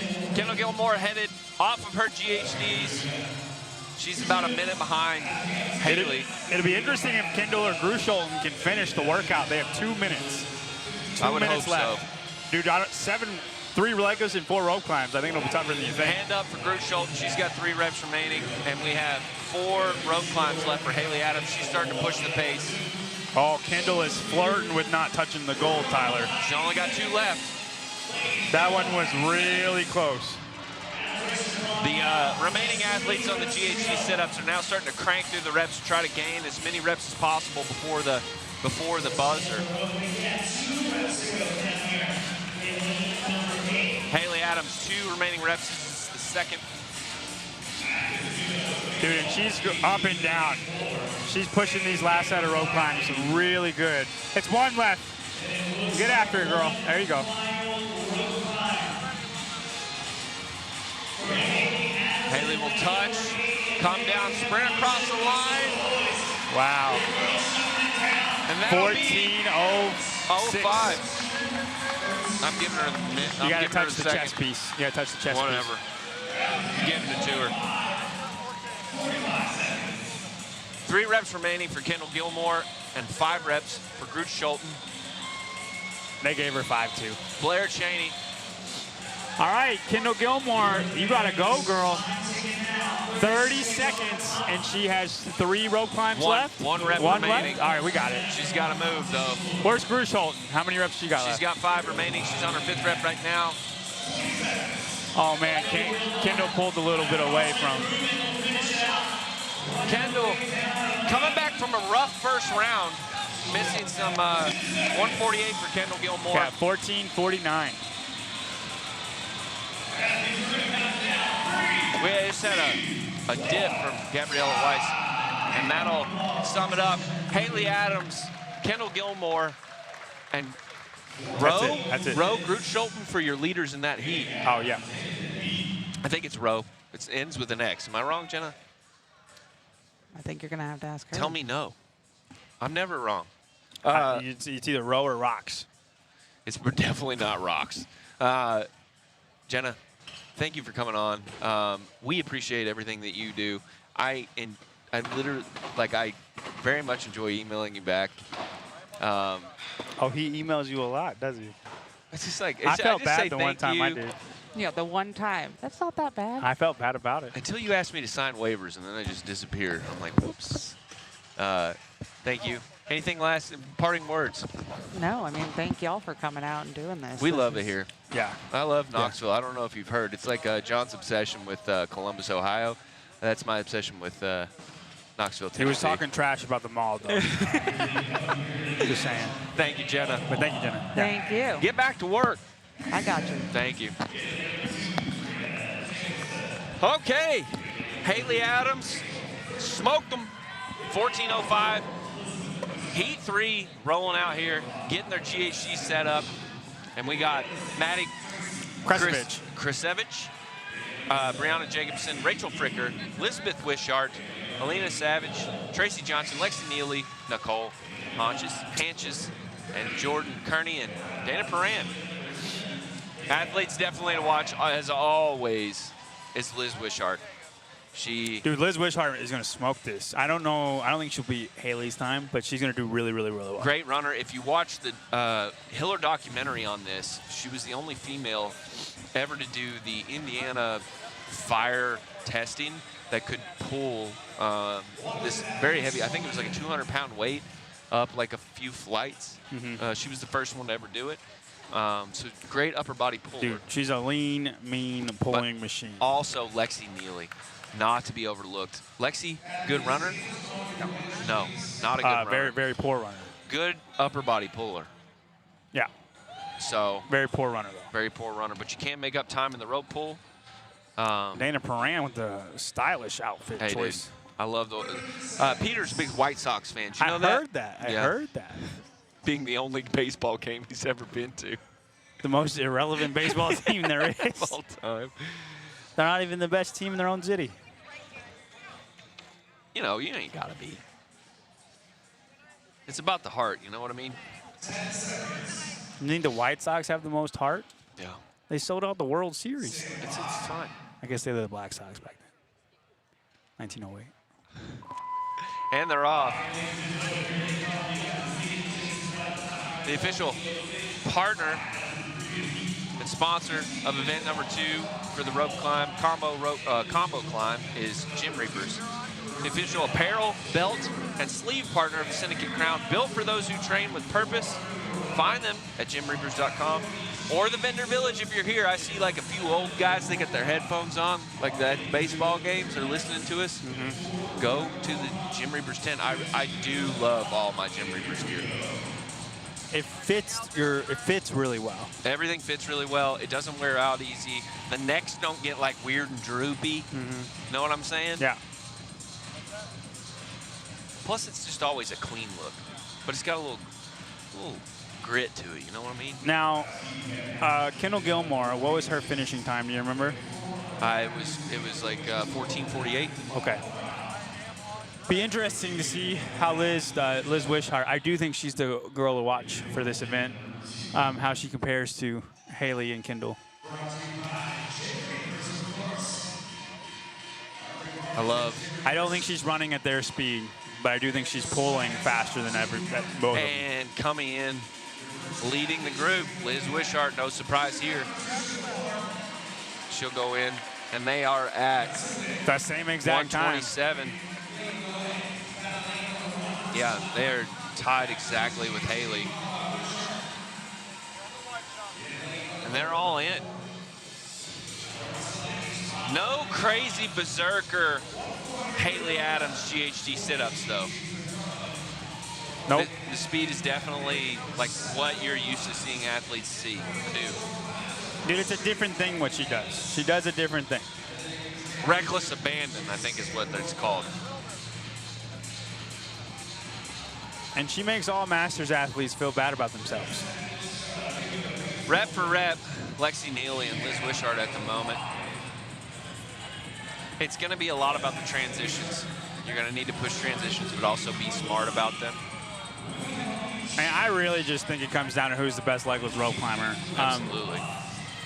Like Haley was able to push the whole entire workout, but if you're not able to pull at a certain pace, the rest of it doesn't matter. It just matters managing your pulling fatigue. Assuming you're a good runner.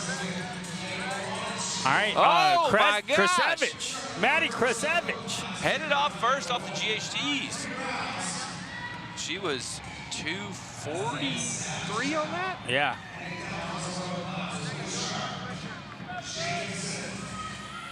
But she is behind Haley Adams by about 7 seconds.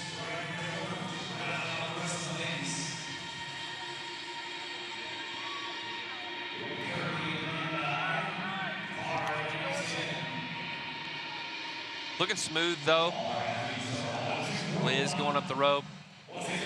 Savage definitely taking more time between reps than some of these athletes.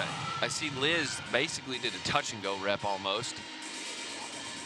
And Liz Wishart is in the lead. She was not in the lead. No, she's in the lead. Starting the legless rope climbs, and now she is in the lead. That's what matters, dude. You lose all your time in the rope. Quick transitions. She doesn't even do a jump pull. She just goes straight to the feet. Quick turnover. Right behind her, Alina Savage. Got 2 reps remaining. Lexi Neely's got 3. Same thing with Tracy Johnson. But Liz Wishart headed out 4:08. And that is right on pace with Haley Adams. She was out at 4:07. Count it. Alina Savage following Liz Wishart. Remember from the last event, Liz Wishart and Alina Savage trading blows the whole way through the workout. And Brianna Jacobson, spoke with her in the back. She said this workout is probably her favorite of the entire weekend. Brianna Jacobson? Brianna Jacobson. And then we got a host of women that are done with their first round. Lexi Neely, Cole Hanches, Jordan Kearney, and Tracy Johnson. Why did Maddie Krasevich go out so hot? Game first to last, including the first run. Okay. The first 40 GHDs. She had to been building time up, trying to buffer. Bro, she just dive bombed coming out of that rope climb. Dana Perrin headed out. Maddie Krasevich headed out. And we got one athlete remaining, Rachel Pricker. And she's going to head out now. Oh, no, I'm wrong. She's still on the rope climbs. Liz should be rounding the corner any second now. There she is. Like clockwork. Right. And when she gets on the GHD, that's when I recorded these times.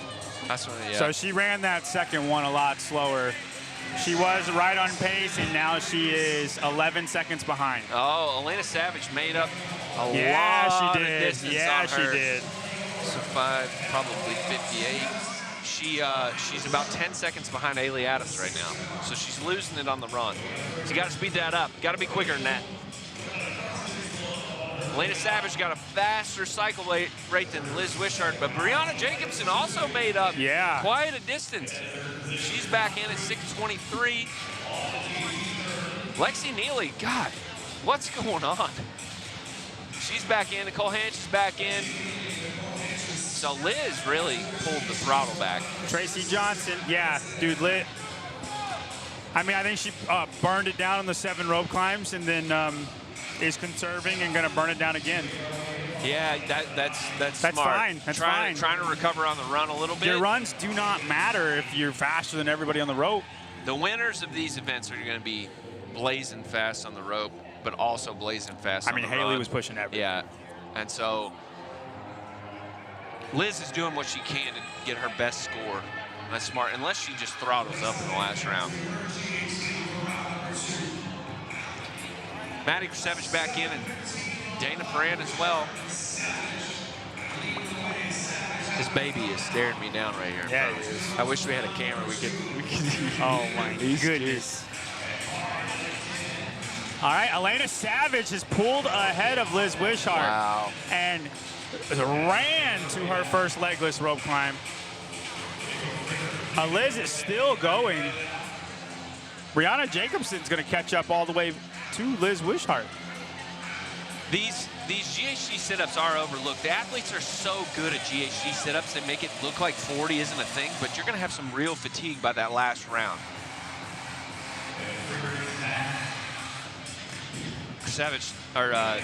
Elena Savage taking a long break between her first and second rep. Liz makes all her money on the rope climbs. Yeah, she does. Bree Jacobson, same big break we're seeing. Lexi Neely headed to the rope, as well as Tracy Johnson and Nicole Hanches. Bree starting to employ the Pacelli kip.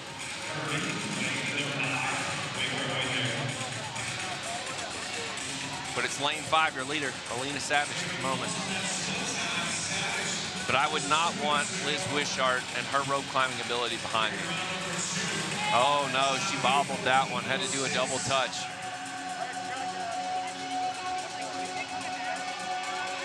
Lexi Neely is actually starting to catch up to Liz Wishart. Yeah, Lexi Neely looks really good on these legless rope climbs. Yeah. Lexi Neely, Elena Savage is headed out. Lexi Neely's got 2 reps remaining. And Elena looks good, dude. She looks full of energy right now. Yeah, no like sloppy running. She's gonna make a huge distance on her right here. She's gonna get a full 100 meters ahead or more. Liz working on her last rope climb.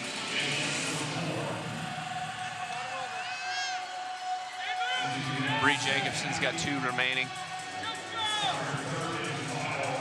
And Liz Wishart is headed out the building. She lost about 40 seconds to Elena Savage on that, and I don't think she's going to make it up. No, dude, I think Elena looks full of energy. I think Elena, I wouldn't be shocked if she pushes the last rope climbs just because she knows it's the last one. I bet you she was conserving on the last round. You know what I mean? Bree Jacobson also headed out. Or the first round. The first round, I'm saying. Yeah. Bree Jacobson looks real relaxed, trying to shake out the arms. She's headed out the building.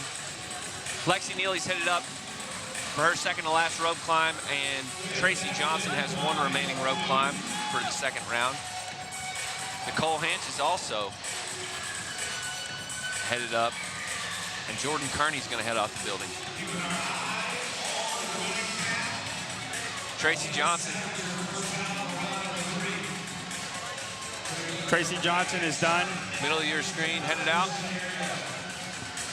Lexi Neely right behind her.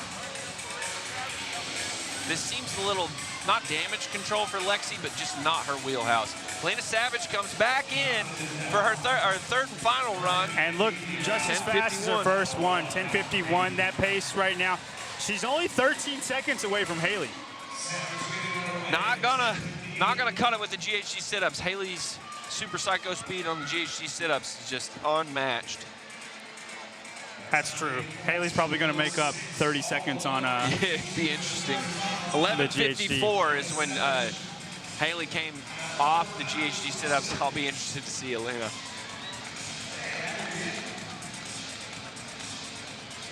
Liz Wishart, full 40 seconds behind Elena Savage, so if she comes in around...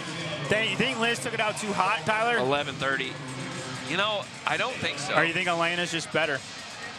So Liz didn't lose any time to Elena on that, so she pushed the run a little bit, so she just held steady. But Elena's 25 GHD's ahead of her, and she started behind her. Oh, agreed. Elena really turned it up in the second round. Liz just kind of, I think she went even keel. Yeah, even keel splits. Brianna Jacobson made up some time on Savage there. She's got by far the fastest reps. Brianna Jacobson, very left of your screen. She's got very locked GHD sit-up style. But Elena Savage coming off 12:16. So, John, what did you say? 30 seconds? Yeah, 12:16, 11:53 was the time to beat, off of that. 22 seconds is what she's behind Haley Adams.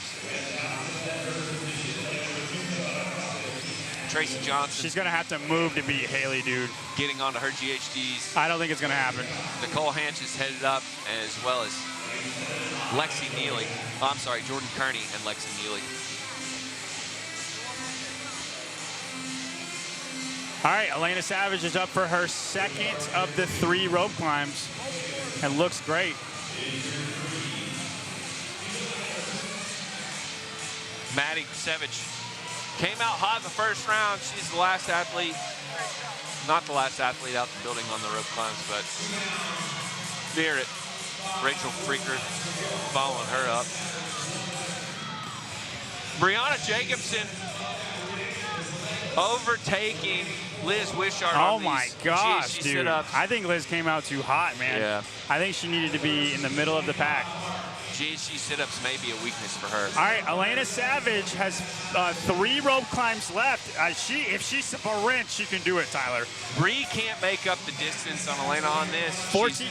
Go ahead. She struggles on the legless rope climb, a touch, but I think she will finish the workout. 14:05 is the time to beat. She has 2 rope climbs left, 15 seconds. 15-minute time cap on this workout.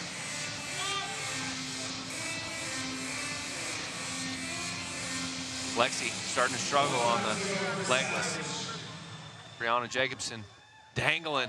All right, she's got 1 rope climb left. The time to beat just passed at 14:05. Elena Savage is going to have the second fastest time. Bree just did a 15-second hold. Elena Savage coming across the line, 14:16. Brianna Jacobson did a 15-second hold on the legless rope climb to finish it. I thought she was going to get no rep for sure. She got it at the end? Yeah. How she's going back up, I don't know. This is incredible. Oh my gosh. She's in lane 2 all the way to the right, and she's just hanging. She's just hanging. She finished that rep. Did they give her credit for that? I feel like they did. Oh no, he no repped her. I feel like they she touched. 10 seconds left, 10 seconds left. 2 rope climbs left for Lexi Neal, Liz Wishart. And time. There we go. Elena Savage coming out, putting on a clinic, dude. A real clinic. 11 seconds behind Haley Adams' time. That was good. Yeah, I mean, Elena that's going to be tough, dude. She's got to come on the radar.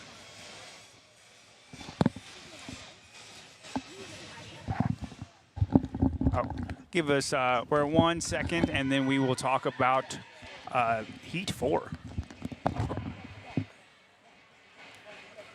Elena Savage winning that heat right there, followed by Liz Wishart and guys, Brianna Jacobson. We're coming up on Heat 4. I don't know about you guys, but I'm excited. Are you excited, Tyler? I'm a little excited. Why are you excited? I'm feeling froggy, feeling fishy. Feeling fishy? I'm feeling a little fishy. I know people were really mad at us because they didn't know that we couldn't hear Peter. Are we fish heads? Is that the term for being a fish fan? We are ready for Lydia Fish. We are Lydia Fish fans here. Okay. Let's. Whenever she walks out, hold on. Where's she at? We gotta show her. Where's my girl at?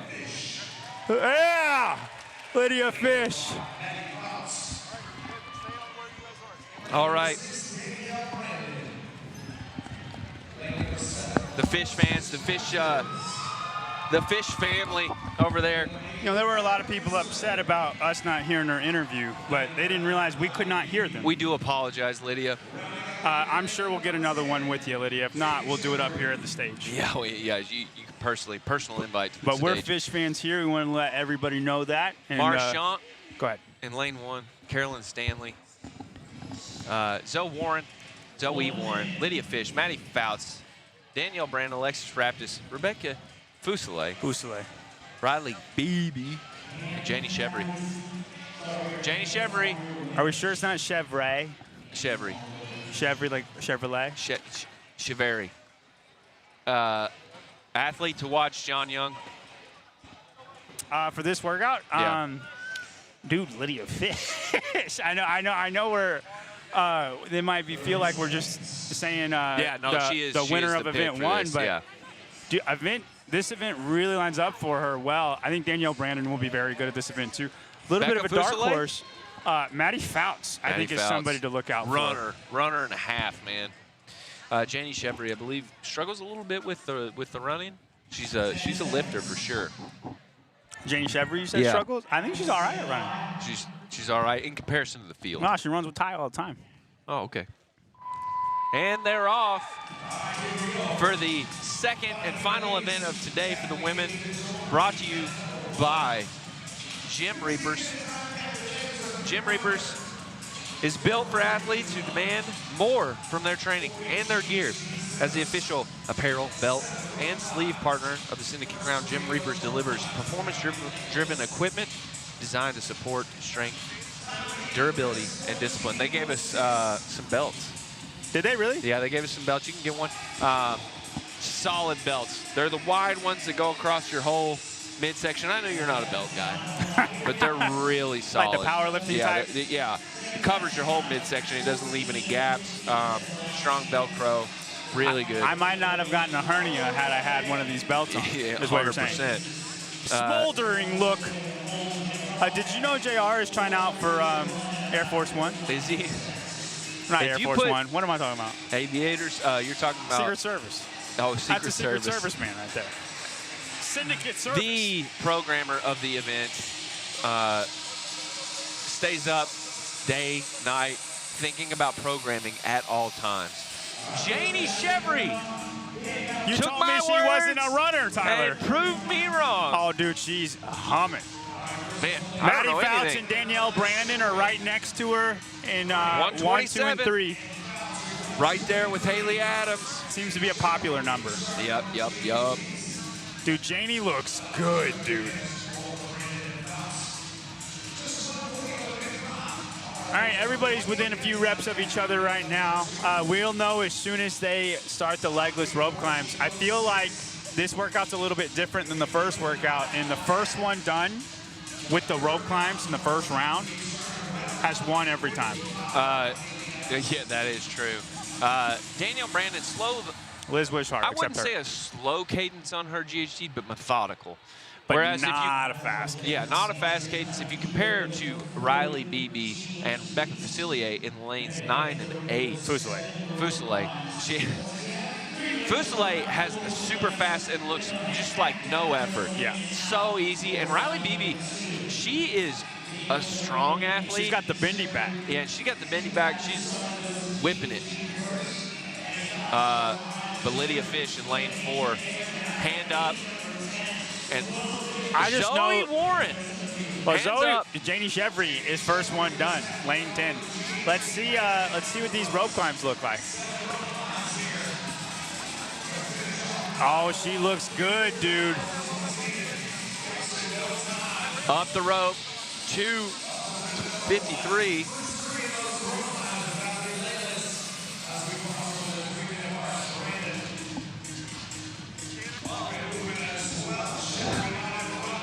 All right, and they are flying, Tyler. Riley Beebe's got that little side-to-side action on the rope climb. You know, I'm talking about the weird swing. Yeah. Lydia Fish flying up the rope. And Janie Chevry is still in the lead, but Lydia is right behind her. Lydia's turnover on her rope climbs are so fast. And Maddie Fouts actually has pulled into the lead in lane 5. We need to keep our eyes on her on the legless because she did her legless faster than everybody if she's in the lead now. Back to Fusilier. Dude, we got like 4 girls who are neck and neck right now. Right. Who is going to be the first to head out? The issue is the way the lanes are staggered. If you head out first, but you're in one of these right-sided lanes, you got a little longer on the comeback than somebody like Lydia Fish. I think Lydia Fish is in the lead right now. She's got an inside lane, and she's the first one that takes off. 4:05, 2 seconds ahead. Oh, man. Of Haley Adams. Followed shortly by Maddie Fouts. Rebecca Fusilier, Riley Beebe, and Janie Chevry, and Danielle Brandon. All coming out as a crew. And Zoe Warren. Oh, my gosh. This is going to be a tight battle. They're hawking Lydia down, too. They got 3 girls who are trying to hawk Lydia down in this run. And it is so much easier to catch up to somebody than it is to run away from somebody. Alexis Raptis headed up the building as well, just probably 10 seconds behind the other females. Carolyn Stanley headed out about 10 seconds behind Alexis Raptis. Yeah, I don't know what to make of Alexis Raptis right now. Me either. I'm really thrown off. Yeah. Reports of her feeling good, and then I don't know what we're seeing. She doesn't look good. I mean, even that run pace, it looks nothing like what Riley Beebe's run pace looks like. If you would have told me Riley Beebe was going to be fitter than Alexis Raptis this weekend, like I don't think anybody would have said that. So Marchant headed out the building as well now, final athlete on the rope climbs. How do you pronounce it? Marchant. Marchant? We got Dave Castro on the screen, sitting right here somewhere near us. With Bella, I think they're over there. They're somewhere. Oh, yeah, they're over here to our right. Probably plotting. He's acting too cool, like he looks like a playboy right now. Between he knows he's on the jumbotron. Don't be cool. And there's Lydia Fish headed in. Janie Chevry has passed the other women, but now remember she has the outside lane. Janie made up a little gap on Lydia there. Rebecca Fusilier. 5:52. Lydia is now 4 seconds behind Haley Adams. And now there are 6 women. Lydia Fish is in the lead. There are 6 women within 10 seconds of Lydia Fish. It is going to be a rapid last round. Lydia is pacing off those behind her. She's just trying to hear footsteps and just stay ahead, just barely. I know if it comes down to the end and who wants it more, that Lydia Fish will probably always come through. Yeah. But, man, I think about the global fatigue that the GHD sit-ups are going to cause, and Becca Fusilier is the most efficient at GHD. Is the most efficient.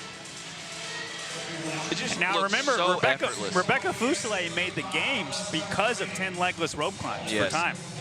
Lydia Fish. Now she's going into the super psycho mode. Whipping the hair around, bending back. Dude, Janie Chevry looks fantastic. Yes. Also, really effortless. She's lost in the mix in lane 10, but Lydia Fish headed to the rope climbs now about 7:08.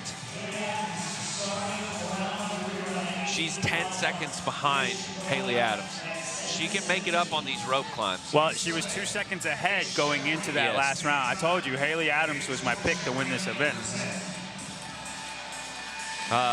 Maddie Fouts headed over. We also have Zoe Warren, Becca Fusilier, Riley Beebe's on the rope climbs, and Danielle Brandon is now making her way up the rope. Rebecca, really good at legless. Yeah, Rebecca's legless kip looks really good. Her descent. Her when you're dead kip. I'm saying. Yeah. Her descent is really smooth. Doesn't look like she struggles at all. Hand up for Lydia Fish, 4 reps remaining. Same thing with Maddie Fouts, got 5 reps remaining. So right now, Rebecca Fuselier has pulled into the lead. Maddie Fouts and Janie Chevry just finished the last legless. Rebecca Fuselier is 1 rope climb ahead. All of these women have pulled ahead of Danielle Brandon. Lydia, 2 reps remaining. Lydia's made her lead, made a little bit more of the lead going in with these rope climbs. Really good rope climbs, straight up and down, quick turnover. 1 rep remaining for Haley, 2 reps remaining for Fuselier. Lydia. 1 rep remaining for Lydia. That's what I said. You said Haley. Oh, did I? Sorry. All right, There's the and fish she's heads. done. 8:50. Wow, Tyler. They're within 1 second of each other. Dude, if she pushes this run, she can take Haley. Yeah, she can. And that's the. She might not need to. Dude, 2 for 2 on day 1 would be insane. Amazing. The rope climbs are paying off for her. She's super fast at the rope climbs. And she doesn't have to push the GHDs or the run because her rope climbs are so much better. Becca's now leaving the building as well as Janie Chevry, and Danielle Brandon actually made up a fair chunk on that. Wow, she did. She did it on the legged rope climbs that she pushed the pace on. Janie is a good runner. I apologize for any Janie Chevry fan out there. She's a good runner. I was wrong. I think Maddie Fouts might have gotten a no rep because she was with Rebecca Fuselier, and now she's behind the pack. Yep. Zoe Warren, Maddie Fouts, Riley Beebe heading out the building. Zoe's putting the pedal down. She's trying to overtake some folks. Alexis Raptis headed out the room. About 10 minutes. She's a solid 20 seconds behind the other athletes. We should see Lydia Fish come out of this corner any second. Carolyn Stanley still on the rope. I don't know what's happened to Carolyn Stanley over the last year and a half. She just has gotten worse the last year and a half. Yeah, I mean, like, we haven't seen much. I big fan. I love watching Carolyn beat people. She's your Travis Mayer. She is my Travis Mayer on the female and side. And there is Lydia. She does not look like she's pushing the pace. All right.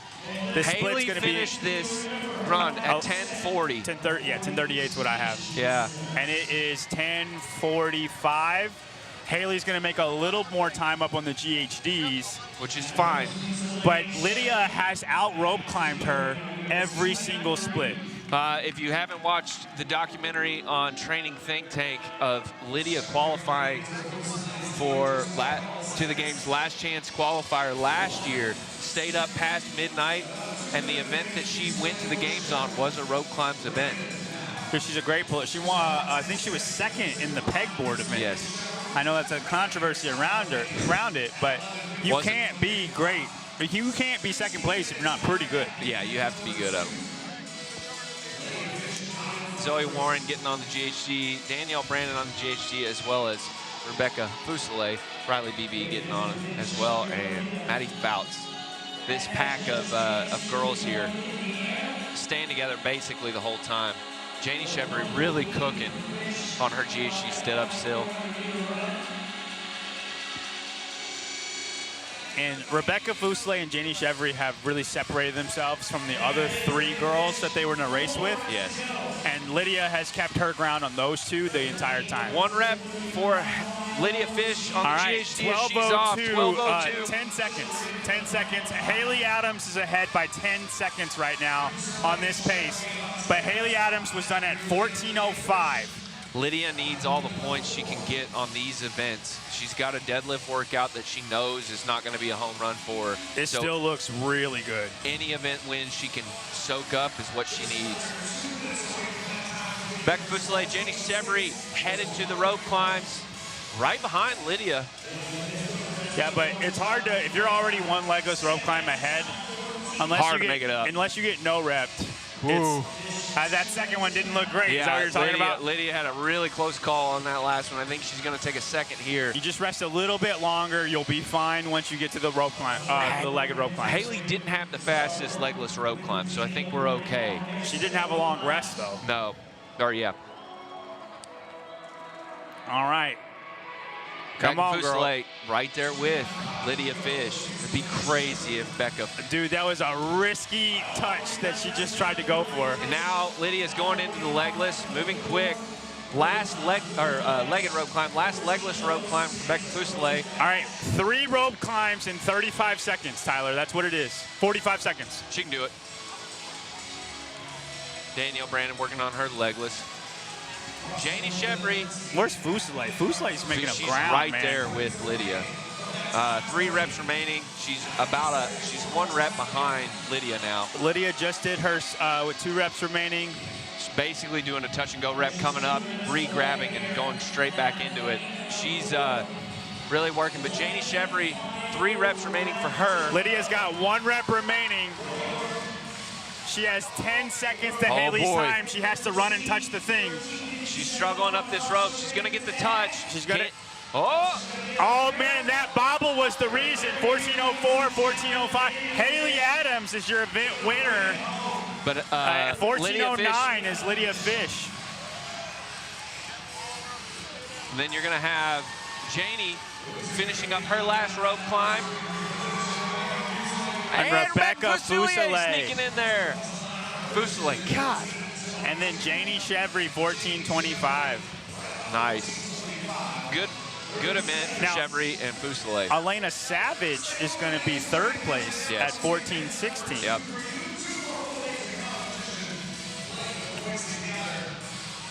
Man. And then Danielle Brandon, like, it looked like, if you just watched this event, it looked like it's not a bad event. But 14:48, she's going to be like 8th place in this workout. Yeah, it's not a bad place to be, but you need. For Danielle Brandon, I think it is, man. How did she do in event 1? Like 6th. Yeah, you're gonna need you need some 3rd place at least finishes. Amazing event right there. Oh no, she was 9th place. So she has a 9th place. and an 8th, and Lydia has a 1st and a 2nd. Riley Beebe finished ahead of Danielle Brandon in this workout as well. Beebe. Haley Adams was. Dude, Danielle Brandon's not going to be in a qualifying position at the end of the day 1. Janie Chevry. Haley Adams, Lydia Fish. This is your leaderboard for this event This heat. Oh no, this is for the full event because Kendall Gilmore's down here. Yep. So Haley Adams leading off. Elena Savage in heat 3. Yes. Yep. 14:15. Becca Fuselier.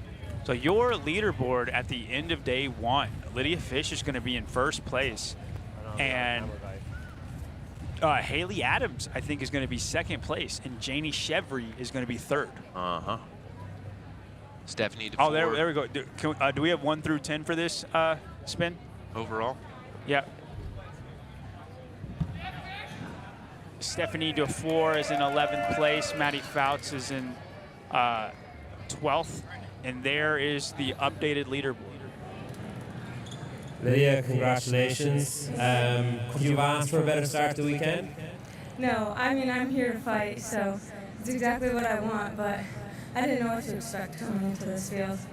How aware were you of, who was around you and where you were relative to the field during that workout? I mean, of course, it's super helpful to be in the final heat and, previous heat times, and the announcers are making you aware of that. So, I mean, that's helpful, and I kind of can hear off the crowd, but honestly, I just stay in my own lane. Let's do it. Congrats. Thank you. Congrats, Lydia. And that was Peter White, the chameleon himself, with Lydia Fish. We got a Lydia Fish interview. We didn't talk during it. We wore the fish heads. Leave us alone, people online. We were right. Something of note, Alexis Raptis leaving with the medical staff. Oh, wow. Walking out, but he was right there, Mr. Hicks himself. Do you think we're going to have a withdrawal situation with Alexis? Could be. Thank you all. Yeah, we're going to be back for the men in about 15 minutes, guys. Never mind. The men start in 3 minutes. We're just going to keep on rocking. Thanks for hold on, and we'll be right back. Thank you very much. event 2.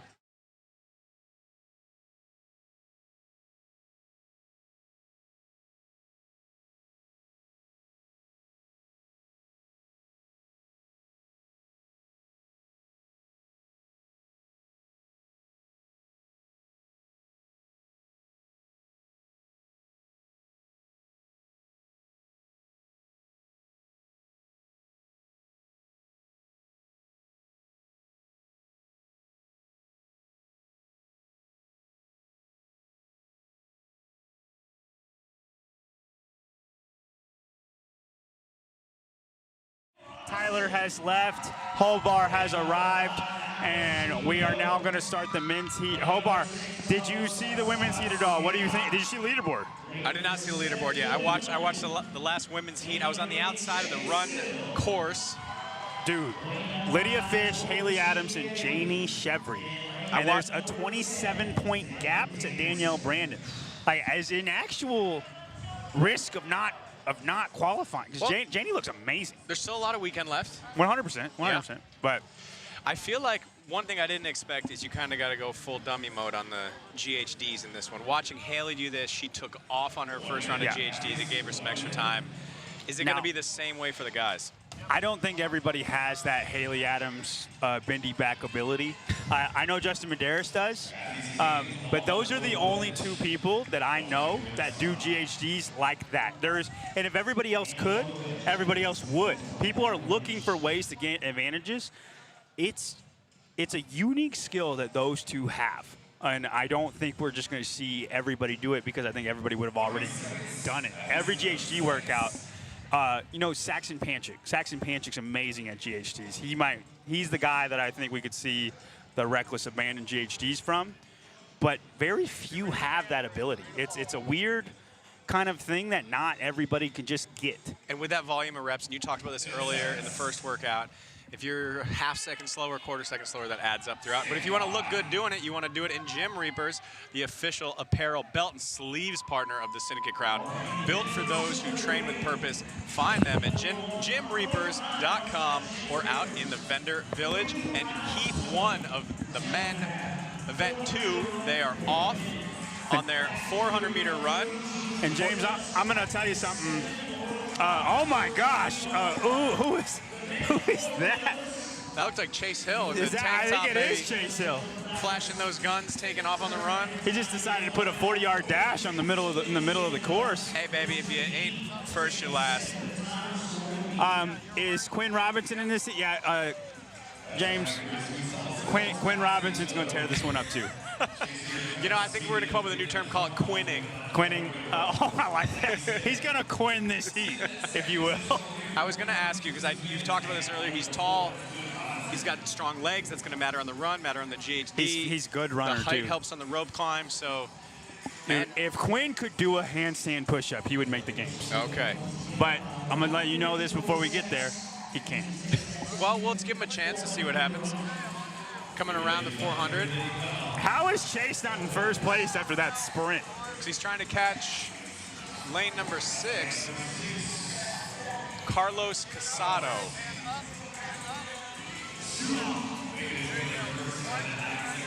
And all of these men are going to be within a few reps of each other in the GHDs. We're not really going to see any separation until the first 3 legless rope climbs.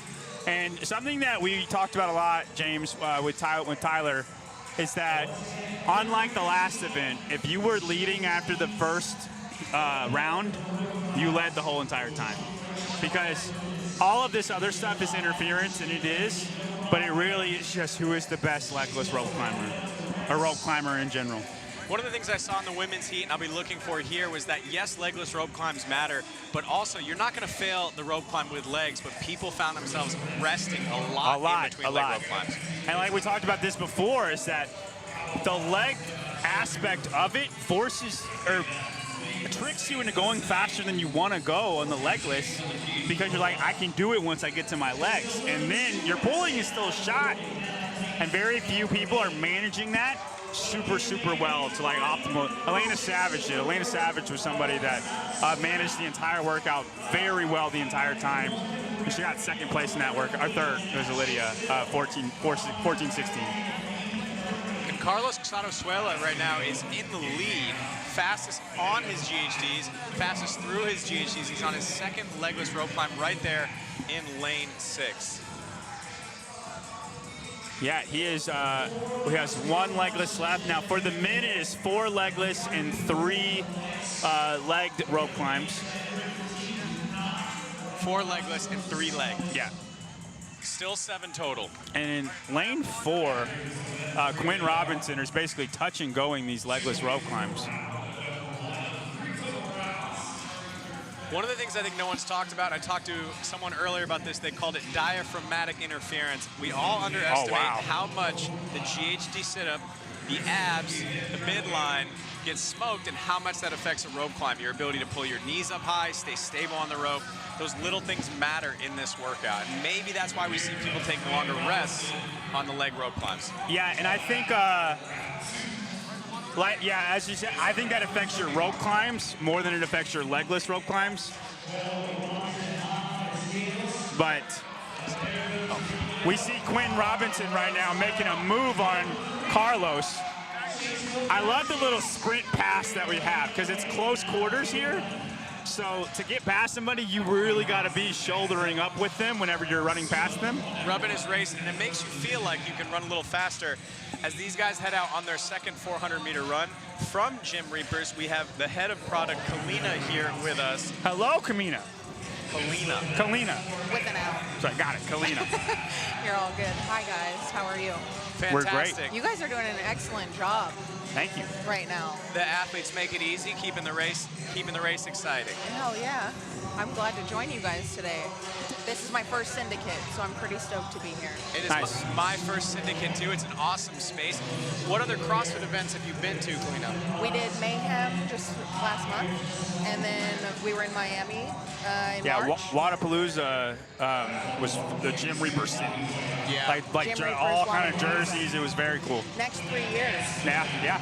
We'll be in SoCal as well. Yeah. Oh, congrats. Are you doing both of them, all 3 years? Hell yeah. Okay. Yeah. It's great. We love working with them. They're a great team. It's been really fun. And I suspect that you have a favorite athlete that you're watching here this weekend. Today? Yeah. Yes, I do. I'm Team Hatfield. Yeah, Team Hatfield. You know, and he killed it the first heat. I didn't watch him in the second one. No, he hasn't gone yet for the second he one. didn't go? Yeah. This is the Bella second was event. telling me I missed one. Yeah, no, you're good. Bella doesn't know what she's talking about. You're fine. On recording? I love That's Bella. crazy. I love Bella. Quinn Robinson first went to your GHDs at about 5:01. He had very slow GHDs. I think this is deliberate, though. I think he's taking a long breath, making sure he feels good, because his rope climb split was the fastest out of everybody's. Yeah, and we have a solid race here between lanes 4, 5, and 6. We have Quinn Robinson, Carlos Suela, and Alex Vino just trading reps on these GHD sit-ups. And like the last event, Logan Brown and Alex Vino are together, and then Quinn is off flirting with somebody else. Now, because Alexander Major's in the first one, right? Yeah. Kalina, what is your familiarity with CrossFit events and CrossFit in general? You know, before we got into the CrossFit space, we were predominantly strongman, powerlifting, bodybuilding. So we got into CrossFit a year ago, 2 years ago, and my knowledge of it is heavily in product, obviously, because I make it. So yeah, a lot of into the materials, what products these athletes need, and it's been cool to see the amount of Gym Reapers out there today. I think like shorts, shirts, the wristbands, knee sleeves. It's been really fun to make a different type of equipment for a different type of athlete. For sure, and you look at something like a legless rope climb, or even with the rope climb with the legs, and how they're having to grab it with their legs or their feet, or transitioning to GHDs. Do you have any like new ideas with product as you watch this go down? You know, we've been in the works with a lot of stuff for the past year, and I think by this Miami coming up, or this SoCal coming up in September, we have some more products coming out for the CrossFit athlete. Yep. And it's super fun to launch it around those events to really bring the hype for that product. But yeah, and testing with all the athletes, you know, our CrossFit athlete base has grown quite a bit. So it's been really fun to be able to send them product and hear their feedback and take those revisions and take it back to the factory and really work on it and perfect it. Yeah, CrossFitters always have plenty of good opinions. Oh, yeah. And they love to spend money on stuff. Dude, CrossFitters are ridiculous with that. On their gear. And here we have Quinn Robinson taking off for his third 400-meter run. His climb. Yeah. So he's holding just under 4-minute rounds. So that last round was 4:12. Now we're seeing the guys be maybe a little bit faster than the ladies in their second round. We think that is attributed maybe to the rope climbs because their GHD speed does not look much faster. They have a longer range of motion on the GHDs. I think Chase wore himself out with his sprint. Chase might have in lane 8. He's hanging in there. He's hanging in there. Yeah. Hanging, yep. Yeah. Have you found the CrossFit community has embraced Gym Reapers? Because I feel like when a new clothing brand comes on, like they pounce pretty hard on it. Yeah, I think the support has been pretty amazing. And, you know, Gym Reapers has always been gear first. Like, we started in 2014, and my brother is Rock. He's the CEO, founder. And then I started working for him as a photographer part-time in, like, 2016. And then to watch it become what it is now, I think people really see that authenticity of the brand. And CrossFit and the community is an authentic community. So I think that helps a lot in them embracing us into the space. So I guess the answer is yes. What's the next step for Gym Reapers? Are y'all coming out with anything new on the horizon, or a competition you are sponsoring new for the horizon? We're obviously still in Or bodybuilding. Can you say that or not? I mean, we have so much in the works. Like the rest of the year is stacked. We're starting to work on the end of the year for next year, and we're fleshing out the beginning of the 6 months of 2026, or 2027. Tons of new stuff coming out. Okay. Yeah, we have the Olympia coming up. I know that's bodybuilding, so I don't want to say it. No, you're good. Don't want to bore your live stream, your CrossFitters. No. But the Olympia is always awesome for us to attend as well. Yeah, I'm in the favor of letting freaks be freaks. Okay. Like, no, and that goes for us. That goes for bodybuilding. It goes for strongmen. If you're the best at what you do in the world, that's what I like to see. It's fun to watch. There's a different type of freak. I didn't just mean like a body freak. Like, it's definitely fun to watch. It's such a different sport, like the functional fitness versus bodybuilding. Like bodybuilding is so much solitude, whereas this is so based around community, and you're competing against each other in such a different way it's a unique than you do on difference. a stage. Yeah. And we still have Quinn Robinson here right in lane 4 with a pretty commanding lead in this workout. Carlos Casado in lane 6 coming up in that second place spot. Quinn slowed down pretty significantly on those GHD sit-ups. He was slow last round, dude. It's amazing how. Which is very different than we saw from the ladies, especially Lydia Fish. I'm not going to tell him it's broken, because when he goes to these rope climbs, his rope climb split is faster than everybody. And he's 11 minutes in, starting on his last round of rope climbs. The fastest time for the girls were 14:05. I mean, he's going to blow it out of the water. And Logan Brown is making a move on Carlos. That's a name that I think he has paced both of these workouts really beautifully. He starts out in 6th place, and he ends up 4th, and then he's making a run for 2nd. And both heats, he's done that. Yeah, Logan Brown in lane 3, chasing down Carlos Casado in lane 6. Here we have Quinn Robinson starting his last legless rope climb. And athletes really got to make sure when they touch that gold top cross beam, and they got to touch it before they wrap their legs for that legless. We saw so many women have problems, and whether it's the judges' fault or their fault, a lot of problems were happening. And I always err on the judges' right. Occasionally, there is an athlete that gets screwed. But if a whole lot of it's happening, a whole lot of athletes are not doing what's asked of them. And the legless rope climb no rep is probably one of the most costly no reps that we can see. 100%. Yeah, dude. Hell yeah. Look at that flex. That was awesome. That's for your bodybuilding community right there. That's a finish right there. That was amazing. Dude, that's going to be hard to beat. What was the time there? 12:21. On the left side, lane 5, we have Alex Vigno next to Carlos Casado. Both of them going to grab a little bit of chalk here. What I want to see is that they're getting those knees up nice and high as they move to their leg rope climbs to make those a little more efficient. And there's going to be a race between the two of them. Carlos looks like he's having a little bit of an easier time, a little more efficient driving those legs up and then doing that final kip to touch the crossbeam in lane 6. But lane 3, Logan Brown is done with his legless. All he has is his regular rope climbs. Carlos still has one more legless, yeah? And there's Logan Brown, lane 3, does an amazing job of pacing this out. Finishing up his 6th rope climb right here. Taking a little bit extra time to get that good rep. And we're going to have a big race at the end here because Carlos, Chase Hill, Alex Vigno, they're all within one rope climb of each other. And that's the 7th rope climb for Logan Brown right there. That's a great event finish for him. Yeah, did it very effortlessly.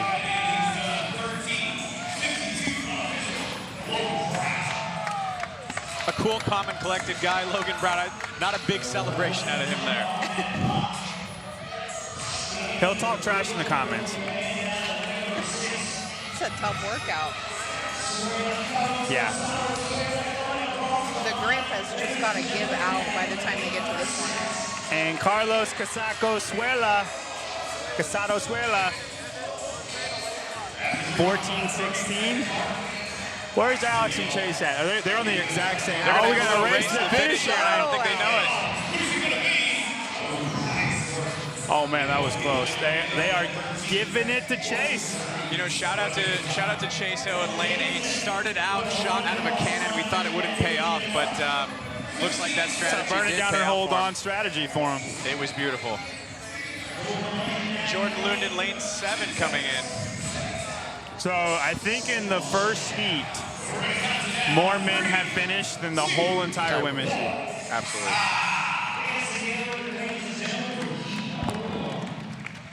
Now, Kalina, seeing what you've seen so far this weekend, are there any CrossFit movements that you have seen that you haven't tried yet that you're feeling a little inspired to learn or try out? I might tell you something. I'm going to get some heat in the comments. That's okay. Never done CrossFit. All right, we got to get you. We got to get you into the Well, has it given you area. an itch at all to try it out? You know. No. I've always done. It's always been lifting. Mm-hmm. This functional, the jumping, the rope climbs, that is hard stuff. Well, come to the first event tomorrow, and then see if you like it. Yeah, there's coaches everywhere, so we got to get you to try a little CrossFit. End up on a team. There's a lifting event. It's just lifting tomorrow. Oh, okay. Yeah. Bright and early. Yeah, deadlift and lunges. What time was that? I could get behind. No, I'd have to check. Yeah, don't worry about it. Deadlift and lunges are tomorrow.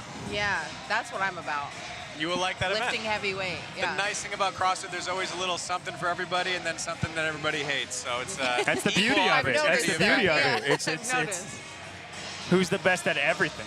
Yeah. All right, coming up, we got men's event 2, heat 2.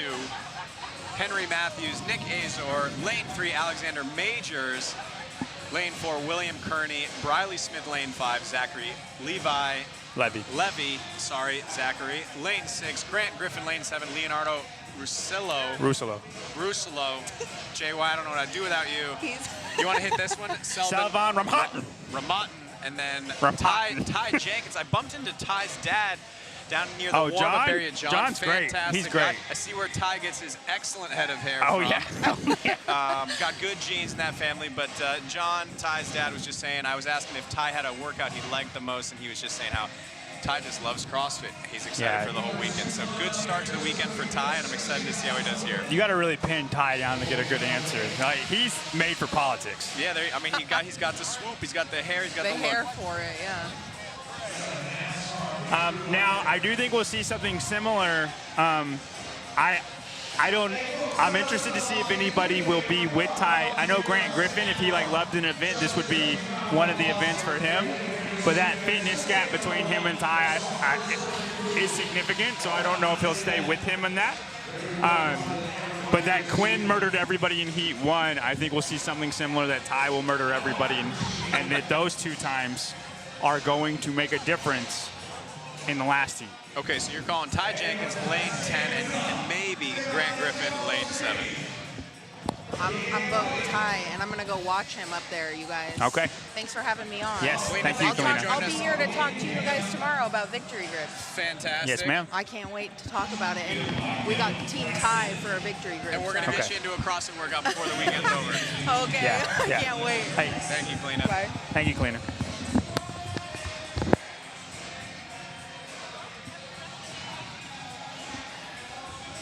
All right, this is supposed to be the flex cam, but nobody's flexing. There we go. Old Jared Graybeal, agent of the stars, if you will. And I don't know who these people are, but they're not flexing either. There we go. There we go. I like this. I like that. Commitment to the cause, man. I like it when people see themselves, and like the point in the look is the best thing ever. There's Miss Bella. Boom. Oh, she got pipes. Dang.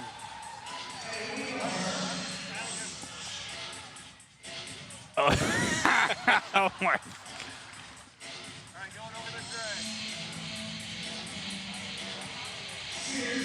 We got a little leg flex there. Yeah. Hamstring quad Yeah, action. she knows the pose she does at the gym. Yep. Do it. Yeah. Yeah. Look at these guys. La. Oh my gosh. They were ready for it. Dude, I love all the women with just guns, dude. It's so great. Yeah. Oh, blue shirt had no flex for him. He didn't want nothing, no part about it. I'm just glad that they're not going to put us on camera. Why? I feel so ashamed after all these. Oh, Miss Danielle doing a little cameo. Dude, Knifer didn't flex at all for us. No, he's in coach mode right now. Yeah. There we go, Danielle.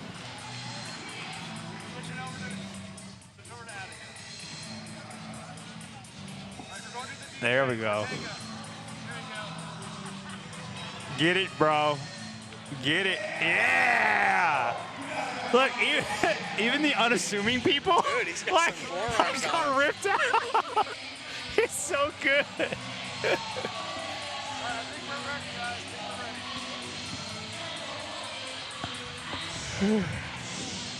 It's awesome having Kalina Pillen up here from Gym Reapers, the official apparel, belt, and sleeves partner of the Syndicate Crown. We got to get her to do a workout, James. Oh, man, do we ever. We got to get her to do a workout. Yep. We got to fix Grant's air squat.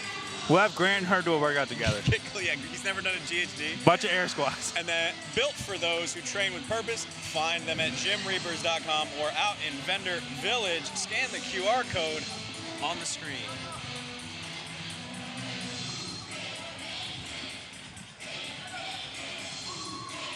All right, who's your pick here? Man, it's hard not to go with Ty If you don't know a name, just throw a dart out there. And I just met his dad. He seems like a friendly guy, so I'm a fan as he's about to take on 3 rounds. You don't want Henry Matthews? Nope. No Henry Matthews, man. Ty Jenkins. 3 rounds, 4 time, 400-meter run, 40 GHD sit-ups, glute ham developer sit-ups, 7 rope climbs. 4 of those rope climbs got to be legless. 3 of those rope climbs with the old legs. Time cap is tight on this one, 15 minutes. We had a handful of gents finish in the first heat. I love the Stone Cold Steve Austin shirt from Grant. I don't think you wear that unless you're going to make a statement. No, he better run across the finish line and smash. And then flex on Ty. Yep. Like put a watch up. Where are you at? You said you were going to smash some Gorilla Mind together, so. Goodness, Henry. He is ripped out, is he not? Always has been. Always. Never not seen him like that. Shout out to Paul Markakis. He is the guy who came up with the tape line for GHD, and then JR and Wilson adopted it for last year's Syndicate Crown, and that has since been adopted by a lot of competitions out there. Okay, so why do we have that tape line on the GHD? It's so the athletes don't cheat. Okay, if you can see the tape line, meaning like from your butt ever, if you can see the tape line, it's a no rep. None of those reps count. So your butt has to cover the tape line at all times. So James Sprague out there, I think he's a notorious GHD cheater. Can't do what he's been doing. We talk about this too when we're just, if you're not competing, when we're setting somebody up on the GHD, you want to have the hips hanging off the back of the pad. This allows the extension as somebody lays back to come not just from the spine, but also a little bit from the hip and the knee. And what we want to see is that athletes sit up and drive that leg straight in order to use the quads to power that GHD sit up, not just the old abdominables. Here we go, heat 2, taking off for that 400-meter run.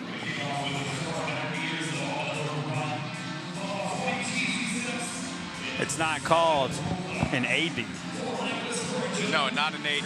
GHD. Yeah, I got it. I can tell you're proud of that. It's my dad joke of the day. So we've seen a little bit of a different strategy from the guys compared to the ladies. It seems like the guys are getting away with a little slower cycle time on the GHD, and they're standing out and speeding up on the 4-legless into the 3-leg rope climbs. Yeah, I think that's a little bit just due to, oh, there's the Jenkins family, Mama Jenkins, Papa Jenkins, front and center. We need the flex cam on them. So, James, I don't know if you know this, but for my predictions, I come out with predictions for every competition. I didn't know that. I predicted Ty to be 4th place. And Ty's dad texted me, and he said, I know that you're unbiased, and I appreciate it. I hope he proves you wrong. And I'm like, he said, we should go get dinner. And then he texted me again. He goes, never mind. Mama Jenkins doesn't want to talk to you. That's a good dad. That's like, a good dad no one right do there. that to me, Mama Jenkins.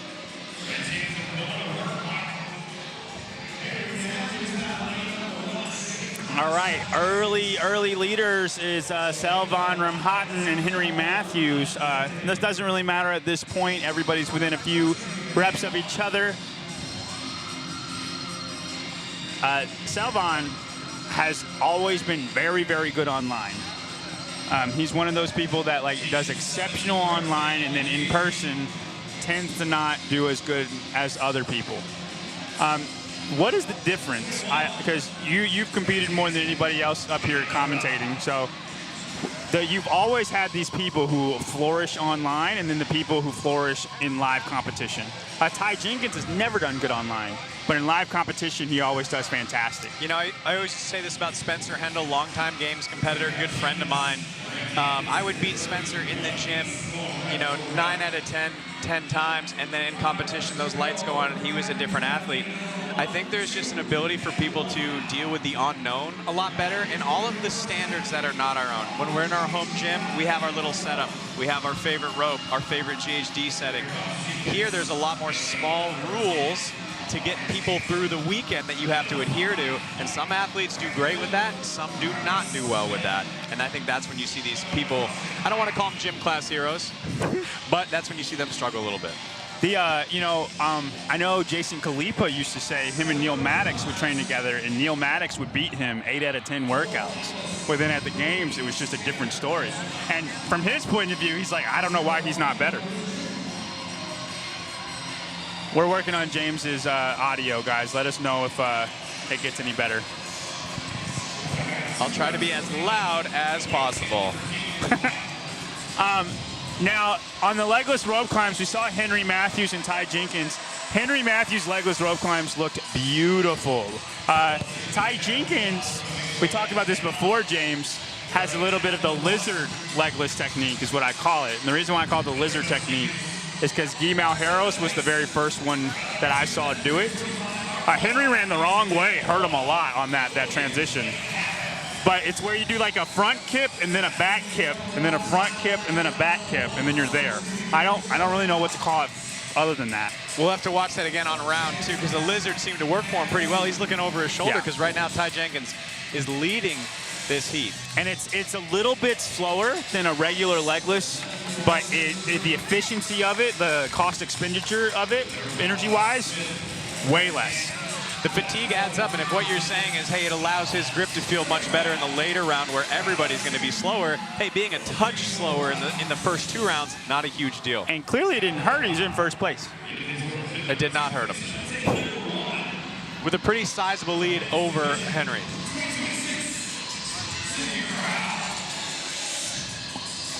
Henry was like halfway down this hallway and then called him back. Well, when you talk about what are some of the things that people can struggle with where they do great in their gym and they struggle with in competition, it's all those little rules. You got to run down this lane, touch this chest piece. Hips have to be here on the GHD, not where you normally do them back at your gym. So it is important to practice, yeah, the standard range of motion, standard movement standards, but you got to practice competition standards too. Now, where do you think that comes from, though? Do you think that that ability to adapt is an athletic thing, an intelligent thing, or an awareness still? I think it's all of the above, and also some of it's just practice. Yeah. I think a lot of people came into CrossFit, maybe hadn't played sports growing up. Having that experience helps. I think it's a big deal to play sports. Yep. It's a big deal. Running these events in your gym, the way that they're actually going to be laid out and judged is really important. Now, Ty Jenkins is about 25 seconds behind Quinn Robinson right now. But he was 25 seconds behind Quinn Robinson going into the row on the way back, and he made it up at the very, very end. We're going to have to keep an eye out for that Ty Jenkins patented lizard technique on the legless rope climb. Again, what you want to pay attention to here, if you're not quite sure where each of these guys are, is just look at the speed of which they come away from the ground. A lot of them are probably sitting back quickly, but how quickly are they coming back up to touch the top of the GHD? The snap up is much more important than the snap back. And when we teach the GHD, what we say is as you sit up, you want to extend the leg because you want to recruit some of that leg muscle as you sit up. A lot of these guys are just relying on that ab and that stretch to snap up. We see Henry there straighten out the leg a little bit, which is going to allow him to be a little quicker, a little bit more efficient.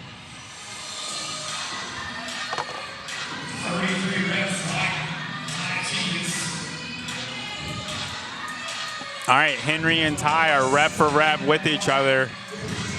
Now, Ty has an outside lane and Henry has an inside lane. It probably benefits Henry more on the run.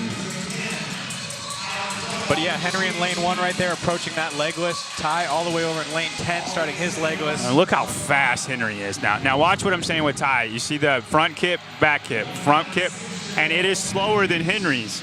But it's the energy expenditure from that is so much less than what Henry is doing. I think I saw Henry once do like a sub 3-minute L pull-up Fran. So no surprise he's able to maintain that slightly bent elbow on the legless and have really quick hand-over-hand pulls. And then what we talked about before is that you look at Henry is done with his legless before Ty, but Ty's rope climbs are faster than Henry's. And I was talking about this earlier with some other people in the women's heat. You can't sleep on the rope climb with the legs. It just, you feel out of breath and tired, but you're not going to fail it. You've got to get back on that rope, even if it takes you a couple extra pulls. You see, if you guys are paying attention to lane 1 and lane 10, Henry beats Ty on the legless every single time. But then Henry takes this like 5-second rest between rope climbs, and Ty basically just goes straight up and down with him. And it's because he's taking his time on the legless. Like he's not hurting on the legless as much. Henry ran the wrong way again. Oh my God. What? Henry just wants to do the RX. Did you see him do it again? I saw him. He wants to do the RX Plus version. There we have Ty Jenkins, our current heat leader, starting his final 400-meter run of this 3-round workout.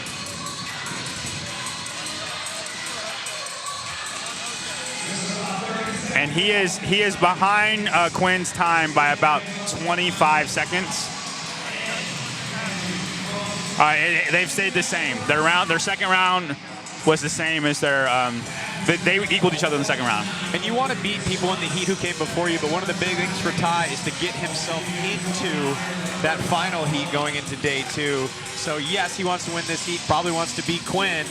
But also it's like, I just got to do this one thing so I can be in that final heat and have that push from those other top athletes. I think Ty is lucky that Quinn is in the first heat. You know, it's funny, I was talking to Ty's dad, and you think maybe if they were in that final heat with like Austin and Colten, they would get pulled a little bit out of their lane, a little bit beyond their pace. maybe they're able to hit their exact pace and best strategy for them being in these they're earlier both, heats. I hear you. I don't think with those two. Those two have both been very, very calculated in prior competitions and did not get sucked into the race. Quinn was in the same heat as Colten and like let Colten go and beat everybody and caught up to Colten. Did not win, but caught up to him. They're both very disciplined in how they work out. Ty will stick to his game plan no matter what, as far as like on a clock. Not with those two. I do think that can happen, but not with those two. But Ty has a time to beat that Quinn sets every time in heat 1. And I think he got lucky that has happened. Because I think if they were reversed, Quinn would have that with Ty. Got it. Gives him something to chase, a little extra push. Henry Matthews, lane 1, all the way down bottom left of your screen, just starting his GHD, second place in this heat. Ty Jenkins, lane 10, top of the screen in the red shorts, whipping through his GHDs. Now, Quinn finished these GHDs at 11:09, but he did his last 7 rope climbs in 1 minute and 12 seconds. That's fast. 1 minute and 12 seconds is fast. 12 would be fast for just all 7 legs, not to mention 4 legless and then 3 with legs. There's no amount of combo that I could do that in 1 minute and 12 seconds. Fresh. I believe in you. Can you do that in 7? You could probably do that. Absolutely. I'll never say I can.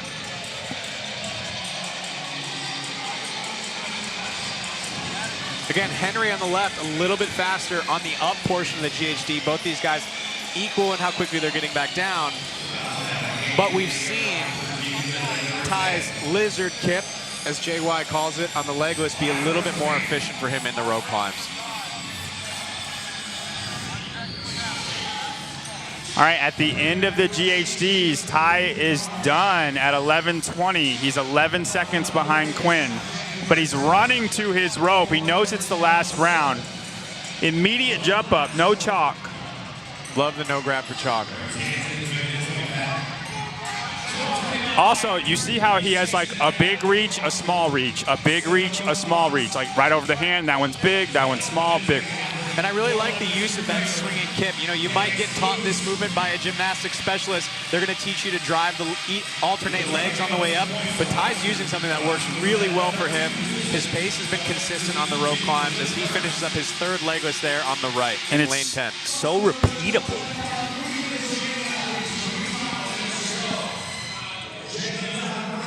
Henry going down grabbing chalk. Yeah, I think Henry's.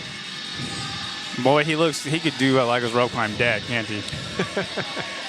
All right, they're even on the legless rope climb, but Ty immediately goes into the ropes, regular rope climbs. You talk about the little things you need to win. He keeps his hand on the rope, even when he rests there for a second. That kind of stuff is so important in order to have those fast transitions. And Ty is done at 12:35. That does not beat Quinn's time of 12:21. Henry is the next one coming. He'll be the 3rd place time. Henry Matthews, lane 1, wrapping up his 3 rounds of the combo climb.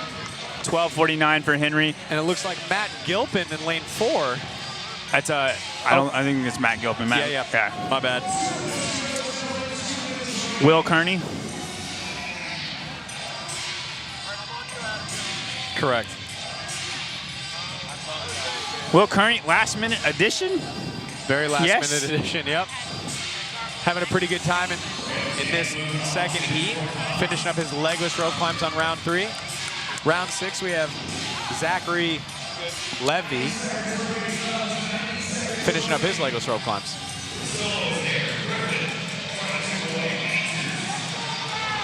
And if you look at those those number cards right at the bottom of the rope, tell you what rep they are on. Man, they were this heat. Is it slower than the last heat? There were 7-minute finish in the last heat, other than those first 2. But these guys still have a full minute to finish. That's I think true. We'll see a couple more get across the finish line right here. Yeah, you're right. Sylvain starting his 4th rope climb in lane 9. Will Kearney is coming in lane 4. And when we say last minute addition, I'm talking like the event is starting in 20 minutes. Yeah, he borrowed those wrist wraps out of somebody else's gym bag. Good heat finish for a last-minute addition.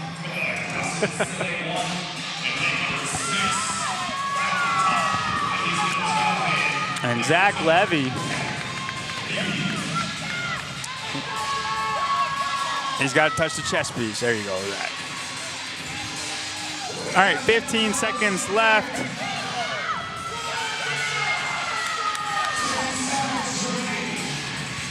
I think that's it. I don't think anybody else is going to finish. Oh, last second. Wow. Russello. Knocking over somebody else. Knocking over somebody else's chest piece. His time is still going. He's got to touch his chest piece. That's the rule. Well. All right, Henry, the science teacher.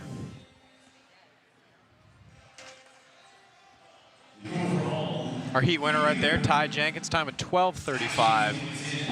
Strong heat 4 finishers, Henry Matthews 12:49, William Kearney 14:11, and Zach Levy 14:41.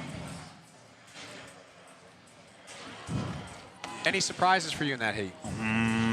I mean, we knew Ty would kill it. We knew Henry would. I mean, I thought Henry was going to kill. I honestly didn't know Henry was going to go that fast because that might be a top 5 time in the whole entire event. I'm surprised that Ty. I'm surprised Quinn beat Ty by like 14 seconds. Like Quinn could have walked to the finish line. It's like, yes, it's a race, but like Quinn convincingly beat him. That's surprising. Those are the little things that matter no matter what heat you're in. We see Travis Williams, lane 1, walking out, getting his GHD set up, doing a little final check. Lane 2, Andreas Calderon. Lane 3, Tristan Meredith. Lane 4, Jacob Pfaff. Yep. There we go. Lane 5, Brian Win. Brian Wynn. Yeah. Samuel Paquin, lane 6. Ryan Haynes, lane 7. Tugboat, Noah Wilson. Smooth and steady, Elijah Subino, lane 9. And RJ Mestry in lane 10. Is Travis going to have the same approach that he had to the last workout? Are we going to start out He hot? better not. Okay. I don't think legless rope climbs are going to be his jam. I'm going to go out on a limb. Well, before he gets to the legless rope climbs, he has 400-meter run, 40 GHD sit-ups, then 4 legless rope climbs, 3 rope climbs with legs for 3 rounds as he gets ready to take on the combo climb here with Heat 3 of the men's day 1 of the Syndicate Crown down in beautiful Knoxville, Tennessee. Yeah, I'll be interested to see how Noah does in this workout. He was in 4th place in Crash at Crash Crucible until a legless rope climb workout. And he blew up on the legless rope climbs to a point where he had to just sit there until the clock ran out. And like was at one legless rope climb for about 7 minutes. Well, we hope he's gone home and practiced a different technique, maybe a different strategy. Well, this is redemption for him is what I'm saying. Like that's just mispacing. All right, we'll keep an eye on lane 8 for Noah Wilson.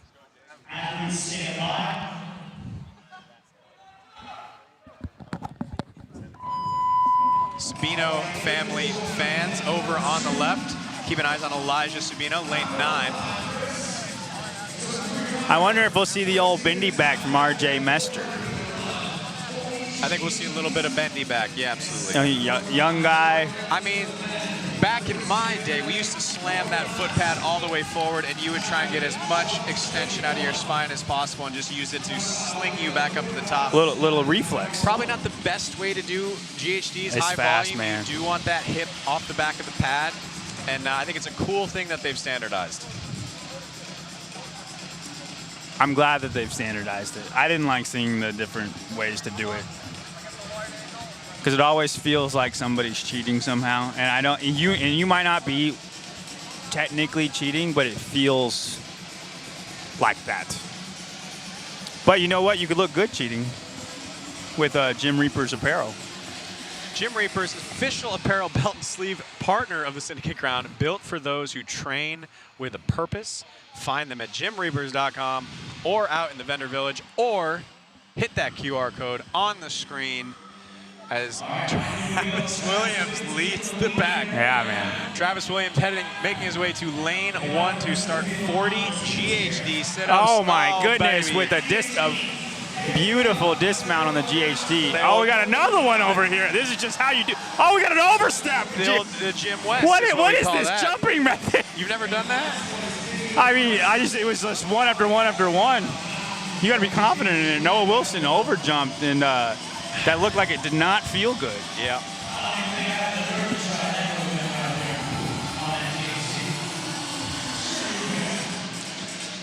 If you want to follow along with their reps, we're looking at the top of the screen where we have that rep counter brought to you by Competition Corner. Travis Williams, 22 reps in. I think Samuel Paquin's going to do good in this heat. That's my pick. He usually does really good on like AMRAP type workouts. He's a smaller athlete. He's got a good engine. There he is, right side of your screen. Sam Paquin, lane 6. Just surpassed Travis Williams. Again, notice that speed coming out of the bottom of the GHD, and he's holding those knees a little bit bent. What that allows him to do is get that little whip snap from just bending the torso back and sitting up. Maybe not sustainable, but can be faster in the short term. And Samuel Paquin's going to be the first one to do a leg lift. Never mind, Travis Williams is sprinting to his rope, but he stopped for chalk. Travis Williams on your left, lane 1. Samuel Paquin on your right, lane 6. We want to make sure these athletes touch that gold crossbeam before they lock their legs for the way down. Travis Williams giving it the full Leroy Jenkins, just tapping the top and just letting himself come down. That firefighter training pays off. Gosh dang it, Leroy. Sam again with the pocket chalk. I just saw him reach into his pocket, start rubbing his hands together. Just I hope that's chalk. Noah Wilson has climbed into the lead. And earlier you said Noah Wilson, this was a redemption workout from him. You've seen him in the past struggle with legless rope climbs. But he's also 6 foot tall with long arms. Noah Wilson, lane 8, right there on the left side of your screen, jumping up. Pulling those legs nice and high. The higher you get your knees and lock those feet, the easier time you're going to have with those legged rope climbs. And Noah and Ryan Haynes are your first two out the door. We saw both of these guys do a great job in event 1 with that smooth, consistent pace where they made up a lot of time on the back half of that workout.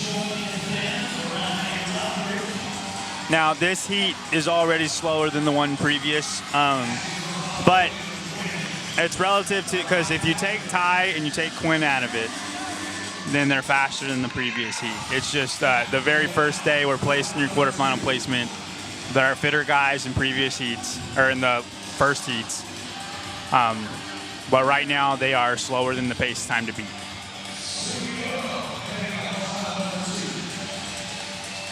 There's Travis Williams, followed closely by Samuel Paquin.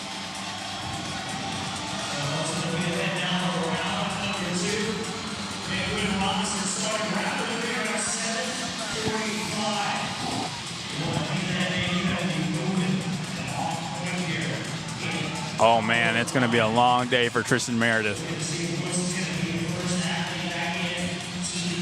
Tristan Meredith, lane 3, wrapping up his rope climbs, getting ready to head out the door.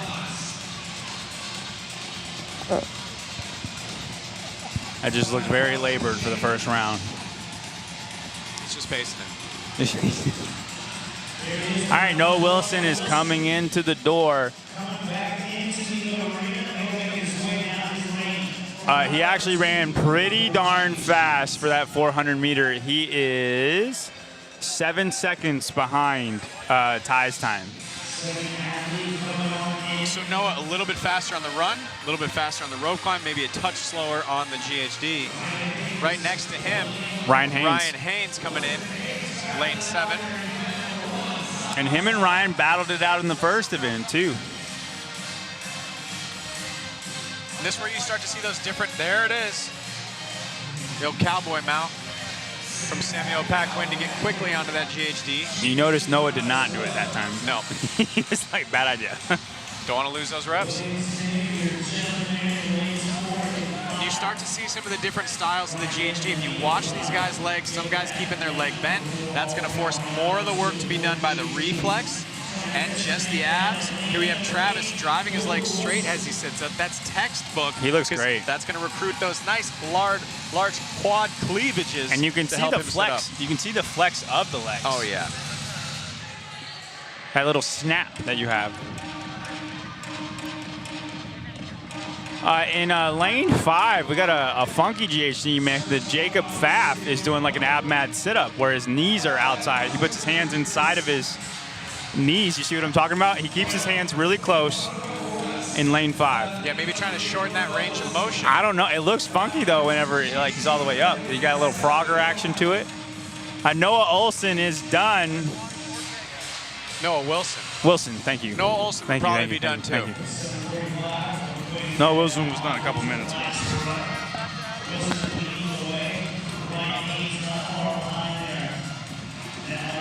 Noah Wilson taking a little bit of an extra breath there in lane 8. Dude, he is flirting with not hitting that goal. He is throwing that up and hoping. And you see him stepping back, taking a little bit of a bigger break there. Open the door for Ryan Haynes in lane 7 right next to him to kind of climb that legless a little bit quicker.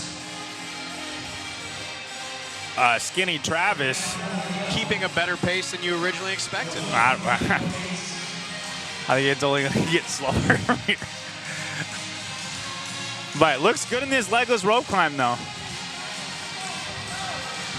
As hard as it is, the faster you can do the hand over hand, keep the arms slightly bent on the legless rope climb, that's going to help a little bit. You'll see as these guys get tired, the more that arm starts to straighten out, it just makes the pull even longer and harder. You want minimal time under tension.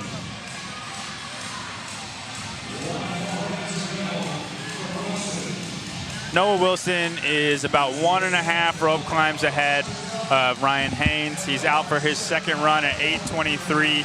He's about 13 seconds behind Ty Jenkins' time to beat. And he has all of the happiness of a round 3 face that we all know and love.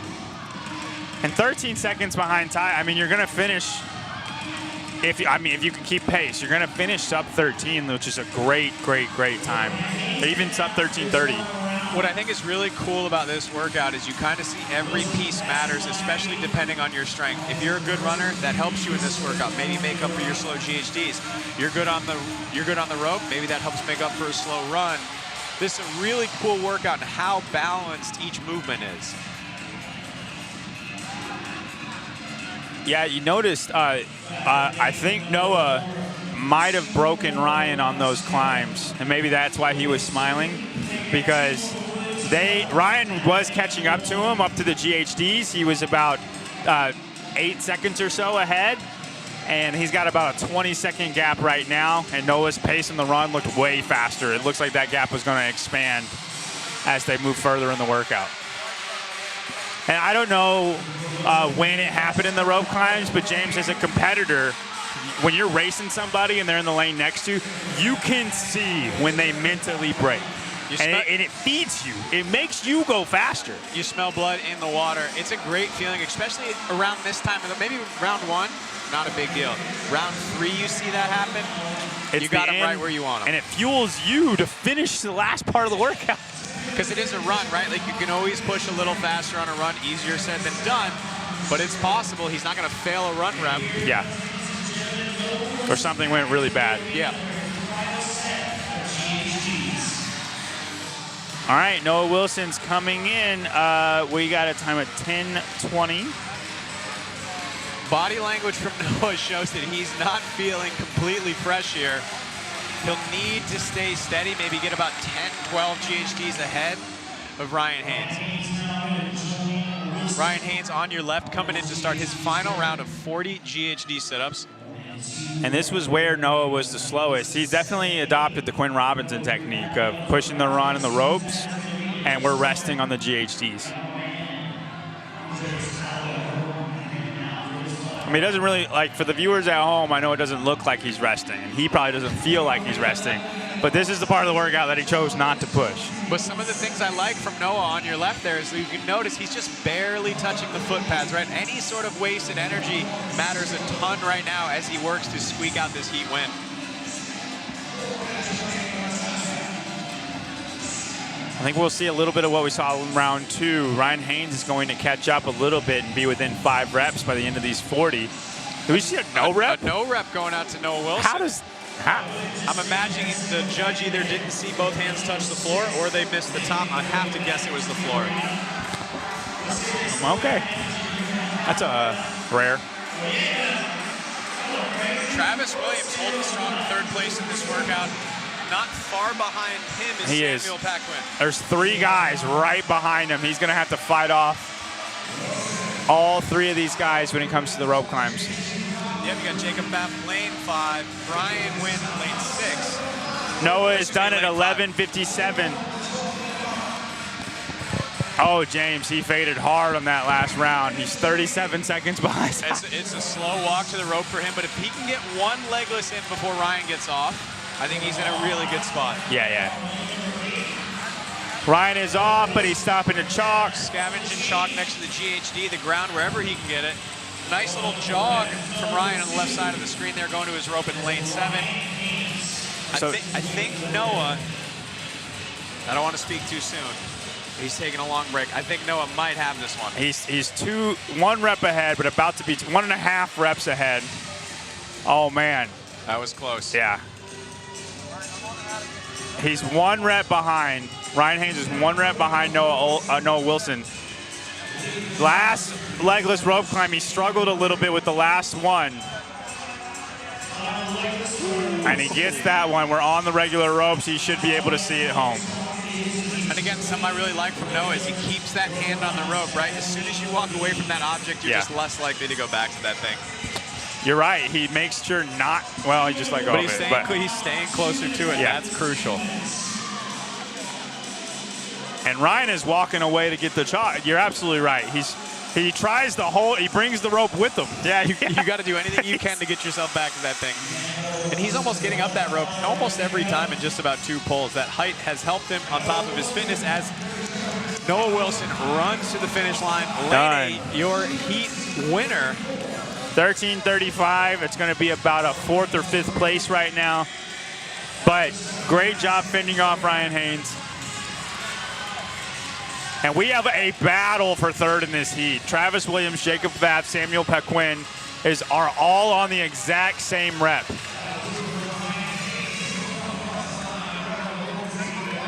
And Brian Wynn, I think Brian Wynn's in there too. Travis Williams, lane 1. Jacob Pfaff, lane 4. Brian Wynn, lane 5. Samuel Paquin, lane 6. Jacob Pfaff is pulled ahead by 1 rep. I'll tell you, people only talk about going up on the rope. Travis kind of just sending it from the top as soon as he touches it, dropping down. Might wear the body out a little bit, but he gets down faster than every other athlete on the field right now. Jacob Pfaff, was that one of his legless? Because it looked like he was gripping that thing, didn't he? It was, yeah, that was one of his legless. It was darn close. Pfaff should be on. Oh, he's got 1 more. Travis Williams starting his 4th legless. Here Jacob Pfaff goes for his last legless. That should be a no rep, James. His legs are intertwining before he's touching the top, and now he's on his rope climbs. It looked like he grabbed that rope with his legs before he touched. I think Travis Williams, Brian Wynn won that out of those guys.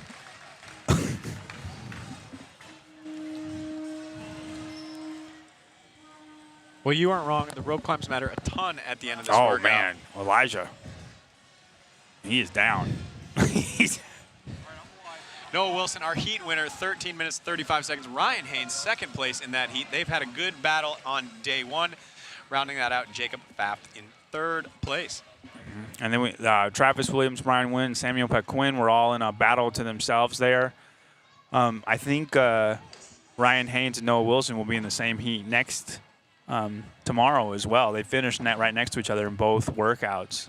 It'll be interesting to see if they're in the same lengths for day 2. It's all those little races, you know, sometimes that can help you move up the leaderboard. When you have that person who's close to you, and you can have that back and forth with and just push a little bit harder. All right, for the last heat, I'm going to rock with Saxon Panchik.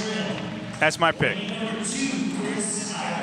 My dark. If you're not picking Austin or Colten, I'm gonna pick Saxon Panchik. I'm gonna say something crazy here. Okay. Lane 8, Travis Mayer. Travis Mayer. Okay. I'm with Tyler again. I escaped Tyler and he comes back through James. Look at that dad bod we got going on. I mean, we just saw Henry Matthews. Now we're gonna look at that. Lane 1, we got Scott Cottrell, Chris Ibarra, lane 2, EJ Hine, lane 3, Nate Ackermann, lane 4. Lane 5, Jay Wise picked to win this heat, Saxon Panchik. Lane 6, Austin Hatfield coming off an Event 1 win. Lane 7, Colten Mertens. Lane 8, Travis Mayer. Lane 9, Martin Fuentes. Lane 10, Nick Anapolsky. Austin Hatfield wasn't the Event 1 winner, but won his heat in Event 1. There he is. There's my pick, Travis Mayer. Nate Ackermann should be pretty good at this event, too. He's very good at legless rope climbs. As soon as I said his name, I felt like he might be the guy that we didn't talk about and should have. We're talking about him. We just did. Travis Mayer recently qualified for the Masters competition, 35-39, and out here just torturing all these guys who are probably young enough to be his kids. He's not that old. I know. He's not that old, and he's fitter than I'll ever be. RJ, I think there's a 19-year-old out there, so he's what, 35? Yeah. I guess it could happen. It's possible. Something bad happened for it to happen. There's science that allows it. These guys are about to take on the combo climb. 3 rounds, 4 time, 400-meter run, 40 GHD sit-ups, 7 rope climbs, 4 of those got to be legless, 3 with the legs. Tight time cap of 15 minutes, but the men's heats have been making solid work of this. Dude, when they take off, they all look like they are sprinting. They are. We'll see when they come back in on this run. There's just about 20 seconds in on this 400-meter run.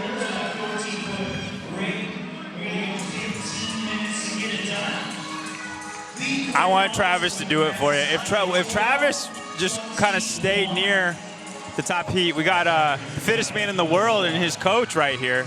Strategizing for the showcase heat tomorrow. He needs to. Blowing out kisses to the crowd, looking fit and jacked. I don't think Jason's going to win that. You don't think so? No.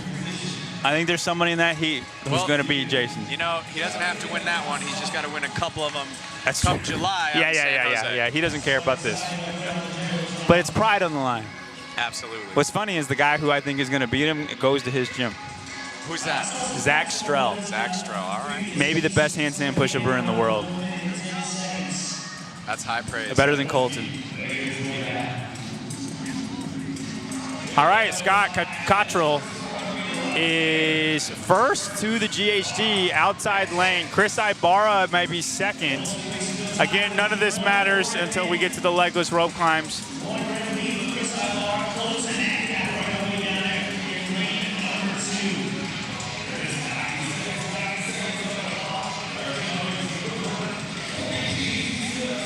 Do any of these guys stick out, James, as you're analyzing everybody's technique?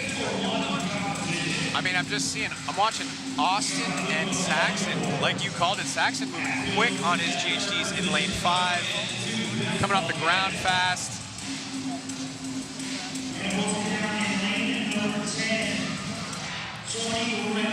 I mean, Travis is doing what you don't like on your GHDs. We keep the bent knees the whole time, all flexion. Like I said, it can be faster to start. I think it's harder to maintain long term because you're relying on less muscle to sit up when you keep those knees bent.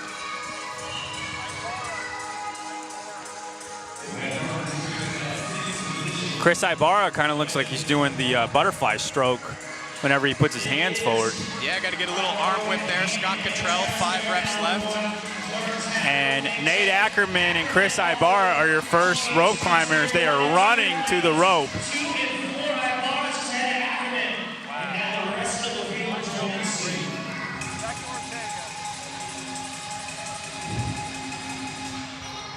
Dude, Nate's legless are so good, dude. Definitely the fastest we've seen. Quick hand over hand and then uses that little kip at the top. He jumps halfway to it. And Nate is right up for his leg rope climb too. Wasted no time in lane 3 to start that 4th rope climb. 5th rope climb. Dude, I mean, he's touch and go the entire first round. He's not stopped at all. Chris Ibarra, lane 2, not too far behind him with 5 rope climbs. Nate Ackermann, I think, finishing up his final rope climb. And it's really just a size difference that's made the difference. Nate gets up there in one less pull every single time. Saxon, Panchik, and Chris Ibarra are your 2 and 3. Austin and Colten are both behind. Colten 2 rope climbs behind. Did he get no rep on one? He shouldn't be that far back. I'm not sure. He's finishing the rope climbs in 2 pulls, which is, I think, what most athletes are doing, what you want to look for. Definitely possibly got a rope climb. Yeah. Or a no rep. Colten is behind right now. Nate Ackermann going into turn 3 on the 400-meter run. And they are humming. I'll get a time check for you guys as soon as they get back. 5:30 was Ty, 5:01 was Quinn.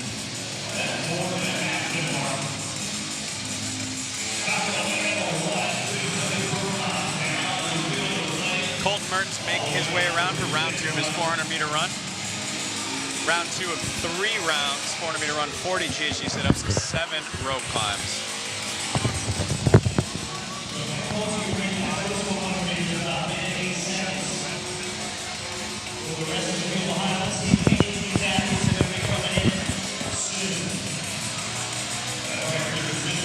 The lonely corner right there. There he is. Yeah.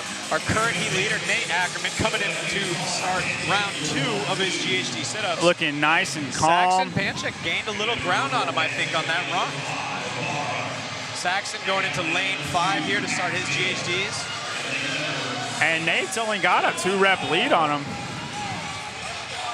But Nate's rope climb split was so much faster than everybody else's. And Quinn showed us that the whole workout can be made up in that. Quinn GHD'd slower than a 55-year-old grandma. It's a young grandma. Hey, man, my mom is 63. She still does GHDs. And faster than Quinn is what I'm saying. And Lucy Hobart for sure does. Saxon Panchik not far behind. 3 or 4 reps from Nate Ackermann. Center of the screen there. Lanes 5 and lanes 4. Chris Ibarra doing the hood GHDs. You see what I'm talking about? No. His pants are sagging. Oh. Well, I mean, they're barely holding on right now. Hey, you can't stop and fix it mid-comp, man. All right, Ibarra has passed Panchik, but they're about on the same rep. Nate Ackermann still comfortably in the lead, and the rope climbs is where he made his move. He's running for his 2nd round. He looks great. Now notice the jump. He's almost halfway up that rope. He's maybe 2 or 3 hand pulls, which is absolutely amazing. 1, 2, 3. I lied. There's 4 and a touch. Yeah, that first one is Elijah Muhammad reminiscent. Reminiscent of it, yeah. And that 10, what was that? 10 rounds. 10 rounds, 100 feet rope on legless. Saxon Panchik on your right in lane 5, working through his 3rd legless. Wow. Chris Ibarra, his judge said he missed it. He caught it and then climbed back up and hit it before the no rep happened. But the energy cost of that is significant. I think it is an energy cost. I think it's the right choice. I agree. All the way down. I agree. But just the fact that it happens, the difference between him and Saxon. You know what I mean? When something like that happens. Saxon Panchik making some ground on Nate on the leg rope climbs here. They are neck and neck at 6 reps. He is. Saxon's going to pull ahead. Saxon's going right back up. And we've seen Nate's split is faster, which means he's tired. This is not ability. This is I can't breathe. This is him, yeah. And when it's I can't breathe, you're going to be slower than just tired like our ability, I'm saying. And we saw last time Saxon gained ground on Nate in the run. We expect him to come back maybe even with a slightly bigger lead. Dude, and that almost no rep killed Chris. If you look at his rope climb, like it's much slower. He's labored breathing. Like I took him out of the race for this 3. He was right in that race, and then fixing that, I mean, it just killed whatever momentum he had. It's going to be everything for him just to stay ahead of Austin now. Oh, Colten is slipping. Colten is slipping right now. We're on the run looking for Nate Ackermann right now. We got Austin Hatfield turning the corner. Yep, there goes Austin Hatfield. Austin's having some grip issues with his shoes. Like watch on his rope climb, or Colten. Watching his rope climb, he's having trouble with his lock. There's Chris Ibarra on the run. Like you said, looks a little bit fatigued from that almost no rep on that legless rope climb.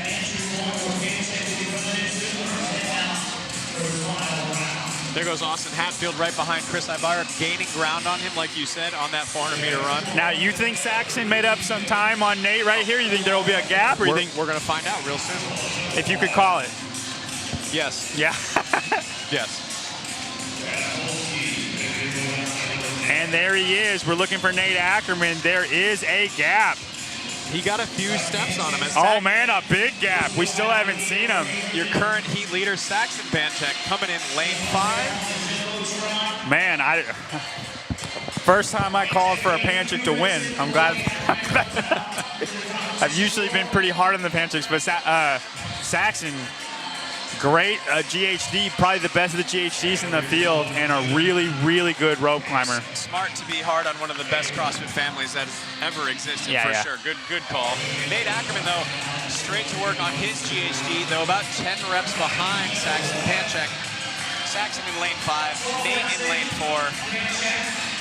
Chris Ibarra coming in. Hatfield closed a lot of ground for that 3rd place spot. Yeah, Hatfield's been running hard, but he made up the ground on Chris on that rope climb round. I'm interested to see if Chris will be able to hold, if it goes better for him this time, because I know that no rep just killed him on that. I'm curious if he rested enough to get the biceps back enough to go fast. Well, one of the things to think about, there we have Chris Ibarra in the front of our field. Did Austin have to push a little too hard to try and close that gap? Does that hurt him on the GHDs? Does that hurt him on the rope climb? I don't think so, man. I think pushing the runs were part of his MO, just like Quinn. Yeah, Austin known as a very good runner. Here we have center screen, our current heat leader, Saxon Panchik. The only Panchik John Young ever called to win an event. And listen, he is ahead of the pace right now. 10:52. He is he's 17 seconds ahead of Quinn.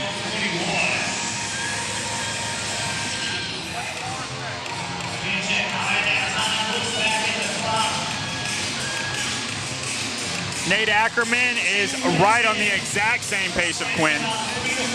Saxon's got a 2-rep lead on Nate.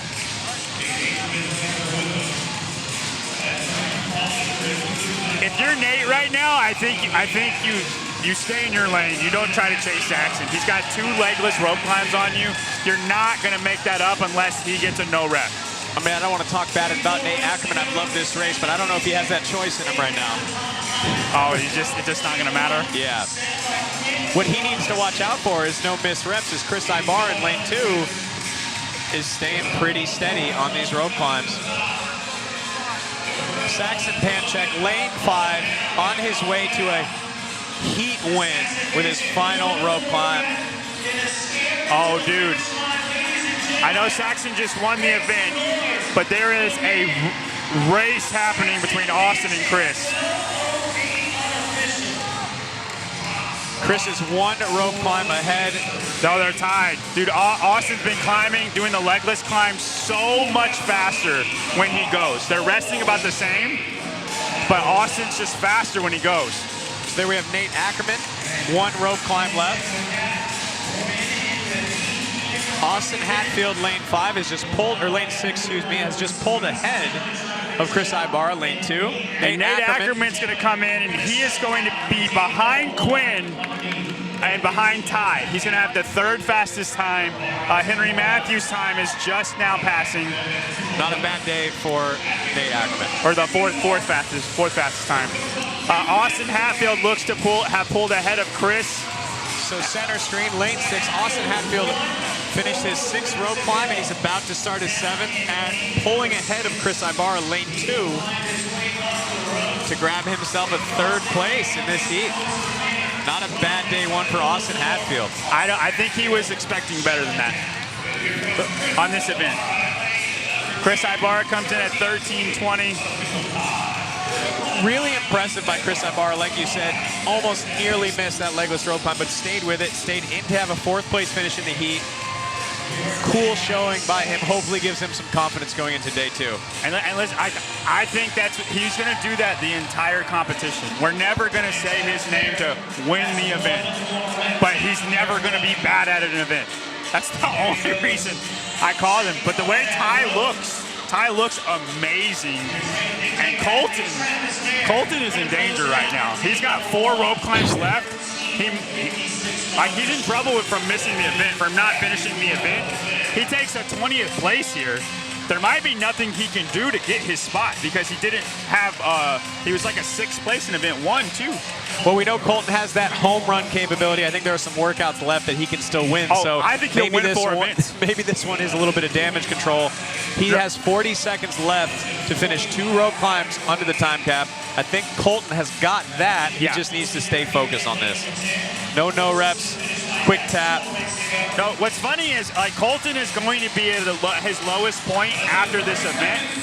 The next 4 events, I think he's going to win 3 of them. It's just, is the point discrepancy too much to overcome?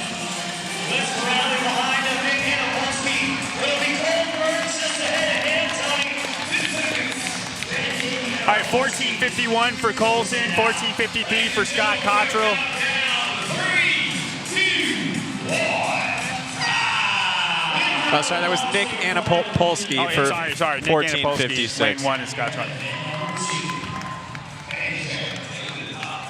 Saxon Panchik is your event winner. Not a bad day to wrap up day 1 at the Syndicate Crown down here at the Knoxville Civic Auditorium in Coliseum. There we have the Iron Hog, Colten Mertens, squeaking out a finish in event 2, the combo climb. I think we're going to try to get an interview with Saxon down there with Peter any second now. Let us know when you're ready, Spin, and then we will go down to them. I'll speak for you. Good. Saxon, congrats. That was incredible performance there. Really good. Really good to see you back on the across the floor. How does it feel to be back here? Feels good, man. You know, I love this. It's moments like that you know, I train every day and feel that on the floor. That's all I can ask for. I thought you guys were supposed to finish around 4th or 5th. What happened? What's the story of the event win? Listen, I don't know who put that out there, but we'll see. We got 4 more events. I'll be in their DMs.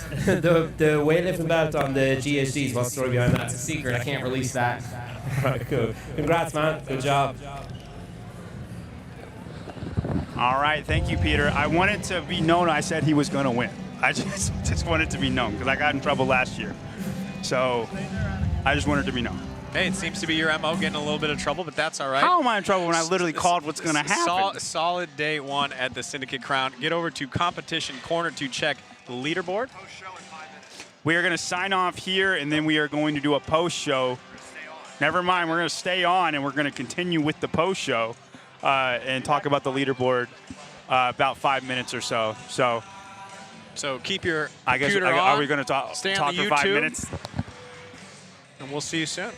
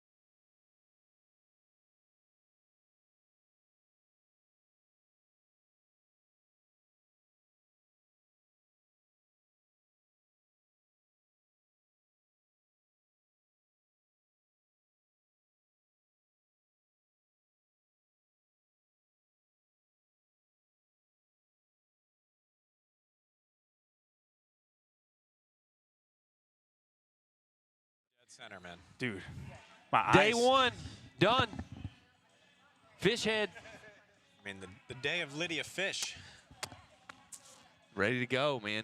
We're going to take a look at the leaderboard for the Syndicate Crown. Day one. It was Lost an eye. fantastic. A lot of drama happening. Last event, Saxon pulling it out. Lydia Fish. There's a leaderboard, guys, and the big Did you surprise. think you'd see that? No. Janie Chevry, I think, is the big surprise. And I've heard from a couple people that she felt she was going to do really good this weekend. But fighting for a game spot and doing really good, I don't know if she thought those two were the same thing. And it's pretty cool when they become the same thing. And I want her to win, or to qualify. Yeah, if that means winning, I want her to win. I told you, dude, Janie's got something to prove this weekend. She's been fighting for the last few years, and she's finally starting to crest over. And yeah, I mean, if Janie makes it and Ty makes it, there's a new top couple in the CrossFit community. Move over, Justin and Ellie, because only one of you can make the games. The other one has trouble. Ty and Janie have arrived. You can say that in a way. No, you have to say it exactly that way. I guess so. Yeah. No, he should be ashamed of himself, James. No. The other, no. You're gonna win the games and go out there and do that. No. Two-time champ, man.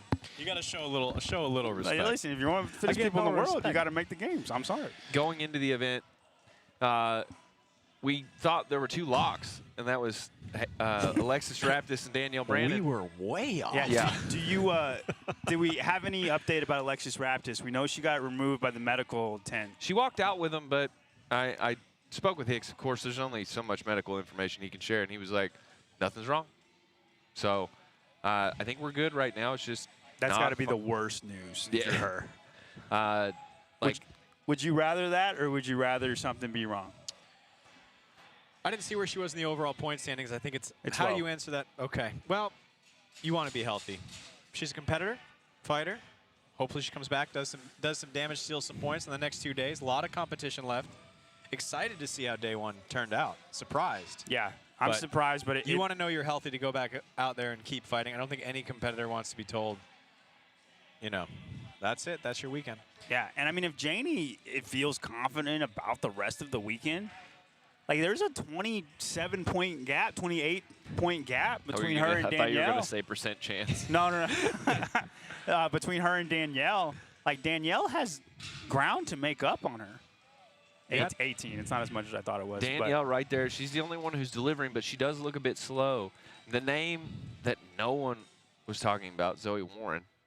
We talked about her in the event, but yes, and very consistent. Yeah, Riley Beebe. We haven't talked about her at all either.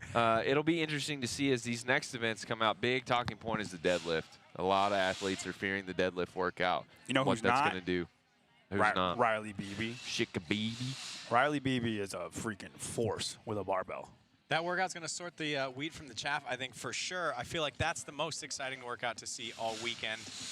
And you'll see a lot of things move around. It's your favorite. It's my absolute favorite. What's funny is the top 4 girls, none of them, I think, would say, I'm looking forward to that event.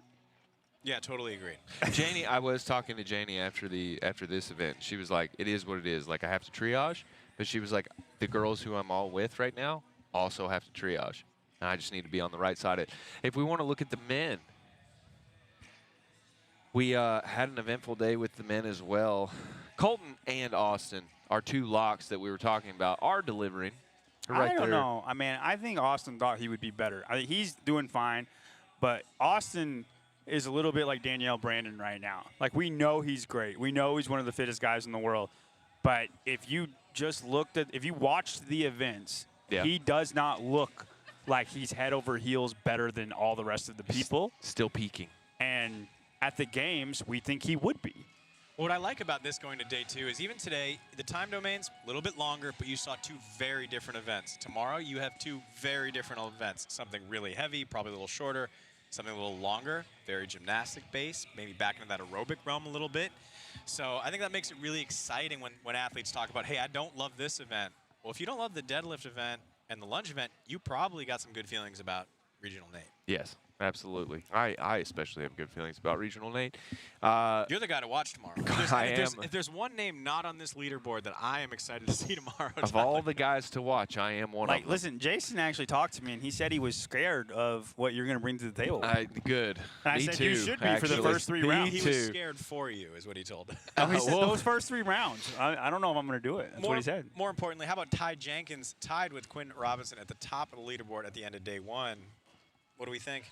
Listen, Quinn is going to be very good at a lot of these workouts, except for one, and if he can damage control Nate enough, he can go to the games, and it would be amazing. And he has a nice little point lead here over that 4th place spot. Listen, the issue is nobody on this board right now.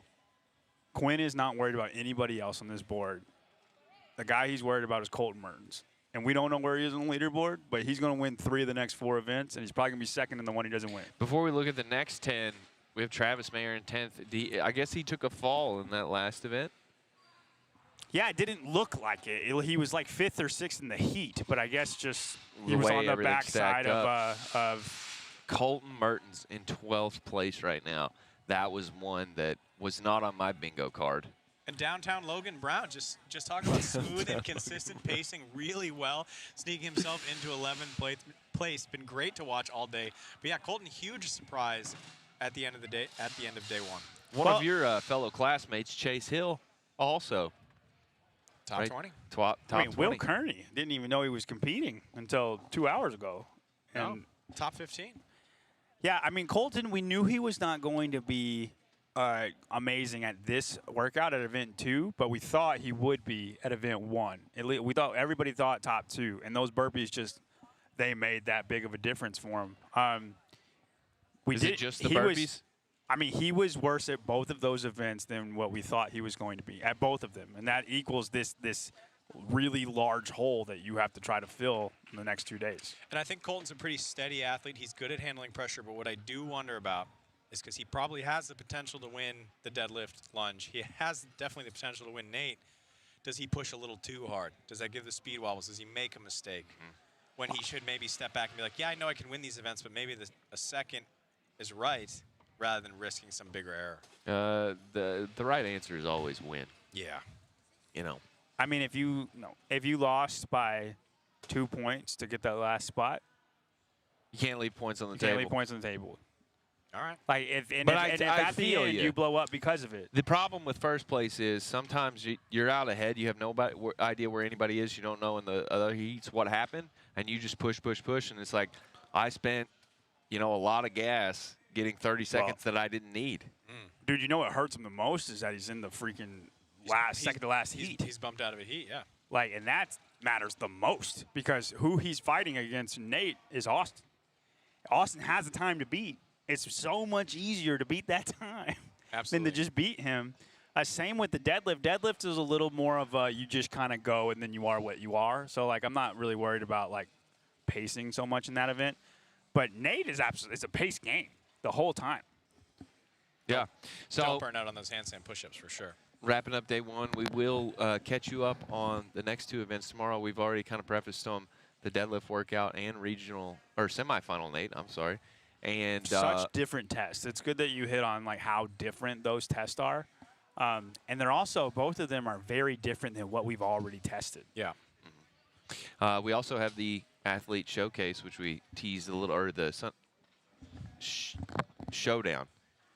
Showcase showdown. I've screwed that up. We're going to show these 6 elite different athletes ways. how they should do, semifinal, Nate. We're going to give them some tips and examples of what to do and what not to do. I'm going to be the example to all the quarterfinals athletes out there, what you can do against regular athletes. But before the show ends, please scan that barcode down there at the bottom, Gorilla Mind. It is keeping our minds sharp. I may have gone a little too far into the rabbit hole on the Gorilla Mind, but just barely. I was drinking irresponsibly, which is hard to do with Gorilla Mind. And we got a discount if you tap that QR code. Use Discount. code Spin. Spin for how Always much code off? Spin. 20% off. 20. So if you tap that QR code, 20% off with Spin. Gorilla Mind. Gorilla Mind in your body, Tiger Blood in your blood. Yeah, make sure that you Go support the sponsor of our pre and post show, Gorilla Mind, brand new sponsor. We could not be here if it wasn't for them. We might do more things if we go buy Gorilla Mind. Use the QR code. Use the code SPIN. It really is good stuff. Easy to drink. Keeps you floating for a while. It's Anyway, got an extended release, so you don't it's feel a slow the release. crash. You don't never feel the get crash that you get from normal caffeine drinks. Yeah, hopefully in the future, if you guys support us with Gorilla Mind, we'll be they'll stick behind us. But we will be here for day 2 tomorrow. What time, Spin? At 8 a.m. Same time. 8 Tune a.m. in here. Eastern. Thanks for all the support. Thanks for watching. James Hobart, appreciate you. John Young, thank you. And I'm Tyler Watkins, signing off. Bye.